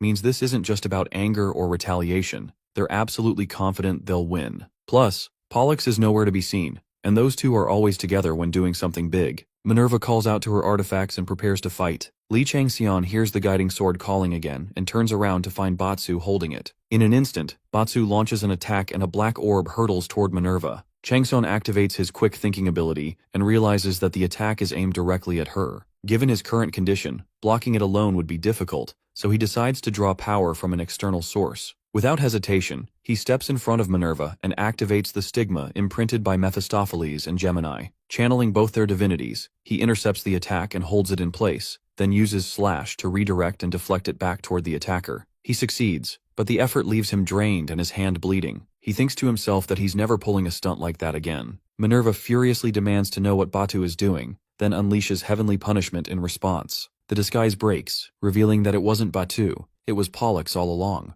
Pollux smirks and remarks that for a mere mortal to wield two divine powers with such precision, Li Changxian must truly be a genius. Pollux says he used to think his older brother was being stupid for showing interest in Li Changxian, but now he's not so sure. He admits that trying to take Changxian down with a puppet was doomed from the start anyway. He reaches his fist forward and calls for Changxian to come to him, and suddenly a giant appears behind Pollux, grabbing Changxian in its massive grip. Minerva rises without hesitation, slashes the giant's arm, and frees him. She demands to know how long Pollux has been deceiving her and hiding among her household members. Pollux shrugs, bites his tongue, and says he doesn't really know, asking if there's any reason he should tell her. Minerva warns him that if he won't open his mouth, she'll do it for him. He dares her to try. The two clash, their battle so intense that even standing still becomes difficult for Changxian as their power overwhelms the area. Suddenly, a glowing circle appears beneath his feet, and he receives the goddess's blessing. Serena rushes over and asks if he's okay. He says he is, but blames himself for escalating things. She brushes it off, saying it's not his fault, and calls out the bastards behind this mess. She says it was fun meeting him and prepares to send him back to the lower realm. Since the coordinates are far, it will take about 5 seconds for the teleportation to activate. As the countdown begins, one of the faces of Gemini reaches down from the sky, trying to capture him.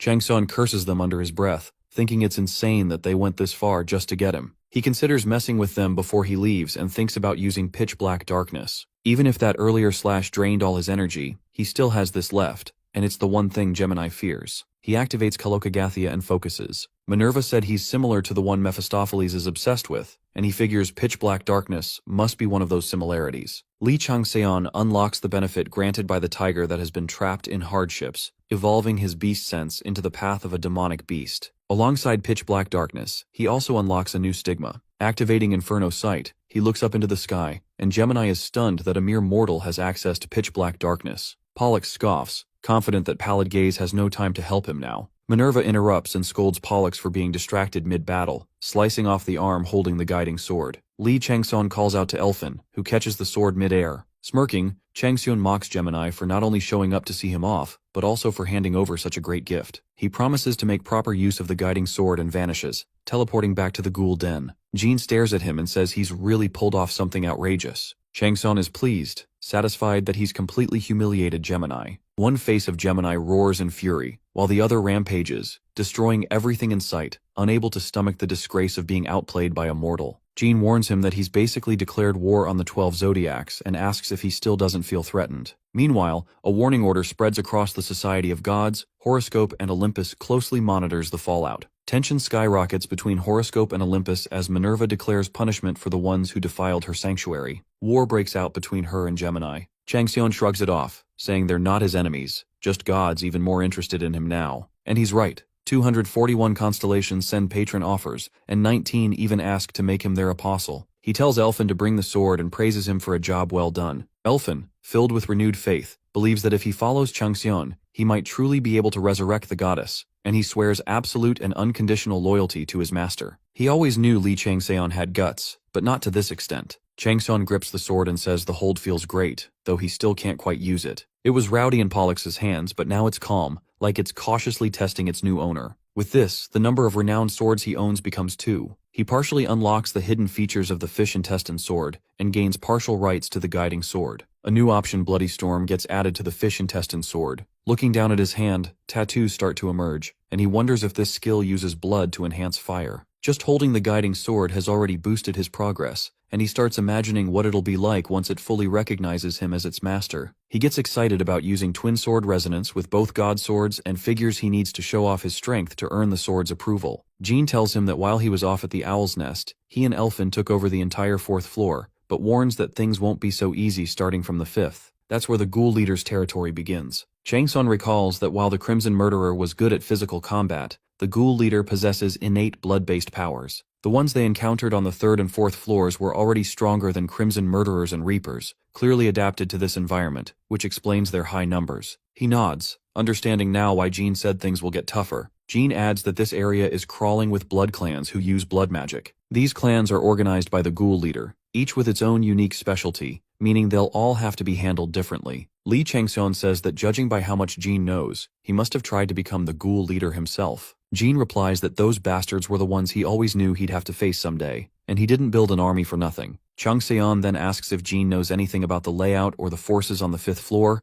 but John shakes his head and says that even all the information he gathered before is useless in a place like this, since it's constantly at war. Changseon points out that Jean looks pretty excited for someone heading into such chaos. He thinks that while the size of Jean's army may not be as large as it was before, its strength has grown many times over, so Jean must be feeling confident, unlike when they went up against the Crimson Murderers. Changseon says he'll have to capture someone to interrogate, and looks at the targets moving toward them. Jean tells him that the group approaching is from the Shameblood clan, known for their incredible mobility. Without hesitation, Changseon jumps off the cliff and charges toward the ghouls, saying to Jean that since he knows about them, it means there are no small fries on the 5th floor. With so many of them, there should be plenty of information to extract. Changseon thinks to himself that from now on, he'll be evaluating Jean's and Elphin's skills, as well as the effects of the guiding sword. Meanwhile, back at the hospital, a nurse comes in to tell Blue Wolf that Li Changseon is ready to meet him. Blue Wolf smiles and says he has been waiting for 4 days, wondering how much longer it would take before he could finally see him. As he walks with his assistant, he says he hopes this guy is worth the wait. She asks if he didn't already confirm that back in the dungeon, but he tells her that he didn't get a good look at him then, which makes it hard to tell what kind of person he really is. He adds that they've only seen one side of him so far, but still, it would be great if he lives up to the expectations he set back then. The assistant says that he was definitely amazing, even though she only saw him from afar. The scene of him tearing apart the parasite tree and the Gemini priest made him look like a messenger of God from some old legend. They finally arrive in the room where Blue Wolf introduces himself as Joachim Wolf from the Illuminati. Li Changxian introduces himself and mentions that he heard they had been waiting for a while. Joachim smiles and says it's fine, adding that he actually feels sorry for pushing Changxian into meeting them. He thinks to himself that Li Changxian is exactly what he expected. His voice carries weight, his eyes are filled with power, a true tyrant. He's the embodiment of Kaloka Gathia, someone who pursues truth, beauty, and goodness, just like the Illuminati has always searched for. Joachim then asks if Changxian is preparing for discharge. Changxian replies that yes, he has plans abroad. Joachim nods and says it looks like he's doing well, as expected of the White Tiger's rising star. He gets to the point and tells Changxian that there was an oracle from the goddess and asks him to become the leader of the Illuminati clan. 4 days later, Gyewol and Li Changxian are in a cab heading to the airport. Gyewol looks nervous and asks if flying is really safe. Changxian comforts him while checking the guiding sword. His affinity with it has increased, and now he can access some of its thoughts. He thinks it performed well in the Ghoul Den, as expected of a renowned sword, but its traits like create dignity and increase rule are impressive too. Just by adding magic energy, he was able to apply pressure on enemies. The issue though is that that's all it does. It keeps telling him to raise his affinity. He tries again to pour mana into it, hoping the higher affinity would change things, but it's pointless. The guiding sword still refuses to acknowledge him as its master. He gets annoyed and briefly considers breaking it but calms himself by reminding that he's no longer the twilight of the gods. He just needs to be patient until it accepts him. Still, he mutters that if it keeps this up, he might break it into pieces or toss it into lava and have it reforged. Smirking, he thinks Minerva must be generous since she let him keep the sword and even gave him an oracle on top of it. He remembers his conversation with Joachim Wolf, who told Li Changxian that until now, divine messages were always full of metaphors and figurative language, hard to understand, but this time it was different. It was clearly a divine answer meant for him. Joachim repeated Minerva's words, telling him to take with him what is his, saying it's the only gift she can give as a friend, and that she will continue to be with him in the future. Joachim explains that this means she wants to be his closest ally, someone who can stand by her, best understand her will, and spread her gospel on earth. In other words, she wants an apostle, a leader for her followers. Joachim says it must be the goddess's will for him to lead the foolish and helpless lambs. Li Changxian wonders if Minerva really sees him as a friend, considering he's someone who screwed over Gemini and defiled the sanctuary. The gods and stars he knows wouldn't dare call a mortal a friend out of fear of losing their dignity. Still, he begins to understand why Minerva is respected and praised by so many believers. It feels unfamiliar but refreshing. But Joachim clearly took her words in a different way. He looks at Changxian with a spark in his eyes, and Changxian can tell that this guy has no plans of backing off. No matter what he says, Joachim will probably cling to him like his life depends on it. Changxian asks him if it's really okay to make a decision like this on his own, especially since he hasn't even joined their clan yet. If he suddenly becomes the clan leader, there's bound to be backlash from the older members. Changxian knows there's no way the longtime members will just accept someone new. Illuminati doesn't even have a single leader. It's run by a council of elders, and there are surely a lot of political interests tangled up in that structure. He says that even if this is the will of a god, the clan must have its own rules and order. Joachim responds that he wasn't the one who received the oracle directly. It was the Parthenon. No matter what those useless elders say, they wouldn't dare go against a divine command. Since it's the goddess's will, there's nothing anyone can do about it. Changxian thinks that even among a top-ranking clan with a Duke-class title, Joachim seems to hold considerable influence. He has no plans to take over the Illuminati, but teaming up with a group that strong might not be a bad idea. Still, he says he's happy enough with where he is, and turns the offer down. Joachim tells him there's no need to give a final answer now, and that he can take his time. Changxian admits that he would be lying if he said he wasn't interested, but adds that he doesn't want to cross any lines and end up getting greedy. He says that the goddess's guidance is definitely valuable to him too, so he wonders if they can turn that into something real together. Joachim smiles brightly and asks what exactly he means by that. Li Changxian explains that if the goddess sees him as a friend, then that would make Illuminati his friend as well. In that sense, Joachim is his friend too. He offers to form an alliance between their groups, like a partnership between his L team and Illuminati, not between White Tiger and Illuminati. Back in the present, Gyewol and Changxian finally arrive at the airport. Changxian thinks that no matter how powerful White Tiger may be, it still isn't enough to ignore the weight Illuminati carries. He's sure there'll be a solid support in his future plans within White Tiger. He jokingly tells Gyewol that he has to take off his shoes before getting on the plane. Meanwhile, Gumgyu and Yunseo wait in the lounge and get into a little childish squabble. Eventually, they meet up with Gyewol and Changxian, and Heben joins them as well. The whole L team heads toward the plane, and on the way, they bump into Curly and the president. Joachim shows up too and casually tells Changxian that he booked a seat on the same flight just to accompany him. A bit later, Executive O arrives with the Skull Demon, Tai Hongak, and Jaegil Hyunryung. Everyone bows in respect. Changseon thinks that if the future strategy division is the brain and spine of White Tiger, then the Chamber of Elders is its hidden claws and fangs. Jaegil Hyunryung walks up to him and says he must be Lee Changseon, the one Director O mentioned. He asks if Changseon knows who he is. Changseon shakes his hand and replies that it's a pleasure to finally meet him, since he's only ever heard stories. Jaegil chuckles and says those stories must be filled with infamy.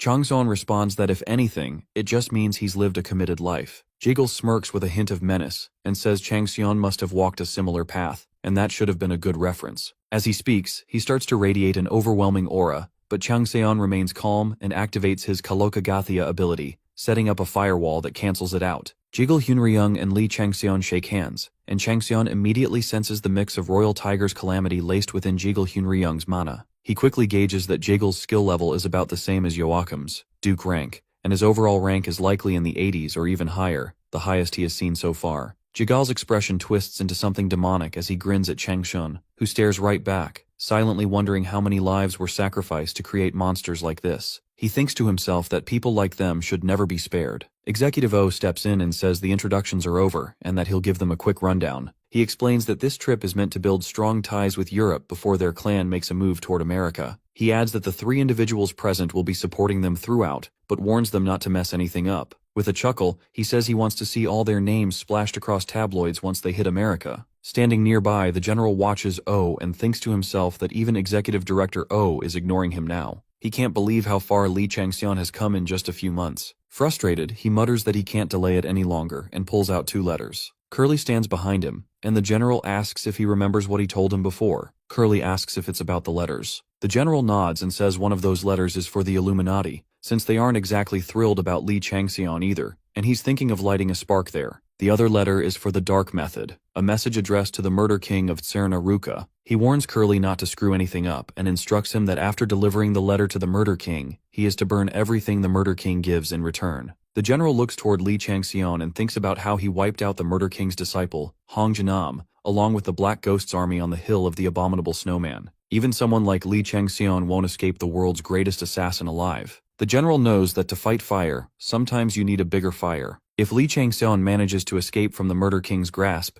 he knows he won't be able to avoid fatal injuries. Executive O glances at the general with a serious look, already finding his behavior suspicious. After some time, they board the plane. The air hostess gently tells Baek Gye-wool that he can put his shoes back on and doesn't need to walk around in just his socks. Lee Changseon finds it amusing and lets out a small laugh. Jaegil Hyunryung comes over and takes the seat beside him, saying it looks like they're neighbors for the flight and now he won't be bored. Changseon looks back at Baek Gye-wool and wonders if he switched seats just to get away from a threat that wasn't even really a threat. He figures he's going to face off against these guys in France anyway, so it's a good chance to quietly observe them and figure out their strengths and weaknesses. He needs to track down the 5th scripture while they keep an eye on him. He glances at Jaegil Hyunryung and thinks that countering his tiger's calamity so easily must have caught his attention. The plane finally takes off. Changseon thinks he needs to get moving on his secret card. The good thing is that the process to complete it can now be sped up. First, he needs to move forward like Artruaton from the Owl's Nest, who appeared completely free but displayed absolute unity and loyalty when it came time to fight. The way they followed Minerva with such devotion was something he could never imagine back when he was just a lone battle god,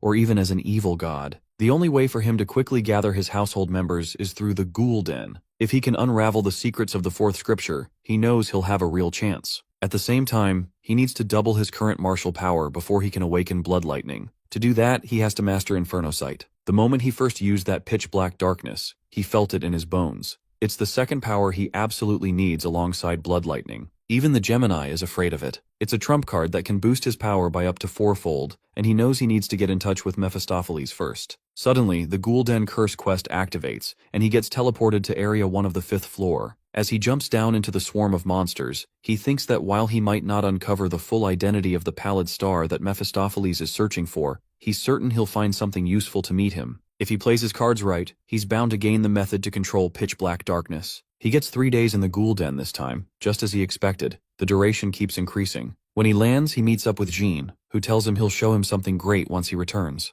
Jean reminds him about the ghost horse he stole from the Hussar and says he's found a way to control it. He adds that if he combines it with horsemanship, it opens up all kinds of tactical options. Changseon agrees, thinking an army riding ghost horses sounds like a brilliant move. He then closes his eyes and senses messages from the constellations trying to stop him. He smiles, realizing they've caught on that he's trying to meet Mephistopheles and are now actively working against him. He focuses, thinking there's a power out there that even gods and stars are terrified of. If beings like Tiamat and Belmardruk are reacting this strongly, then it must be worth chasing. He concentrates and activates his stigma, successfully bringing out Inferno Sight using pitch-black darkness. As he enters meditation, he fully grasps Yogi's eightfold path and slips deeper into his subconscious. He reaches the realm of the serene mind and earns 5,000 karma as achievement points. He thinks that since Mephistopheles personally handed pitch-black darkness down to him, if he triggers Inferno Sight through stigma using that darkness and looks deep within himself, he should be able to meet him. When he opens his eyes, he sees the pallid gaze staring right at him. Without hesitation, he asks the pallid gaze to take him in as his disciple. Pallid gaze asks why he should take him as his disciple. Li Changxian thinks it's a good sign that he didn't reject the idea outright, which means he might not be against it. Now all he has to do is convince him. Changxian tells him that he has already proven his worth by discovering Inferno Sight, despite being a mere mortal, and even managing to escape from Gemini. He adds that he heard from the owl that pierces through the twilight that pallid gaze is searching for someone, and he offers to help in exchange for being taken in as a disciple. Li knows he doesn't get system messages about it, but Mephistopheles usually keeps an eye on him. Maybe he's searching for the abyss within him, or maybe Minerva is right and he really does resemble the person Mephistopheles is looking for. Whatever the reason, someone who can peer into the sanctuary of a great Olympian divinity is too valuable to let go. Changxian tells Pallid Gaze that simply observing won't be enough, and that he's going to keep growing stronger and move into wider fields of activity. He offers to lend his eyes to Pallid Gaze whenever he wants. In response, Pallid Gaze offers to make him his apostle instead, but Changxian rejects the offer, saying he doesn't want to be anyone's subordinate. Pallid Gaze calls him fussy and says he's doing the same thing he did to the Void Monarch. Changxian admits to himself that he doesn't like the idea of treating Pallid Gaze the same way, but it won't hurt anyone. Even if Pallid Gaze teaches him how to use pitch-black darkness, whether or not he can truly master it will come down to his own talent. Pallid Gaze tells him there's no need to rush and that he'll test his potential first. Suddenly, a message window appears telling him that a scenario quest to qualify for pitch-black darkness has been created. Changxian thinks this confirms that Pallid Gaze wants a different kind of relationship with him, and wonders if the person he's searching for also shared a master-disciple bond with him. It feels like he just got the opportunity he's been hoping for, and it's clear now that Mephistopheles seeks a closer, more emotional connection with him, rather than a simple exchange. Pallid Gaze tells Li Changxian to return once he passes the test, and with that, Changxian finally wakes up back in reality. Jiggle Hyunryung looks at him and asks if he's okay. Li says he's fine, though he can't help but wonder if this is really the real world, since just a moment ago he was still inside the ghoul den. The status window pops up, confirming that his task was completed successfully, and that he'll be rewarded accordingly. It also confirms that he's truly back. Changxian is left stunned that 3 days have already passed. He wonders if the flow of time inside the sanctuary is completely different, and how it could possibly be this off from reality. It only goes to show how high Mephistopheles' level really is, but it also means he's still far from reaching the kind of power boost he needs. He questions his own strength and whether he's even capable of finishing the test. Just then, he starts receiving messages from various constellations and members of the evil society, all showing interest in him. One thing becomes clear to him now. After starting the test for pitch-black darkness, Pallid Gaze is watching him silently. Mephistopheles' stigma has drawn much closer than before, where it once took great concentration to unlock. Now it's almost second nature, and the quality of the pitch-black darkness has been amplified several times. This power-up is strong enough to enhance and combine with his skills, and more than makes up for the 72 hours he just lost. Suddenly, Li Changxian notices a blue orb forming in front of him. The Jigwee's egg appears in his hands and the system begins the hatching process. The egg cracks and a dark tail slips out.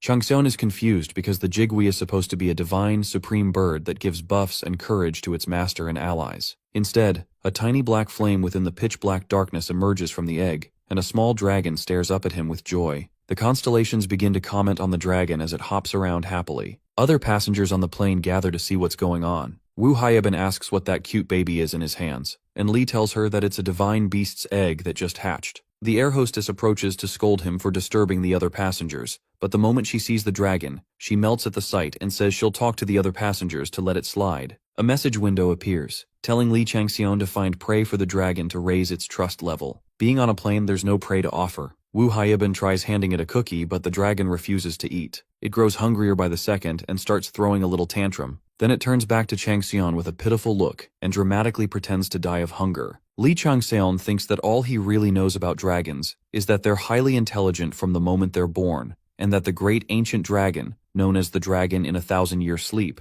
is the ancestor and progenitor of all dragonkind. This little black dragon in his arms bears a resemblance to that legendary dragon, but the aura it gives off is entirely different. The dragon looks up at him with eyes full of desperation, as if it's on the verge of death. Chang Son racks his brain trying to figure out how to help it. He figures that if Mephistopheles gave this dragon to him, then there must be something special about it. Maybe it's capable of divine therianthropy, the highest level of transformation. He quickly makes his way over to Blue Wolf to ask for insight, but Blue Wolf admits he doesn't know much about the dragon race, though he promises to ask around once they land. Chang Son looks back down at the dragon and realizes they still have 8 hours left before landing. A message window pops up saying the little dragon is famished, and his relationship level with it starts to drop rapidly. Another warning appears, telling him he's about to fail the test. Chang Son starts to panic, realizing that Mephistopheles must have sent this dragon to test his pitch-black darkness, so the answer must lie within that power. Just then, Jaegul Hyunryung appears behind him and comments that it looks like a baby demonic dragon. Chang Son asks if he knows much about dragons, and Jaegul says he knows a bit. He raised one back in the day. He explains that demonic dragons are a type of high-ranking dragon that either form contracts with devils or become corrupted for some reason, which makes their behavior vastly different from regular dragons. In fact, they're often hostile toward other dragons. Chang Son considers this, and thinks that for a dragon to be drenched in demonic energy, maybe it's less about its physical form and more about the ideology it embodies. Maybe what matters most isn't the object itself, but its value and the feats tied to it. Luckily, he has something that fits the bill. He pulls out a dagger, and the little dark flame dragon looks at it with curiosity. Just then, the guiding sword begins to emit darkness, and the dragon starts munching on it. Jaegul Hyunryung watches and says it must have looked pricey. Chang Son smirks and thinks he was already frustrated about how to properly use the sword, but it turns out this might have been the best possible use for it. Feeding the sword to the dragon not only satisfies its hunger but also helps Li Changxian make progress in the quest. A message appears, informing him that his relationship with the little dragon has faintly improved in a positive way. It then asks if he would like to name the dragon. Jaegul Hyunryung turns to him and asks what name he has in mind. Chang Son casually replies that he's going to name it Dragon Dragony.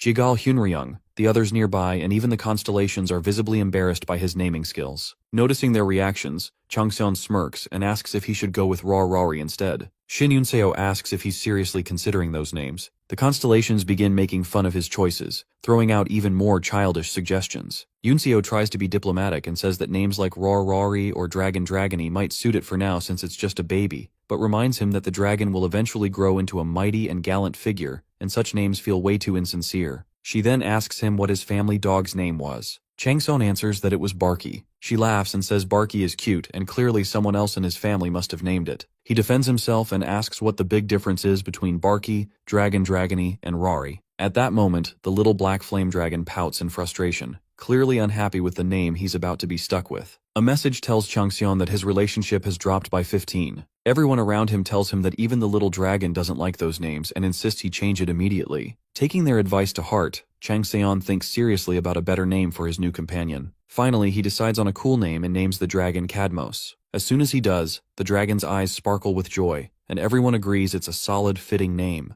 A message pops up confirming that Cadmos has officially become one of Li Changxian's household members, and a spiritual link has been formed between them. As he reads more details about the connection, a memory from his past surfaces. He remembers an old man named Cadmos, and a conversation they once had. Chang Son had teased him, asking why he was using such a heavy voice again since it didn't suit him. Cadmos had kept a poker face and said he was just trying to add a little oomph, but Chang Son never let him have it. Cadmos had then asked why Chang Son always acted so serious when he was alone, to which Chang Son had replied with confusion. Cadmos had said that being with him felt suffocating, and wondered aloud if he'd ever be free from him. Chang Son had answered with quiet resolve that he wasn't going anywhere, so Cadmos had better stay with him no matter what. Li Chang Son says he doesn't have a family and neither does Cadmos, so he asks him to fight and be lonely together. Cadmos pokes his face and mutters that no matter what he says, he's still an insolent brat through and through. He tells Chang Son not to live like him, and admits he couldn't live up to his own name, but he hopes Li will. Chang Son just scoffs and says screw it all, wondering what's so great about names anyway.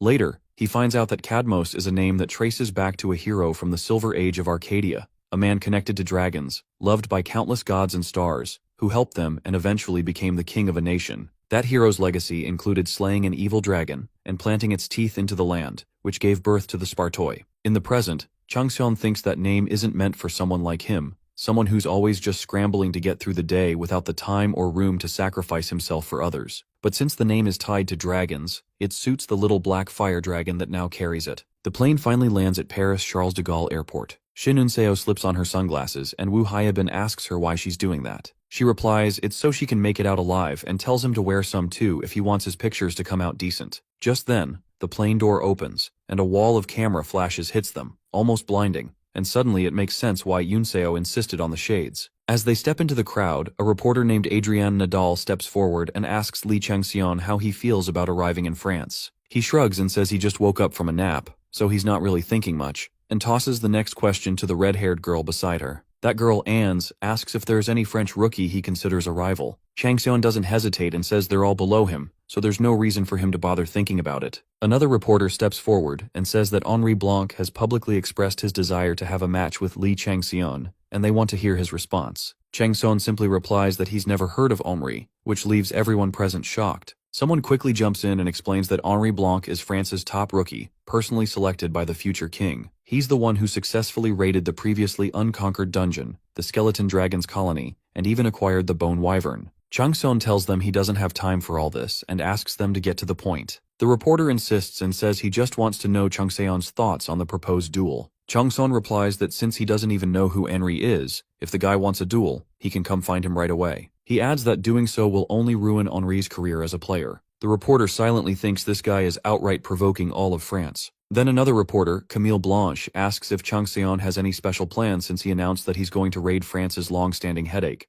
the stone desert where the cold wind blows. Changxian shrugs and says he's just going to raid it, and that should be enough, asking them again to be mindful of his time. Internally, he thinks it's obvious why they're curious. France's top rankers have failed to clear that dungeon again and again, so of course they're wondering how some foreigner plans to take it down. This brief interaction with the media spreads like wildfire online, sparking intense debates everywhere. Henri Blanc responds by saying that Tyrant has been his idol since he was young, and he sincerely wants to challenge him. The immortal king, Jacques Valentine, comments that he's going to push himself harder than ever to catch Junior's attention. Somewhere else, Blue Wolf is talking to a concerned group and tells them he understands the unease about the potential strain in South Korea-France relations. But he explains that the tyrant's remarks were just a case of cultural difference. He describes Li Changxian as a hero of this era, someone just and warm-hearted, and insists that the Changxian he knows is not a tyrant, but a wise king. Meanwhile, in a dimly lit room, Red Eagle Duke Constantine Burning slams a newspaper down on the table and growls that this lunatic planned everything from the start. He doesn't believe for a second that raiding the Stone Desert is the real goal. It's just a cover to help him seize control of Illuminati, especially after Joachim managed to pull him in. Constantine says it's a blatant warning to him and his allies. He claims to understand the goddess's will better than anyone else, and insists they don't need Li Changxian or Joachim. Calling out to Louis, he demands that he come immediately so they can begin preparing the scripture. Meanwhile, Curly walks along the street with the 2 letters the general handed him. He smirks and says the board has been set, and now all that's left is to cross the Rubicon River. Sometime later, Li Changxian stands inside his treasure room, unsure whether to laugh or sigh as he watches Cadmos feasting on legendary armor. Cadmos' satisfaction level keeps rising, and his flame heart grows stronger. He breathes fire onto the Yeti King's cherished treasures, melting and drinking them like soup. Changxian wonders how Cadmos is even able to use breath, a skill usually exclusive to high-ranking dragon races who have mastered their element. Cadmos's breath might not be as powerful as those dragons, but combined with pitch-black darkness, it's nothing to scoff at. He realizes that Cadmos can melt, burn, and eliminate elements regardless of their properties, and this baby dragon already has that power. The fact that he's grown in size too, and it hasn't even been 24 hours since he hatched, is insane.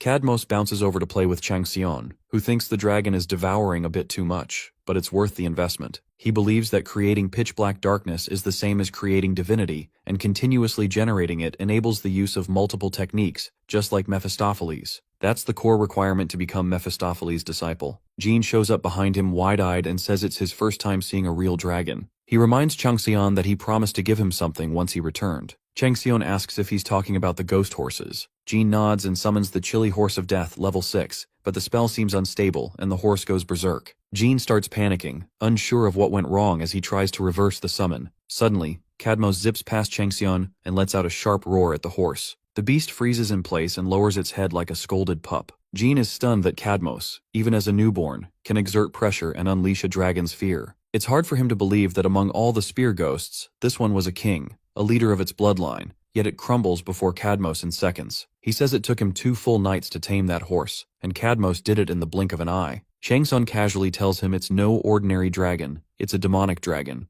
Jin, still in awe, says even so, he's still got a long way to go before he can catch up to Changxion. Changxion asks him if there's anyone in their group skilled in stealth, and shows Jean a picture of Mireille Aliano. He tells him that once she leaves the ballroom, they need to tail her without revealing their presence, even in a crowd. He explains that she holds the 5th cryptic scripture. As night falls, the party kicks off in a grand ballroom. 2 people chat about whether Tyrant will show up. One of them says he probably backed out after hearing Henri would be there. The other turns to Henri, who's clearly irritated. Just then, the sharp clatter of horseshoes echoes across the marble, and all heads turn as Li Changxian enters atop the chilly horse of death, walking through the grand entrance like a true king. Li Changxian makes a badass entrance, and while some guests roll their eyes and call him an attention seeker trying too hard to be the main character, Mireille Aliano is visibly amused by his summon. She asks about its species, saying she's never seen anything like it before, which surprises everyone. They can't believe the most skilled sorcerer among the rookies doesn't recognize the creature. Whispers ripple through the ballroom as people note that no one ever mentioned Tyrant being a summoner or a tamer. The horse gives off stronger energy than most dungeon bosses, which only adds to the confusion. Then Cadmos makes his grand entrance, stealing even more attention. Guests are stunned to find out that the dragon also belongs to Li Changxian. It makes them question how someone known for hand-to-hand combat and weapon mastery can summon such powerful magical beasts and even control a dragon. It defies common sense since excelling in 2 completely different classes,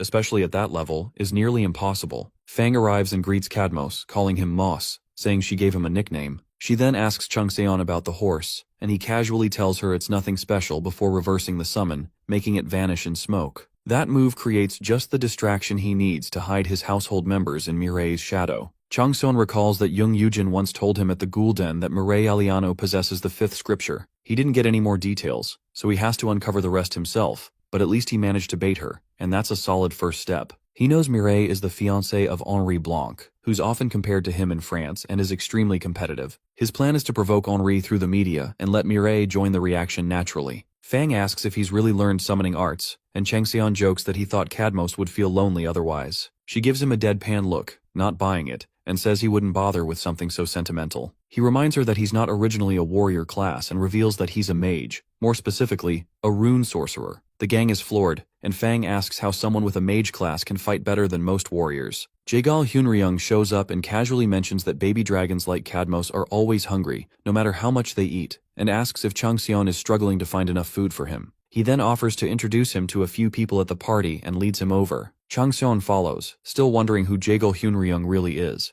especially since he instantly recognized Cadmos as a demonic dragon. They approach 3 men who introduce themselves as Nicolas Fouquet from Revenant, Griezmann Adley from Youth Fountain, and Ludovico from Orlando. They're all top clans of France. Jaegal Hunryung suggests that since the rookies are here too, Li Changxian should greet them. Changxian wonders why Jaegal is being so friendly and suspects he's plotting something, so he decides to observe quietly. Henri Blanc approaches and shakes his hand, saying it's an honor to meet his idol from when he was young. Then, trying to humiliate him, Henri releases Dead Dragon's rotten energy throughout the area, but Changxian stands there smiling, completely unfazed. He calmly counters by releasing his own aura, instantly nullifying Henri's spirit and roar. Henri, shocked and shaken, can't believe he's being overpowered despite being the king of France. Changxian's eyes glow as he transforms slightly and tells Henri that he has sensitive ears and accidentally overheard him trash-talking him and his comrades. He demands an explanation. The entire room falls silent, trembling. Cadmos supports him with Flameheart, and as a dragon, understands and communicates across all languages, even with objects. Nicolas Fouquet tries to step in, but Changxian shuts him down, saying he asked Henri, not him. Henri, caught off guard, stammers that it was a misunderstanding. Changxian returns to normal and says with a grim smile and glowing eyes that it was nice meeting him and that it seems they almost had a misunderstanding. After the interaction, Henri Blanc heads inside, fuming over how he, the next king, could be humiliated like that. He swears to kill Li Changxian. 2 of his lackeys try to comfort him by complimenting him, but Henri sees through their empty words and thinks that after he beats the hell out of Changxian, they're next. He knows the dungeon will open in 2 days and believes that whatever trick Changxian used earlier won't help him inside. Meanwhile, Mireille reflects on what happened. Her divine contractor, Patron, urgently tells her to run and hide. Mireille asks who could possibly make a divine being say that. Patron tells her that Changxian is someone both similar to and different from her, someone who could burn her away and kill them both. A chill runs through Mireille, but it's the fear leaking from Patron through their contract. She can't believe a mortal could terrify a divine being like that. Nicolas Fouquet approaches Henri and comments that his behavior was out of character. Henri insists he just wasn't in top form. Nicolas puts a hand on his shoulder and reminds him that, as an orphan, everything he has now is because of Revenant's support. If he ruins it, they'll take away everything he's built. Henri nervously nods and says he understands. 2 days later, they arrive at the dungeon. The status window informs them that to escape, they must board a train that stops at the center of the dungeon. Henri glances toward Changxian and thinks that no matter how strong he is, he can't cross this dungeon alone. Changxian mutters that it's hot, the opposite of the hill of the abominable snowman, and notes how the scorching days and freezing nights will make this dungeon brutal. Missing the train means death. He then recalls a conversation with the Emperor, who asked if he knows about Surtur. Changxian replies that he does, the ruler of Muspelheim. The Emperor confirms and says Surtur died long ago, but the apocalyptic world he ruled now exists on Earth. Surtur, the giant king of fire, had once destroyed countless universes with that power. He was discovered one day, and with him, Muspelheim met its apocalypse. No one knows how he died, but there were plenty of rumors claiming it was karma catching up for all the universes he burned to the ground. This desert is a leftover piece of that world, its world-ending flame cranked to the max, demanding a bloody sacrifice. Li Changxian knows he needs to get his hands on Surtur's divine sword, Livatine, a blade only the king of fire giants could wield. Back in the present, he thinks about how the key to reaching Ragaran, the place where the sword is kept, lies within the train. First, he has to gather all the hidden pieces scattered around the dungeon. If he can combine Jigwee's world-ending flame with Livatine, he's sure he can restore the fire to its peak. But before that, he needs to figure out where the 5th cryptic scripture is. While Mireille focuses on the dungeon, she'll eventually drift away from the rest of the volunteers. He checks in with his shadow family member about her status. The report says nothing unusual, and Changxian instructs them to keep a close watch. As the group pushes forward, Fang complains that she'd rather go back to the hill of the abominable snowman, and asks if they can at least ditch their armor. Suddenly, they're ambushed by members of the Tsurna Ruka clan. 2 of the clan's leaders, Kudagunda and Cancio, launch surprise attacks. They've come to kidnap the Child of Prophecy. Li Changxian quickly assesses the situation using Viper Eyes and confirms that all his party members are safe. His shadow family member reports that Mireille is under attack and asks for instructions. Without hesitation, Changxian activates Jigwee's retainer and shoots through the air toward her, shouting for Baekyeowol to follow and telling the shadow to keep him updated on Mireille's location. Out of nowhere, an ambush hits him, assassin weapons flying straight at him. The attacker is a girl from the Tsurna Ruka clan, surprised that he can track her weapons mid-air. She mutters that the rumors about him must be true, and admits she planned to end his life quickly, but now she's interested in adding him to her collection. She also mentions their patron has taken an interest in him. Constellations start commenting excitedly as the battle begins. Li Changxian lashes his whip to pin her to the ground, then leaps and slashes down with Split Tiger, barely grazing her face. She smirks, saying he's not bad if he managed to scar her precious skin. Suddenly, a giant centipede rises behind her. She tells him that now he won't just become part of her collection. Changxian eyes the grotesque creature and thinks the Void Monarch is usually aggressive, but something about today feels off. He's way more hostile than usual. His thoughts shift to the centipede's master, Shuoyong, a tranquil star and one of the 72 earthly fiends like the Void Monarch. They never got along, but for Shuoyong to appear here and now, acting this hostile, seems too perfectly timed. It's almost like he's desperately trying to hide something. Li Changxian wonders if Shuoyong is also after the cryptic scripture. It makes him think that maybe the Void Monarch has kept the information about the 7 cryptic scriptures of San hidden from the rest of the Ziwei Dosho, and now Shuoyong is moving on his own after others started catching on. This could be his chance to pit the Void Monarch and Shuoyong against each other, stirring chaos within the Ziwei Dosho. If things go right, he might even be able to seal one of those gods. He calls out to Cadmos to cover him and activates Bloody Haze, revealing all the hidden soldiers lurking nearby. The assassin stares in disbelief, wondering how a baby dragon can cast a grand spell like that, one typically reserved for A rankers or higher. It becomes clear that the clan launched the assassination attempt without truly understanding the threat they were dealing with. As the hidden soldiers are forced into the open by Bloody Haze, Li Changxian leaps into the sky, dual weapons in hand, and summons his undead horse army. With a commanding voice, he orders them to wipe out every last enemy in sight. Jean orders the other family members to kill everyone on the spot, and together they make quick work of the remaining soldiers. He turns to Li Changxian and asks what he thinks of the family's performance, wondering if they're useful. Li Changxian is surprised by how quickly Jean has absorbed the ghoul leader's blood magic, putting him on par with the White Tiger's Gildal. But with Jean being slightly superior, it's fair to say he's a step above the goblin subjugator. Jean notices Changxian's expression and asks what that look is about. since he seems like he doesn't want to admit it. Lee Chang-seon keeps a straight face and tells him that after seeing how he handled things in the Ghoul Den, it's only natural to expect more, so he should work harder. Jean poos and says his feelings are hurt, but before he can finish, Lee Chang-seon casually reverses the summon,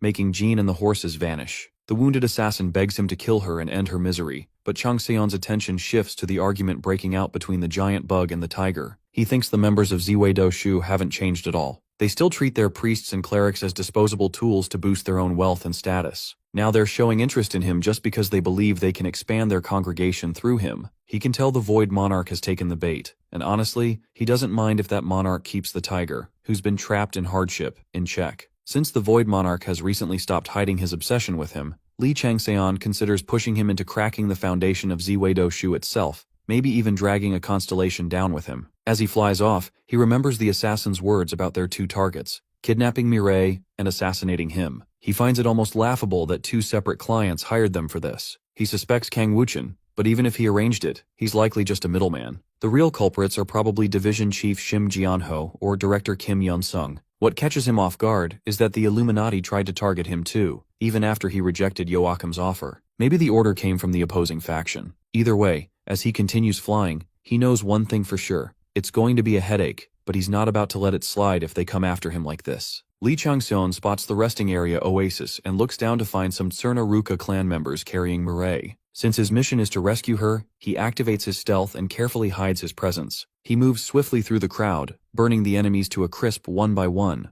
but just as he's about to strike the one holding Mireille, the target vanishes before his eyes. Out of nowhere, a large beam shoots down at him. He manages to block it just in time and remains safe. When he looks up, he sees a girl standing atop a palm tree. She remarks that he actually dodged the solo Scarlet, and Lee Chang-seon immediately starts to sweat, realizing she's incredibly dangerous. The pressure she exudes reminds him of his encounter with Gaeon Cheonho Moon-seong, the unmistakable aura of someone who has reached the pinnacle of human strength. She is the king. Meanwhile, Henri Blanc rides his dragon through the battlefield, eliminating members of the clan as he searches for Mireille. Shin Yunseo holds her ground, defending herself with a shield, while Wu Hyabin counters their attacks with precise dagger strikes. Blue Wolf, observing the chaos, thinks that hiring Tsurna Ruka and even eliminating France's volunteer medic squad points directly to Constantine's scheme. Enraged, he lets out a fierce roar and transforms into the divine beast Blue Wolf. Just then, the train finally arrives, and a message appears saying that all participants who wish to clear the dungeon mission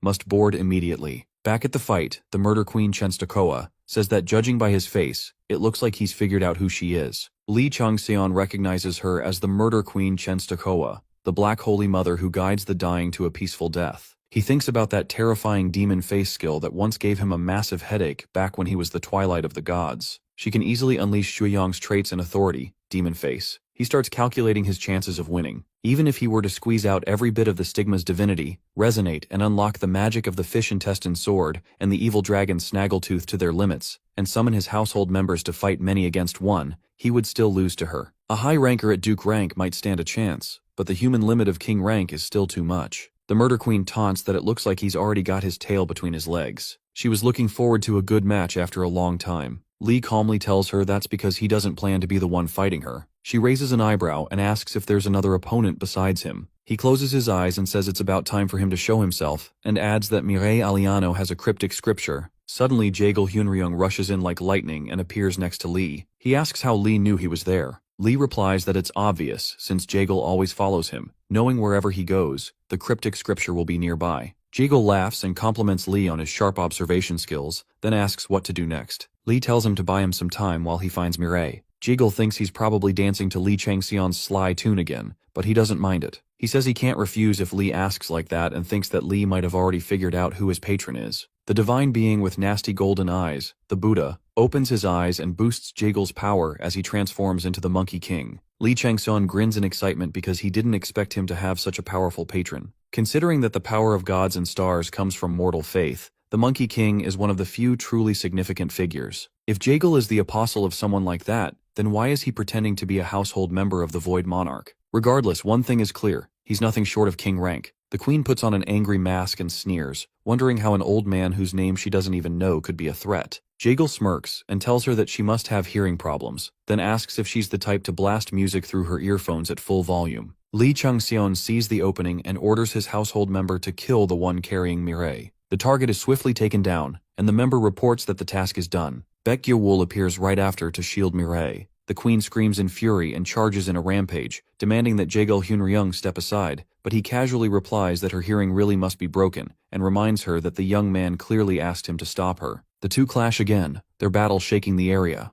Meanwhile, Lee Changseon grabs Mireille and makes his way out, only to be ambushed by more assassins. Baek Gye-wol instantly wipes them out, clearing a path. Lee thinks that if the train leaves, there's no telling when the next one might come. Levitain said the train's first stop is the boiling hell in the station's underground dungeon, and while rescuing Mireille was the priority, he can't afford to miss the chance to claim the sword. The fifth cryptic scripture is nearly in his hands, but giving up Levitain isn't an option. A message pops up in front of him, flashing that the train will depart in 5 minutes. Lee Changseon is still being tailed by assassins, and though he wants to eliminate them, he knows he has a train to catch, so he keeps pushing forward. The constellations start chatting, suggesting he throw Mireille off and focus on the train instead. He scoffs to himself, thinking they never change. They only care about mortals who spark their interest and nothing more. One constellation urges him to join the side of absolute evil rather than the hypocritical virtuous side. Changseon admits there's some truth in their words, since every action of his ends up as an achievement. Still, if he abandons Mireille now, there's a strong chance Minerva will be disappointed with him after what happened with Gemini,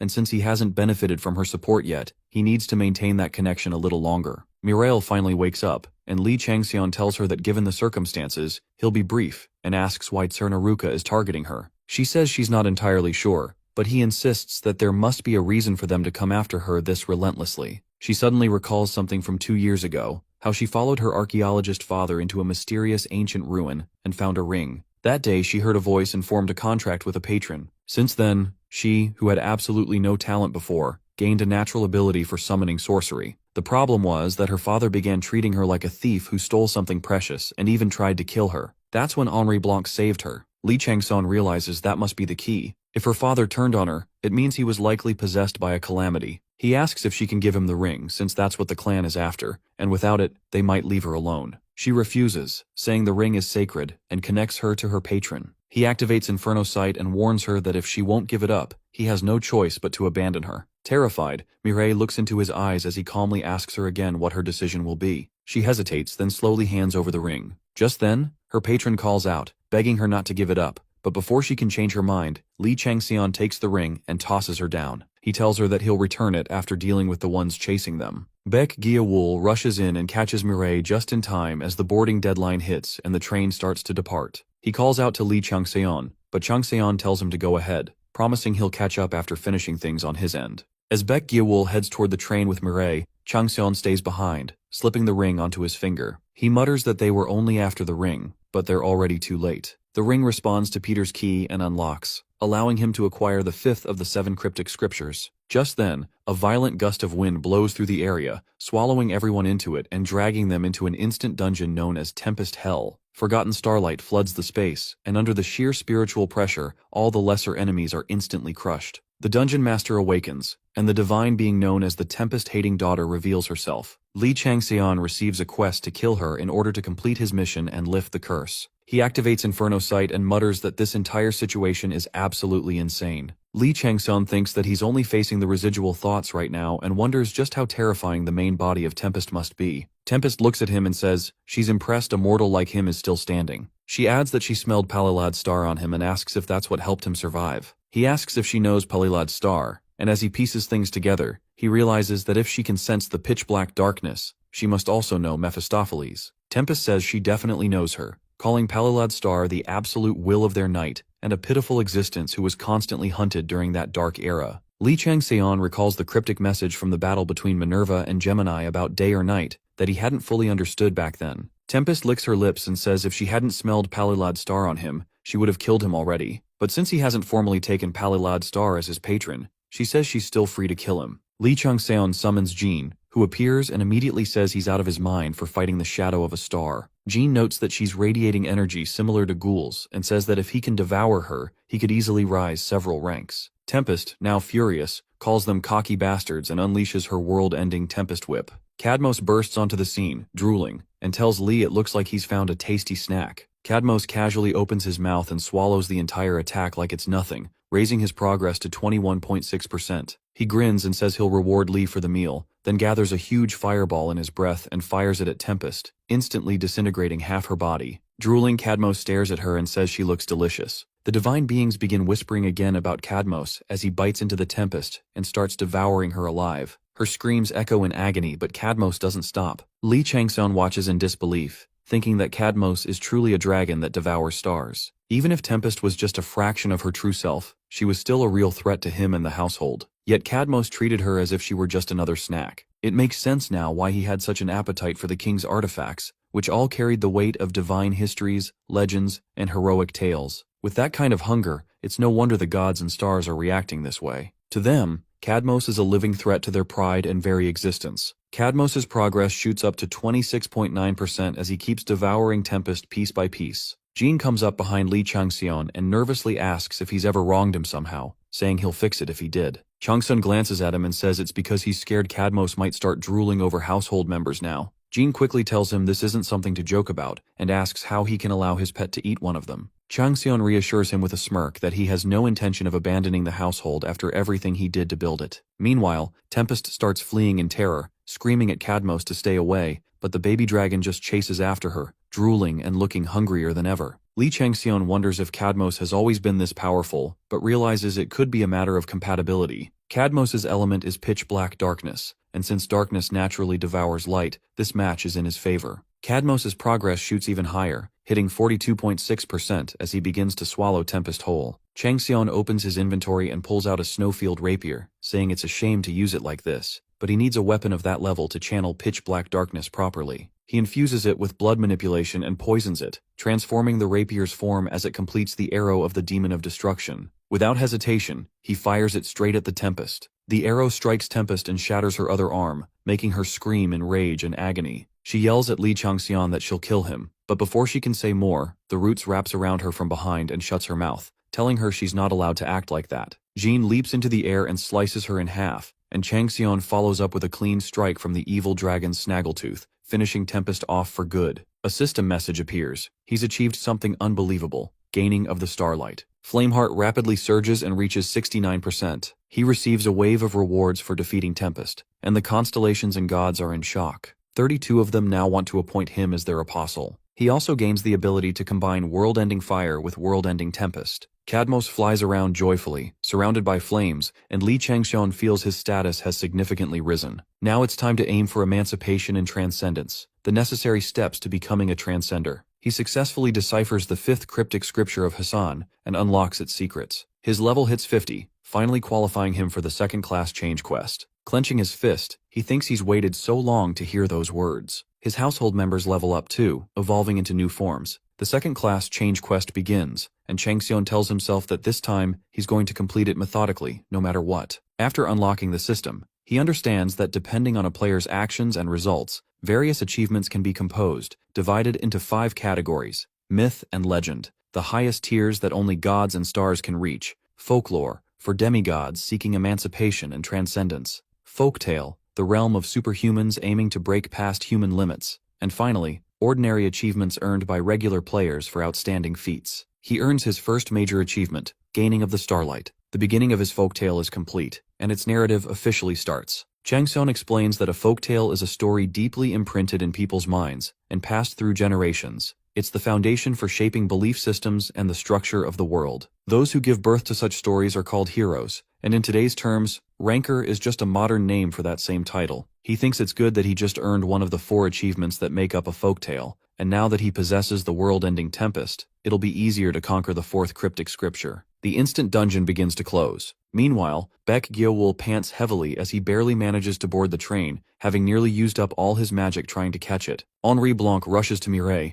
who can no longer sense her goddess, and grabs Baek Gyeowol's robe, demanding to know what he did to her. Baek tells him he doesn't know what he's talking about, but it's clear Henry means it in an accusing way. Henry shouts, furious, and Shin Yunseo snaps at him, calling him a lunatic and saying that no good deed goes unpunished with people like him. Nicholas watches from behind and notices that Jaegil Hyunryung is nowhere to be seen, and the 2 elders who came with him don't seem interested either. He wonders if it's time for the rookies humiliated by Li Changxian at the party to retaliate. Blue Wolf steps in and tells Nicholas to back off, but Nicholas warns him not to interfere since he's just an outsider. At that moment, Li Changxian returns and asks what they think they're doing after he risked everything to save Mireille. Nicholas curses under his breath, realizing he should have wrapped things up before Li got back. Now that it's confirmed Li is already a ranker, he knows better than to push further and tries to calm things down by calling it a misunderstanding. But Henri has other plans. Gritting his teeth, he asks Changxian what he did to Mireille and then opens the dead dragon's vault. A massive bone dragon appears, merging with Henri and wrapping him in a powerful protective armor. Henri yells that Li humiliated him earlier with a cheap trick and now he'll pay for it. He charges straight at Changxian, and Nicholas shouts for him to stop, but it's too late. Li calmly throws a punch at Henri's face but stops just before making contact.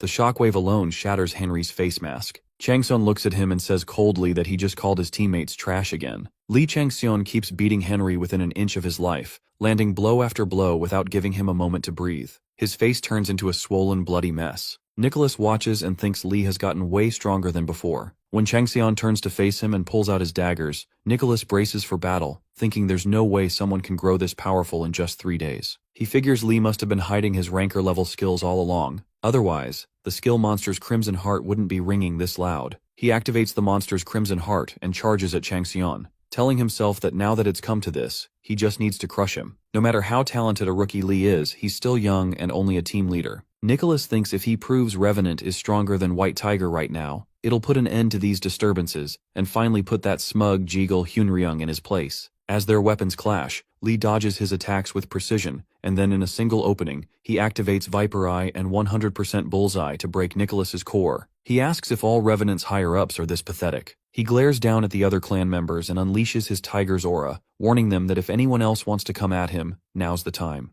Ludovico tries to calm him down, but Li Changxian scoffs and says he saw his teammates get threatened right in front of him, and now they want him to stay calm. He adds that if that's the logic, he'll beat everyone to a pulp and then ask them to calm down too. Ludovico tells him he's going too far, but Changxian tells him if he doesn't like it, he can step up. Ludovico realizes that if Li could take down Henri and Nicholas in seconds, no one else here stands a chance. He glances toward Iron Mask Griezmann, the demonic human with plenty of combat experience, thinking he might turn the tide. But Griezmann doesn't even look their way, clearly choosing to stay out of it. Ludovico has no choice but to back down and decides to pin all the blame on Revenant once they're out of this mess. He lowers his head and apologizes as a representative of France, hoping his sincere words will end things here. But he completely misjudges the man before him. Li Changxian, known as the Bloody Ruffian, just cracks his knuckles and grins, saying he hasn't even started yet. He tells Ludovico to clench his teeth, then punches him so hard, it makes him remember exactly why that nickname exists. Li Changxian starts beating up the remaining clan members, and all that can be heard outside the train are their screams. Meanwhile, the queen laughs while standing in the craters left behind from her battle with the Monkey King. She admits she knew the hunt wouldn't be easy, but never imagined it would turn out like this. She looks at her broken masks and mutters that each one takes a year to create, and now several are gone. It's the first time she's been humiliated like this since her fight with the Immortal King. She refuses to accept the disgrace brought by her target, and decides she can't just abandon the assassination. She pulls out her trump card, the Twisted Goblin's mask, and says she spent 10 years creating this persona specifically to kill the Immortal King. But now, to protect the foundation of Tsarna Ruka, she must kill Li Changxian. She launches into the sky with lightning speed. Back on the train, Griezmann tells Li Changxian that it's enough. He's already made them pay for their big mouths, and now isn't the time for more chaos. Li glances at him and says he'll take the back of the train, asking Griezmann to handle the front. Griezmann thanks him for understanding and orders the clan members to treat the wounded and move forward. Just then, a group of fire pterodactyls appear in the sky. They come under attack by a horde of pterodactyls and a herd of burnt wild beasts, all starving and rushing toward the train in search of food. Everyone on board prepares for battle. Li Changxian says the monsters are stuck in the desert and always hungry, so the desert train is like a buffet to them. He climbs to the top of the train and surveys the situation. The monsters enter a frenzy, their overall abilities increasing by 10%. Li thinks that for creatures like them, whether they starve to death or die hunting, the result is the same, so they naturally go berserk. Knowing they can't afford more damage, he decides to end it fast. He unleashes flame lightning and burns all the monsters to ash, ending the wave in seconds. Elder Tae Hongak and the Skull Demon arrive, and Skull Demon comments that they all look exhausted after running a little. He brags that back in his day, they fought 3 days and nights without rest, and were just fine. Yunso calls him out, saying he has no right to talk since he sat back and watched the whole wave. Li Changxian tosses a scroll at Skull Demon, saying it's a copy of the cryptic scripture or whatever Mireille had. Skull Demon asks how he's supposed to trust him. Lee tells him to go ahead and send it to Korea, and he'll find out soon enough. Tae Hongak says that if he's lying, they can just rip him apart. Jin speaks to Lee Changseon telepathically, saying this is a good way to shake off annoying pursuers. Lee thinks that during the Tempest Hell raid, he already deciphered the real scripture and absorbed its power. What he handed over is a fake, transcribed by Jin and the household members. He figures it'll take White Tiger a few years to even begin to decipher it, and they still won't gain anything from it. As they near the first station, Lee says he can't afford more troublesome baggage chasing after him. Jin then asks where the Levantine sword is, and Lee tells him it's located underground at the Boiling Hell station, right where Surtur's main artery begins. Skull Demon asks why Lee Changseon is handing the scripture over so easily, and if he's saying they got what they came for and should leave. Lee tells him that's exactly what he means. As they finally arrive at Boiling Station, Lee tells him to take the scripture and get lost because he's becoming an eyesore. Tae Hongak doesn't take that well and says it's irritating to hear. Skull Demon starts unwrapping his bandages and asks if Lee can handle what he just said. Tae Hongak demands clarification and asks if Lee just told them to get lost. Lee replies that not only does Tae already struggle to talk, it now seems like he can't hear either. Tae Hongak snaps and pulls back his fist, ready to strike, but Jaegol Hunryung appears and says he thought he could finally get some rest and asks what all the fuss is about. He tells Goliath Demon not to stir up unnecessary chaos. Tae Hongak calls Jagal an evil warrior and says this has nothing to do with him, even if he's interested in taking Lee as his disciple. Jaegol says it's true he's interested in the kid, but that's beside the point. Right now, he's only stepping in as a fellow elder to stop them from embarrassing themselves by getting wrecked by someone younger. Tae Hongak doesn't get what he means, so Jaegol tells them bluntly that Lee Changseon will beat them up. He adds that he won't interfere if they still want to go through with it despite his warning. Skull Demon and Tae Hongak are stunned, unable to believe they'd lose to a rookie who's been a player for less than half a year while they've been around for decades. Jagal reminds them of the rule not to disgrace the White Tiger's name or let the honor of the elders be tarnished. As the vice leader of the Council of Elders, he won't tolerate any violation of that. His expression hardens and he speaks more seriously, saying the council exists as the unbreakable claw, and once a claw breaks it's discarded, so they'd better not take his warning lightly. Lee gets off the train and tells the L team to move with him. He adds that he hopes those two are gone by the time they return. Tae Hongak, boiling with rage, lunges at him, but before anyone can see the movement, Lee lands a punch that sends Tae flying. He turns to Skull Demon and warns him that if he sees him tomorrow, he'll kill him too. Curly runs to the side of Tae Hongak's seemingly lifeless body. Lee suddenly appears behind Curly and says he almost forgot about him. Then he slaps him so hard he crashes onto the boiling rocks and coughs up blood, looking like he might be dead. Henri Blanc finally wakes up on the train and looks around to see the bodies of his clanmates scattered all over. He asks the director what just happened. Mireille, still unable to sense the goddess that once lived in her ring, wonders where she went. Nicolas tells Henri that it was the tyrant's doing and that he's incredibly strong. He admits that even he couldn't stand up to him and says there's something they need to do. Meanwhile, Lee Changseon stands above, staring down at the boiling ground beneath him. He recalls a conversation he had with the Emperor, who told him that the Stone Desert isn't really a desert. Technically, the entire dungeon is Surtur's corpse, and the Stone Desert is just the skin of the dead Surtur. Changseon had asked the Emperor about the monsters there. If it's just a corpse, how could monsters still live in it? The Emperor explained that Surtur was the king of giants and ruler of Muspelheim, and while he doesn't compare to the Emperor, he had definitely earned his title. So, it's not surprising that life would still linger in his remains. He added that going underground would be like tearing through Surtur's muscles and flowing through his blood vessels. When Changseon asked about Raygarin, the Emperor said it's an important armory containing Surtur's and Muspelheim's treasures, and it's also where his powers manifest. It wouldn't be left somewhere insignificant. It's located in the heart, and to reach it, Changseon would need to follow the blood vessels. Back in the present, Changseon looks at the massive corpse of Surtur and thinks it's still unbelievable, even for a giant. A message pops up saying the apocalyptic wind in his stigma skill has been awakened. Suddenly, the Tempest-hating daughter appears behind him and asks what exactly he is. She says she has been keeping an eye on him ever since she got trapped there and finds it baffling that he deciphered one of the 7 cryptic scriptures of Son and that he's connected to the Palalad star. But the most incomprehensible thing to her is something else. She asks how on earth he has the scent of Lee Taka on him. Changseon is confused, wondering why Lee Taka's name is being brought up now. He then remembers the moment Cadmos died. Cadmos stands atop a dragon, impaled by numerous weapons, and looks back at Changseon, telling him that from now on, he will be Cadmos. He collapses to the ground, and Changseon, crying his eyes out, yells that he doesn't need a weird-ass name. Cadmos, bleeding heavily, calls him a wicked rascal and grits his teeth, saying why can't he just say thank you politely for once. He tells him that he's going to accept it anyway, so why bother asking for a beating? Lee Changseon tells Cadmos that he'll accept it and asks him to stop rambling since he's bleeding too much. Cadmos chuckles and tells him that from now on, Li Changxian will become Cadmos, and it's his responsibility to take care of her. He asks him to protect Li Taka, saying that while she's full of pride, she's actually fragile. With that, Cadmos finally says his farewell and passes away. Li Taka was the first patron Li Changxian served under in Arcadia, the star that old man Cadmos entrusted to him with his dying breath. Li Taka says she hates Li Changxian and blames him for Cadmos' death. That hatred and resentment is mutual, yet despite everything, Li Taka became his patron. He inherited the name Cadmos and became her apostle because he couldn't ignore the old man's dying wish.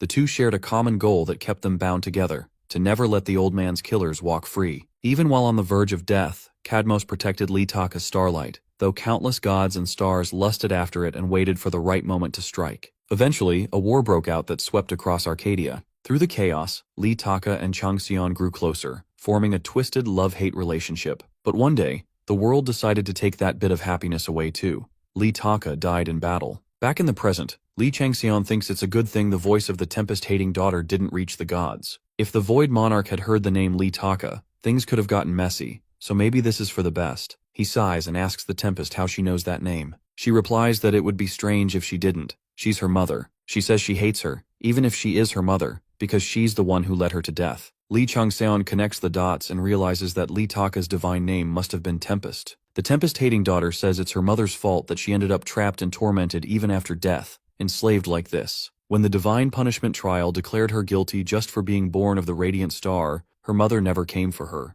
In the end, her sentence was carried out, and she woke up imprisoned within the 7 cryptic scriptures of Hassan. Since then, she's fought off countless enemies drawn to the starlight within her. The more she tried to escape Tempest Hell, the more her resentment toward her mother grew. Changxian asks what exactly the 7 cryptic scriptures of Hassan are. She admits that she doesn't know either. When she first opened her eyes, she was already trapped here. But one thing she's sure of is that this place is an impenetrable prison, like a whole world that can't be broken down. Li Changxian wonders if Li Taka had separated parts of her uncontrollable power into avatars, calling them her daughters, and locked them away. There are 7 cryptic scriptures and 7 daughters of Li Taka. He begins to suspect that the 7 cryptic scriptures are actually divine sealing tools used to imprison those 7 daughters. Li Changxian wonders if the Void Monarch has been collecting the 7 cryptic scriptures of Hassan to decipher and monopolize them. The Void Monarch once admired his strength back when he worked under Ziwei Shu, and after figuring out that Li Taka was the source of Changxian's power, he became obsessed with obtaining her starlight sealed inside the scriptures so he could use it to evolve. Changxian realizes that the 7 cryptic scriptures of Hassan are actually divine sealing tools that imprison Li Taka's daughters,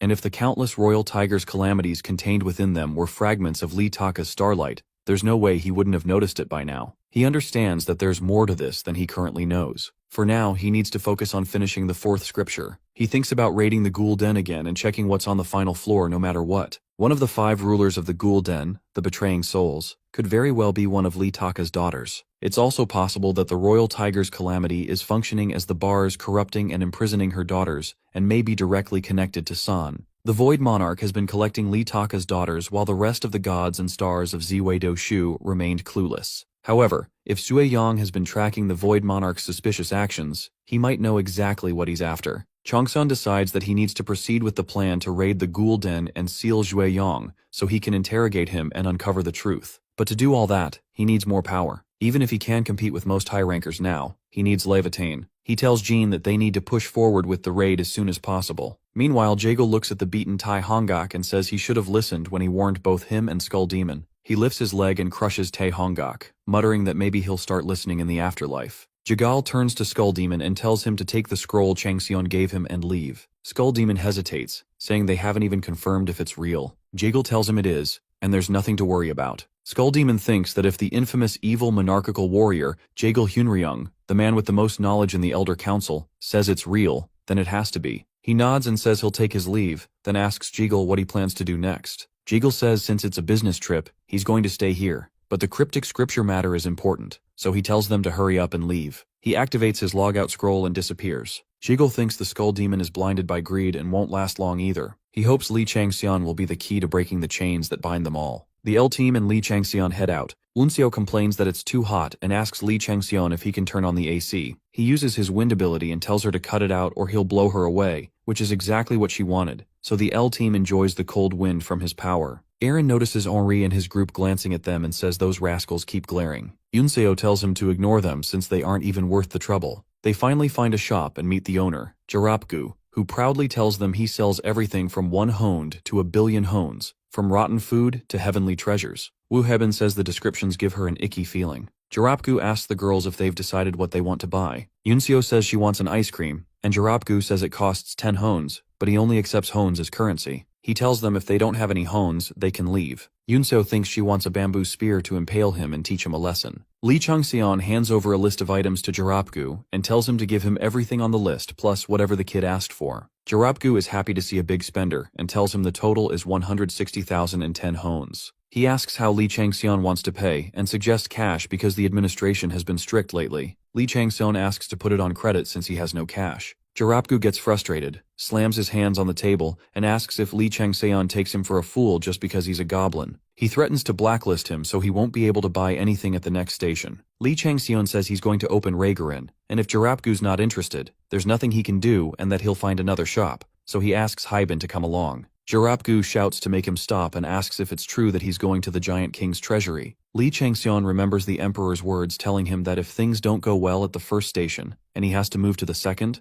there's still something he shouldn't miss: the shopkeepers at each station. He knows he has to win their favor. The Emperor explains that those shopkeepers are watchmen and descendants of the giants who honor the last king's spirit and await his glory. There's a legend among the watchmen that by opening Reigerin, the ancient giant race's glory can be restored. In the dungeon, which can be considered Surtur's corpse, they guard his tomb, aiming to open the heart treasury of the giant king located deep underground. Li Changxian asks the Emperor if that's really possible. The Emperor says realistically it's not. Just existing in that dungeon means they're already dead. The souls of the giants have long since gone to the underworld or been destroyed. Like everything inside the dungeon, they're just repeating actions shaped by lingering remnants of thought. However, Reigerin is the real deal, and so is their belief in that legend. He suggests that if Li Changxian works with the shopkeeper's desires, it'll be much easier for him to get what he wants. Back in the present, Changxian says if there's no way to buy things on credit, there's no point in sticking around. Jarapgu stops him and asks again if he's really going to open Reigerin. Li Changxian asks if there's another Reigerin they might be talking about. Jarapgu confirms if he's really going to the Giant King's treasury and asks how he plans to do it. Li Changxian asks why he should tell him that. The goblin looks frustrated and says, since he wants credit, he needs to be sure Li Changxian will come back before making his decision. Li Changxian calls out to Harold and asks him to come on out. Harold comes out and tells Li Changxian to stop calling him at times like these since this place isn't even under his jurisdiction.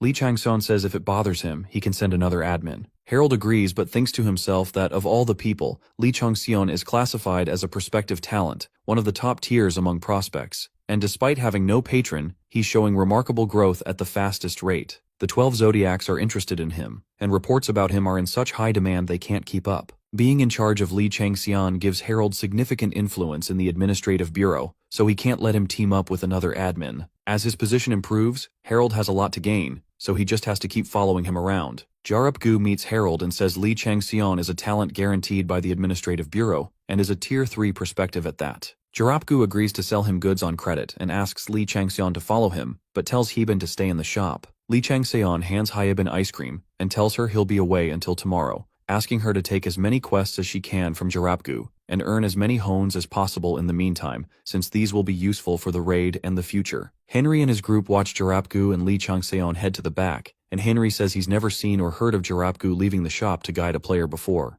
They wonder how they'll get quests while he's gone. Nicholas starts to panic, saying if they can't get quests because Jarapgu is away the entire time the train is at the station, they'll be in big trouble. He thinks that Jarapgu personally guiding a player means it's a very important hidden quest, and if it's that big, he can't handle it alone. That's when they'll jump in, pretending to help. Nicholas reminds himself that this dungeon belongs to the French, and he can't let a foreigner run around freely. Meanwhile, in Jarapgu's absence, Administrator Harold temporarily takes charge of the shop in Boiling Hell. Harold tells them he holds no grudge, but he's already busy, and being forced here annoys him, so he indirectly warns them not to mess with him. Meanwhile, Li Changxian heads down with Jarapgu and notices he's being followed by some people. Jarapgu looks up at the pursuers and says there are so many flies buzzing around. Li Changxian tells him to ignore them and keep moving forward. The constellations start their chatter, but Li Changxian thinks there's no need to deal with the pursuers just yet. Once they're down there, they'll be too busy trying to survive anyway. Besides, the Murder Queen of Cernaruka will definitely try to reclaim the 5th cryptic scripture, so he plans to lure them to Reigerin, a place so hidden that even players, gods, and stars can't peek inside, and take care of them there. They finally arrive at the gate that opens the path to Surtur's aorta.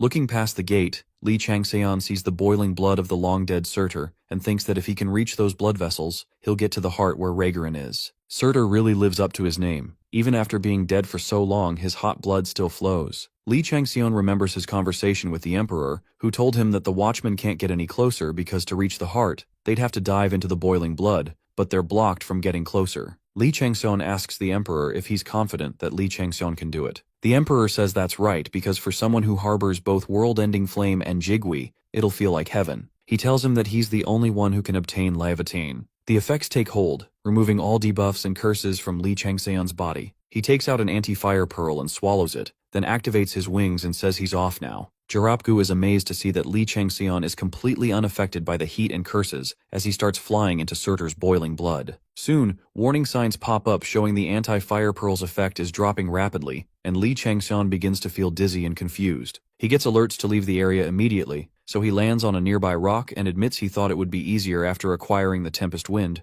but it's not. Swimming across to the heart in this condition is practically impossible. Li Changseon decides that if he can't resist the heat, he'll just have to absorb it. He activates Soul Extortion and tries to pull remaining thoughts from Surtur's dead body, but the gap between them is too big, and he fails at first. Then he narrows his focus to only the necessary thoughts and succeeds. At the same time, he begins to absorb the surrounding heat and the giant's blood. Li Changseon thinks back to his conversation with the Emperor once again. He tells the Emperor that he now understands he has to get to where Raygurin is. He asks about Levitain choosing its own master, and how he can prove his qualifications, since it said only a giant can pull it out. The Emperor tells him he just needs to meet the requirements and asks what Li Changseon thinks a giant really is. He explains that people might imagine giants as aggressive beings who worship battle and have an intense desire for conquest, enough to overthrow entire civilizations. They are considered a transcendent species, but their numbers are so small that most of their stories weren't properly passed down. The Emperor adds that Muspelheim was much bigger than the stories suggest. Giants are kind of spirits. The world of Muspelheim was formed over eons from the primordial flame that appeared when the universe was created. Countless wills were born there, taking on identities over time and becoming spirits that formed the giant race. Unlike monsters who evolve from single cells to gain intelligence, giants are born with a will directly from the world itself, so they're essentially pieces of Muspelheim. Their traits reflect the eternally burning nature of Muspelheim. As spirits, they have great reasoning and judgment, but can never escape the will of Muspelheim. Their massive form exists simply because it suits battle, not because it's necessary. The Emperor then asks if it wouldn't be okay if Li Changseon became a giant himself. Even if he acquired giant traits, it wouldn't cause any major changes or stop him from gathering myths. In fact, it would let him create a unique myth no one else can achieve. Back in the present, Li Changseon acquires the traits of a giant. The mutation begins and his transformation progresses. After a long process of powering up and commentary from the constellations, Li Changseon finally evolves, and his world-ending flame also evolves into the giant's world-ending flame. He continues to transform further,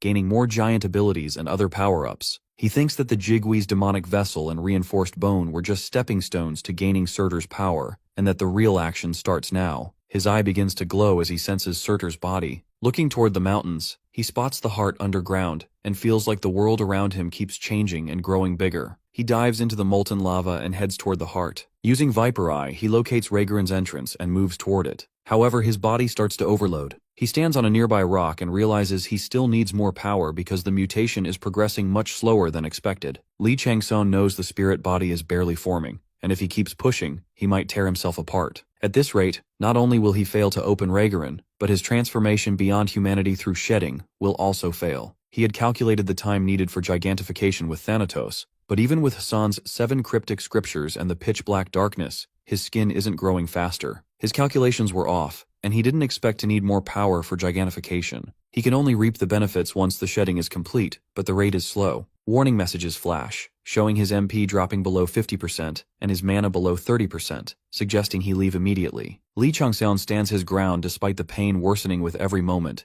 knowing he might be in real danger. The mutation halts and his outer skin starts to warp. He calls out to Cadmos, realizing he's overloaded because he's shedding too much skin at once. If he uses pitch-black darkness to split the shedding into 2 stages, he might succeed. Cadmos stands atop his head as Li Changseon admits this is an all-or-nothing gamble. He plans how to survive and mutate faster, recalling the test Mephistopheles gave him, Flame Heart. If he can complete this heart, which allows unlimited generation of pitch-black darkness, it will increase his stamina. He knows failure means death, but survival could let him complete a body that would normally take 3 trips to different dungeons right here and now. Instead of using Flameheart as just support to supply pitch-black darkness to power the mana accumulation circuit, he decides to use it as his actual core, replacing his heart. He also plans to replace all the blood inside him with Surtur's blood and direct it all to his Flameheart. He also needs to rearrange the mana accumulation circuit around the Flameheart. If he succeeds, he will fully master Surtur's traits, making the giant's blood the source of all his physical and magical power, and even gain pitch-black darkness as an attribute. Meanwhile, the Tempest-hating daughter opens her eyes and wonders if he is really an ordinary human. Many mortals transcend their innate limits through talent or achievements,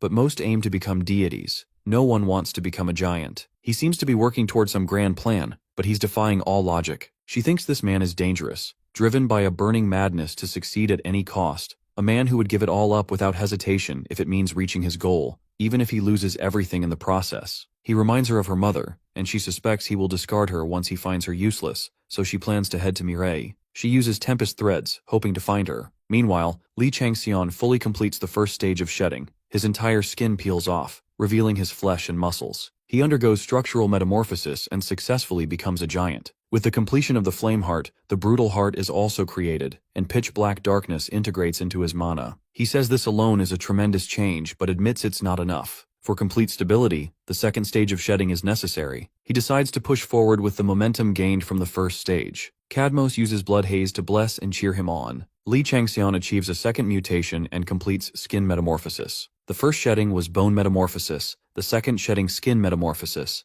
This is his rebirth. With this, he enters an entirely new realm, and finally becomes eligible to pass through the Gate of Raygarin. He enters and encounters a few giants. One of them looks down on him and demands an answer, asking if he is the new successor of their deceased king. The giant says he carries the soul of a human but has a strong scent of their late king, which is why he was allowed to come despite suspicion. Li Changxian shouts back that he is Li Changxian, here to challenge them and seek Levitain. The giant acknowledges his words but says he will test whether he can back them up. He orders the other giants to clear the way, and tells Li Changxian that at the end of this path lies their fortress. If he can pass through and bring back Levitain, they will consider him one of their own, a brother by blood, and the successor of the king. Li Changxian thinks he needs to be recognized by the shadows of Muspelheim, and prove that he is worthy of being king. He reaches the gate and meets the gatekeeper, who says that usually just passing through that space terrifies most people. The guy who came before him was no different. Li Changxian asks if someone else came before him, and the gatekeeper tells him yes, they're near the 30th fortress by now. Li Changxian thinks that even with full preparations, the heat of Surtur's blood made it really tough. He wonders if a powerful being entered the dungeon with that person, or maybe another player from a different civilization passed through a different gate. He knows he can't let anyone snatch his chance to conquer Raygarin, so he has to hurry and catch up.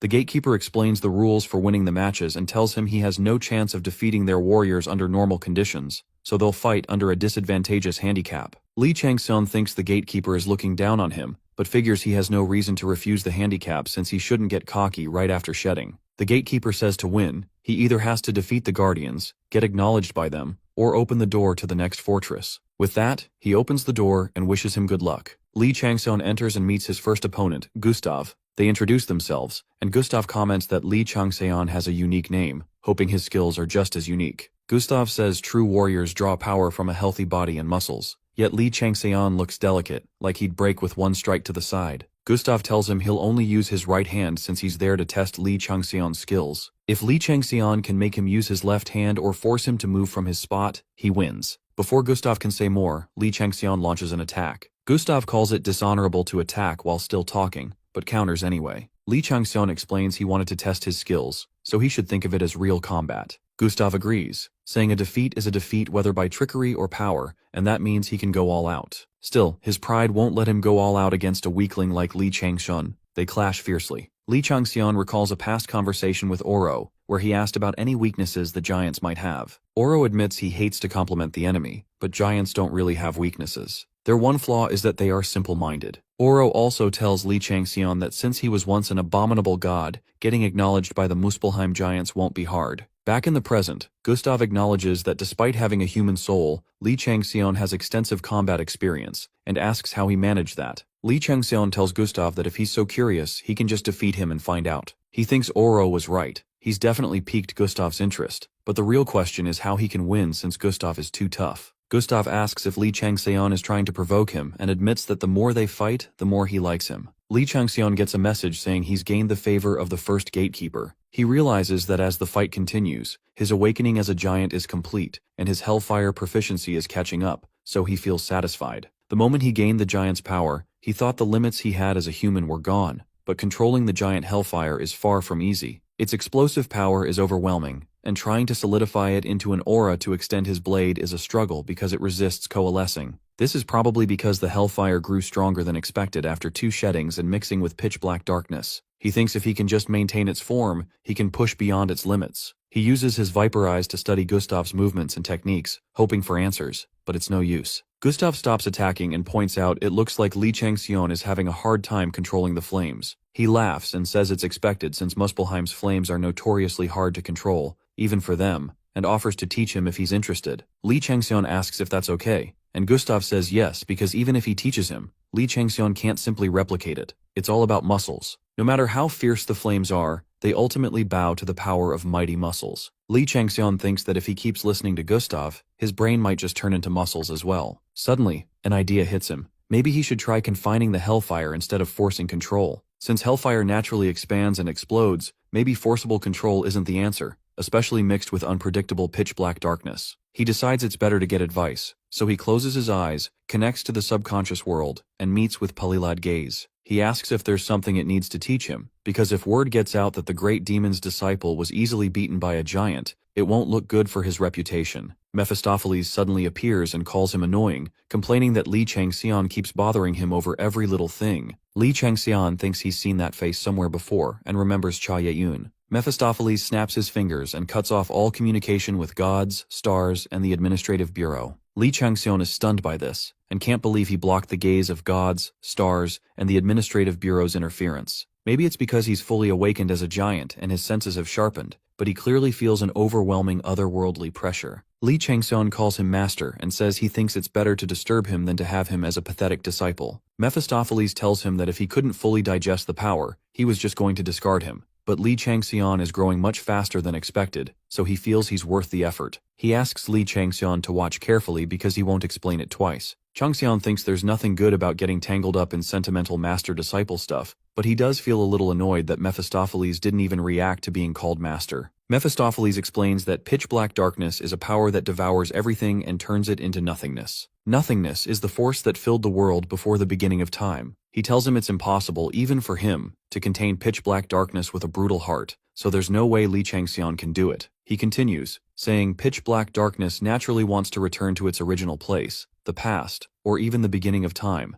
and asks how Li Changxian can trap a wheel that turns the opposite way. Changxian thinks the uncontrollable nature is similar to hellfire. He recalls the time they reversed a small loop of time in the underworld to send him back to Earth, and realizes pitch-black darkness is of the same nature. Mephistopheles says pitch-black darkness isn't about controlling but guiding, and that it's better to show rather than explain. Li Changxian looks back and sees Gustav frozen in time in one spot. He realizes the loop has stopped. Time, space, and the whole world around him are frozen, completely bound by Mephistopheles. He understands now why Mephistopheles blocked the gazes of gods and stars watching. He didn't just cut off communication, he froze the universe's time loop so no one is aware of what's happening. Li Changxian thinks this is a level impossible for most stars to reach, whether Minerva or the 12 zodiac signs. Mephistopheles' caliber is way beyond what he imagined. Mephistopheles demonstrates pitch-black darkness by making Gustav disappear into a black mist, and a black hole appears where Gustav was standing. Li Changxian drifts into thought, realizing this is an entirely black void,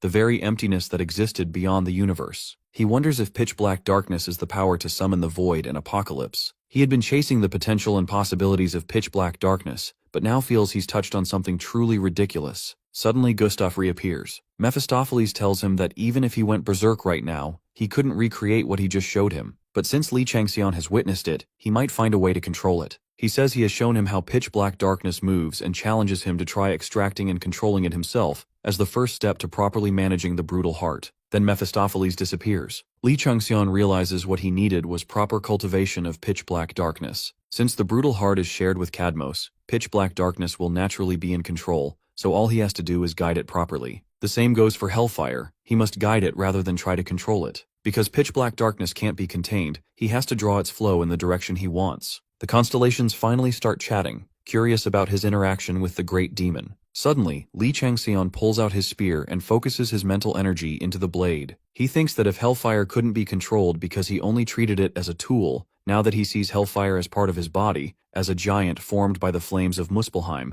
it will naturally follow. His aura spear completes and he uses a spiral aura. Gustav is surprised that he twisted it into a spiral and layered Sarmatia on top. Li Changxian smirks and tells Gustav it was his mistake to show him Sarmatia. He attacks, pushing Gustav back and forcing him to use both hands. Gustav loses and accepts defeat, thinking that with this skill and growth speed, Li Changxian might be the one to answer their unspoken prayers. Meanwhile, Henri, Victor, Mireille, and others arrive at the gate where Li Changxian entered the blood vessel. They wonder if he really went through there and look around for another way. Meanwhile, Nicholas is lost in thought. He thinks that a rookie like Li Changxian, who hasn't even been in the player world for a year, is showing high-ranker skills. There must be some secrets that others don't know about. He remembers that he hasn't seen Griezmann since they arrived at this station, and suspects Li Changxian is definitely a demonic human like Griezmann. Both of them disappeared at the same time, almost as if they planned it. Nicholas thinks they might be meeting beyond this river of fire, plotting something that could put them all in danger. Suddenly, Mireille starts to feel strange and moves toward the gate. She connects with the Tempest's threads, who begs her to save her. An aura begins to emit from Mireille.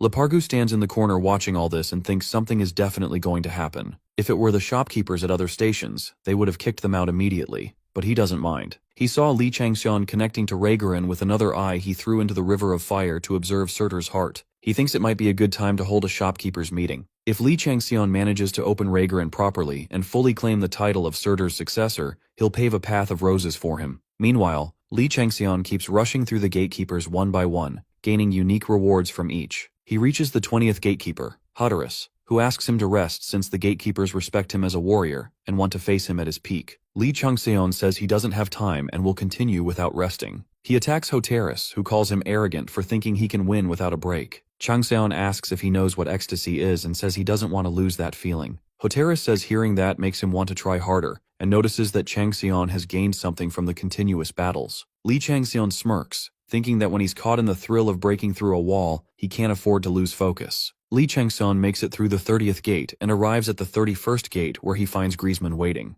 Griezmann says he never thought they would meet in a place like this. Li Changxian notices the ominous black aura around Griezmann, filled with demonic energy. With that level of purity and amount, there's only one being Griezmann could be, the leader of all non-humans and heretics, the Demon King. On top of that, he carries the divine name, the first sorcerer of Samaria. Griezmann says he hasn't even finished the raid yet and doesn't want to reveal his identity. He asks the gatekeeper if he should get rid of Li Changxian since he's been seen, but the gatekeeper refuses. The gatekeeper tells the challenger, Simon Magus, Griezmann's true name, that he has successfully passed the 31st trial and must move on to the 32nd trial, or else he can arrange expulsion and try again next time. Simon looks at him and says he has no right to say that after getting beaten to death by him. He admits he doesn't seem to have a choice and tells Li Changxian they will talk more later. Li Changxian thinks he expected to meet someday, but never like this. He wonders why Griezmann is here, and if he's after Raygarin too. Suddenly the gatekeeper attacks Li Changxian, and he reminds himself to focus on the battle. He clears the 31st gate and enters the 32nd, where he meets Magnus again. Magnus calls out and asks if he can wait a moment. Li Changxian asks what he wants to say. Magnus tells him he does have something, but first asks if Li is going after the core of Raygarin and the Leviatine.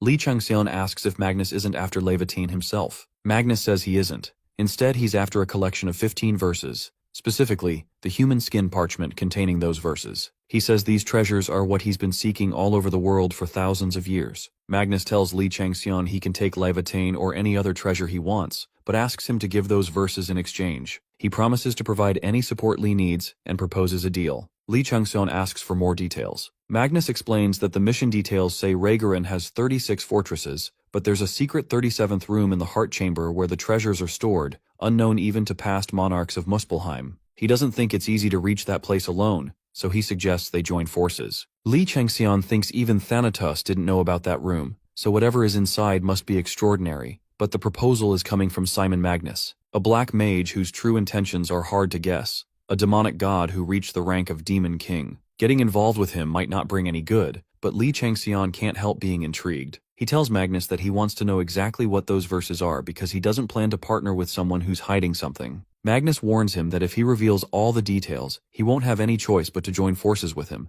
and he can't tolerate Li Changseon running away after getting all the information. He even warns that losing his divine name won't save him from being killed. Magnus starts explaining and asks if Li has heard of the first and last giant king, Besla. The Peter's key from Besla's tomb trembles at the mention of Besla, and Li Changseon wonders if there's a connection between them. He admits he doesn't know this deity named Besla, which shocks Magnus. He questions if Li really came all this way without ever hearing of Besla. Li Changseon confirms he's unaware, but notes that since Magnus calls Besla the first and last king of the giants, it's clear she's no ordinary deity, and asks for more details. Magnus tells him Besla is the god of gods and king of kings who ruled over the three worlds of Muspelheim, Jotunheim, and Niflheim before they split apart. He says Besla is one of the few beings in the universe to earn the title King of Gods. Magnus reveals he's seeking the remaining poem verses that hold her lingering power. He explains that at the universe's creation, a few shattered fragments became worlds. Muspelheim, home of the fire giants, Jotunheim, home of the frost giants,